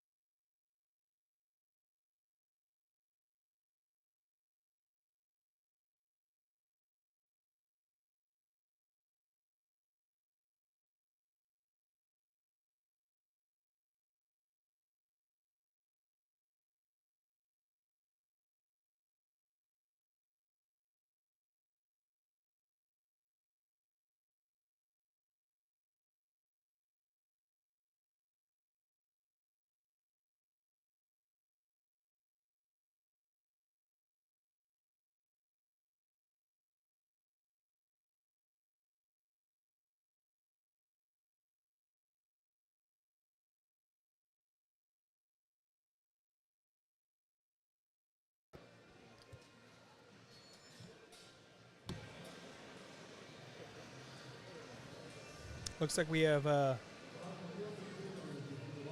11 pulled back in Class 22. Those of you just joining us, he's pinning some back. So they'll initially pull you out of the pin, and if he likes you, he'll tell you to go back to your pin and be in the top end of the class.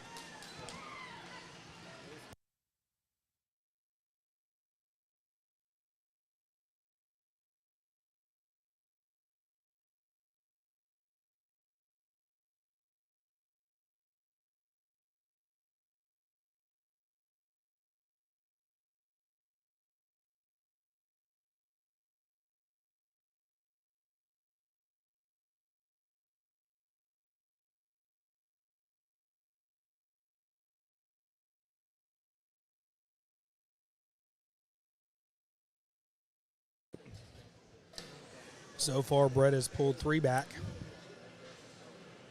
out of the 11. We still have 4 more to get pulled out of the pen for the first time to evaluate.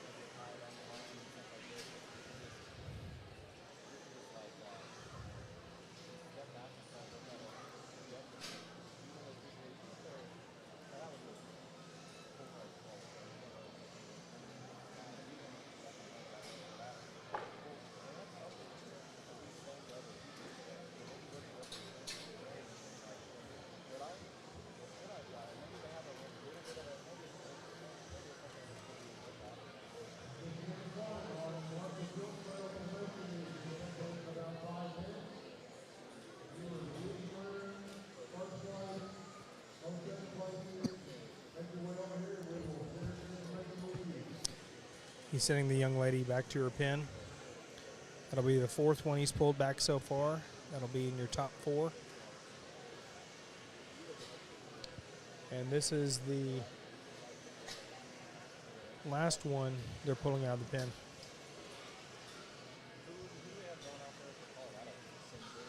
To evaluate for a potential placing spot.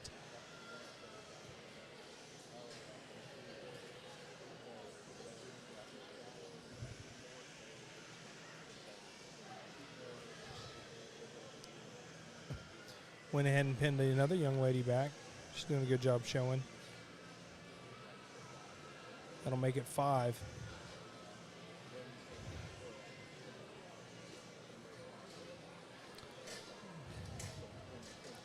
Brett's signaled to the ringmen that he's ready for the button so he can start placing these hogs.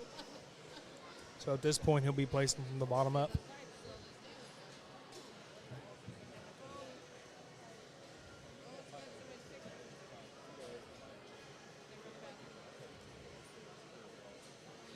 And we're going from there.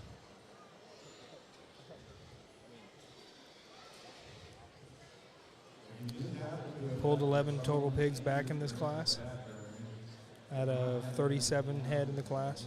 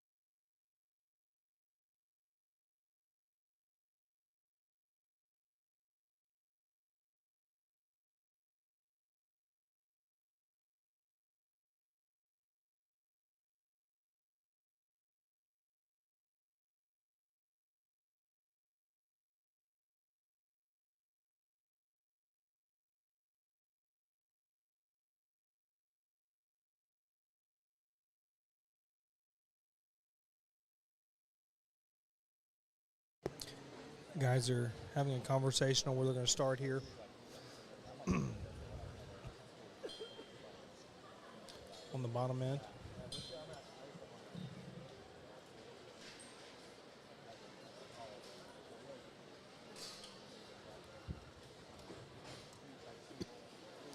Looks like they pinned, placed the young lady in the white. Also the young lady in the pink.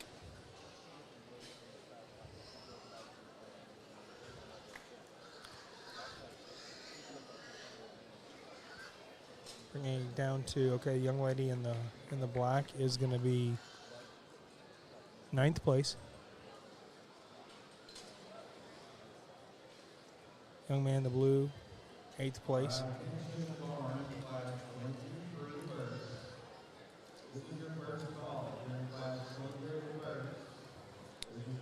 Two that are still out here are the young man in the multicolored shirt, striped shirt, and young lady in the kind of the rust color shirt. Young man's going to be 7th. Young lady in the rust color shirt will be 6th.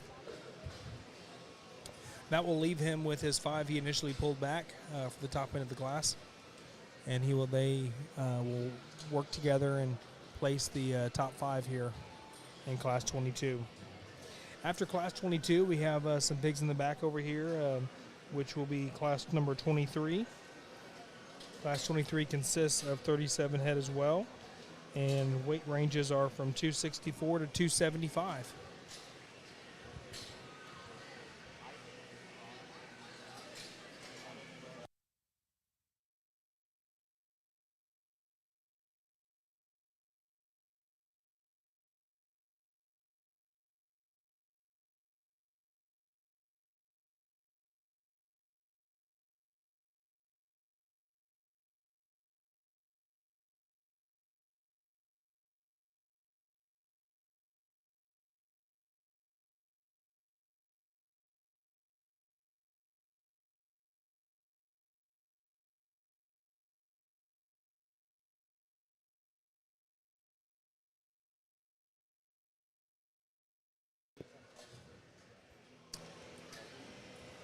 Young lady in the light yellow just came out.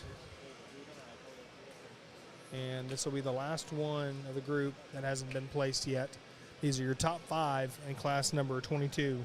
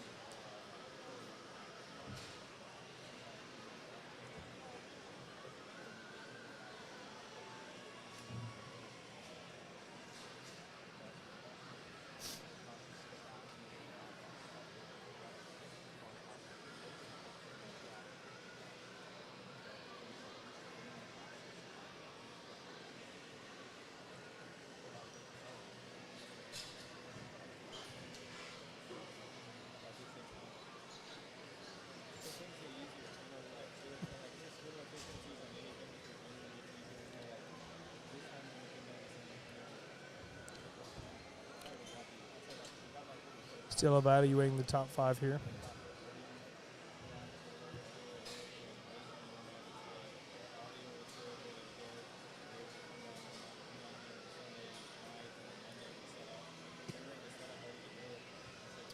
I want to give out a shout out to the San Antonio Stock Show and Rodeo for all they do for these kids, all the scholarship money they raise.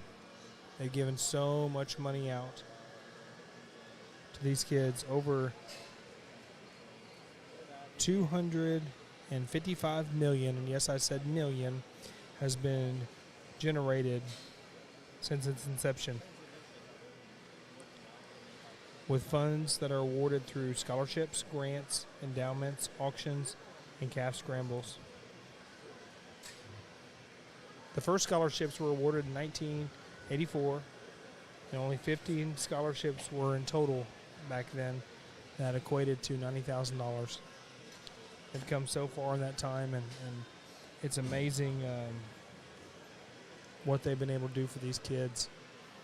And that's just in the scholarship side of it.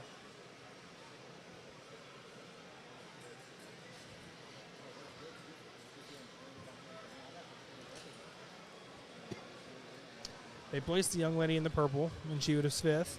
Now these are your top 4 in Class 22 of the Berkshire breed here at the San Antonio Purebred Gilts Show.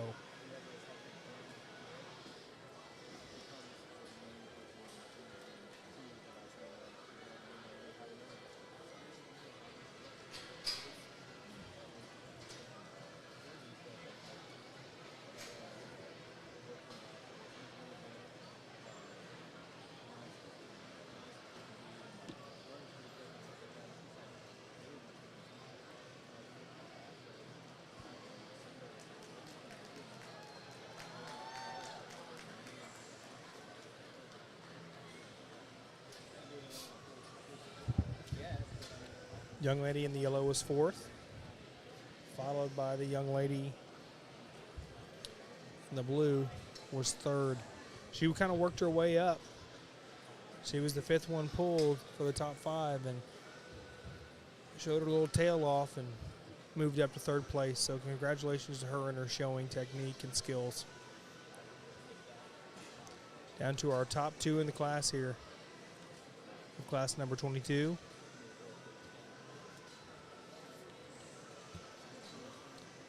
Brent went over to Jason, said, okay, here's what I like about this one. Here's what I change, whatever it may be, whatever they're talking about. I wish I was a fly on the wall to kind of hear their conversations back and forth, evaluating these livestock. They do a very good job together.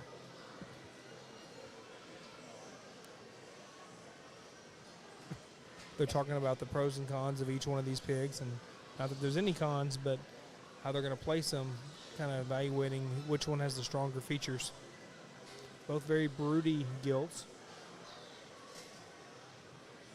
Have lots of good muscle to them, lots of shape, lots of structure. Pulled apart in their blades, square hip, tie in really good to their ham-loin junction. The big bold shoulder about them. Very clean front end for Berkshires. Track square off all 4s. And this is just from the bird's eye view up here. I'm about, I'd say about 12 feet off the ground looking at them, but still see a lot of good in both these gilts. Very mobile and functional females.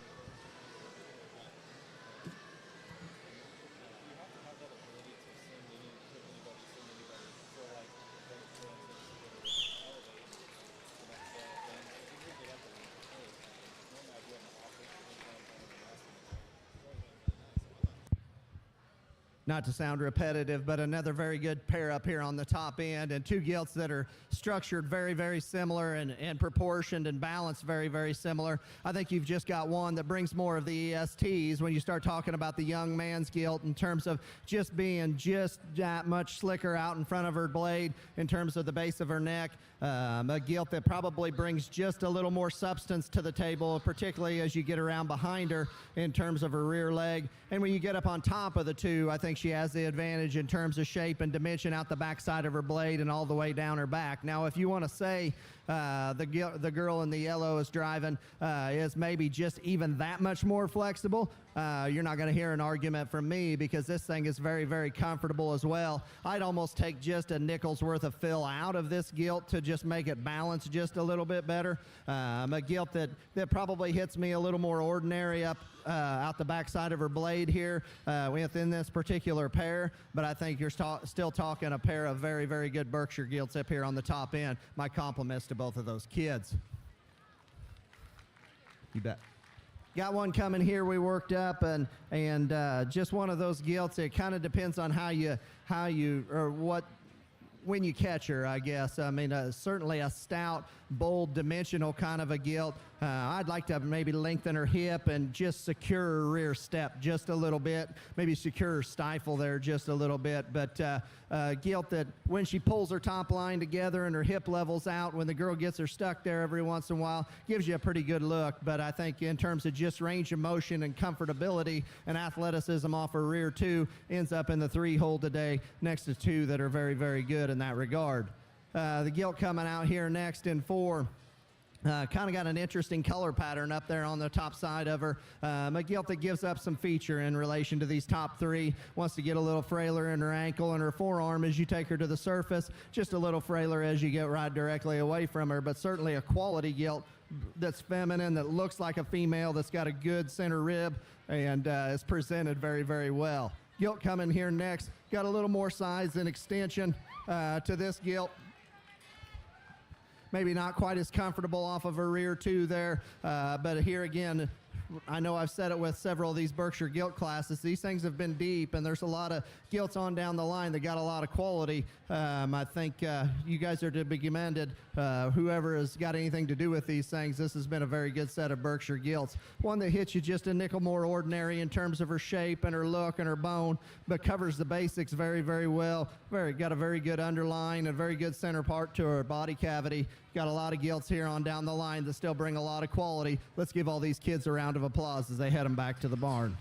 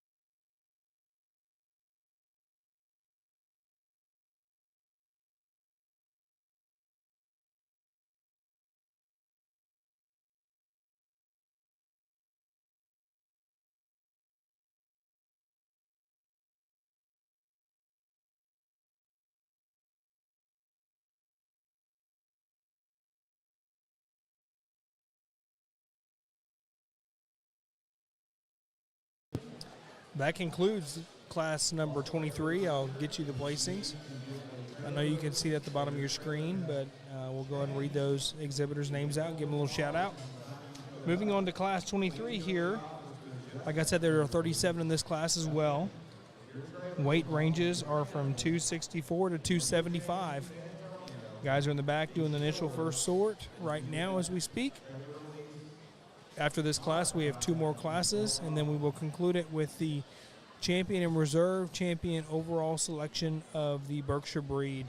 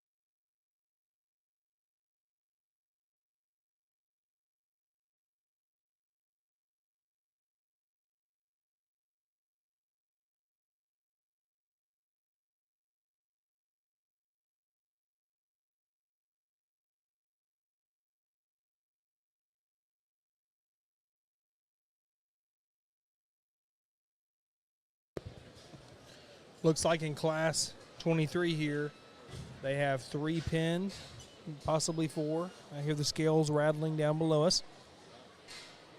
And 1 in the big arena thus far, and several kids going back to their pins. Live to fight another day.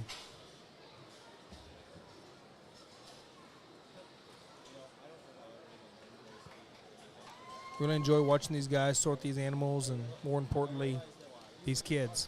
Spend a lot of time with each one of them, take their time to make sure they do it right, and just really, really focus in on making sure they give these kids a good look and a fair shake. And I can't stress that enough, how important that is and how much appreciated it is. I don't care if you may not win, you may not get the placing you want to, but I will tell you this, these guys take their time with these kids. And that's something you may not like, but you've got to respect it, because that's what we're here for. We're here for the kids, and they're literally giving them the best opportunity to show their hearts off. And I got to say, they have been fun to watch evaluate these animals and young exhibitors here today.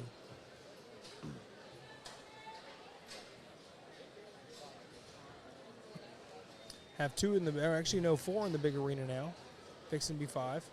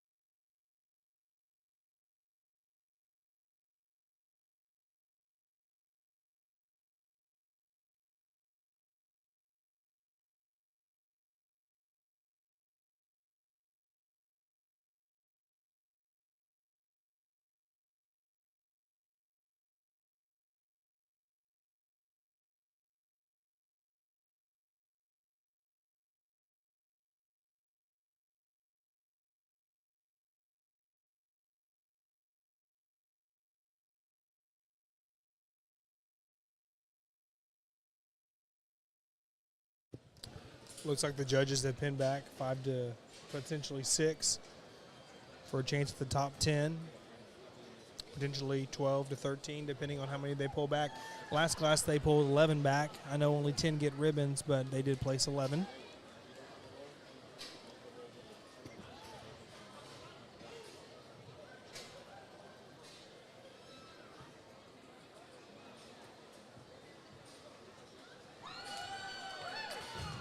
Judging by the cheers in the background, I think they went ahead and selected another one. So that'll make 7 or 8 now.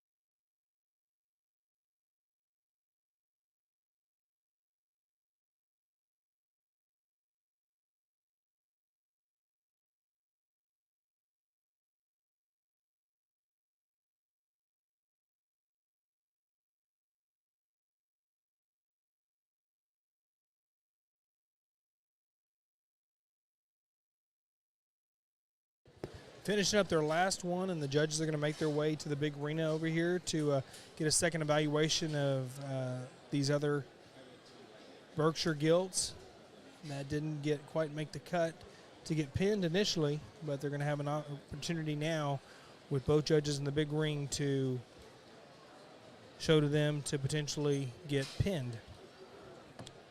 Looks like they got 10 so far.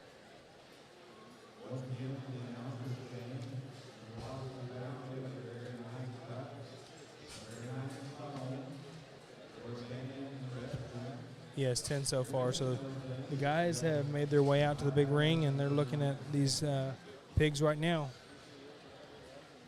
Maybe pull 1 or 2 back.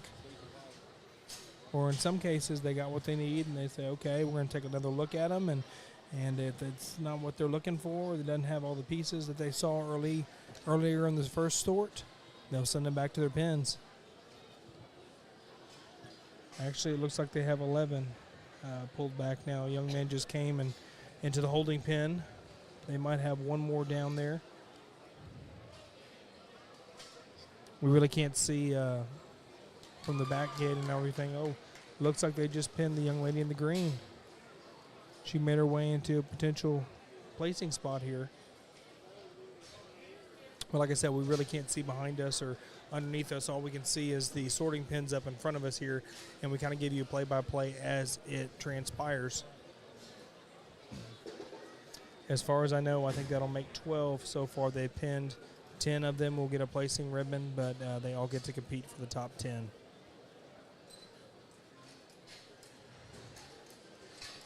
All right, the judges are signaling all these kids can go back to their pen, but you can see Jason over here talking to the individuals. Brett's doing the same thing, visiting with them a little bit.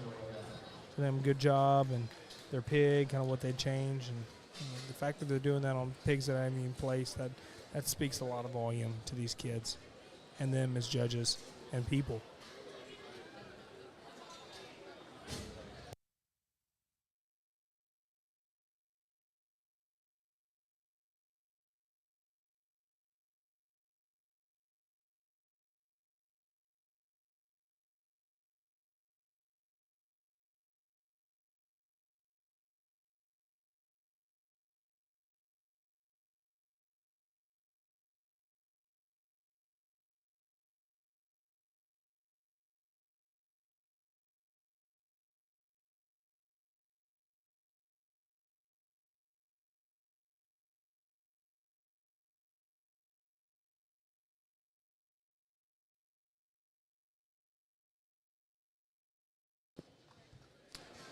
Guys are now pulling out the pigs from the initial first sort to place them.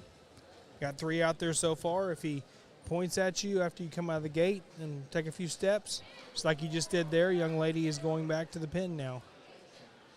You're going to be in the top end of the class.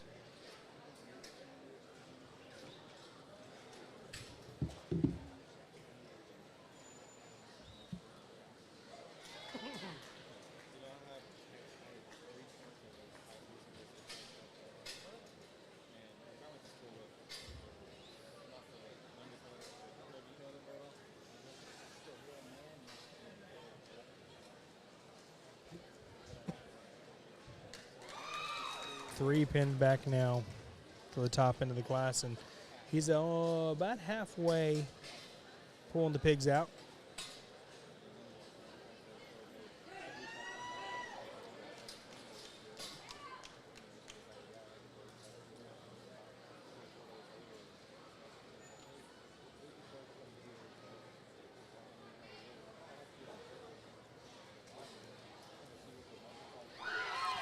Pin back another one. That's 4 now.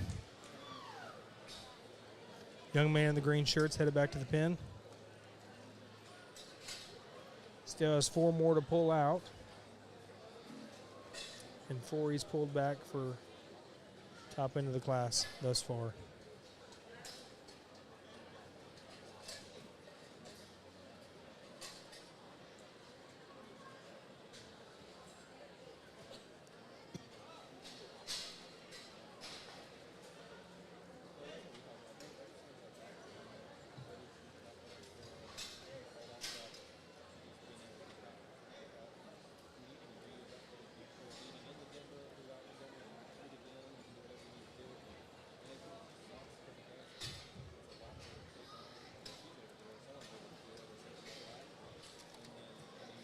Young man just came out. Setting his gilt up nicely, and this will be the last one. The young lady in the green is the last one of the initial sort.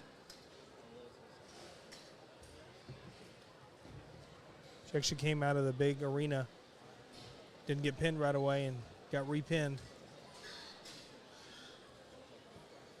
Okay, I've got the results on the first and second place sires of those placings in class 21 and 22 and the breeders. So in class 21, our first place was sired by Top Shelf 17-8, and he's actually the father of the Top It Off. So there's some real connection of that Real whole good pedigree genetics showing there. through. Yeah. And it was bred by, the breeder of it was Mark Johnson out of Texas. And then our second place was a Special Effects, and it was bred by Albright Swine Farm. And of course, Mike, he judged from Michigan. He judged here in San Antonio, both the Gilt show and the... You mean Dan Albright. Or Mike, or no, Doug. Doug Albright. Yeah, I'm sorry. sorry. Doug. Sorry, Mike. You're Doug. Yes, no, Doug. Doug Albright, he did a wonderful job he here. did very well. Well, then he came back and judged the Barrows the year after that, right? Yes, he did. Yeah. Good man. Yes, he really is. And then in Class 22 Berkshires, the first place was sired by Over the Top 17-4, and it was the breeder of it was Jason Lackey from Texas. Lackey Livestock, isn't that correct? Well, yes, that would be part of the Lackey Livestock deal, him and Jackie, and they've done an outstanding job with their program. And absolutely. And just really work hard at it, and also works with the youth that purchases animals from them and really works with them really well. Our second place was sired by Top It Off 24-1 again. Wow. And bred by Jimmy and Cassidy Hayes. I think whoever has that boar, they it's hang on to Premium him. Blend. Oh, Premium Blend has that boar. Wow. Yes, we even use that boar. Really? Yes. No, he's done a great job for a lot of people. And so also congratulations to Jim and to the Hayeses. They're from Texas as well. Do a great job in their breeding program as well. So We're on class 23 at this time, and And it looks like he's got 6 pinned back for his top end here, and now he's placing from the bottom forward at this point.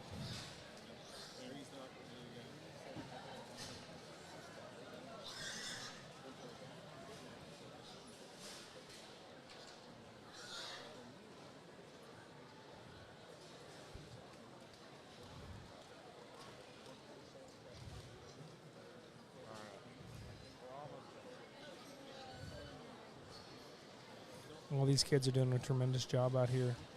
They're not necessarily in the top 6, but, I mean, I wonder, it would be interesting to see if he leaves any back here. But regardless, they're doing a heck of a job showing in a very deep Berk class here. Oh, yes. Yeah, as they're getting bigger, they're even getting more with more precision, aren't they? Absolutely.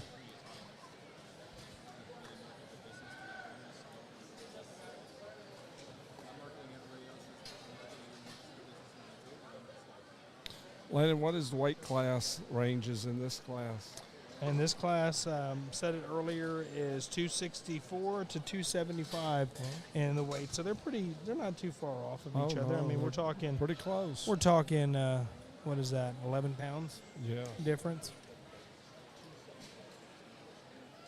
I want to give a shout out to Mr. Ray Pionzik down below us here. He's getting us all the information on the sires for each class, and he's also checking them in as they're getting pinned, and so he's doing a lot of stuff down there. But I want to give a shout out to Ray for going the extra mile and getting all that information. Absolutely. It's a non-paying job, and he's going above and beyond. Yes, sir. We couldn't do it without him, and we couldn't provide this information to our listeners without him. So Absolutely. We appreciate it. So we're now judging our top 6 individuals in this class. And like I said earlier, this is class 23. We have 2 more classes after that, followed by the selection of the overall champion and reserve champion. And I think it's all the way to top 5 on this like the Durocs. Isn't it, Wayne? Yes, because of the size of this breed, they'll go all the way through 5th overall. Wow.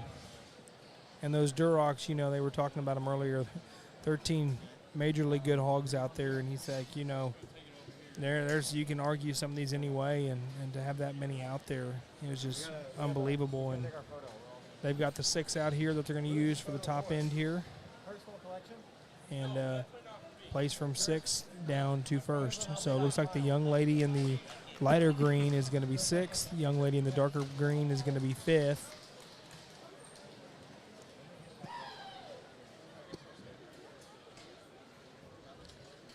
Followed by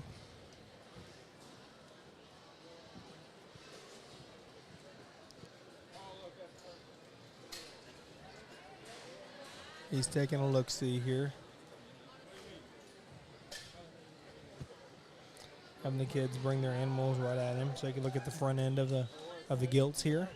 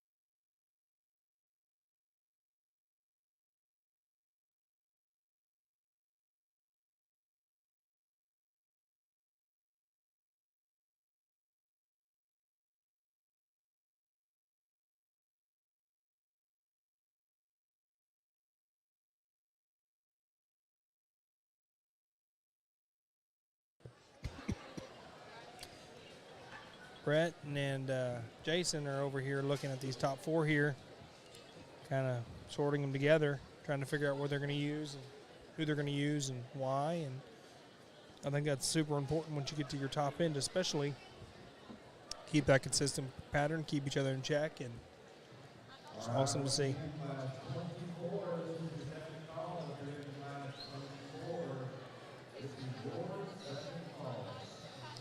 Dr. Kevin Williams over here with WT just made an announcement in the arena here that their second call for Class 24 to the holding area. So here shortly we should be on Class 24. Okay, so it looks like the young man in the light blue shirt is fourth, and now we're down to the top three in the class.